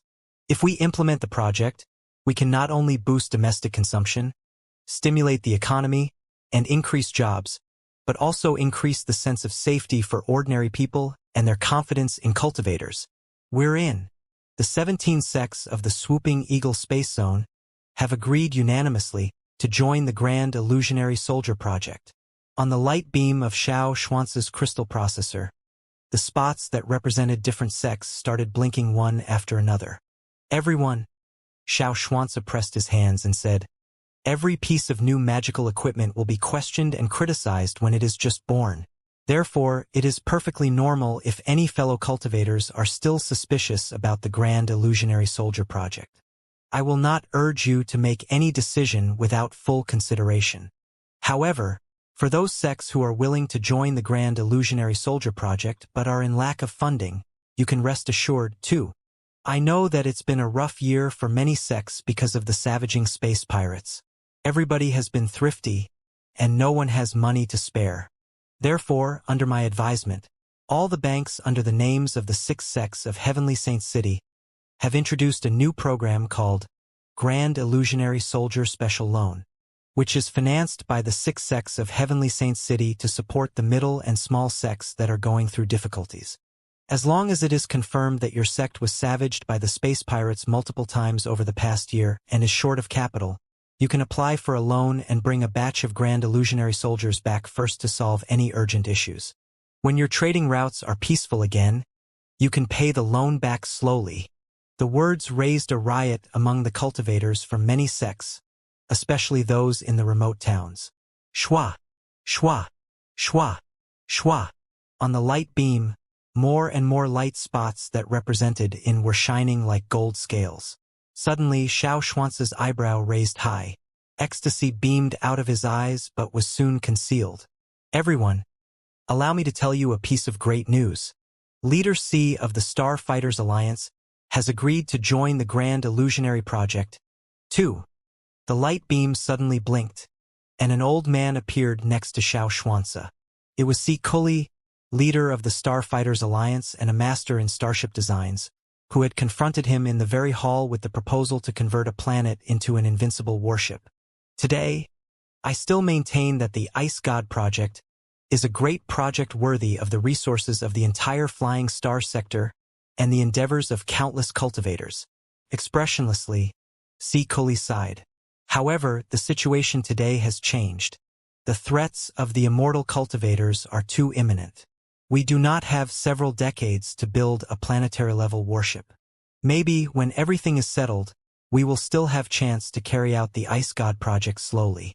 But right now, all the sects in the Starfighters Alliance decided unanimously that the resources we plan to devote to the Ice God project should be devoted to the Grand Illusionary Soldier project in order to build an invincible legion and wage war on the immortal cultivators in the cruelest way.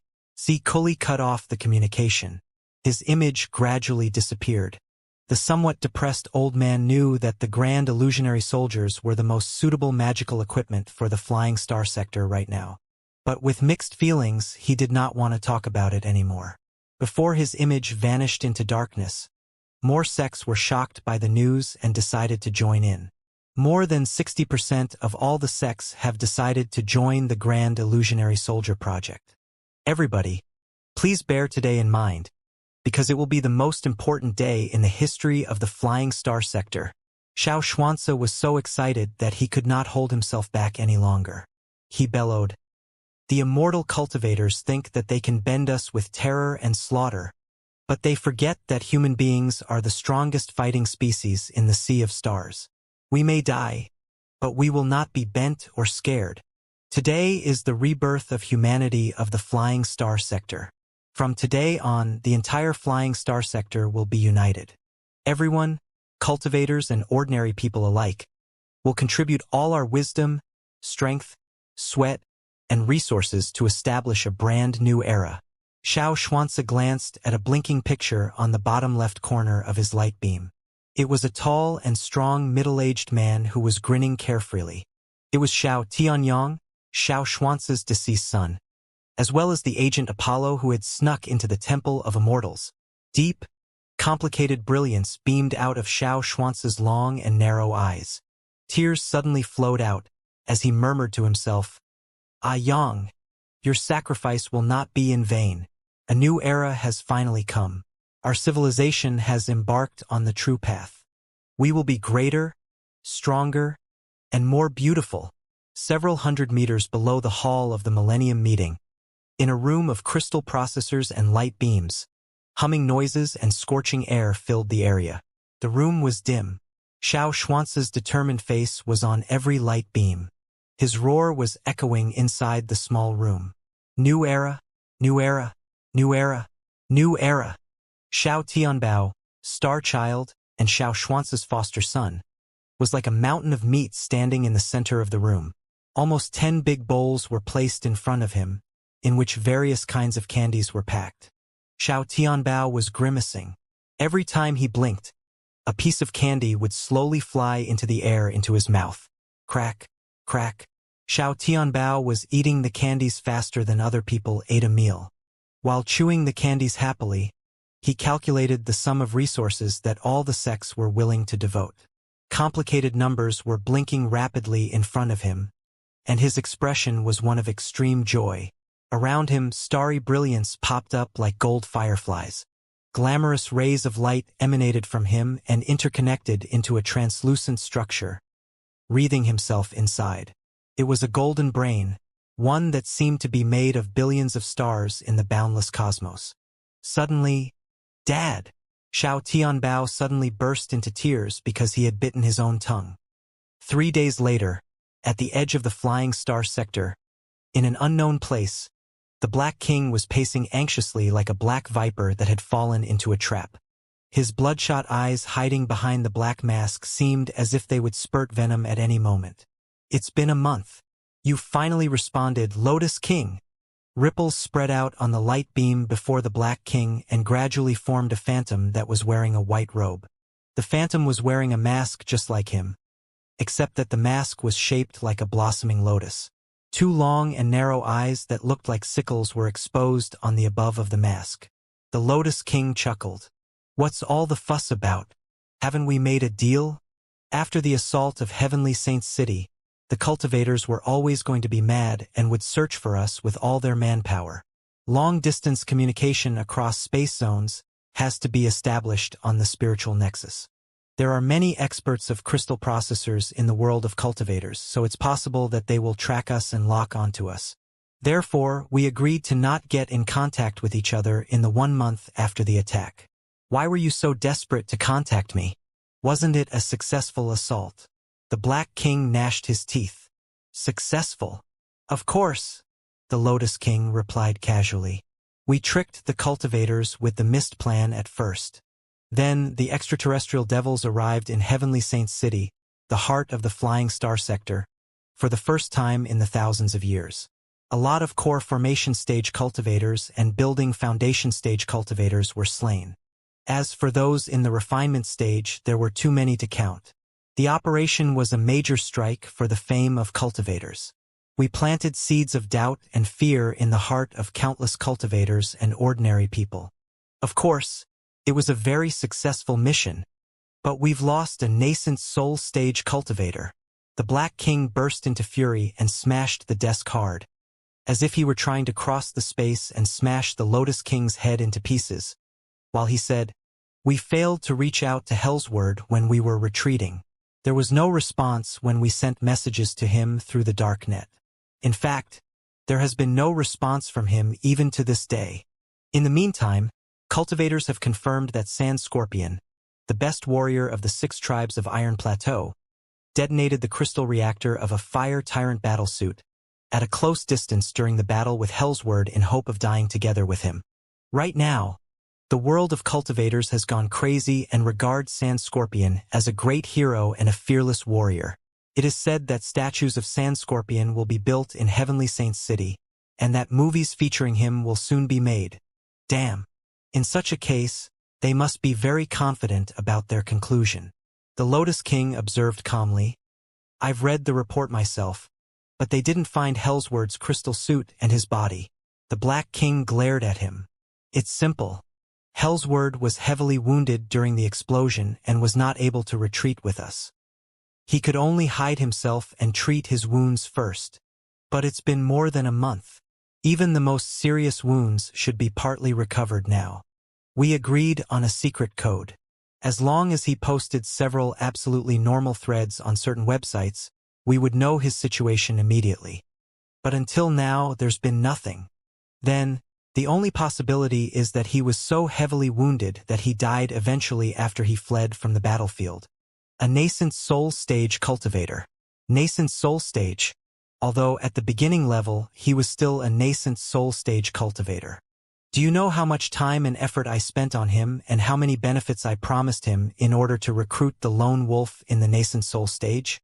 But now, he has died an uncanny death, killed by a junior who was in the high level of the core formation stage at best. The Lotus King was as calm as before. Think about it positively. At least he killed Sand Scorpion too. Although Sand Scorpion's combat ability was in the core formation stage at best, he was cruel and cunning, and he influenced enormous resources in space and on Iron Plateau. He should never be underestimated. In my mind, he was one of the top 5 troublemakers for our cause. Thankfully, he is dead now, with no ashes left whatsoever. I felt greatly relieved when I heard the news. The Black King raised his voice. What can Sand Scorpion's death help with anything? The real problem is that the cultivators have initiated the Grand Illusionary Soldier project, ready to launch a counterattack. The Lotus King smiled. Of course there is going to be counterattack. You didn't think that a visit of extraterrestrial devils could intimidate all the cultivators and make them beg for mercy. Did you? I knew there would be counterattack, but I did not know that it was going to be so tricky. Nor did I know that there would be such a thing as Star Brain that could turn the puppets that were no better than scrap iron into reasonably good soldiers. The Black King replied gloomily. If the Grand Illusionary Soldiers are stationed in every space zone and important trading route, the activities of the space pirates and us will face major problems. Over the past few days, I've even been wondering if we jumped out too early. Huh! The Lotus King's eyes turned narrower, longer, and sharper. Tactically speaking, the Black King said, we secured one victory after another. We stagnated business, we ambushed towns, we assassinated cultivators, and we even savaged Heavenly Saint City, the heart of the Flying Star sector. However, the world of cultivators is too large, and there are too many cultivators. Maybe we underestimated them. We exposed ourselves too early and infuriated them too early. Have we been too radical from a strategical point of view? Should we have kept hiding in the darkness for another several hundred years before we took any action?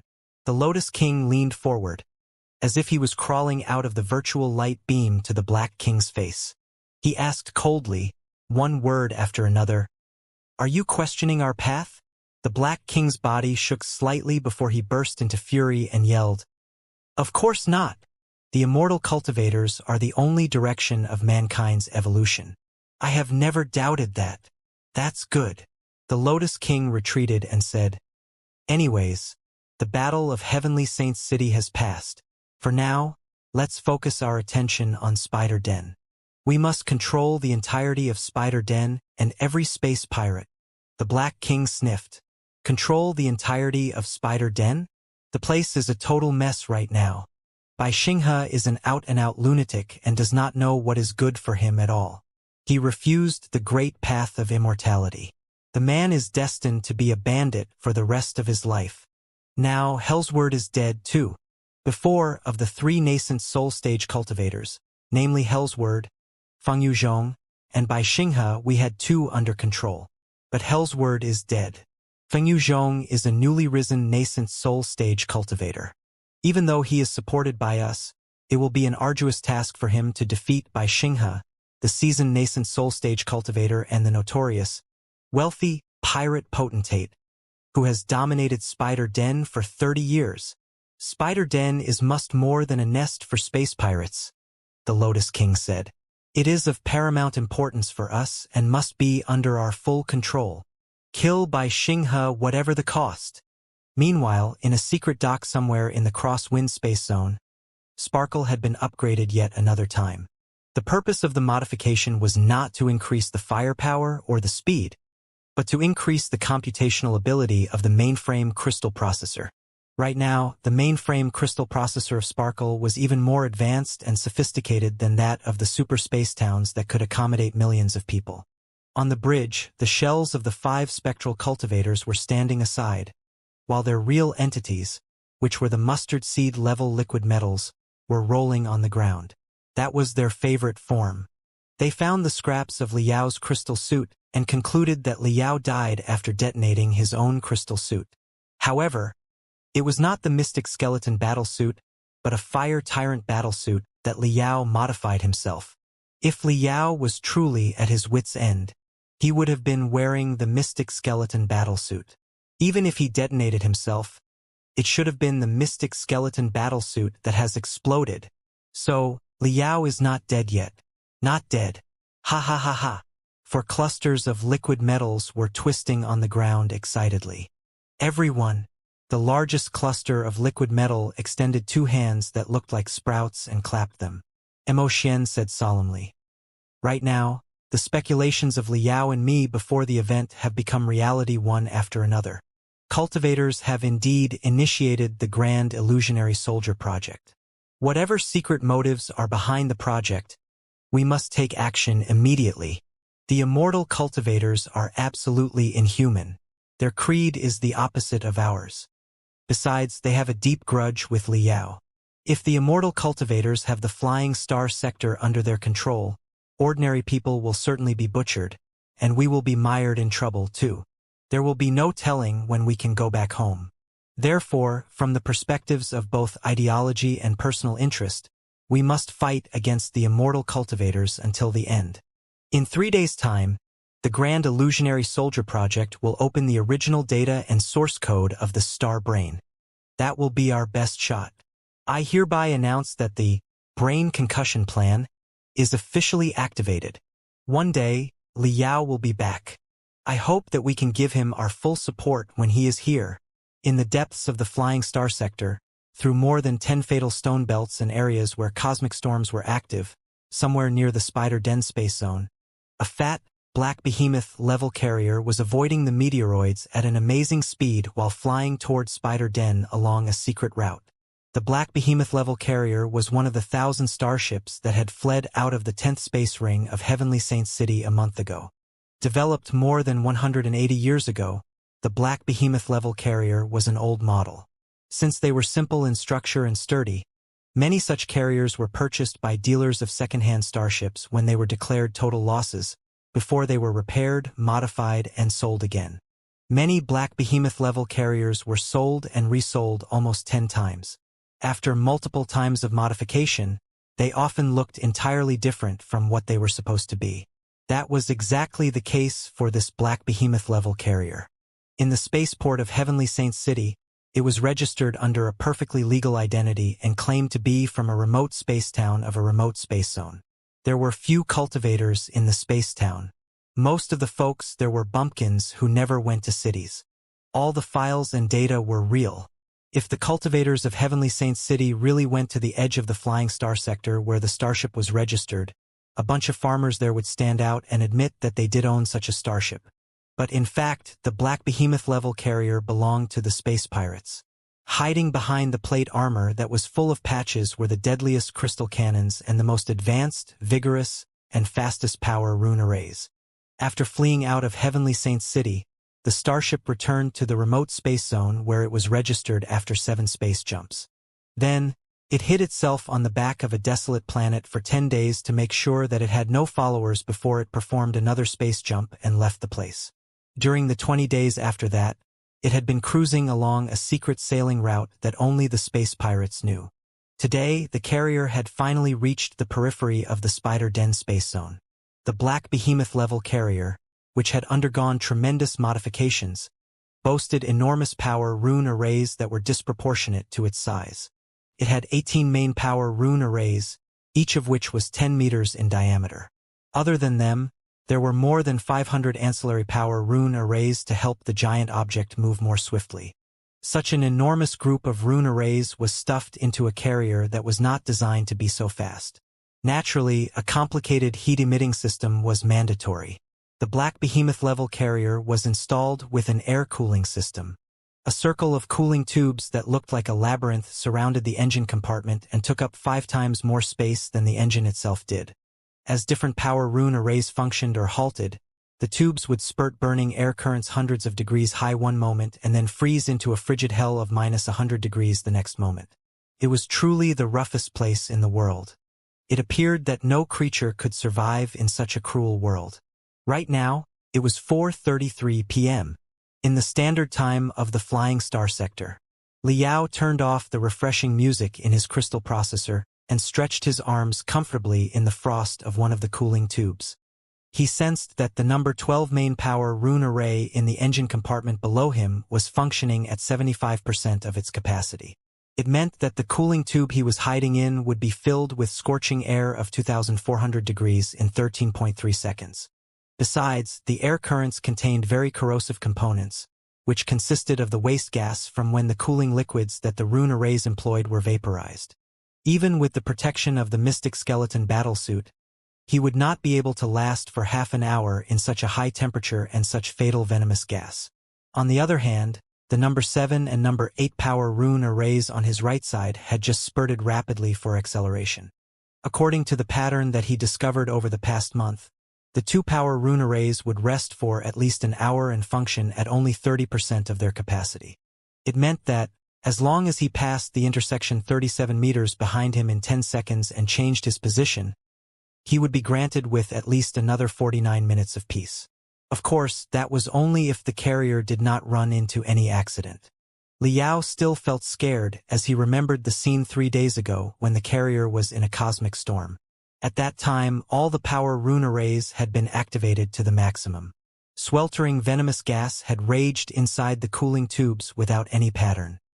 He could only improve the activity of all the cells on his body to their maximum while holding back the excruciating pain of his bottom being roasted.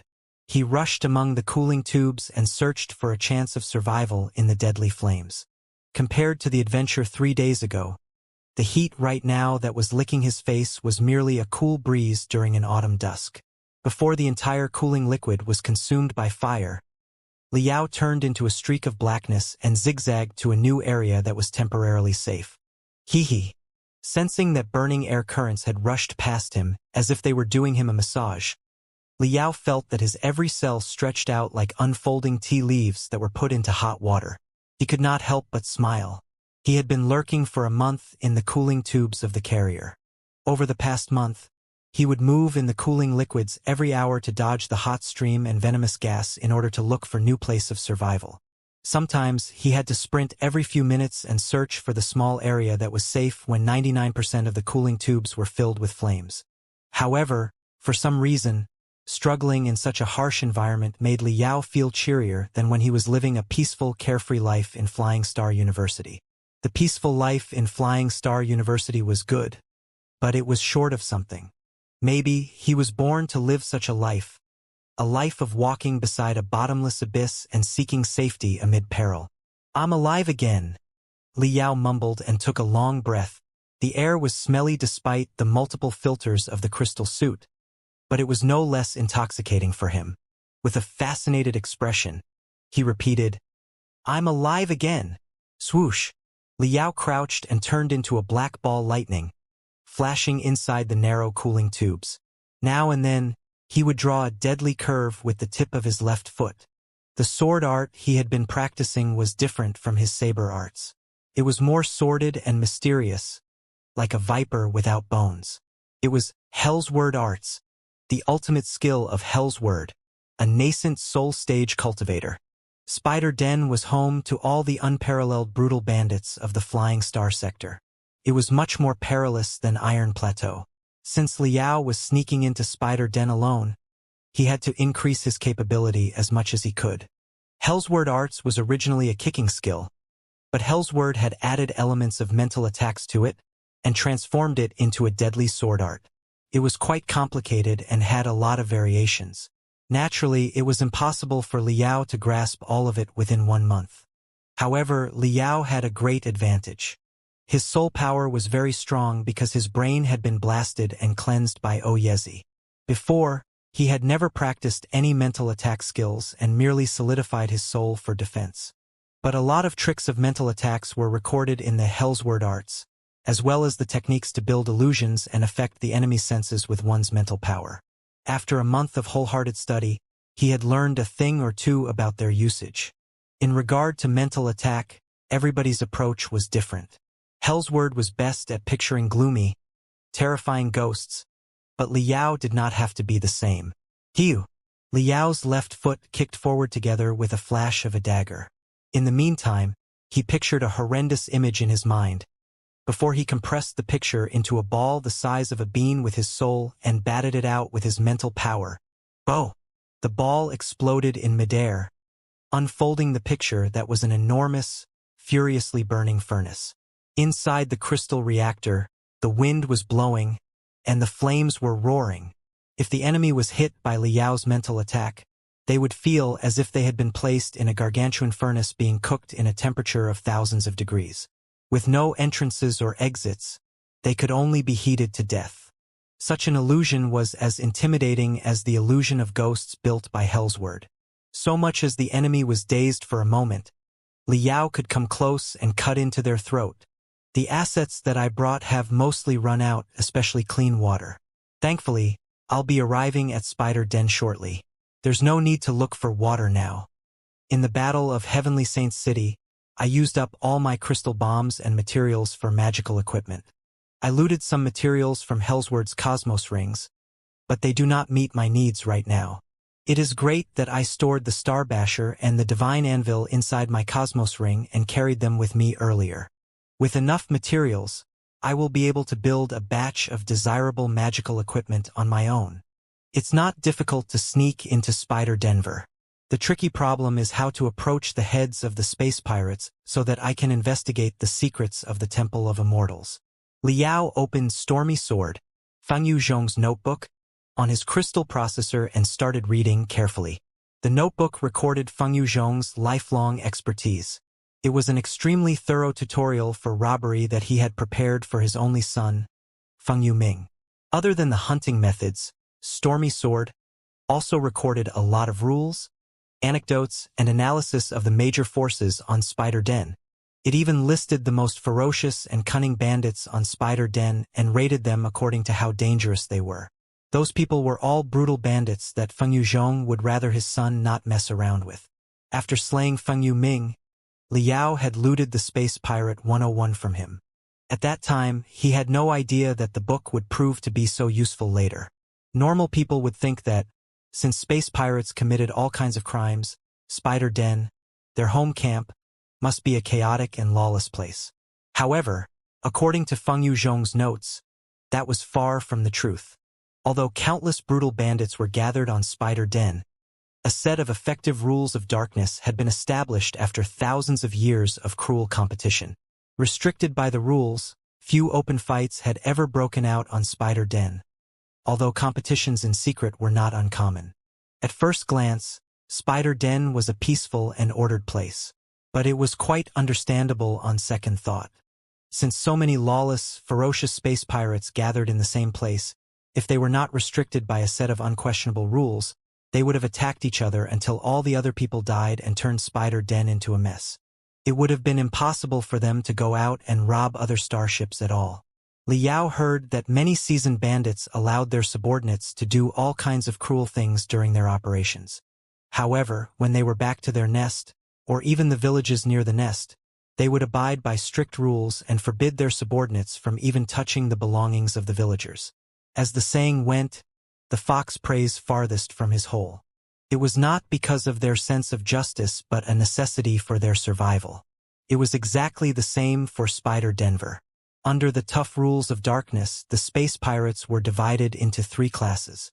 The bottom class, as well as the class that boasted the largest number, was made of people who could barely be called space pirates. They were the reserves of the space pirates, Some of them were fighters and cultivators who committed felonies such as murder or robbery and violated the laws of their space zones. They had nowhere to run to except Spider Den. Some of them were the victims who had been kidnapped and brought back to Spider Den after all of their belongings had been looted by space pirates. Having no other options, they turned from victims into persecutors. Some of them were the offspring of the space pirates on Spider Den over the past hundreds of years. Living in such an environment, they learned nothing other than the arts of robbery.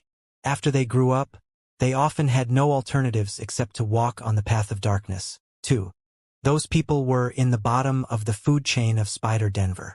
They had to prove their capability in places such as underground arenas in order to be hired by a certain pirate gang. After all the space pirates were risking their lives when they were doing their job. Even if the newcomers were not real experts, they had to prove themselves to be brutal and fearless of death in order to participate in the hunting game. After they were picked, they were still not counted as real members of the pirate gang. The pirate gang was merely taking them to loot the lambs together. Most of the trophies belonged to the pirate gang that took them for the mission. It was considered the ticket fee for keeping them aboard. It was the unspoken rule of Spider Denver. There were no other ways.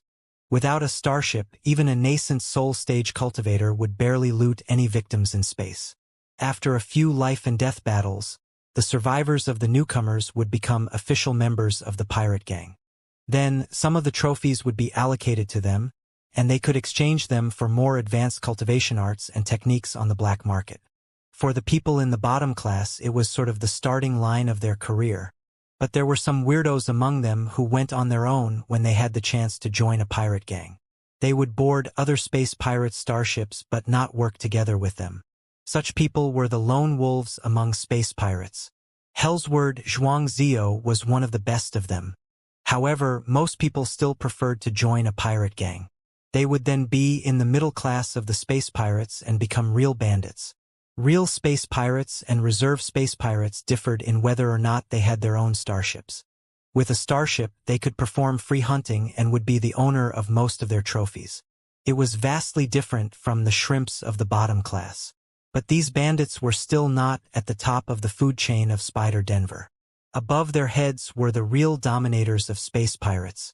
Space pirates came and went like the wind, their paths unpredictable.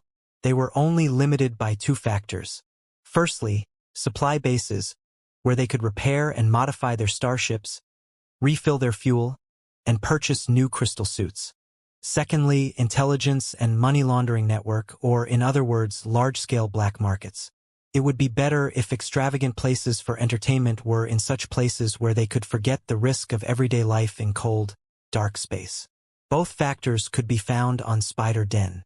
They were controlled by the real dominators of the space pirates. Take Pirate Potentate by Xianxia for example. Under his control, he had 40% of the docks on Spider Den, almost 10 crystal suit centers, and a secret arsenal allegedly left by the Star Ocean Imperium. Although most of the magical equipment in the arsenal was now debris, some of the units were still functional and could boost the performance of modern magical equipment when they were activated. If the starship of a space pirate was damaged, they had to repair it in the docks that belonged to Bai Xianxia in most cases because some of the maintenance facilities could not be found anywhere else. Naturally, Bai Xianxia could ask for whatever price he wanted. After he earned a huge amount of money from the brutal bandits, the bandits could only swallow their anger and express their gratitude. That was the real space pirate of the space pirates and the king on Spider Denver. The three classes were clearly divided. The bottom class did not have their starships. The middle class had their starships but could not maintain or supply them. The top class had starships and could maintain, modify, and refine crystal suits on their own, to the point that they were almost an army. There were 9 such dominators who boasted their own docks and crystal suit centers on Spider Denver. They formed an organization named 9 Dragons Union to enforce the rules of darkness. The rules were simple. Everybody was free to do whatever they wanted on Spider Den. Assassination, robbery, betrayal, massacre, anything they wanted could be done. But no matter what they did, no evidence was to be left behind. Without evidence, even if all of Spider Den knew that a certain massacre was done by a certain space pirate, nobody would bother about it. On the contrary, They would praise the space pirate for their marvelous skills in secret. However, if the victims luckily survived the accidents and brought undeniable proof with them, then the 9 biggest pirate gangs would say sorry and eliminate the unfortunate criminal. It was not because of the crime he committed, but because he was idiotic enough to leave an eyewitness after the crime. Restricted by such rules, the dark society of Spider Den had functioned smoothly for 1,000 years, even though countless brutal bandits were gathered in the place. Over the past 30 years, the leader of the 9 Dragons Union had always been pirate potentate Bai Xinghe. It was not the first time that Li Yao had seen the name Bai Xinghe. In the entire Stormy Sword, the name appeared 136 times. In most paragraphs where Bai Xinghe was mentioned, Feng Yuzhong wrote with a tone mixed with hatred, jealousy, fear, and respect. At the end of the notebook, Feng Yuzhong even specially wrote a biography for Bai Xinghe and recorded his marvelous rise on Spider Den, hoping to set a role model for his son. In the biography, Feng Yuzhong even mentioned Yan Xinjian, the legendary ancestor of space pirates 500 years ago. In the history of the Flying Star sector, Yan Xinjian was a rarely seen capable man. He had originally been the elder of the Heaven Wolves Fortress, one of the 6 sects of Heavenly Saints City, and the vice-commander of the joint fleet of the 6 sects of Heavenly Saints City. His boss and his wife were both disciples of the Silver Moon clan and were involved in a relationship. After learning of the matter, Yan Xinjian made thorough plans without alarming everyone. He butchered his wife, his boss, and every other member of his boss's family before he joined Spider Den with a bunch of loyal followers and became one of the most troublesome bandits in the world. 500 years ago, the Flying Star sector was short of anything but heroes. The Cultivators formed a super fleet of almost 1,000 starships, hoping to take over Spider Den and annihilate all the space pirates. When the fleet drew close, all the space pirates panicked. It was Yan Xinjian who organized the mobs who were essentially loose sand and waged a war against cultivators for several years until a cosmic storm destroyed a lot of the starships on the cultivators' side. The assault was thereby aborted, and the myth that Spider Den is never to be breached from the front was left. From then on, Yan Xinjian was respected as the emperor of all space pirates. It was even said that he boasted the technique of summoning cosmic storms. Aside from his personality and integrity, in regard to cultivation and capability in administration, Yan Xinjian was definitely one of the most distinguished people in the thousands of years of history of the Flying Star sector. Feng Yuzhong did not go so far as to compare Bai Xinghe to such a legendary person, but it was evident enough that he thought very highly of Bai Xinghe. Bai Xinghe's rise was another shocking story. He was not a native of Spider Den. It was said that, when he was 7, the starship he boarded on was engaged in a cosmic storm. He was discovered by space pirates and sold to Spider Den, only to become a treasure hunter later. Treasure hunter sounded like a cool title, but it actually entailed endless sweat and blood. Spider Den was a planet of resources and industry in the days of the Star Ocean Imperium. Although most of the resources were drained during the Civil War, a lot of secret treasures and facilities were still left behind. It was said that, at the end of the war, to deal with the enemy, the whole of Spider Den was hollowed, and an extremely complicated underground labyrinth was built. The underground labyrinth was a fortress whose size was unimaginable. Countless arsenals and shelters were built inside, and tremendous invaluable secret treasures, as well as unbelievable cultivation arts, techniques, and training facilities were hidden. With the technology of the Flying Star sector nowadays, the space pirates never went deeper than 200 meters, a far distance away from the center of the underground labyrinth, even though they'd been working for 1,000 years. Traps, secret tunnels, and automatic defensive magical equipment had been deployed in the deeper parts of the labyrinth, so that the guards could continue the fight after they retreated into the fortress when the enemy invaded.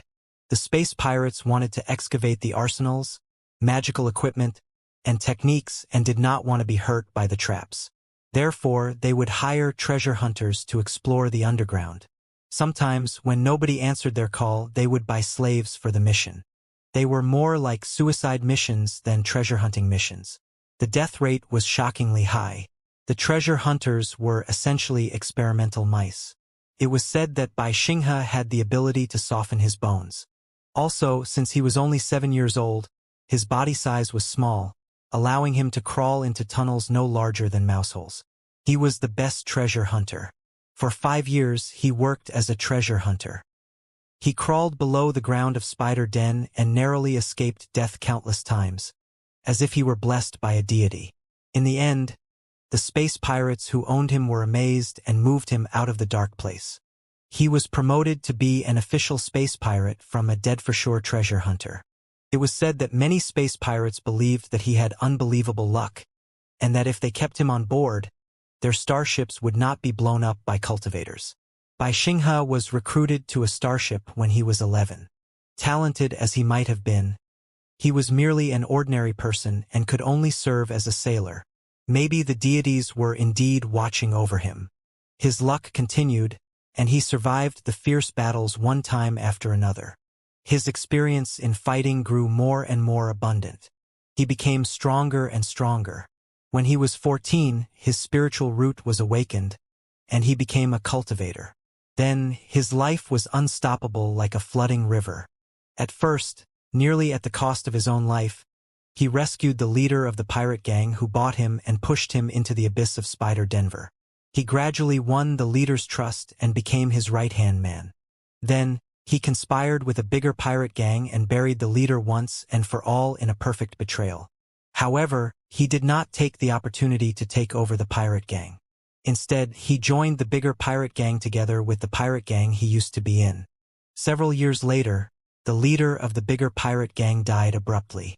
What was weirder was that Bai Xinghe, who had only begun his career a few years earlier and had no expertise or connections, was appointed as the new leader of the pirate gang. Everybody agreed to the decision unanimously, except for the dozens of dead people whose throats were cut in the night. In the decades that followed, there was a series of schemes, treacheries, massacres, alliances, and betrayals.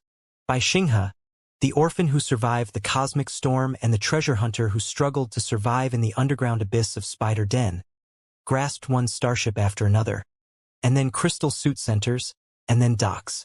In the end, the Abyss Pirate Gang, governed by him, became the strongest pirate gang on Spider Den, and he personally gained control over the largest number of docks and crystal suit centers, thereby known as the well-deserved pirate potentate. During the decades of his rise, even the most ferocious space pirates would cry when they heard his name. The destruction of countless pirate gangs seemed to be related to him, but every operation had been clean without any traces. Therefore, the guardians of the rules of darkness could do nothing about it. However, when he became the pirate potentate, he suddenly turned into the most loyal enforcer of the rules of darkness and started talking about traditions with everybody. He collected the evidence of the pirate gang's previous crimes diligently and revealed it in public in the meetings of the Nine Dragons Union. Then, he struck the pirate gangs under the name of the Nine Dragons Union and took over their assets and manpower matter-of-factly. His forces further expanded. As a result, not only was Bai Xinghe's personal strength getting higher and higher, other space pirates also became dutiful and obedient, intimidated by him. It was not exaggerating to say that the recent decades were the golden era for Spider Den, when the society was most stable and the crimes were fewest. With so many docks and crystal suit centers, it had been a long time since the Abyss Pirate Gang went looting personally. They could lord over other pirate gangs and absorb blood from them. It was one of the benefits of staying at the top of the food chain. Even Feng Yuzhong, the old, cunning fox, is so wary of Bai Xinghe. It seems that he is not going to be easy to deal with. Pondering for a moment, Liao meant to scratch his hair, only to touch his solid helmet. He then realized that he had been the mystic skeleton battlesuit all the time over the past month and had not taken it off other than when he was refilling spiritual energy.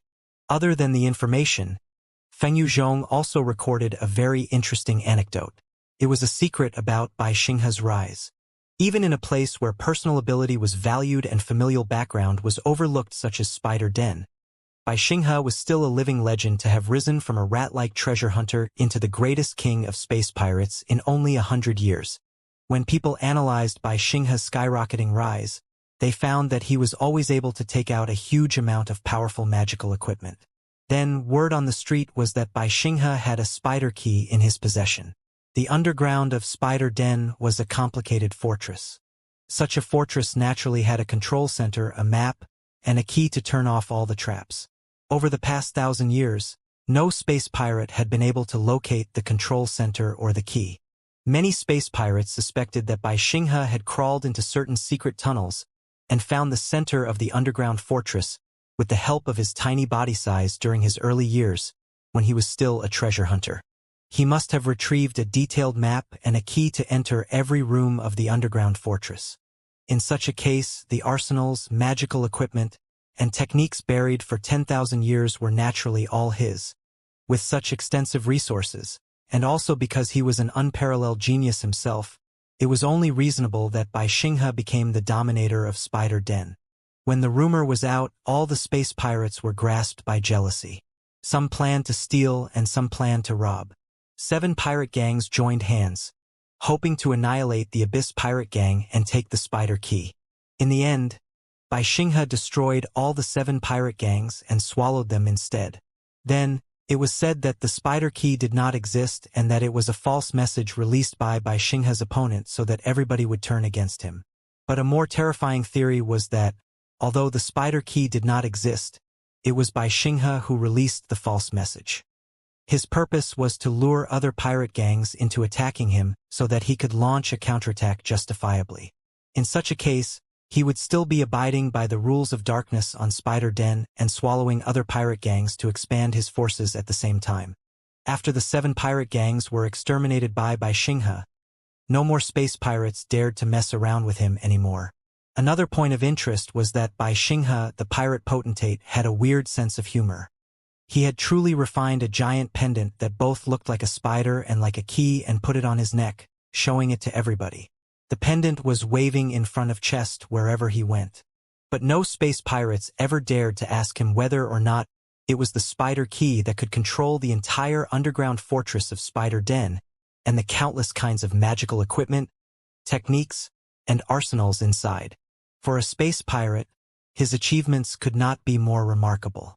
Liao turned off his crystal processor and inwardly sighed. On his journey to Spider Den, he would be faced with both Feng Yuzhong, an old, cunning fox who was now in the nascent soul stage, and Xianxia, the most distinguished space pirate alive. If Hellsword was not lying, the real Black King should be at least in the nascent soul stage too. 3 nascent soul stage cultivators.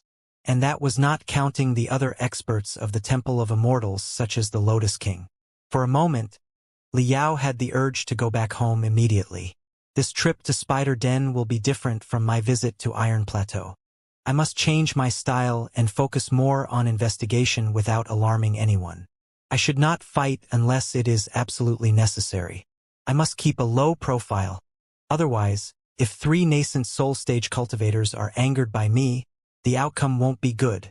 Liao scratched the iron skull of the crystal suit and pondered. The carrier has cruised in the Sea of Stars for more than a month and crossed multiple stone belts. Many parts on the carrier have been damaged. When it arrives in Spider Den, it will certainly be examined in a certain dock. At that time, I will sneak out and hang around with the reserve space pirates in the bottom class who are waiting to be employed. The question remains, how am I going to approach the leadership of Spider Den? While Liao was thinking hard, the cooling tubes all started shivering slightly. Liao was dazed. He leaned against the wall of the tube and heightened the sensitivity of his soundwave reception rune array to the maximum, only to hear ear-splitting roars from every direction. Not good. Liao's pupils constricted violently. Again, there was no telling what accident the carrier had run into, but it was zigzagging and performing the craziest dodging movements. In such a state, all the power rune arrays were fully activated.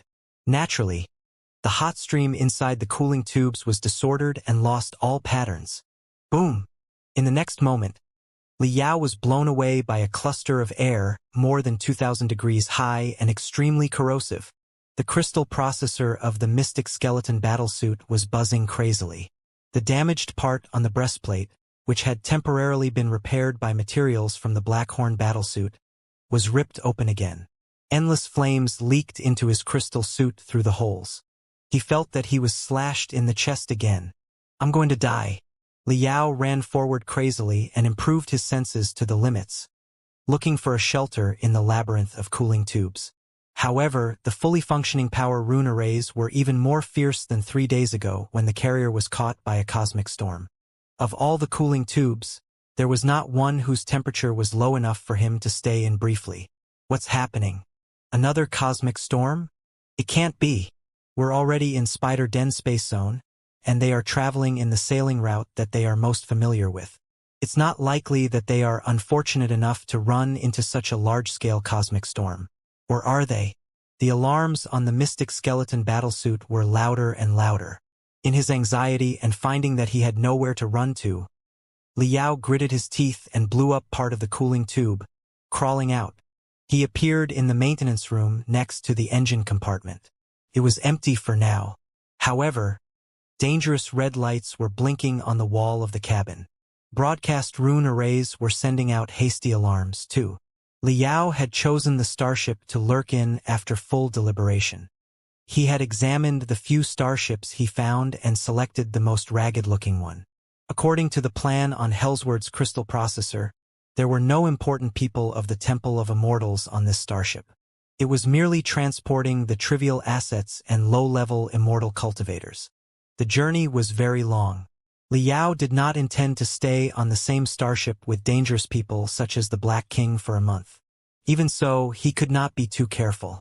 Looking around, Liao removed the mystic skeleton battlesuit and put on a mechanic's uniform after picking one from the closet of the room. At this moment, the carrier was shaking more and more violently, like a lonely boat at the mercy of the surging ocean, one that had a giant hole on the bottom. Liao's head almost crashed into the ceiling several times. Sticking his ear to the cabin door, Liao listened carefully for a while. When he was sure that there was only one person's footsteps, Liao opened the door suddenly. What has happened? Liao stammered, pretending to panic. There was indeed only one space pirate in the pathway who hadn't got the opportunity to put on his crystal suit. His face was even paler than that of a dead person, as he shrieked, Boss Bai is here." Liao was dumbfounded. Theoretically speaking, the leader of any pirate gang could be addressed as Boss Bai, as long as their surname was Bai. However, over the past few decades, there had been only one Boss Bai on Spider Denver. None of the other space pirates dared to call themselves Boss Bai. They did not even have the courage to call themselves Brother Bai. Liao did not expect that Bai Xinghe, whose legendary life had left a deep impression on him a moment ago, would attack the carrier he was on so quickly. Confused, Liao blurted out, "Isn't Boss Bai on our side? We are all working for the Temple of Immortals. Why is he assaulting us?" It was not unusual for space pirates to attack each other when they encountered in the space. But it mostly happened when a pirate gang had just finished a job and their trophies attracted other pirates' attention. The carrier Liao snuck in, on the other hand, was commanded by the Temple of Immortals and had just finished the assault on Heavenly Saints City. It had been cruising in stealth mode and had not robbed anybody. Naturally, there were no valuable goods on the starship. What was wrong with Bai Xinghe? Why did he do such a thing so close to Spider Den, everybody's home camp? Liao thought that the question he raised was perfectly reasonable. But the panicked space pirate grew suspicious the moment he heard the question. He eyed Liao up and down and asked, "Who are you?" Liao frowned. He had been seen through. Liao sighed. Spiritual energy surged out of his body and condensed into an invisible giant hand, which grabbed the space pirate's throat and raised him into the air. The space pirate was quite weak. Now that he was choked by the hand, his face immediately turned black, and his eyeballs were rolling crazily. However, he could not scream or cry for help. Liao dragged him back to the maintenance room and threw him to the ground heavily. After a click, Liao locked the door with his spiritual energy, and he eyed the man coldly. He did not release his throat until he was almost in a state of shock. The space pirate squirmed and coughed loudly like a half-dead lobster. Liao extended one of his fingers. Invisible spiritual energy turned into a sharp cone on his fingertip and poked the man's chest softly, as he asked, "I will ask questions, and you will answer them. If you tell the truth, I will spare your life." The space pirate was quite a quick-minded guy. feeling the throbbing pain on his chest. He knew that his kidnapper was not someone he could deal with. He quickly nodded and said, "Don't kill me. Whatever you want to know, Senior. I will tell anything." The situation was quite a mess when the starship left Heavenly Saints City, Liao said. Other than members of the Tiger Teeth pirate gang, some of the space pirates from several other gangs were evacuated to this starship, too. It's impossible that you know the hundreds of space pirates. Why did you grow suspicious about me? Is there anything wrong with the question I asked? The space pirate breathed heavily for a while and felt like crying. Everybody on Spider Den knows that Boss Bai and Feng Yuzhong, who only rose to fame recently, do not see eye to eye with each other. Two tigers cannot live on the same mountain, and two kings cannot rule Spider Den at the same time. Before, Hellsword Xianxia, the other nascent soul stage cultivator on Spider Den, had many conflicts with Boss Bai too. They reached a deal in the end. Hellsword would be a lone wolf and never establish his own pirate gang. In return, Boss Bai would provide a huge number of resources for Hellsword every year. With such a deal in place, the two space pirates in the nascent soul stage were at peace again. But it is different for Feng Yuzhong. He has always been ambitious, and now with the support of the Temple of Immortals, he has swallowed quite a few pirate gangs over the past year. His strength is 10 times higher than before. Naturally, clashes between Boss Bai and him are inevitable. Although the two of them had not begun fighting yet when we left Spider Den, it was perfectly normal for them to lose patience and decide to attack the other party. Therefore, it is quite abnormal that you were so surprised. Your second question is even more weird. Liao raised his eyebrow. I said everybody was working for the Temple of Immortals. Isn't it so? Of course not. The space pirate smiled miserably. Everybody on Spider Den knows that other people work for Boss Bai. Boss Bai does not work for anybody. Liao was dazed. He pondered for a moment and realized that he had been wrong about something all the time. From the moment he first came into contact with the immortal cultivators, space pirates had been their accomplices. Feng Yuzhong was personally involved in the immortal cultivators' first scheme and was a loyal dog for them. In the Battle of Heavenly Saints City, a lot of space pirates had participated and helped with the transportation. Therefore, Liao had the impression that all the space pirates were partners of the immortal cultivators. But it appeared now that space pirates and immortal cultivators were not necessarily on the same boat. At the very least, Bai Xinghe, the pirate potentate, did not seem to be a guy willing to bow to somebody else according to his life experience. Thinking for a moment, Liao asked, "Is Boss Bai in a bad relationship with the Temple of Immortals? What are their conflicts?" The space pirate replied helplessly, "What can the pawns such as us know about the specific conflicts? But over the past year, there have indeed been a number of rumors saying that Boss Bai does not like the immortal cultivators of the Temple of Immortals, who jumped out of nowhere." Liao was going to ask the reason, but he swallowed the question and realized that he was being silly. An emperor would not allow somebody else to covet his empire. Who was Bai Xinghe? He was the underground emperor of Spider Den. As the pirate potentate, Bai Xinghe suddenly discovered that an enormous organization was lurking right under his nose. It had ill intentions and concocted various evil plans. Liao felt that it was alarming enough if he were Bai Xinghe. Didn't the Temple of Immortals try to buy over Boss Bai? Liao asked. The space pirate quickly replied, "Maybe, but Boss Bai buys other people. How can anybody buy Boss Bai?" In short, over the past year, Boss Bai has not thought highly of many things that the Temple of Immortals did. It is said that they had conflicts in secret many times. The Temple of Immortals' full support for Feng Yuzhong had a lot to do with those conflicts, too. Liao pondered for a moment and thought everything through. For such a distinguished man as Bai Xinghe, it was extremely difficult to buy him. The price would be very high, and even if he was bought, it would be hard to manipulate him. Nobody could anticipate if he would swallow the Temple of Immortals instead. Therefore, the Temple of Immortals decided to bring up their own pirate potentate. In the past, Feng Yuzhong was also a well-known brutal bandit in the circle of space pirates. But he did not have his own docks or crystal suit centers. In other words, he was only among the best ones in the middle class of space pirates. Such people were the most ambitious and the easiest to buy over. As long as he was promised by Xianxia's position as the new ruler of space pirates when the endeavor succeeded, he would be the most loyal warrior for the Temple of Immortals and do what he was ordered to wholeheartedly. Naturally, it hurt the interests of Bai Xinghe, the incumbent pirate potentate. The conflicts between the two parties were not strange at all. Liao sorted through all the information in his head and asked a few more questions. However, the man was a pawn in his pirate gang in the first place, and he had been away from Spider Den for almost half a year for the mission. Therefore, he did not know the latest situation on Spider Den. Liao's questions proved futile. Last question. Answer it honestly, and I will not kill you. Liao did not give him time to think. He asked straightforwardly, how many ordinary people have you killed? The space pirate was dazed for a moment. His eyeballs rolled to the up. It was a micro-expression suggesting that he was recalling and counting. It also meant that he had killed ordinary people. Liao's lips curled. His eyes turned cold. The space pirate shuddered and shouted crazily, "You said you wouldn't kill me!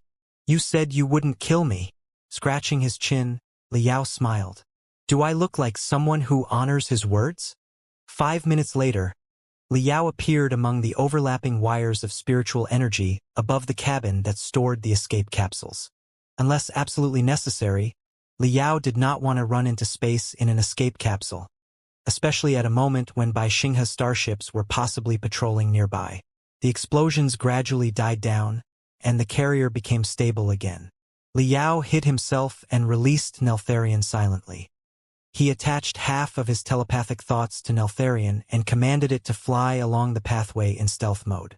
It was obvious that every zone of the carrier had been taken over by another group of space pirates. The intruders were well-trained and looked sharp. Intense killing intent was flowing out of their eyes. It was not simply boldness on the surface, but a toughness deep to the bones indicating that they did not care for the lives of other people or their own. Faced with the intruders, the space pirates on the carrier did not have the courage to fight back at all. They all sat in the corners of each cabin with their hands on their heads. Liao thought of something. The intruders were likely from Bai Xinghe's Abyss pirate gang. Right then, a large batch of space pirates crowded toward the bridge.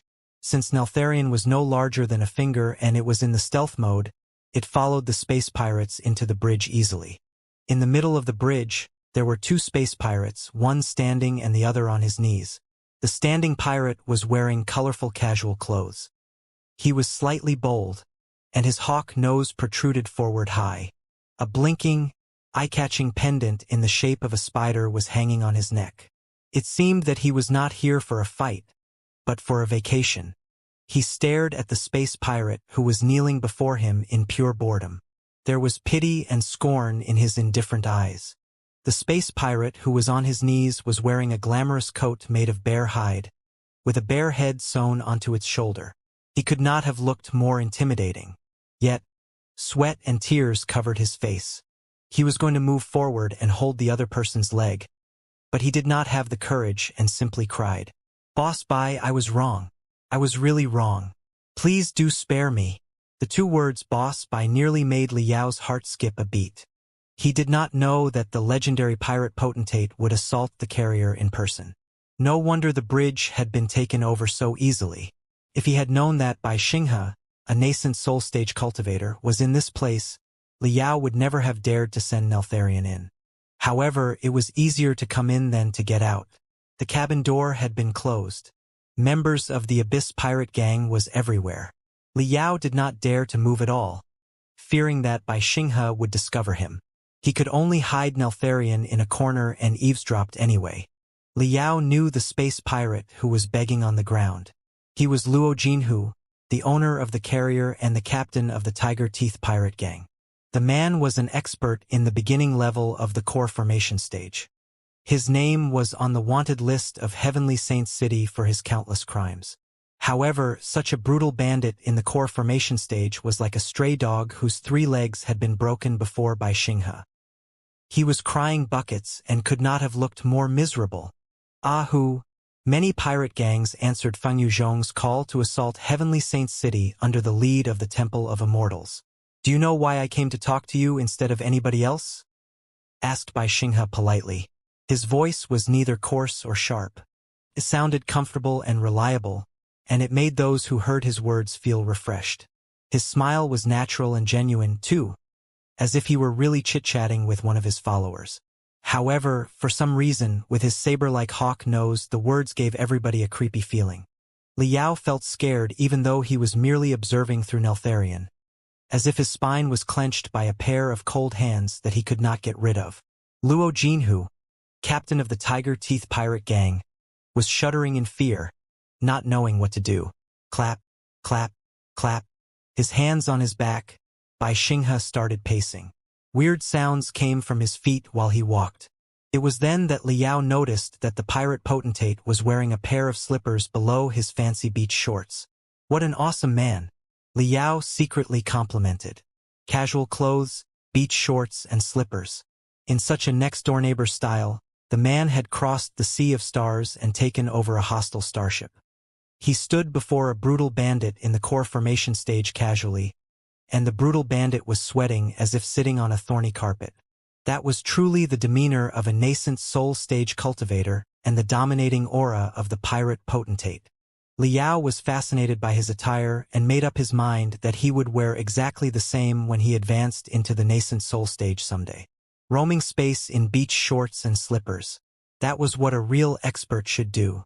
31 years ago, your pirate gang was ambushed by other space pirates, and you had only one starship left. Who helped you defeat your enemy?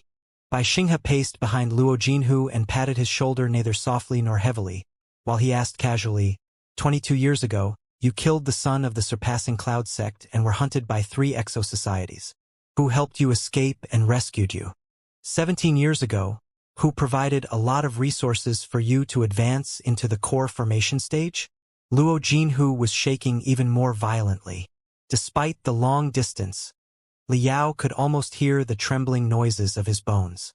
Bai Xinghe sighed softly and said, "Ahu! I know that the Temple of Immortals revealed itself and Feng Yuzhong rose up quickly over the past year. He seemed like the new king of space pirates. Therefore, many people joined his cause. It is not strange. However, I did not expect that you, Luo Jinhu, would betray me too. Betrayal is nothing unusual on Spider Denver. My heart did not hurt much either. I merely wondered whether or not my sight had impaired because of my old age. Therefore, I paid a visit to your starship personally to see if you are really a traitor. Do you think you are a traitor? I'm not." Bai Xinghe's accusation was like 3 burning stings that stabbed into Luo Jinhu's coccyx. Luo Jinhu jumped to his feet after a shiver while he shouted, "Boss Bai! Brother Bai! I've always borne the great favors that you did me in mind. What am I if I betray my brother?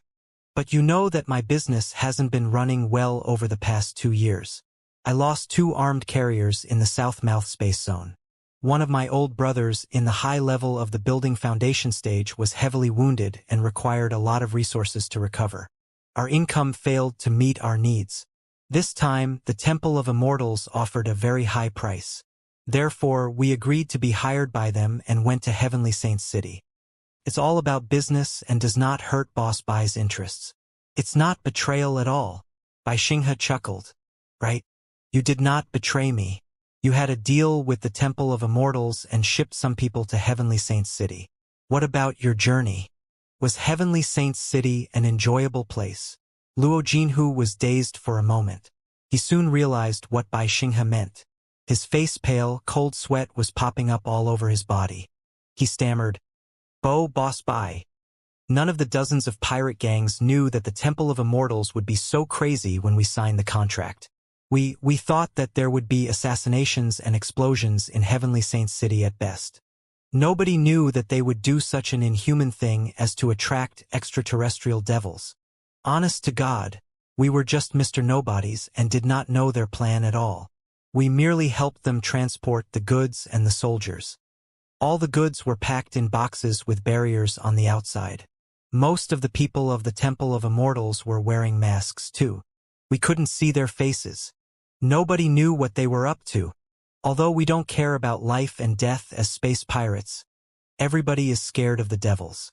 If we knew that they were planning an arrival of extraterrestrial devils, nobody would have gone with them. Everyone was shocked when the extraterrestrial devils arrived, but there was no turning back at that point. We could only struggle on to make it to the end.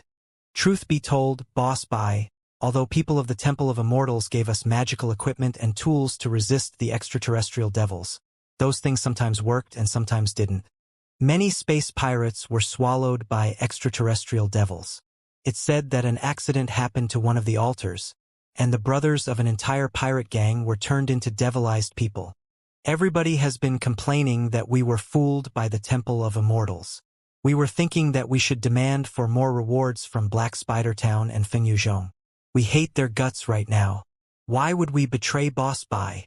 That explains a lot. You were fooled by other people. You did not mean to betray me. You did not hurt my interest. Bullshit. Bai Xinghe suddenly burst into a rage. A hurricane seemed to have formed inside the bridge. Dozens of light beams on the control panels broke apart and perished. Bai Xinghe jabbed Luo Jin, whose back hard, and roared. You greedy idiots haven't seen through the Temple of Immortals' intentions even to this day? Fooling you to assault Heavenly Saints City without telling you their real intentions was a stone that kills two birds. Before, space pirates were merely the skin disease for the cultivators. We could not stir much trouble. Therefore, they could barely made up their mind to gather all the elites to destroy us at a high price. But now, space pirates, extraterrestrial devils, and immortal cultivators have been combined. We are now a fatal disease to the cultivators. They are going to come at us for real even if they have to pawn their pants. From the moment the extraterrestrial devils arrived, the space pirates who were part of the battle have been labeled as the Temple of Immortals and added to the must-kill list of cultivators. You are not going to get away. No, not just you. Cultivators won't care exactly which pirate gangs participated in the Battle of Heavenly Saints City and which ones didn't. They will form a great army and attack Spider Denver. They will slay all the space pirates and eliminate every one of us. Do you want me to explain the matter to the cultivators then? I'm truly sorry, fellow cultivators. Although I have committed a great number of crimes, I never took part in the Battle of Heavenly Saints City or the arrival of extraterrestrial devils. I am different from the Temple of Immortals. How about you letting me go, fellow cultivators? Does that explanation sound good to you? Is it good? Huh? You idiots can always kill yourselves if you want to. But why did you have to drag me down with you? And you said you did not hurt my interest or betray me. Why didn't you tell me earlier if you didn't intend to betray me? If you had any trouble, I could have helped you. Have I never refused your request? Why did you choose to act on your own? Why? Luo Jin, whose spine was almost broken because of the jabbing. He collapsed to the ground like a dead dog, breathing heavily. After the catharsis, Bai Xinghe's countenance suddenly changed. He became calm and casual again, like a totally different person, before he asked, "Who? How old are you?" Luo Jin, who was dazed, not having any clue why Bai Xinghe was asking that. He managed to reply, 103. Oh, Bai Xinghe smiled, as if the harangue just now had nothing to do with him. He remarked, 103 years old and in the core formation stage, you can almost be called an adult now, and you still believe in bullshit like immortality? In a gloomy face, Luo Jinhu replied, Of course I don't believe such crap like immortality. Even I'm not that foolish. Then what was their bait? Bai Xinghe's face turned cold again, as he asked, If you needed money or goods, you could have asked for my help. But since you signed a contract with the Temple of Immortals without telling me, they must have offered you something more valuable, something that I could not provide. What was it? Luo Jinhu hesitated for a moment. He gritted his teeth and confessed. Boss Bai, truth be told, both me and our brothers of the other pirate gangs make our living in the most dangerous way every day. Unpredictable notions such as immortality can only fool 3-year-olds. We won't buy that anyway. Besides, the people of the Temple of Immortals do not look like seniors who have lived for hundreds of years. However, Boss Fengyu the bastard Fengyu Zhong, said that the Temple of Immortals was a vast organization. A lot of immortal cultivators were lurking in every space zone of the Flying Star sector. When the timing was appropriate, they would strike together to overturn the rule of cultivators. A kingdom of immortals on Earth would be established. In the brand new country, the immortal cultivators would be the dominators, and the ordinary people would be their slaves who would be driven, exploited, and incarcerated. They would do whatever they wanted. We space pirates are rats that everybody stomps on and have lived our lives in fear and darkness. But as long as we helped the Temple of Immortals cause, when the immortal cultivators ruled the Flying Star sector, we would be the regular army of the new kingdom. Based on the size of my Tiger Teeth pirate gang, if I did my part, I had a good chance of becoming the commander of the fleet of a space zone. Xianxia nodded and smiled. That explains a lot. Kingdom of Immortals. That sounds much more reasonable than an eternal life. How about this? Ahu, it's better to work with someone you are familiar with than to work with a stranger. Instead of helping the Temple of Immortals, why don't you help me to build a great flying star empire? I will decree you to be the great general of the universe. How does that sound? Luo Jinhu observed Xianxia's face and managed to smile. Boss Bai, you must be joking. You know I'm joking too. Xianxia changed his expression again and kicked right in Luo Jinhu's big pale face, his slippers embedded inside. Luo Jinhu was knocked to the ground. Xianxia stomped on him and bellowed, "You know that I can't build a flying star empire. You know that an idiot like you does not deserve to be the great general of universe. You know that I was making fun of you. Why were you not so clever when you were fooled by the Temple of Immortals bullshit? Kingdom of Immortals on Earth? Command of a fleet? Are they qualified? Are you qualified? A bunch of cultists whose brains are all damaged and a swarm of mobs who know nothing but robbing are trying to overthrow cultivators who have reigned for thousands of years? In your fucking dreams." Luo Jinhu struggled below Xianxia's slippers like a cockroach. He screamed, "I was wrong. Boss Bai, I know I was wrong." "Of course you were wrong." Xianxia stomped hard several times before he moved his slippers away from Luo Jinhu's face, where dozens of slipper prints had been left. Luo Jinhu's face looked like a potato that had been thoroughly mashed. Xianxia took a breath in relief. His voice turned comforting and reliable again as he asked, "Go. What kind of criminals do you think can always go unpunished?" Luo Jinhu had become used to Bai Xing's sudden change of topics. He thought hard for a moment and hesitated. The real smart ones? No. The most cunning fox is still no match for a hunter. Even the smartest criminal will be caught sooner or later as long as they keep doing their job. Xianxia replied casually. Only one kind of bad guys can get away from justice forever, when the damage they cause is far lower than the cost in order to capture them. Do you understand? Forget it. I can tell from your ignorant eyes that you don't understand. Let me change my question. Do you know what Senior Xianxia, the supreme space pirate 500 years ago, did after he defeated the fleet of cultivators? Luo Jinhu shook his head helplessly. Narrowing his eyes, Xianxia said gravely, "The supreme space pirate Xianxia rose to power during the war and gathered a bunch of soldiers who were absolutely loyal to him. After he defeated the fleet of cultivators, he immediately swept Spider Den unstoppably. With consideration of the crimes that the space pirates committed, he sentenced the space pirates who were hated by a lot of people to death, those who had killed the important disciples of major sects and who were disobedient. Later, he sent the videos of the space pirates' executions to cultivators through underground channels. Later, he summoned all the space pirates for a meeting and established 10 rules, which are known as 10 sword rules today. In every robbery, take away 2/3 of the trophies and leave 1/3 for the victims. If there's no resistance, don't hurt the ordinary people on board and the armed soldiers if they lay down their weapons and surrender. No rapes. Never kill pregnant women and kids below 10. Never plunder carriers that have just experienced a cosmic storm. Never plunder a carrier twice in one journey. Do not touch anything and retreat immediately if you find that the starship has been looted before. There are 5 more rules besides those. Whichever pirate gang violated the rules, Xianxia would be the first to ask for their trouble until they admitted to their guilt. At that time, everybody said that Xianxia was a fool. Cultivators were their mortal enemies anyway. The self-restricting rules were completely redundant for them. There were even people who thought that Xianxia was a spy sent by the Cultivators, even if he had caused the Cultivators a crushing defeat in the battle to protect Spider Den. However, despite the doubts, there was not a second fleet waging a second war on space pirates in the 100 years after Xianxia passed away. Why? Do you think that they were really scared of Spider Den? Of course not. Senior Xianxia merely gave Cultivators a clear message.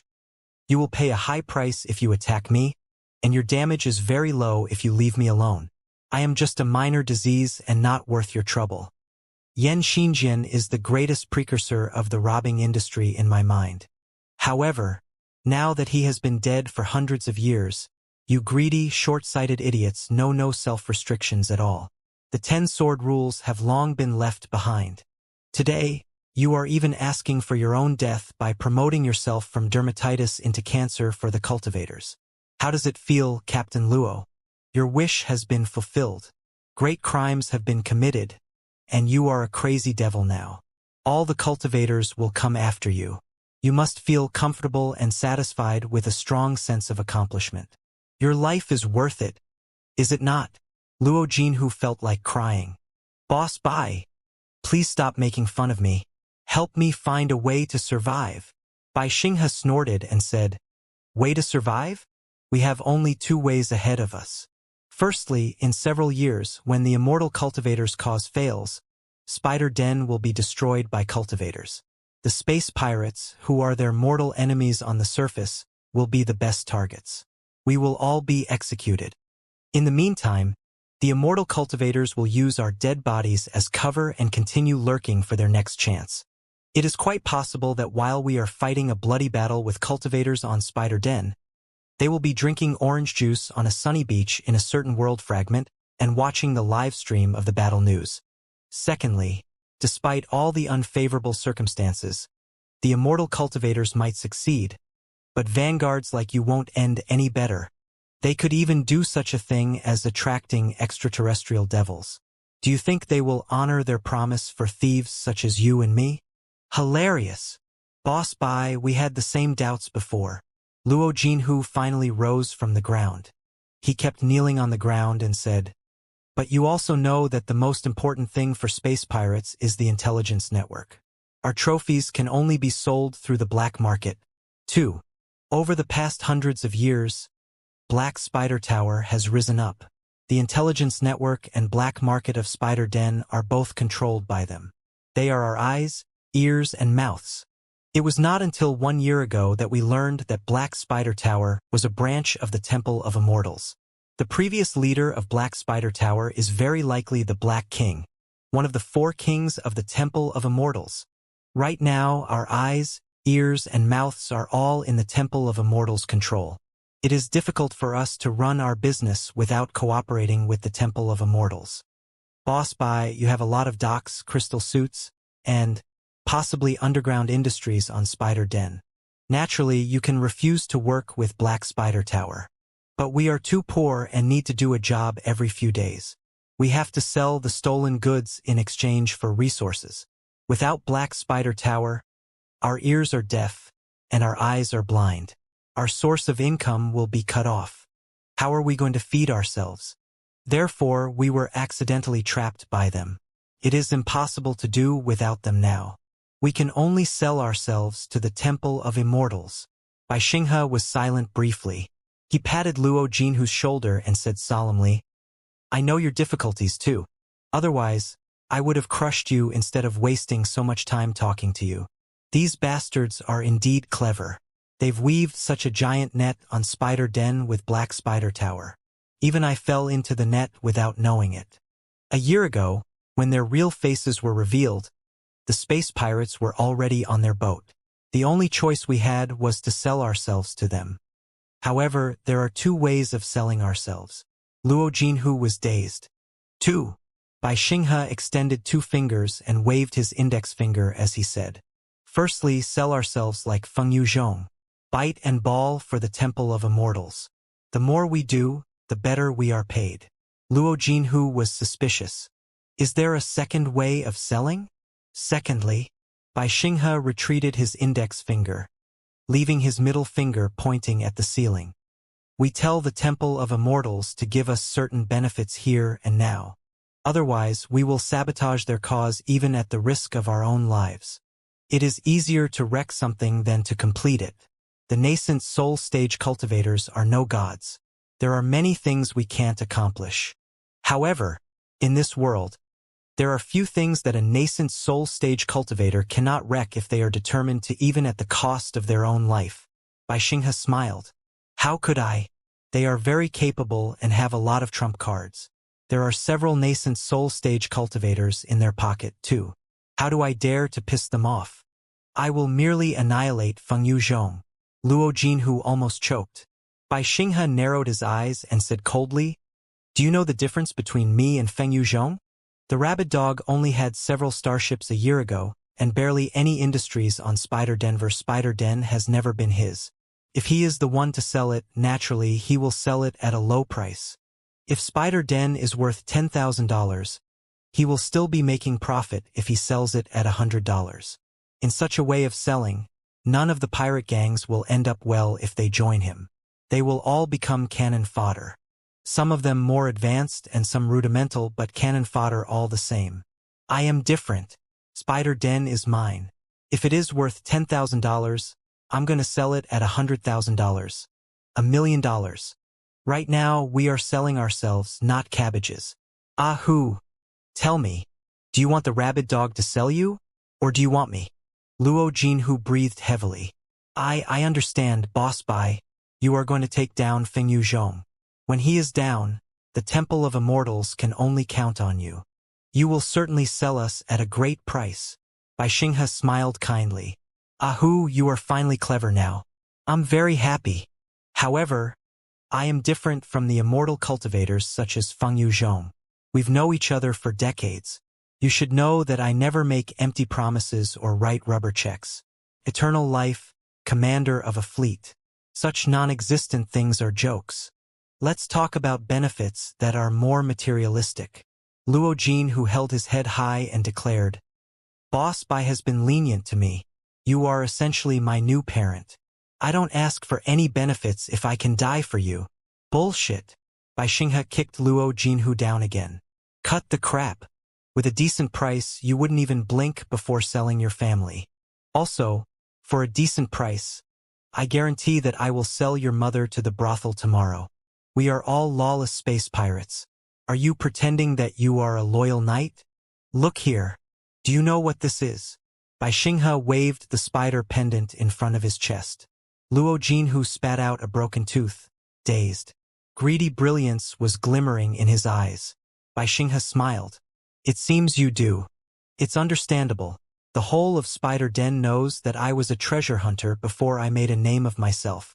It is said that I once entered the control center of the underground fortress of Spider Den and retrieved a detailed map. With the map and the spider key that can open all the secret tunnels, I have in my hands the arsenals, magical equipment, and techniques of Spider Den. The spider key might not be real, but I definitely have my trump cards, considering that I could build such a large business from scratch in only 100 years. Right? Luo Jinhu's voice changed, like a girl who saw a diamond weighing 4 kilograms. Boss Bai, what do you mean? Shaking the spider key, Bai Xinghe said softly. Tell you what, in the civil war of the Star Ocean Imperium 10,000 years ago, Spider Den was so much more than a simple industrial planet. A great secret was buried deep below the ground. The secret has nothing to do with you, but the magical equipment and techniques scattered around the secret might have a lot to do with you. Right? Luo Jinhu swallowed and cried in joy. Boss Bai, are you planning to? Bravery comes with a high reward. Bai Xinghe retracted his spider key and raised his voice. I'm not going to lie to you now. Supported by the Temple of Immortals, Feng Yuzhong's forces are quickly expanding. A lot of pirate gangs have joined him. I'm not confident that I can win the fight. Although I'm not willing to share my trump cards with everybody, wealth, magical equipment, and techniques are merely belongings. They are only useful when I'm alive. Therefore, I will call for a secret meeting in a few days. All the space pirates who decide to back me will share the cultivation arts and secret treasures I brought out from the arsenals of Spider Den. Half of them will be split before the battle, and the others will be divided evenly after Feng Yuzhong is dead. All the goods will be examined beforehand. They are definitely real. This is what Boss Bai is going to do. I, Bai Xinghe, always buy people and sell people honestly. While talking, Bai Xinghe took out something from his pocket and tossed it to Luo Jinhu's. It rolled on the ground crazily. Liao observed through Neltharion and discovered that it was a vintage jade chip as well as 5 shining silver metal balls. "Ah-hoo," Bai Xinghe said. "I know that you've been training with the Tiger Stripe Divine Fire art over the past few years, but it is hard to improve when you reach the 6th level. This jade chip was excavated by me from the underground arsenals. It is the devilish tiger crushing bones art that an elite troop of the Star Ocean Imperium trained with 10,000 years ago. It is quite similar to the Tiger Stripe Divine Fire art that you have been training with, and you should find it very easy to get started. Your combat ability will be significantly improved if you train yourself hard. The cultivation art itself is not very attractive. Right now, there are many similar versions on the spiritual nexus. Everybody is free to practice them as long as they do not fear mental derangement. However, what was stored with the devilish tiger-crushing bones were 9 pills that were made of the cores of dozens tiger-type demon beasts. Even in the elite troop 10,000 years ago, only those who made great contributions had the privilege to take them. There were 9 pills corresponding to the 9 levels of the devilish tiger-crushing bones. Take one after you advance into each level, and you will bring out all the potential of the art and wield the strength of a tiger slayer. Here are the arts of the first 5 levels and 5 pills. Train with them first. After Feng Yuzhong is down, I will give you the remaining arts and the last 4 pills." Luo Jinhu exclaimed in joy and was so excited that he did not know what to say. Bai Xinghe patted his shoulder and lowered his body, whispering, "Ah-hoo, we are all in the robbing business. Our way of making money is quite dangerous. It is very important that we seize the day. Only your own strength is real. Everything else is false. Cut off the heads of those who claim that they can live forever and mince their body into pieces. Can they stay alive? Even if you are appointed as the commander of a fleet, other people can blow up your head with a flying sword easily if you are not strong enough. Isn't that right? I can neither grant you an eternal life nor appoint you as a fleet commander, but I do have a lot of arts and pills that can improve your cultivation." "Boss Bai." Luo Jinhu's eyes were burning with greed. His neck was almost twice as thick while he put the arts and the pills back into his pocket carefully. He then shouted, "I don't have anything to say except that I'm all yours. Boss Bai. Damn it. Let's fight the rabid dog Feng Yuzhong hard. Kill him and let the Temple of Immortals know who the real boss of Spider Den is. Even the immortal cultivators must bow and cooperate with Boss Bai. When you decide to take action, Boss Bai, just give me a call.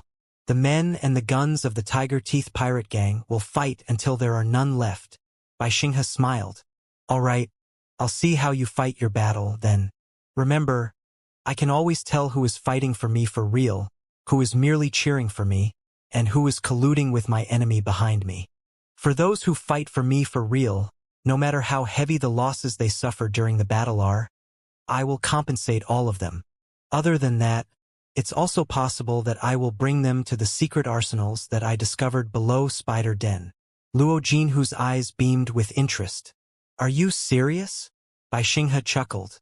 He raised his right hand and curled his finger. A brutal bandit almost 3 meters tall, who looked like an iron tower in his crystal suit, bowed and handed over a cup of cold juice respectfully. Bai Xinghe sipped the juice and sighed in satisfaction. Luo Jinhu was dumbfounded, not knowing what was going on.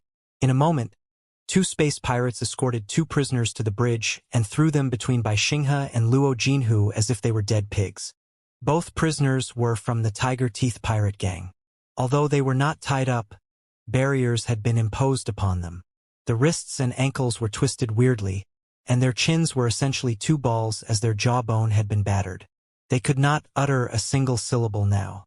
The moment they saw Bai Xinghe, they started writhing crazily. The utmost fear beamed out of their eyes. Bai Xinghe smacked his lips and said casually, "These two are the core members of your gang. One of them is the accountant who manages the entire flow of your capital. However, according to my investigation, they have joined the Temple of Immortals in secret. Unlike you, who was simply running errands for the Temple of Immortals for money, they have been brainwashed and become immortal cultivators. They have been instigating your subordinates to join the Temple of Immortals. There is even a whole set of follow-up plans to gradually steal your power. If they were exposed, or they found that your stance was unsteady, they would immediately take you and lead the Tiger Teeth pirate gang to join Fengyuzhong's storm prison. All the evidence is in the crystal processor.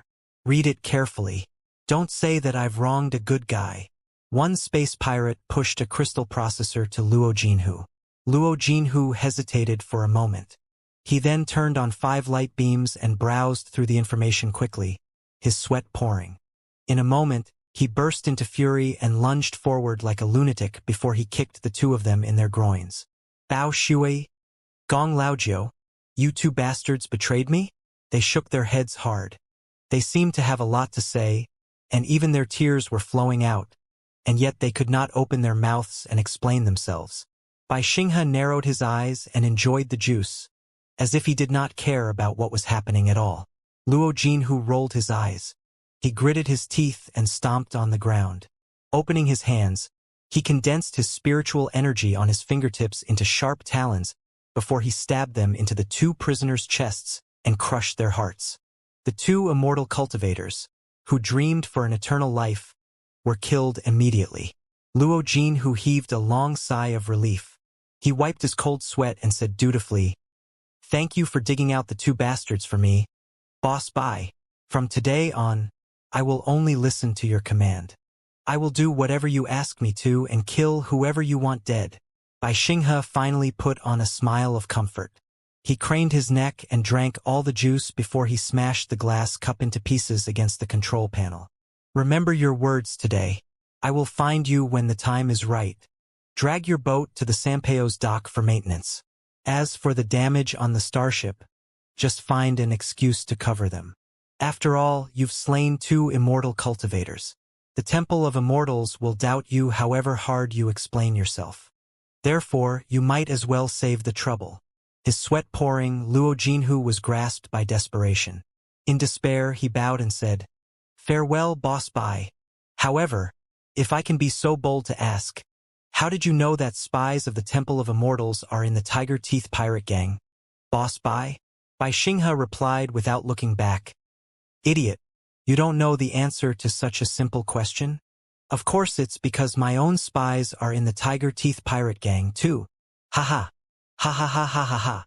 In the laughter, the Abyss pirate gang vanished like an ebbing tide. Soon all the intruders were gone. Luo Jinhu, a core formation stage expert, was shuddering in fear, alone in the bridge.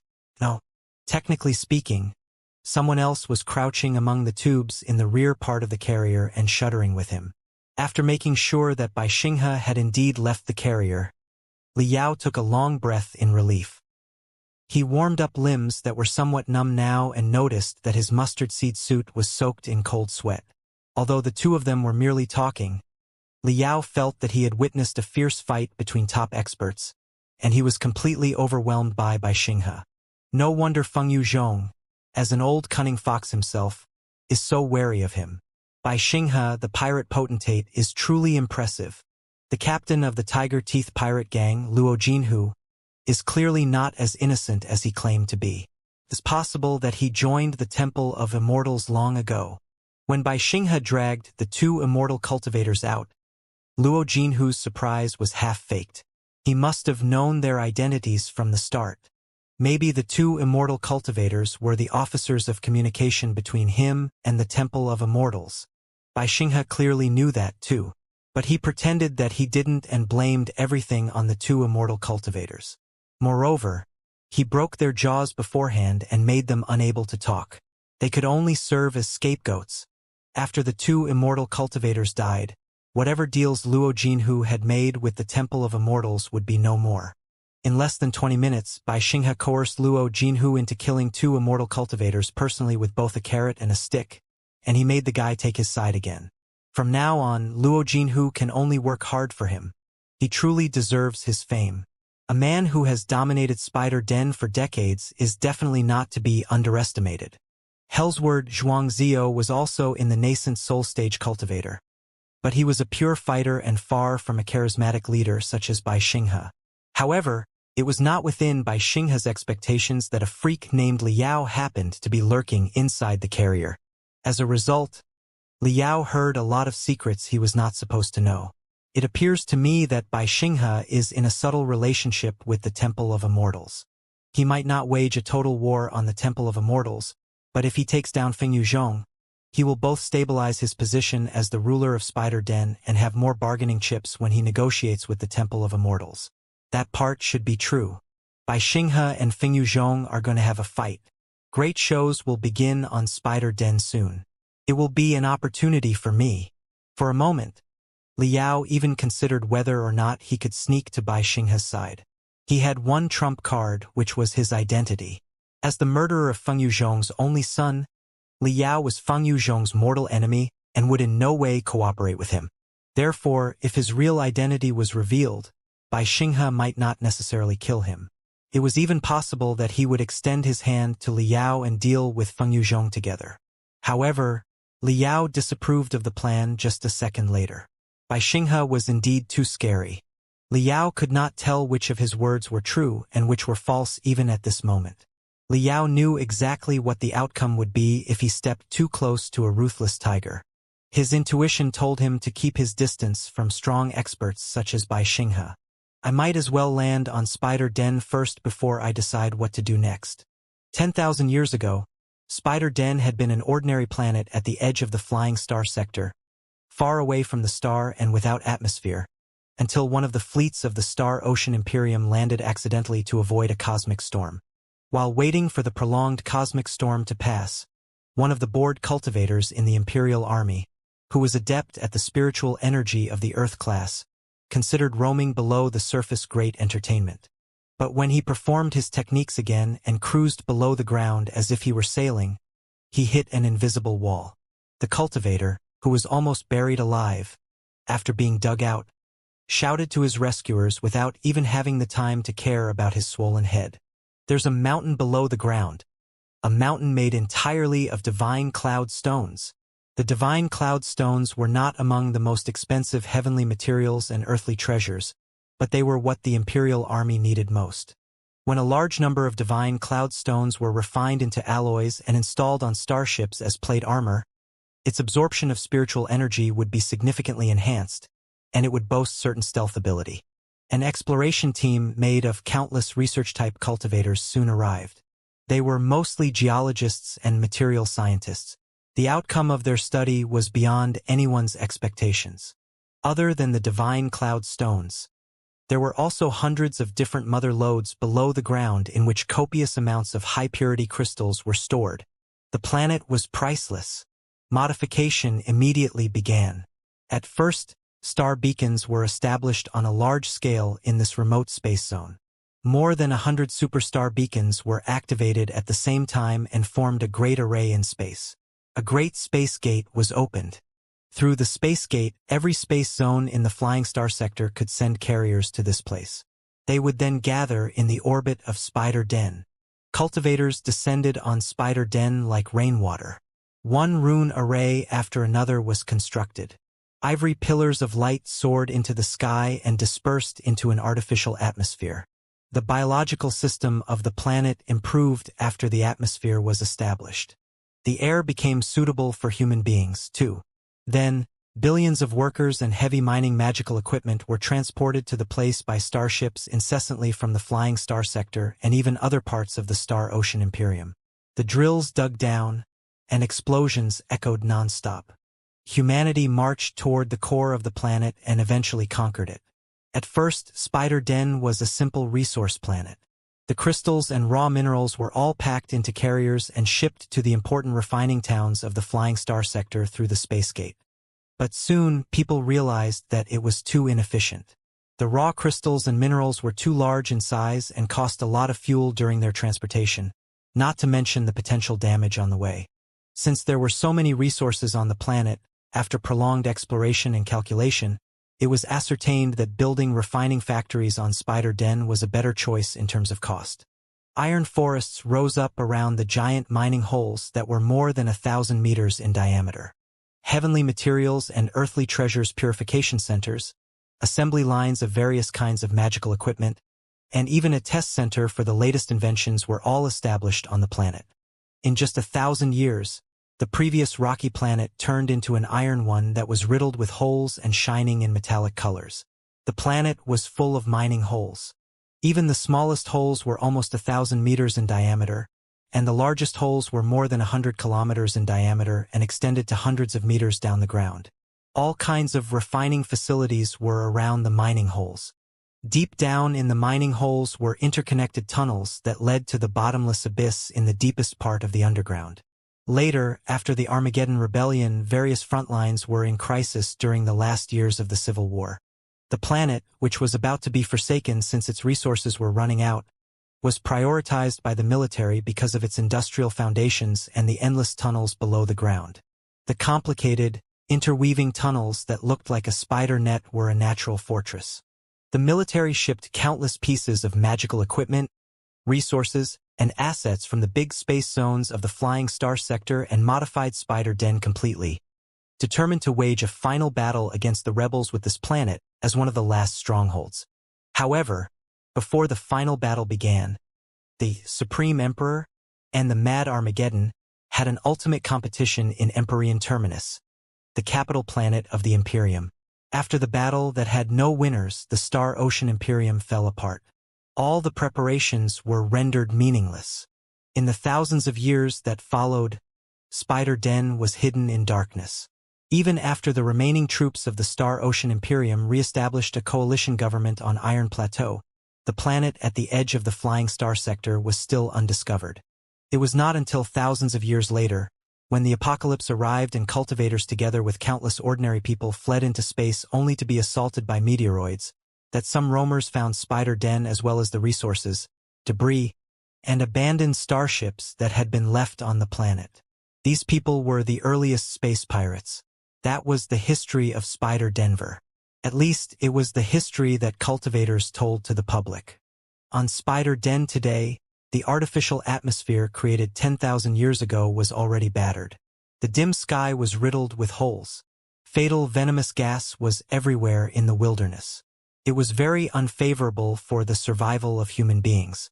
The giant mining pits that could more dozens of kilometers in diameter became new cities. Translucent domes covered the cities where they were exposed to the ground and blocked the air inside and outside from exchanging, thereby building microbiological systems inside the cities. Social classes were obvious in the cities of the mining pits in regard to their altitude. Those who lived in the highest places, which were closest to the ground and could enjoy sunlight, however rarely, were the rulers of space pirates that had their own bases, docks, and crystal suit centers and could make profit without doing anything such as buy Xianxia. In the deeper part of the mining pits were neighborhoods hiding in the tubes and the conveyors. They were places of entertainment where the space pirates enjoyed wine and whores. The largest black market of the Flying Star sector was hidden in such places, too. The middle class in the food chain of the space pirates, namely those like Feng Yuzhong in his old days who did not have their own bases, would often vacation and enjoy themselves there while having their starships maintained after a job. In the bottom of the mining pits, there was no sunlight at all. Every street could only be illuminated by the rune arrays. The largest number of space pirates lived in this place. Most of those who were struggling there were not strong enough. They were not qualified even if they would like to be space pirates and could only live off the charity that the upper levels donated to them. However, they were not the most miserable people on Spider Den because they still had hope. In the world of darkness, the pirate gangs large and small would hold competitions regularly and select the stronger ones as the new blood of their organization. With any luck, one day, they could be roaring in space on a starship, even if they had been nibbling stones 10,000 meters below the ground the day before. What was more miserable than them were the slaves deeper inside the tunnels and the treasure hunters who were exploring the underground fortress. Although most of the resources on Spider Den had run dry, that was only for the army of the Star Ocean Imperium's needs. The scale of space pirates was much smaller than the Imperial Army, and so was their demand for resources. If they did not care about the cost, they could always exploit some resources from the dried-up mother lodes. As for the underground fortress, there was no need to stress its importance. Since by Xinghe's rise over the past 100 years, rumors about the secret treasures that the Star Ocean Imperium left in the depths of Spider Den had become more prevalent. The pirate gangs all worked harder to explore the underground. However, the underground fortress was like a stomach that was forever hungry. The lives of countless treasure hunters were devoured, and still a second by Xinghe was not born. At this moment in Silver Wing City, the fifth largest city on Spider Den, 1,600 meters below the ground, Liao, in an old coat and with his hands in his pockets, was unhurriedly walking across a rusted bridge. Below him was an abyss of raging black smoke. Above his head was a colorful forest of steel. Wind that carried the stink of rust and blood swirled up from the bottom of the pits and passed by him, raising his coat high and revealing a dagger and the handle of a gun tucked into his trousers. He looked completely different right now. After Liao reformed his facial muscles with his spiritual energy, his face was longer, and his jaw was slightly protruding. His eyes were sunken and bloodshot. There was not 1 second when his eyeballs were still. They were scanning the environment around him all the time. His back was slightly hunched. His shoulders were narrowed, and his arms were lengthened. When he put his hands back to his pockets, they looked like 2 folded sabers. Everybody could tell that such a guy must have murdered countless people and was a brutal, ruthless man.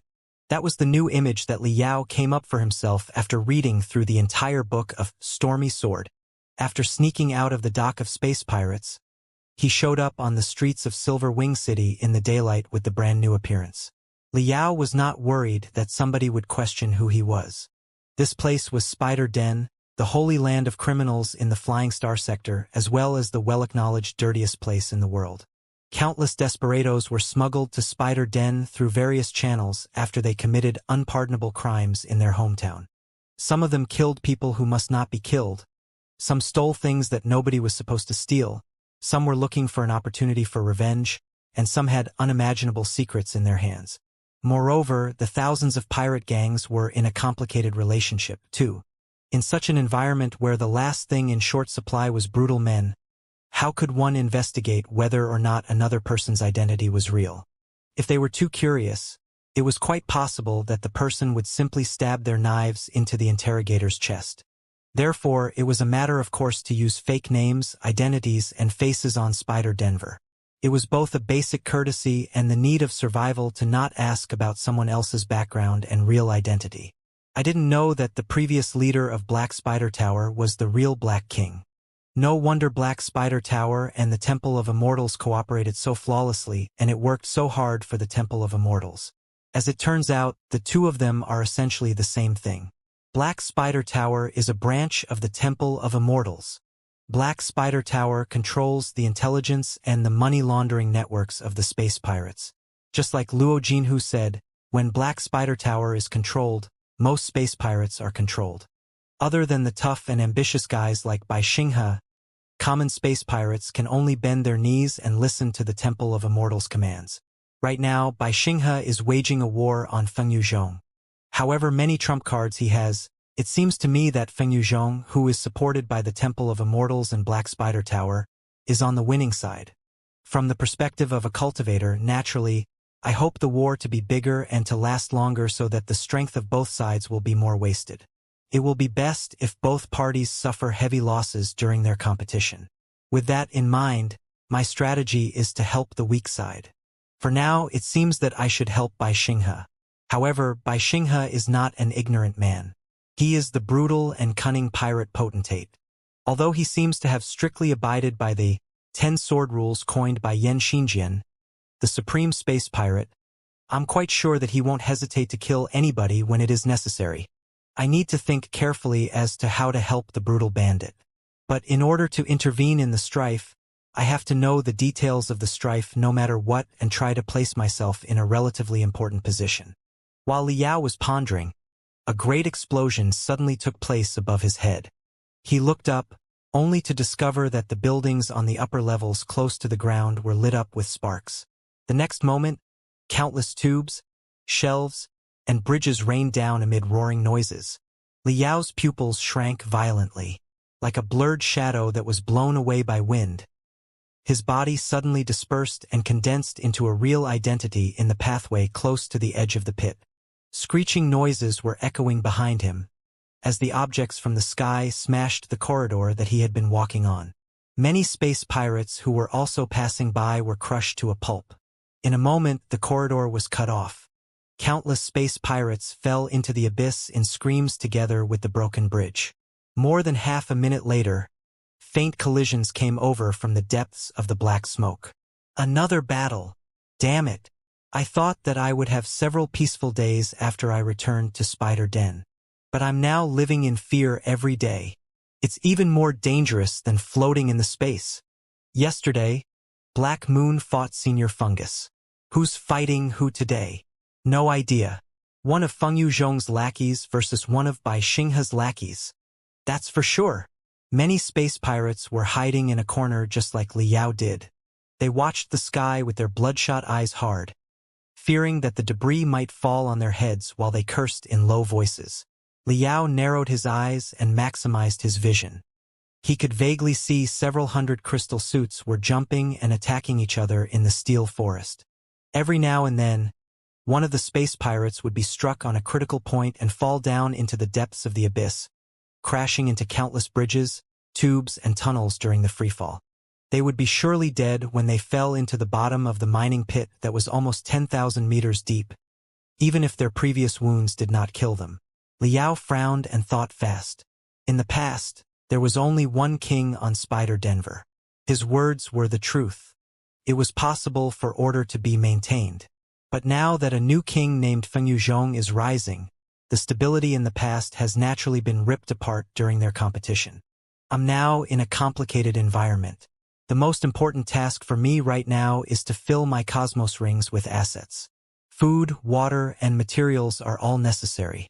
Also, I need to get a reasonably good crystal suit. My Mystic Skeleton battlesuit and Hellsword's Blackhorn battlesuit are both too eye-catching and must not be revealed easily. After thinking the matter through, Liao looked around and noticed a bunch of space pirates crouching in a corner. There were 3 space pirates in the gang. Judging from their ragged clothes, they were not anything related to tough.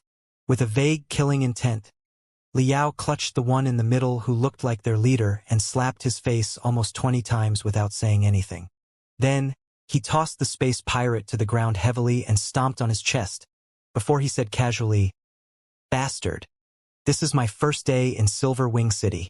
I need a crystal suit for self-defense. Where can I buy one?"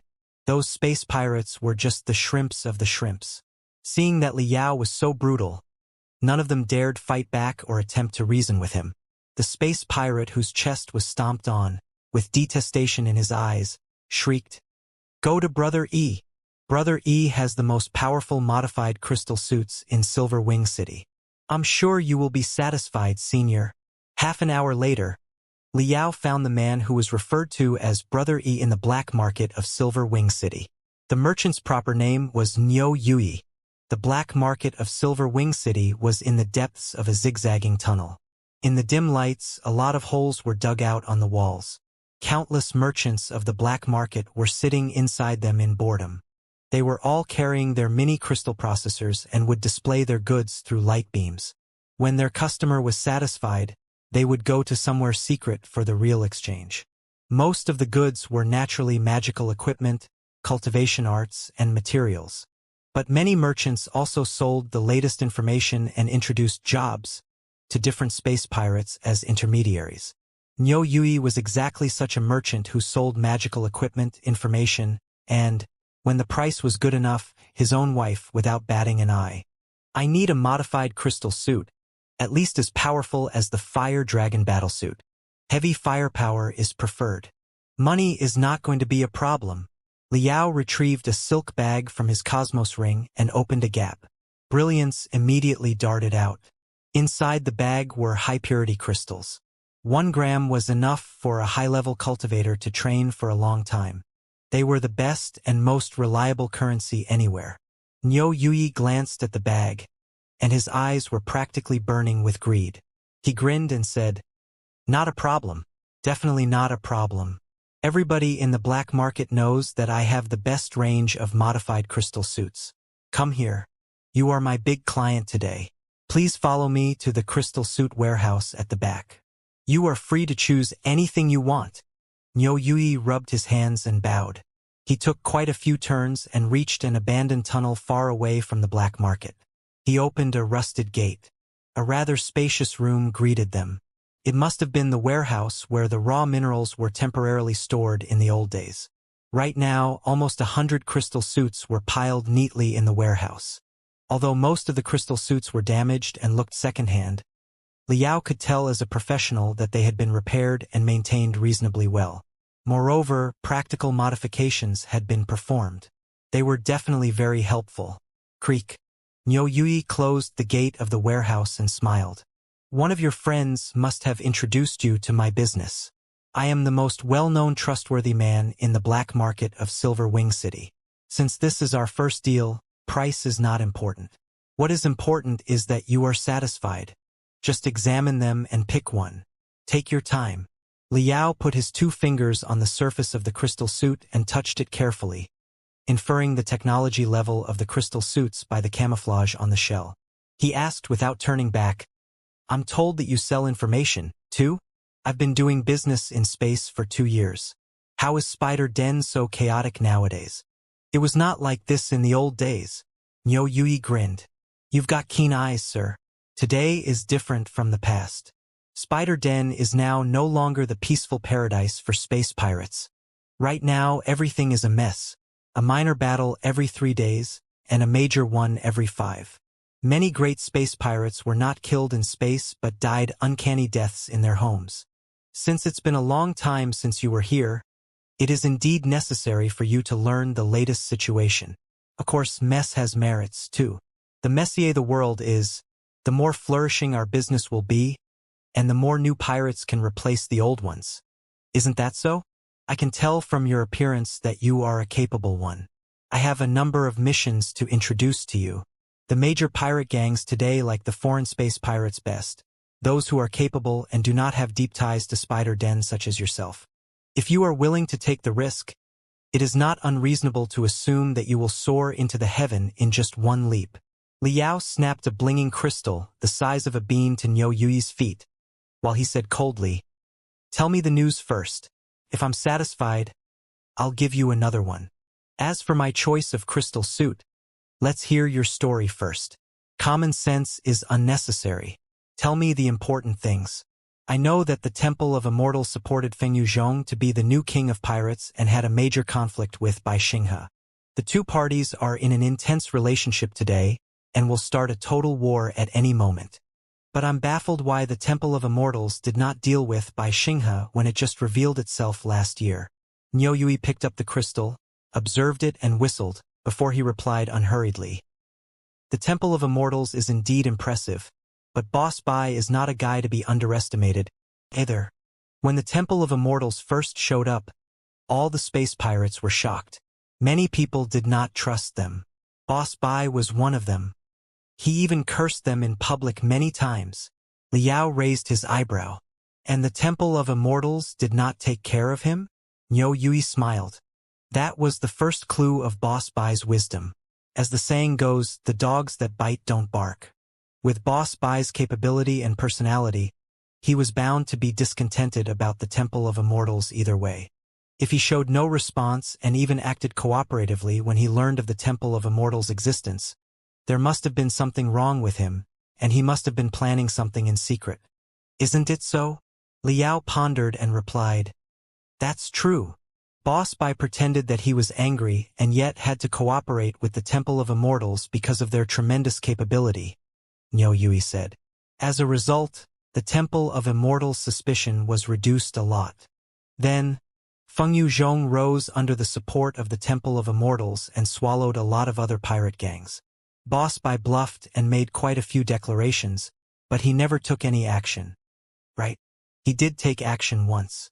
Boss Bai attacked Fengyu Zhong one time, only to suffer a brutal failure and a heavy loss of soldiers because of the intervention of the Temple of Immortals. From then on, Boss Bai kept lying low and launched no counterattacks except cursing. At the time, everybody thought that Boss Bai was doomed, and that Fengyu Zhong was about to suppress him. But we didn't know that everything was Boss Bai's plan. Recently, Spider Den had been particularly lively. Scumbags in every corner of Flying Star Sector had gathered in this place. Niu Yui, the black market merchant, told Liao a concise summary of the events that had taken place over the past year, and it seemed he had told a lot of people about the events before. More than a year ago, the Temple of Immortals suddenly revealed itself. Not only were the cultivators greatly shocked, most space pirates were caught unprepared. 2. In the beginning, Bai Xinghe did not start on bad terms with the Temple of Immortals, because he knew that the Temple of Immortals must have prepared a lot of schemes during their hundreds of years of hiding in darkness. Besides, most of the personnel of the organization was still lurking. It was not time to take action yet. Therefore, he pretended to be a guy who tried to defend his position and yet did not have enough strength. He was very stubborn about the Temple of Immortals recruitment on the surface, but he kept a close relationship with Black Spider Tower, a branch of the Temple of Immortals. A lot of his business operated through the channels of Black Spider Tower. When people of the Temple of Immortals reached out to him and invited him to join it, he did not turn down the offer, although he did not agree on the spot, leaving room for negotiation. When the Temple of Immortals supported Fengyu Zhong to be the second king of space pirates in order to marginalize him, he burst into fury and planned multiple operations targeting Fengyu Zhong. However, the operations were all unsuccessful and crushed by Fengyu Zhong easily. As a result, he gave Fengyu Zhong and people of the Temple of Immortals the impression that he was just SOSO. For the Temple of Immortals, they did not want to completely alienate Bai Xinghe. After all, a lean camel is still bigger than a horse. Since Bai Xinghe had been running his business on Spider Den for almost 100 years, he had grasped immeasurable resources and subordinates in secret. It would have done nobody any good if they were determined to eliminate Bai Xinghe. The best solution was to boil the frog in warm water. On one hand, they made various promises to Bai Xinghe and even tempted him with the title of the fifth king of the Temple of Immortals. On the other hand, they fully supported the rise of Fengyu Zhong in order to gradually reduce Bai Xinghe's power. When Fengyu Zhong was as influential as Bai Xinghe among the common space pirates, there would be no other alternatives except to lower his head. Over the past year, the strategy proved to be very successful. Bai Xinghe gave other people the feeling that he was too old and no longer the striving young man he used to be. He treasured his accomplishments over the past decades too much and did not dare fight a head-on battle with the ambitious latecomer Fengyu Zhong. At the same time, he was greedily negotiating with the Temple of Immortals on every detail as to his position, power, and resources after he joined the Temple of Immortals, as if he would really become the fifth king of the Temple of Immortals as long as the Temple of Immortals agreed to his conditions. As a result, many pirate gangs that supported Bai Xinghe gradually took Fengyu Zhong's side. Even within the Abyss Pirate Gang, many space pirates who built the Enterprise from scratch together with him gradually became involved in the Temple of Immortals, too. Bai Xinghe seemed to know none of it. He was still making ridiculous plans one after another and even gave people the feeling that he was trying to win the Temple of Immortals' favor against Fengyu Zhong. Later, everybody on Spider Den would learn his newly drafted plan the moment he announced it. After several times of failure, Bai Xinghe seemed to be intimidated. He completely backed off and became more unfriendly than ever, as if he had abandoned all hope. He did not make a move when Fengyu Zhong secluded himself for 1 month to break into the nascent soul stage. Boss Bai is really old now, and the Temple of Immortals is too strong. For a moment, all the space pirates were whispering in secret. If it were 1 year ago, nobody would even have dared to think about that, much less whisper about it. However, none of the space pirates knew that Bai Xinghe had not taken any real action yet. The man who could spend a fortnight in the underground world of Spider Den and melt the darkness into his blood knew clearly that, even though Fengyu Zhong was advancing into the nascent soul stage in seclusion, the strength of the Temple of Immortals on Spider Den was still much higher than his. He stood no chance of winning if he acted now. He had to wait no matter what. He knew that the Temple of Immortals would not lurk on Spider Den forever. No matter how they planned to overthrow the Cultivators, they would have to mobilize most of their strength into space to fight against the Cultivators. His guess was correct. The Battle of Heavenly Saints City was the largest operation since the Temple of Immortals revealed itself. It required even more manpower and resources than the Battle of Iron Plateau did. The immortal cultivators who belonged to the Temple of Immortals, the assassins of Black Spider Tower, and the space pirates who joined Feng Yuzhong's side gradually moved on to Heavenly Saint City for the mission over the few months. The intelligence network under the control of Black Spider Tower was also fighting hard with the immortal slayers sent by the cultivators, trying to dig out spies that were hiding inside the Temple of Immortals, such as Apollo. With all the emergencies, the half-boiled old frog really did not deserve much attention. However, at exactly the same time when the Battle of Heavenly Saint City broke out, Bai Xinghe took action. Fake it until you make it. Within one night, 6 bureaus of Black Spider Tower were uprooted, 7 black markets under the control of Black Spider Tower were looted and burnt to the ground, and 12 docks and crystal suit centers under the name of Feng Yuzhong were assaulted simultaneously. Not only were all the facilities destroyed, a lot of refiners also went missing. Many of them were even beheaded on the spot. Everything changed overnight. Before dawn, the leaders of 11 pirate gangs lost their heads without a reason. All of them had been loyal to and were greatly helped by Bai Xinghe, but they joined Feng Yuzhong's side when Bai Xinghe showed that he was weak. The strength that the Temple of Immortals had left on Spider Den was mostly wiped out during the night. Just like that, Bai Xinghe took advantage of the situation with 1 year of forbearing and 1 night of outbreak. He proved with his brutal methods that the pirate potentate might not achieve anything but was certain able to sabotage many things. Right now, the situation on Spider Den was utter chaos. Many space pirates were awed and returned to Bai Xinghe. However, many other space pirates held that the Temple of Immortals were deeply rooted and extremely wealthy. Even though Bai Xinghe was on the winning side right now, it was impossible for him to last long against the Temple of Immortals. He was merely trying to get more bargaining chips for his negotiation with the Temple of Immortals. Therefore, these people were determined to stand with Feng Yuzhong, Black Spider Tower, and the Temple of Immortals, with the thought difficult times are when one's loyalty is proved in mind, and worked even harder. Although Bai Xinghe's Abyss Pirate Gang and Feng Yuzhong's Storm Prison Pirate Gang had not engaged in battle yet, the secondary pirate gangs had already started fighting. They were like the scouts sent by 2 great armies who were involved in brutal combat. Right now, Spider Den is a chaotic place. Almost every city is on fire. But this is also the time when foreign space pirates like you earn your fame.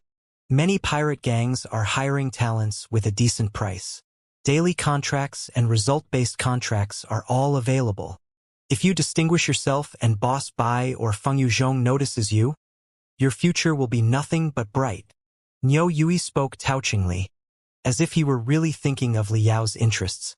Li Yao asked, showing neither approval nor disapproval, "You know a guy?" "Of course." Niu Yui smiled. "Although I cannot introduce you to the Abyss Pirate Gang or the Storm Prison Pirate Gang, I do know some guys in the middle-sized pirate gangs on both sides." "Is that so?" Li Yao blinked and asked, "I wonder, which side is more likely to win?" "I have never liked to stand on the loser's side." Niu Yui replied, "In terms of odds of success, Feng Yuzhong's side is obviously higher. He is supported by Black Spider Tower and the Temple of Immortals after all. However, Boss Bai has his own advantages, too, which are the secret treasures below ground." Li Yao's eyes suddenly shone as he asked, "What secret treasures?" The gate of the warehouse had been closed, but Niu Yui still looked around to make sure nobody was eavesdropping, before he lowered his voice and said, "You must know a thing or two about Boss Bai's rise, even though you are not a native of Spider Denver. But I'm afraid you don't know the details. It is said that Yan Xinjian, the supreme space pirate from 500 years ago, went deep down underground and found the control center of the underground fortress of Spider Den before the fleet of cultivators arrived. It was only because he activated the defense system of Spider Den to 50% that the army of cultivators was stopped. In his early days as a treasure hunter, Boss Bai found Xianxia's notebook by accident and learned his knowledge. He then grasped all the secrets below the earth of Spider Den. Think about it. In the Star Ocean Imperium 10,000 years ago, the military constructed Spider Den as the last castle of the Flying Star sector. Unbelievable resources, cultivation arts, and magical equipment were buried inside. Bring several items out, and everybody will benefit a lot. Liao sniffed. Even though Boss Bai received the heritage of Xianxia, how can everybody know such a big secret? Niu Yui replied, his face unchanged. It is hard to tell if the story is true, but the cultivation arts and magical equipment that Boss Bai presented are definitely real. In short, Boss Bai has decided to bring out all his belongings to fight a last battle. This is basically the situation right now. If you join Feng Yuzhong's side, you will be more likely to win with the support of Black Spider Tower and the Temple of Immortals, but your gains will be relatively fewer. Many of their promises are empty and can only be redeemed a long time in the future. If you stand on Boss Bai's side, naturally, the chances of winning are slim, but you will receive your rewards on the spot and won't need to wait at all. Since you are planning to buy a high-end crystal suit like Fire Dragon Battlesuit, I assume you are an expert perhaps in the building foundation stage. Both sides are running out of hands and are in desperate need of experts like you. Think about it. I'll introduce you to them and give you a 70% discount on the intermediary fee. Liao snapped the second crystal to him and said, "Cut the crap. I want to know the top 10 pirate gangs that are based in Silver Wing City or often come here for maintenance and supplies, especially the information about the 3 biggest. Their leaders' relatives, the relationship between them. I want to know every detail. It's the same rule. If I'm satisfied, I'll give you another crystal and buy a crystal suit of the highest specifications from you. Perhaps I will need your help in my business in the future. 2. Now let us begin." Niu Yui swallowed hard and glanced at the gate of the warehouse subconsciously, but he soon retreated his eyes and elaborated. The 2 biggest pirate gangs in Silver Wing City are naturally Split Sun and Wild Tide. The 2 pirate gangs have been in a bad relationship due to a conflict some 20 years ago. Quite a few people on both sides have been killed in the fierce battles. Their hatred toward each other is unresolvable right now. Before, when Boss Bai was on the top of everybody, they did not dare start an open fight on Spider Denver more than 1 year ago. When the Temple of Immortals revealed itself, the leader of the Split Sun pirate gang joined their side without any hesitation. On the Wild Tide pirate gang side, since they are deeply involved in Boss Bai's business, they failed to join the new giant promptly, and as a result, they were suppressed by the Split Sun pirate gang and had a rough year. A few months ago, the majority of the soldiers of the Split Sun pirate gang were summoned by the Temple of Immortals to Heavenly Saints City. Few of them were left on Spider Den. After Boss Bai suddenly declared war on the Temple of Immortals, the Wild Tide pirate gang took the opportunity to fight back and seized almost all the assets that the Split Sun pirate gang left in Silver Wing City. Most of the space pirates in the Split Sun pirate gang were killed or driven away. They have indeed gotten their revenge. However, during the past half-month, the space pirates who were sent to Heavenly Saints City have mostly returned. The strength of the space pirates on the Temple of Immortal side has grown significantly, too. They must be planning a counterattack right now. The fierce battle that took place above our heads just now should be the main force of the Split Sun pirate gang, who just returned from Heavenly Saints City, attacking the Wild Tide pirate gang. However, a piece of complimentary news. It seems that the attack plan was known by the Wild Tide pirate gang earlier. The Split Sun pirate gang will probably suffer a heavy loss and won't take back their assets. Liao nodded. Tell me their important members and the zones where they are most active. Niu Yui widened his eyes and licked his lips, beginning a long speech. After he talked for 10 minutes, dull knocks on the door echoed. Niu Yui suddenly grew nervous. He gestured Liao and, holding the sword he carried, shouted, "Who is it?" The stranger out of the door replied, "Old 8. I'm here to take my crystal suit." Niu Yui was relieved. He nodded at Liao, indicating that it was all good, and said in a low voice, "It's a friend. He's here to take a crystal suit that has undergone maintenance." Liao moved slightly and got out of the way. Niu Yui opened the door slightly. 3 gloomy, muscular men walked in one after another. They seemed a bit surprised and frowned when they saw Liao, too. "This is a client my friend introduced to me, and an expert possibly in the building foundation stage. We are all good friends here," Niu Yui said in a hurry. "With the chaos in Silver Wing City, there's really no need to give yourselves additional trouble. Is there, everybody? Hold on a second. I'm going to bring your crystal suit in a moment." While talking, he locked the gate of the warehouse again. Wiping the rust with his clothes, the merchant walked toward the crystal suit shelves. The 3 newcomers glanced at Liao and soon shifted their attention to the crystal suits in the warehouse. One of the space pirates, who was slender and had a cross-shaped scar on his face, said, "Old E, I was talking about the brand new Racing Fire strengthening plugin for power rune arrays. Don't you dare mess around with us with the second-hand goods you recycled from the battlefield. If we find out that you did, we'll skin you alive." "How could I?" Niu Yui immediately defended himself in great dissatisfaction. "Everybody in the black market of Silver Wing City knows that I'm always the most honest one in business. Otherwise, the 3 of you would not have asked me to maintain your crystal suits, would you? I guarantee that it is an authentic, brand new Racing Fire. If you so much as find one scratch on it, tear me apart." "That's good," the space pirate said coldly. "We all have examination magical equipment with us.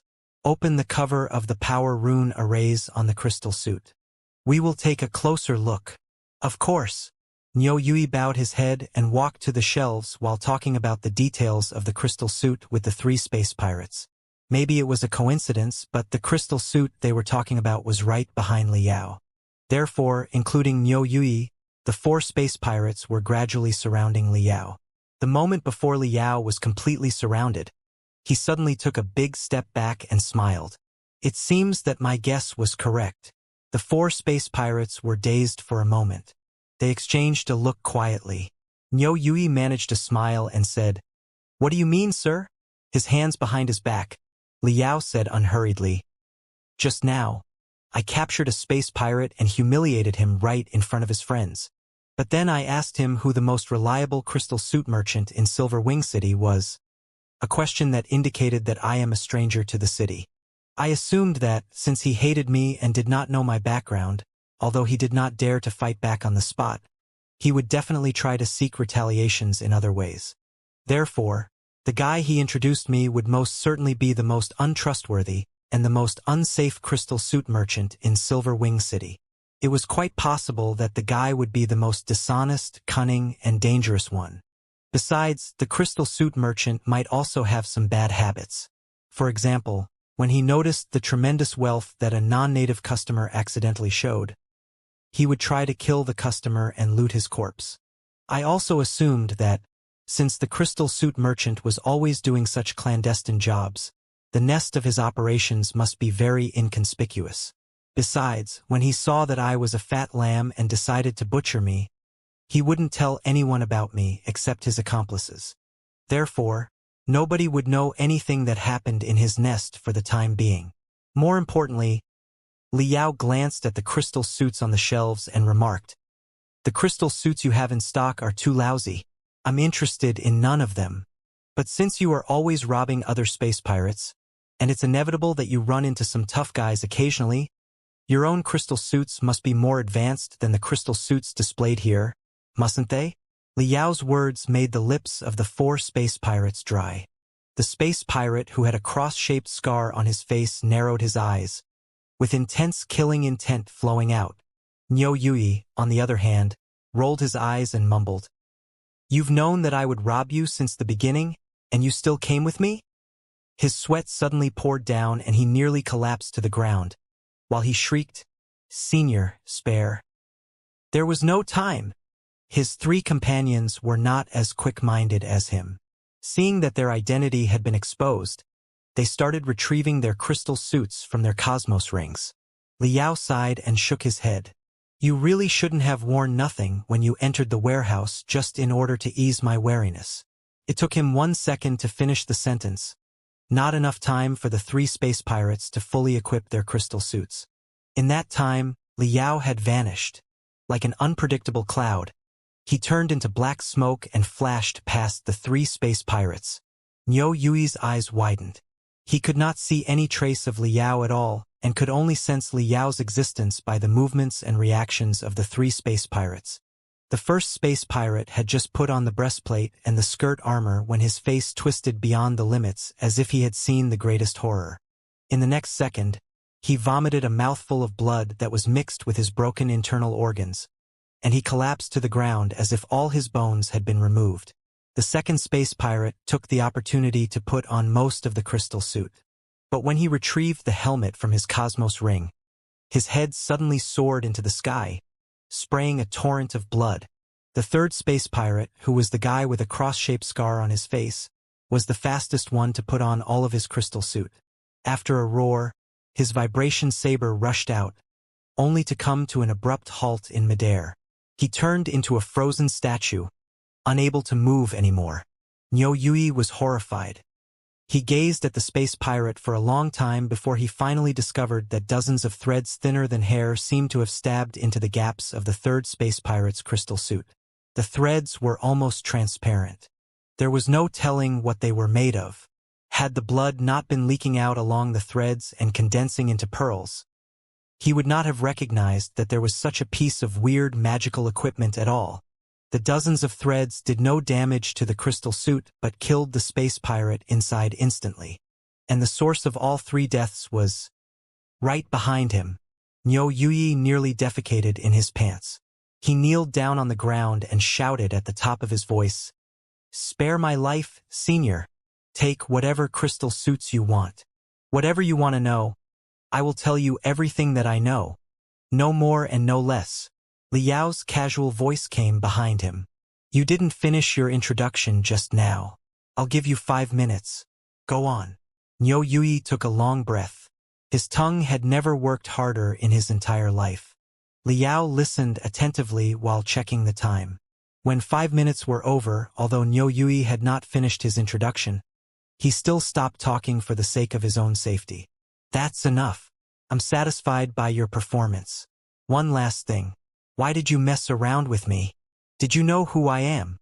Niu Yui shook his head hard and replied, I don't know who you are, Senior. If I did, I wouldn't have dared rob you even if I was drunk. Then remember this. My name is..." Liao paused suddenly. He blinked and then continued. "My name is Bloody Vulture. Do you remember it now?" Niu Yui nodded vigorously and replied, I do. I will always bear Senior Bloody Vulture's name in mind and never ask for your trouble in the future. Whatever you need me to do, just tell me." "Very good." Liao's lips gradually curled, as he put on a creepy smile that made goosebumps rise all over Niu Yui's body. "Right now, you know too much." It was dusk when Nie Feijuan stepped into the Dancing Phoenix Pavilion. Mysterious lights were shimmering in the countless mining holes of Silver Wing City from top to bottom. Illumination rune arrays were installed inside crystals that had been hollowed.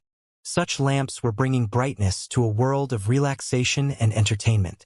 The Dancing Phoenix Pavilion was one of the most luxurious hotels in Silver Wing City.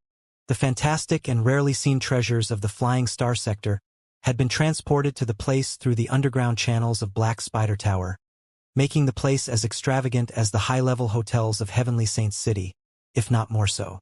Young Master June. Seeing that Nie Feijuan had brought quite a few friends here, the manager of the Dancing Phoenix Pavilion immediately greeted him, in such an adulating way that it seemed as if he would not mind kneeling down and cleaning his shoes. "What a bunch of fickle people. You were not like this half a year ago." Nie Feijuan sneered.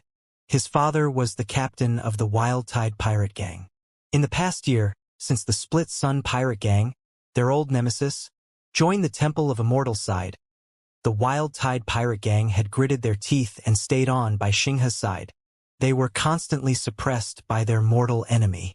Nobody in Silver Wing City had high hopes for them. As a result, young Master Nie had been mocked and questioned everywhere. But everything was good now. After Bai Xinghe's declaration of war, the Wild Tide Pirate Gang initiated full-scale counterattack. A lot of the Split Sun pirate gang's bases were destroyed, and one of the most important crystal suit modification centers was also burnt to the ground. Over the past few days, since they learned of the Split Sun pirate gang's counterattack plan in advance, they had made thorough preparations and secured another major victory today. Even one of the vice captains of the Split Sun pirate gang had been killed. It was an unprecedented success. Right now, the Wild Tide pirate gang's prestige in Silver Wing City was at its peak. The other pirate gangs, large and small, all expressed their submissiveness and acknowledged them as the owners of the docks and the crystal suit centers. Every member of the Split Sun pirate gang had fled and hidden themselves thousands of meters below the ground, having no courage to show up at all. No wonder the manager of the Dancing Phoenix Pavilion was so humble today. Niafeijuan was in a good mood. He had come to the Dancing Phoenix Pavilion today after inviting several good friends who helped him during the battle in the day for dinner. He did not bother to talk to the manager and simply waved his hand at him before he went into the lobby. Hardly had he entered the lobby when he heard a drunkard yelling, "Are you made of jade or what? Why can't I touch you? I have all the money in the world. Bring me your manager." Then the weeps of a waitress came over. Niafeijuan frowned. The Dancing Phoenix Pavilion was one of the most luxurious hotels in Silver Wing City. The space pirates who were wealthy enough to be a customer in this place were definitely not the shabby thieves but the formally dressed great bandits. No matter how brutal and merciless they were in space, they often pretended that they were gentlemen in this place. If the guy was looking for sexual entertainment, there were countless places for that in Silver Wing City. Why must he yell and shout in this place where everybody was enjoying their dinner? Young Master June? The manager rubbed his hands and looked at Niafeijuan helplessly. In order to run a business in a nest of pirates such as Silver Wing City, the Dancing Phoenix Pavilion was naturally backed by somebody else. Before, it was the Split Sun pirate gang. But naturally, the supporter of the hotel was the Wild Tide pirate gang now. Right now, the Wild Tide pirate gang was in its peak days. Since somebody was making a fuss right in front of his face, Niafeijuan felt obliged to take care of it. He asked solemnly, "Who is he?" "A wealthy magnate who doesn't look familiar. It seems that he is new to Spider Den and does not know the conventions here," the manager said in a low voice. Just now, he proposed a lot of outrageous demands. "Young Master June, you also know that the Dancing Phoenix Pavilion is just a peaceful place for dinner and does not do any other business. But the customer simply wouldn't let it go and kept harassing us." Niafeijuan nodded as he realized what was going on. It must be a space pirate who had done a major job and fled to Spider Den with the stolen goods. Chances were that he had a few coins in his pocket because he had just sold the stolen goods through the black market and felt that it was hard to contain his libido. With the chaos in the Flying Star sector and the continuous battles between cultivators and immortal cultivators, many people had decided to take advantage of the havoc. A space pirate did not need to be registered in a labor union, nor did it require any work experience. As long as the evil thoughts prevailed, anybody could turn into a space pirate after they made up their mind and committed major crimes for money and treasures.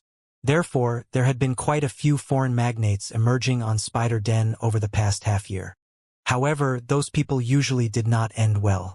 Most of them were devoured by the local space pirates of Spider Den with even no bones left. But Niafeijuan did not intend to rob the fat lamb today. He nodded and spoke to his two tough-looking subordinates. "Take him to the pit around the back. Break his knees and knock out all his teeth. That should be enough. I'm in a good mood today and will spare his life." His subordinates acknowledged and strode forward. After noises of utensils being broken apart, somebody yelled, Do you know who I am? The Foo? Ouch, ouch." A smelly drunkard was dragged out by Niafeijuan's subordinates. The waitress who was harassed just now hurried to thank him. Niafeijuan smiled and did not think too much of the incident. After his friends and him were seated, they talked and laughed and toasted merrily. However, half an hour passed, and his subordinates still had not returned.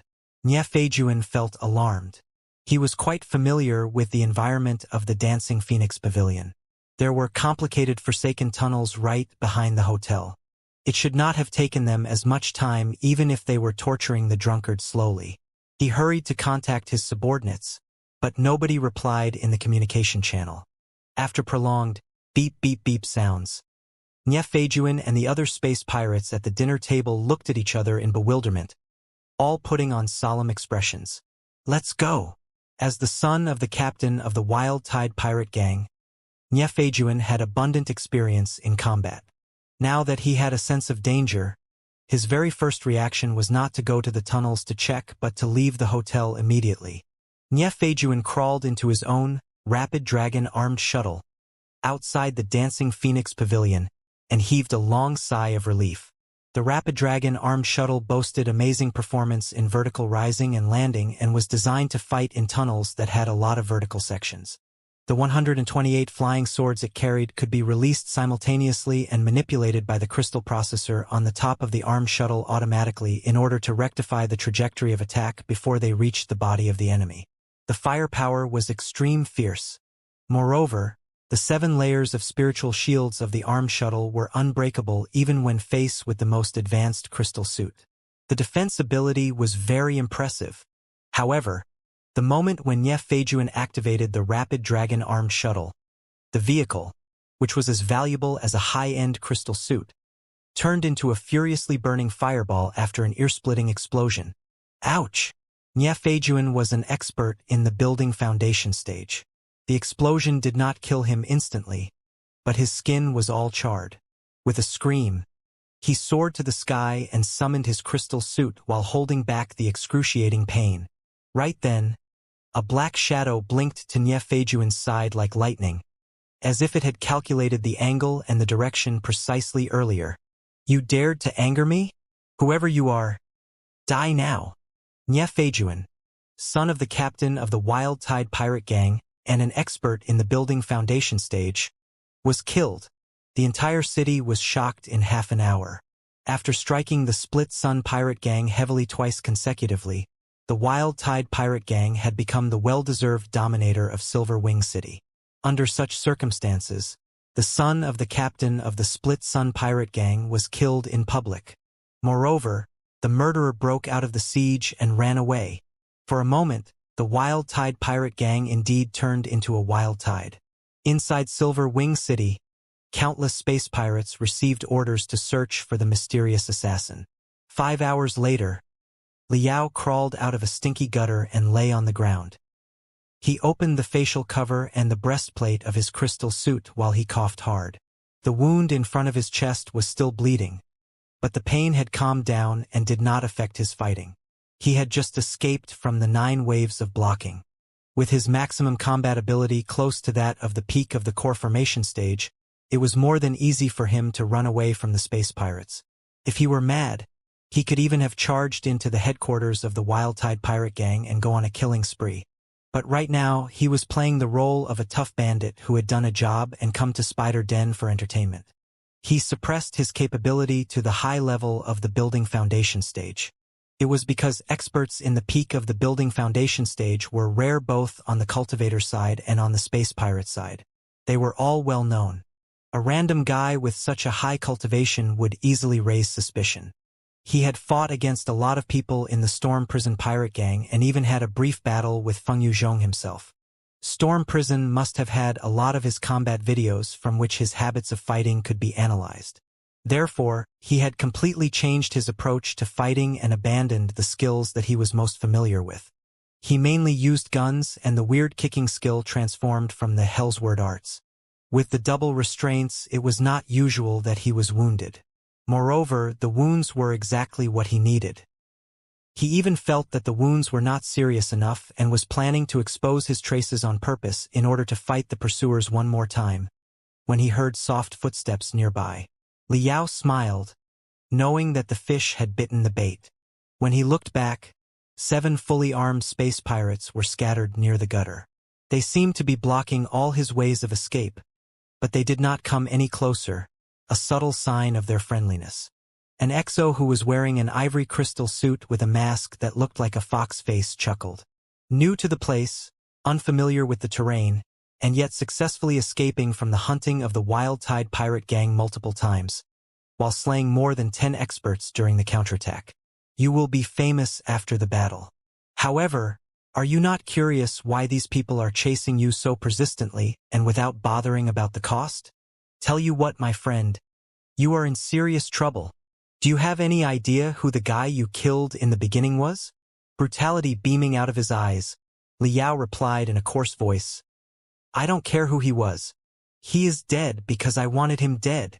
The man who was wearing a silver mask of a fox face chuckled and said unhurriedly, with your expertise, it is quite possible that you can kill whoever you want, but you have to pay a price when you kill some of them. Let me tell you the truth. The guy you killed just now is the eldest son of the captain of the Wild Tide Pirate Gang. You don't need me to explain the position and power of the Wild Tide Pirate Gang in Silver Wing City. Do you? Liao suddenly shivered, his face twisting. He cursed. No wonder so many scumbags were chasing after me.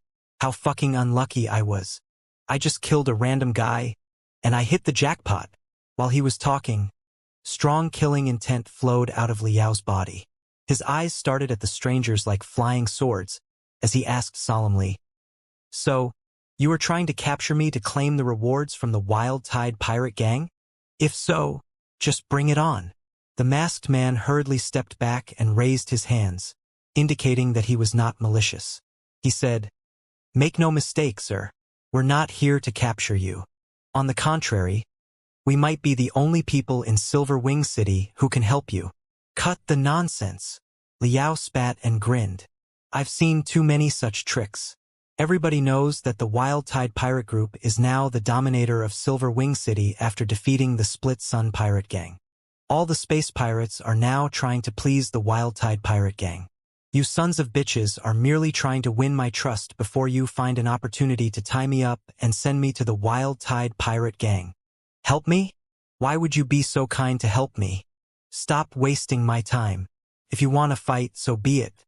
I cannot guarantee that you will all stay here forever, but I'm 90% sure that you will be buried together with me. The masked man took another step back and asked his subordinates to keep distance from Liao. He bowed and said, Allow me to introduce myself. I am Xianxia, the advisor of the Split Sun Pirate Gang. Liao was dazed for a moment. He grunted and went back to the gutter. It was beyond Xianxia's expectation. He was somewhat anxious. What's the meaning of this, mister? Liao grinned. If you are indeed from the Split Sun Pirate Gang, I do believe that you mean no harm for me. However, I also believe that you are about to try to recruit me. I'm sorry, but I'm not interested at all. With that in mind, we might as well go our separate ways here and now. Xianxia was dumbfounded. Are you not even willing to hear what I have to offer? No, Liao replied without even turning back. Everybody in Silver Wing City knows that the Split Sun Pirate Gang has been beaten to the ground. Whatever's left of your members are merely stray dogs now. Whatever great offers you give me, I can only enjoy them if I'm alive. I do not intend to play hide and seek in the depths together with you. Xianxia's voice was now mixed with anger. You are now being hunted by more than half of the people of Silver Wing City. Everyone in the Wild Tide Pirate Gang is determined to skin you and eat you alive. You are now no better than a stray dog. How are you expecting to run away if you don't cooperate with the Split Sun Pirate Gang? Liao sneered. I have my own approaches, and I don't need to explain them to you and ask for your approval. I know what your approaches are even if you tell me nothing, Xianxia said disdainfully. 300 meters above the gutter is the biggest magical equipment store for wilderness survival in Silver Wing City. All kinds of magical equipment that can help you live in the fatal environment on the surface of Spider Den can be purchased there. You are planning to sneak into the store and get loads of magical equipment to help you survive in the wilderness.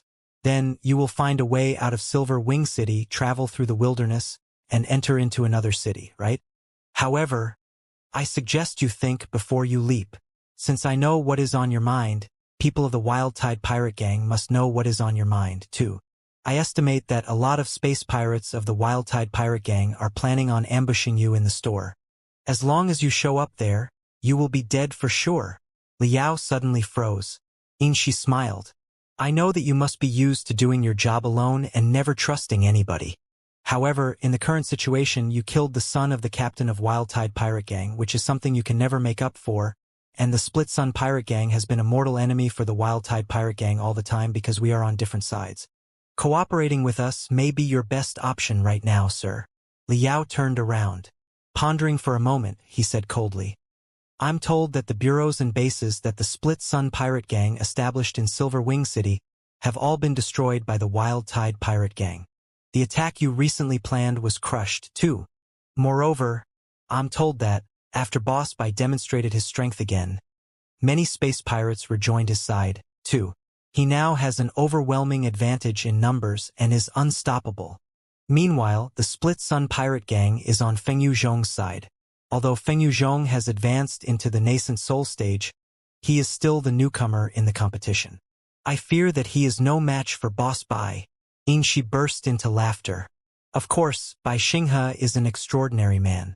But Feng Yuzhong is backed by Black Spider Tower and the Temple of Immortals. Recently, our strength has been mostly concentrated in Heavenly Saints City. Bai Kaisen only managed to take advantage of us while we were weak. Right now, our people are returning to Spider Den, and our strength is growing day after day. Tell you what, the battle today was merely a minor test. The big picture was not affected whether it succeeded or not. The real thunderous attack has yet to break out. Oh! Liao looked down deep in thought. Inshin took the chance to persuade him. You have nowhere to run in Silver Wing City. Even if you flee to the wilderness, you will be faced with the hunting of the Wild Tide Pirate Gang forever. Besides, the Wild Tide Pirate Gang is a loyal subject of Bai Xinghe, and you must know a thing or two about Bai Xinghe's intimidating strength on Spider Den. Even if you successfully run to a second city, you might not necessarily be safe. You might get a moment to catch your breath only if you flee into space. However, since you have come to Spider Den, you must have committed felonies in space. How can you go back and ask to be captured? Therefore, there is absolutely nowhere to run to for you now. Your only choice is to cooperate with us. We will work together and eliminate the Wild Tide Pirate Gang and even Bai Xinghe himself. After that, not only will your head be safe and secure again, your position will also rise higher. It's indeed a bit hasty to ask you to join the Split Sun Pirate Gang so suddenly, but we can cooperate on equal terms. The operations we've been planning recently could really use experts like you. Liao observed Inshi for a long time with a pair of eyes that resembled hooks. He smiled. You want to hire me? My salary is very high. Inshi smiled too. Backed by the Temple of Immortals and Black Spider Tower, we are lacking anything but resources. Whatever you demand, just say it out. My requirements are not outrageous. Liao extended 3 fingers and said, if you want to hire me, you will give me a basic salary every day and a movement fee after every battle I take part in. You will also give me a headcount fee for every person I kill on the battlefield according to their cultivation, as well as a maintenance fee according to the damages to my magical equipment on the battle. Is there a problem? Inshi was dazed for a long time. He pondered for a moment and said, as long as you prove yourself to be worthy, naturally, we won't hesitate to offer you money and resources. But I'm curious about one thing. Niafeijuan was merely between the low level and the middle level of the building foundation stage. It is not unusual that you could slay him instantly when you were wearing a crystal suit. However, according to the combat videos of yours that I just watched, I assume that you are no higher than the high level of the building foundation stage. How did you escape from the serial hunting of so many space pirates? Honestly speaking, if you were merely a combat-type cultivator in the high level of the building foundation stage, I wouldn't have risked showing up and recruiting you. It was your ability that attracted my attention. I wonder, can you explain it to me? Liao licked his lips and replied casually. Other than knowing some shallow fighting techniques, I'm also an explosions expert. Explosions expert? Inshi's interest was greatly aroused. He nodded and said, very good. We are in dire need of such an expert right now. Then, how should we address you? Liao squinted. There was wariness in his eyes again. We are not interested in your past, and we know that you are not likely to tell us your real name, Inshi explained. What we need is just a code name for the sake of easier communication. Liao replied coldly, call me Bloody Vulture. Bloody Vulture, a combat-type cultivator between the middle level and the high level of the building foundation stage, is good at movement techniques and kicking techniques, the production and deployment of crystal bombs, and various tactics to cooperate with his crystal bombs. He is both bold and brutal and killed somebody without thinking about the consequences when he was angry. Judging from his tone, he must have committed major crimes in space. In our database, no names or nicknames similar to Bloody Vulture were found. There were no search results on his face and appearance, either. It is estimated that he has disguised himself, but that is quite normal on Spider Denver. Nothing to be surprised at. After analyzing the combat videos in which he escaped from the hunting of the Wild Tide pirate gang, I have ascertained that he is truly a very skilled explosion expert. He will be of high value for our operations in the future. Also, after multiple checks, Nyefejuan has indeed been slain by this guy. It is impossible that the death was faked. Therefore, it is impossible that he is an undercover member of the Wild Tide pirate gang. There's no doubt about that. In the deepest part of Silver Wing City, more than 6,000 meters below the around, inside a secret chamber established in the zigzagging tunnels, Yu Dongshang, the leader of the Split Sun pirate gang, narrowed his eyes and studied a case file carefully. In such a case, this Bloody Vulture can't be an undercover member of the Wild Tide pirate gang, can he? The boss of the Split Sun pirate gang tapped his crystal processor slowly and told Yin Shun, his advisor who was standing solemnly aside. However, there is still something suspicious about the guy.